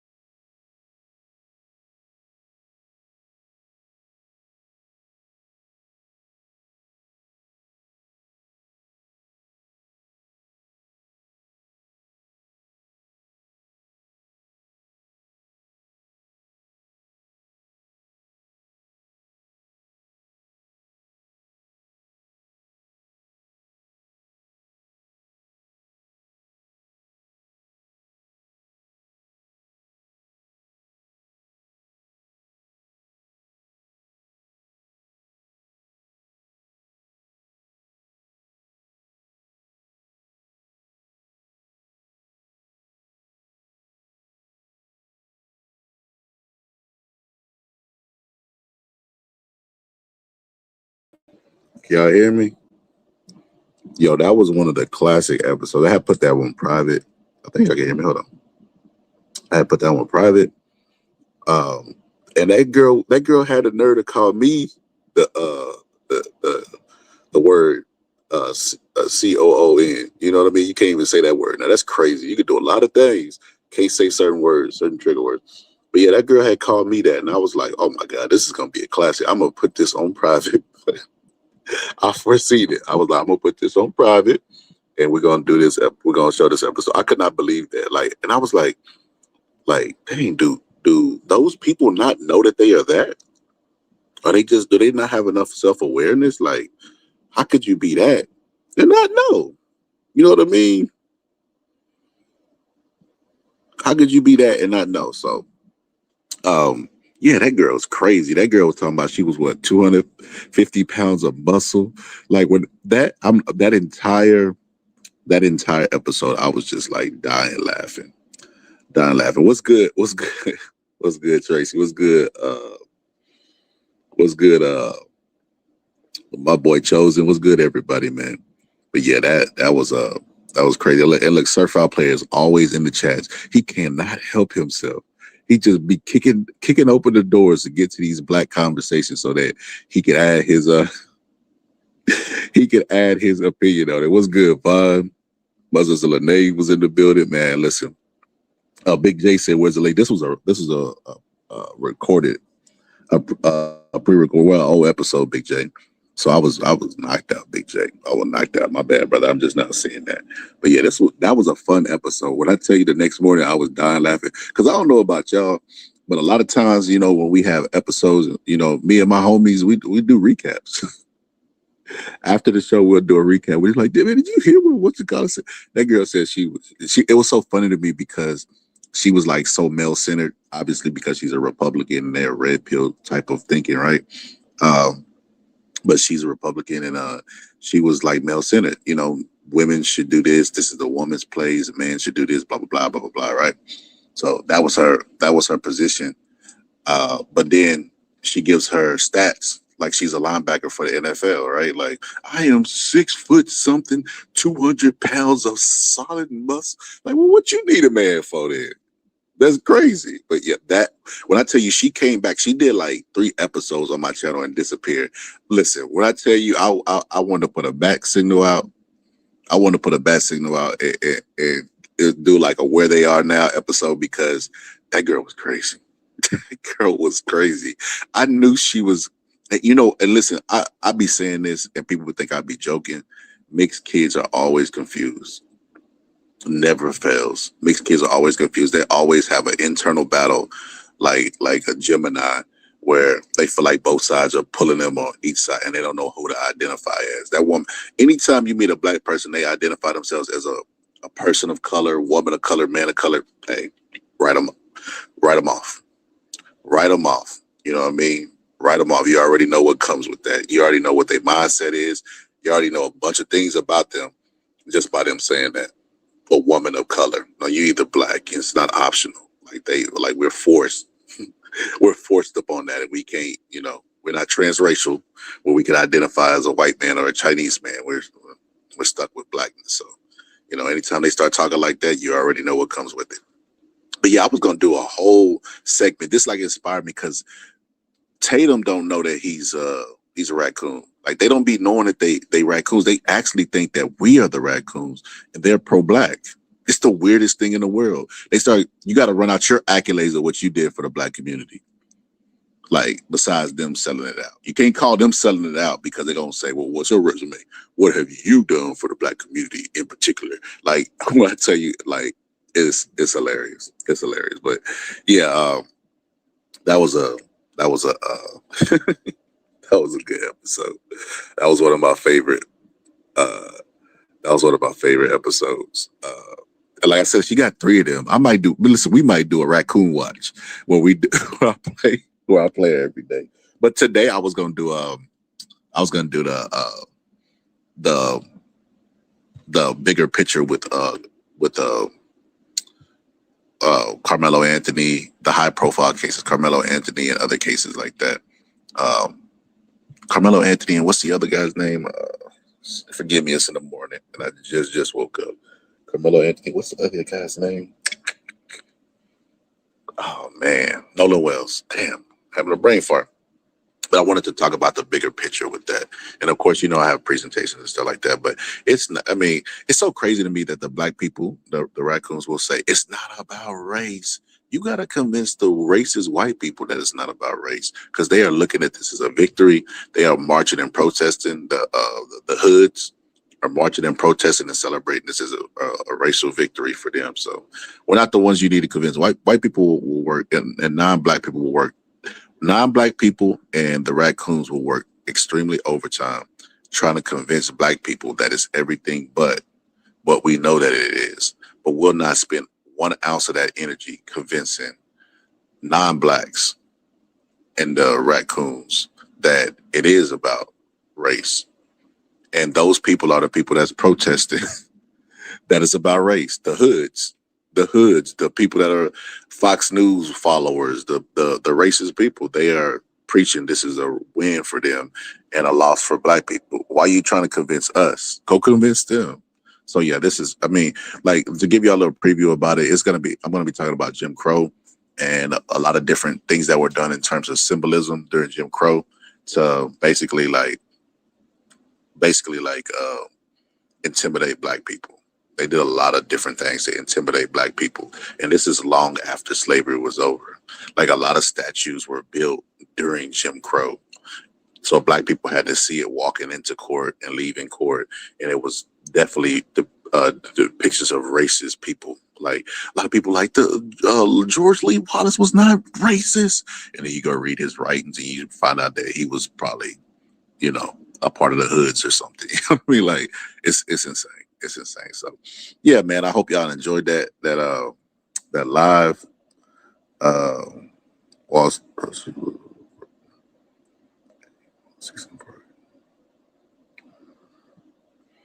I hope y'all enjoyed that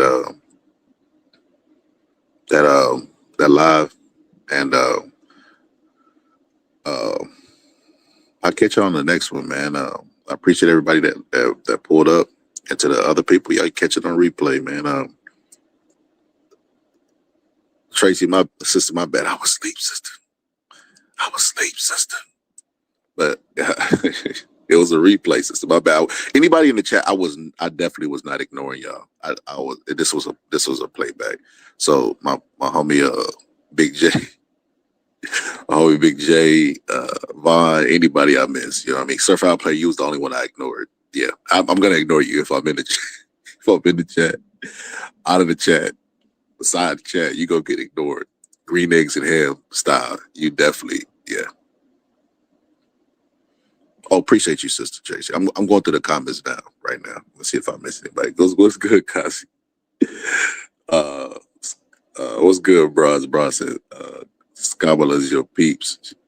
Positive says it's Friday. Facts. Biracial group. Yeah, is a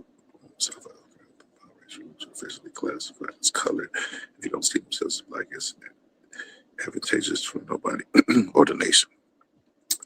Disagree with that, but you know how I feel about the diaspora and black people who come from other places that are by default black, by the definition black, and they want to group themselves with us. Like y'all they don't be having no problem with white people that do that stuff. When white people, bro, they would literally giving white people N-word passes and know the history of white people and the N-word in America, and will give a pass to a white person. But then we'll have all these stipulations for a black person coming from somebody else or not. I'm coming from somewhere else. So no, I don't do that. Said Jesus is coming. If you would like to know who Jesus is, I would love to share who he is. Time right now. It's a sense of urgency to be right with God. Kamala is Canadian Indian. Man, if you don't stop. Hold on.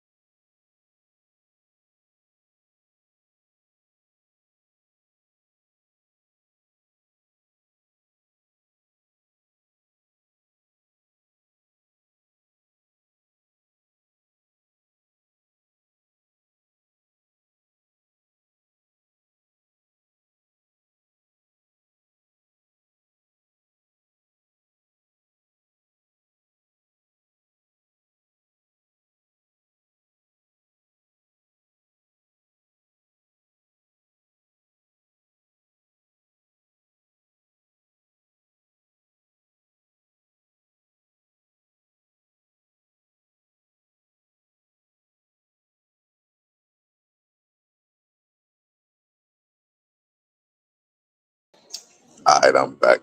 I'm back. Yeah.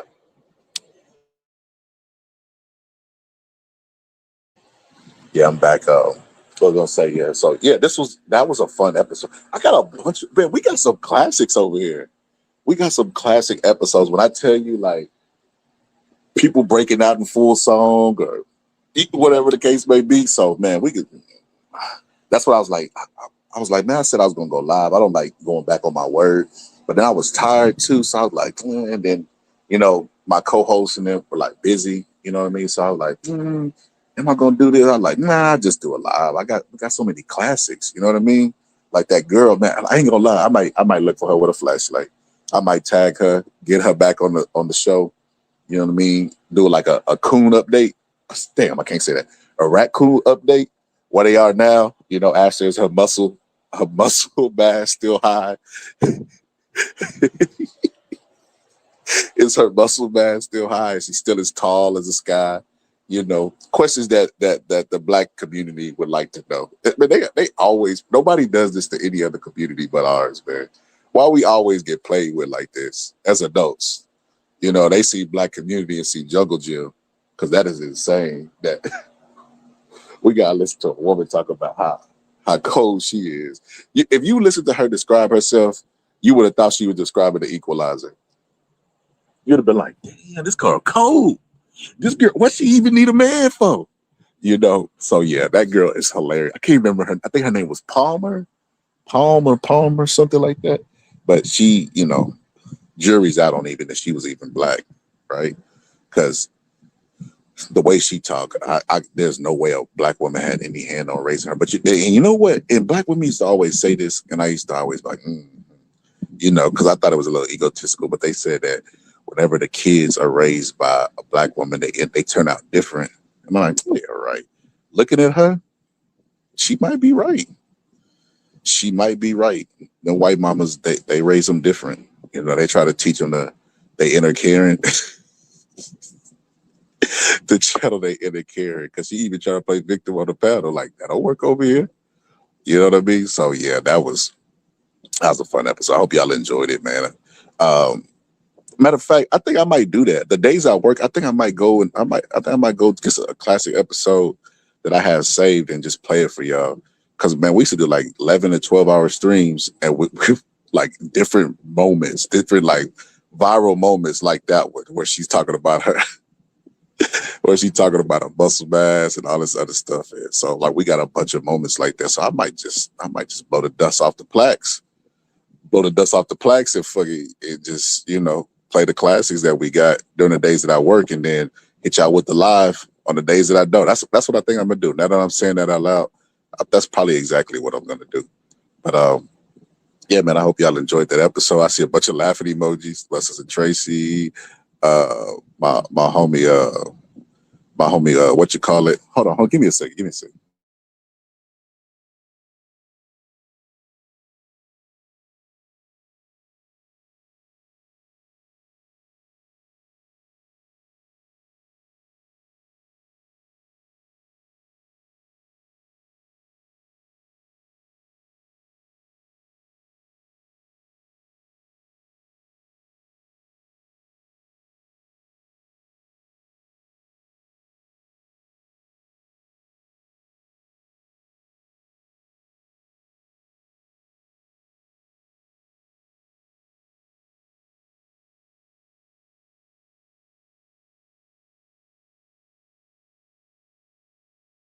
Y'all think that episode was good, man.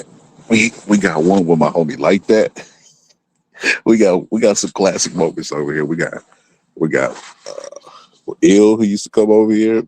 Got classic moments with Ill. We got classic moments with everybody except for Surf Out Player. He don't contribute nothing to the conversation.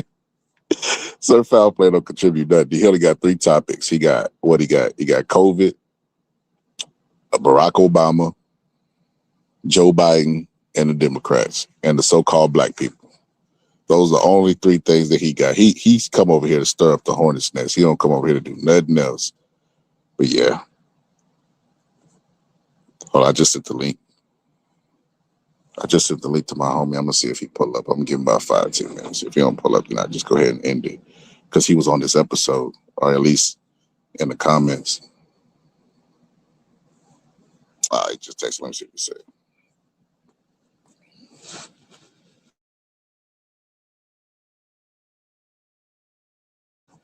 Oh, he said he at work. He at work. Understandable, bro. I was just trying to get you up here to review this classic episode because this is the what. I'm gonna go clip that up where that girl said she was the muscle stuff. I gotta go clip that up. B. Washington, he pulled up out the bush. It was good, B. Washington.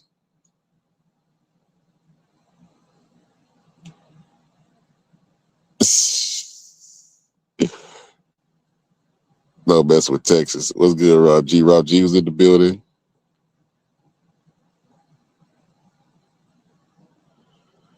I know Big J would go come in hot. Nah, it was a recorded, man. I done missed. My bad, man. I missed all y'all. My bad, man. I was dozed off. But yeah, this is a classic, man. Like I said, I got a bunch of them. That's what I'm gonna start doing. I just gave the formula out loud. That's me thinking and brainstorming out loud. But I'm gonna do that. I'm gonna do that. Appreciate everybody for pulling up. Everybody else in the building. The next episode that we're gonna do. I'm trying to get up some people to work on. It's two of them. I'm trying to coordinate with my female homegirls to do the male-centered world. You know, forget about YouTube, right? It's like the patriarchy that exists. Patriarchy that exists, and I'm not a big fan of patriarchy because the word comes from feminism, and it's like, you know, how the hell could you come up with the word patriarchy and then look at Black women as third-class citizens? So you don't really care about women's rights as a whole. You just don't want to be at the end of the barrel. You want to be the person holding the gun. So I'm not a huge fan of that word, even though I do know that males dominate the world. You know, it just is what it is. You know, they dominate the world. Like they get ranked higher. They're seen. You know, listen. I'll give you an example. I'll give you an anecdotal example. Doesn't mean I'm right, but this is my anecdotal stuff, right? So even with my son, right? Sometimes my son will he's 5, right? And he'll say something to his mama, and I'll be like, who you talking to? He's like, I'm not talking to you, Daddy. I'm talking to mama. I'm like, I don't give a damn who you talking to. You got too much bass in your voice, you know? And I realized, like, you know, that kids even recognize the hierarchy. They know that even if the mama is disciplining them, talking to them, whatever, they know that one day they're gonna be bigger and stronger if they're males. They understand this inherently, so they know. You know what I mean? They know about hierarchy and stuff like that. So, you know, I want to talk about that. I want to talk about how it's the. I guess, you know, how Black people look at raccoons is how women that have, you know, high self-esteem look at, you know, not pygmies, because I mean, I ain't gonna lie, I don't like pygmies are not disgusting. They're not disgusting to me because they just want to get married. Like that's not if you know, a little girl with a dream to get married and trying to make it come true. That's not that bad to me. It's the male-centered women that like the world male could do no wrong, and it's not even they male. It could be somebody's that's not even an eligible age to date, somebody's son. Just like that's sickening to me because it gets into like some cultist behavior where like they'll justify any action that the male did, and it's like I was like, I got to do an episode on this. And it's no secret, y'all know I don't sneak this. It's no secret. The dude with 3 dreads from the sector, he kind of inspired that episode. Him, and I watched the behavior of another male in that sector and how women were not calling out the wrongdoings that they was doing. It's like, damn, it's so crazy to me. Like I would think that the nurturing spirit of a woman would take over any type of compromise, biasness, or anything that they had. But in that moment, they was justifying everything. I remember Donald Trump said, I could unalive a man in front of the world and get away with it. It was kind of giving me that type of vibes. And I was like, oh, I get it now. I get it. This is why those women that they say nobody cares about your education. First of all, they go do all that stuff because they want more control over their life, which is, you know, we all in this capitalistic society, right? So everybody's on a rat wheel. You're supposed to you got to take care of yourself regardless of any type of relationship, right? That's just rule number 1, right? If you find somebody to help you out with, if you're lucky enough to find, then great. But for the most part, you have to take care of yourself. Give me, right? And of course, I'm out the market, but this is just mindset. If I can go back and put my brain in single color, give me 100% the woman that they would say, society would say is quote unquote masculine, uh, whatever. The self-sufficient one that don't listen, because listen, women don't listen in general. Even the ones that do listen, that's fake. But yeah, give me that woman any day over the self-centered one, because I feel like that could be problematic. Not even a lot of dudes would think, well, they're not giving no pushback. Why wouldn't I? Why wouldn't I be with them, right? And it's like, yeah, but you're gonna have kids with them, and God forbid if something happened to you, you don't want them raising your kids in this world, because there will be no structure there. Like they'll be, they the type of moms that'll bail them out of jail. Always making excuses for them, like no accountability. Like I know y'all seen them, like T.I.'s son is a prime example of this. Just spoiled rotten, and like they've never had any accountability. Everybody makes excuses. They're pretty disgusting as a man. And even if something doesn't happen to you, right? Let's say nothing happens to you. You're there. They will start to pick the side of their baby, the male, over you. And I've seen plenty of cases like this. There's a guy that I know personally that is 40 years old. Him and his dad get into it every day. Mind you, his dad 60, 70, he around that age, right? He get into it every day to where sometimes it gets physical and stuff like that. And it's over dumb stuff. Him leaving water in by the sink, or just stupid stuff. But mainly it's because he's not supposed to be there. The nest is getting too small for him. And because he had a mama like the one that I'm talking about, male-centered and stuff, she's poured that into her kid, and he's spoiled rotten. So I want to do a complete episode on this. I'm going to probably, like I said, I'm doing my due diligence to do my research. So y'all are definitely going to love this episode. And I'm inviting women on, because I don't like having episodes where I talk about what women and there's no women there to say, well, no, this is actually what I do, or this is actually how I feel. Like, that's the weirdest thing in the world. The only time you'll see those type of weird panels is like the Manosphere stuff. So, and this is not a Manosphere channel. So yeah, I got that episode coming up. I got the Nolan Wells, episode coming. I got some dope content coming for y'all. And even though it don't look like I'm working, I'm always working, always saving videos, always taking down notes. That's one thing I didn't used to do. I used to always just freestyle. But now I take a little note, like I'll save a video on my playlist or whatever the case may be. So that's what I'm starting to do going forward. Give y'all dope content, man. I hope y'all enjoy it. And I'll see y'all there. And hopefully, Tracy, I can get you to pull up one day, sister. I know my sister Lene gonna pull up for these conversations. But yeah, I've been trying to get more women, like I said, for these type of topics. So I hope y'all pull up, man, and join the conversation. Appreciate everybody for pulling up and joining the chat, whatever the case, participating in discourse. And I hope y'all loved it. And if y'all didn't, something wrong with y'all. Pray to God. But now I'm gonna let Ray J serenade y'all souls and take y'all home. Anyway, man, I'll see y'all in the next episode. Boxer Scholar, and I'm out. Superstar, wish to have a fancy car, wish to have $1 million bucks. Well, I wish I don't be in love. So tell me, pretty baby, I make one wish and I wish it all on you.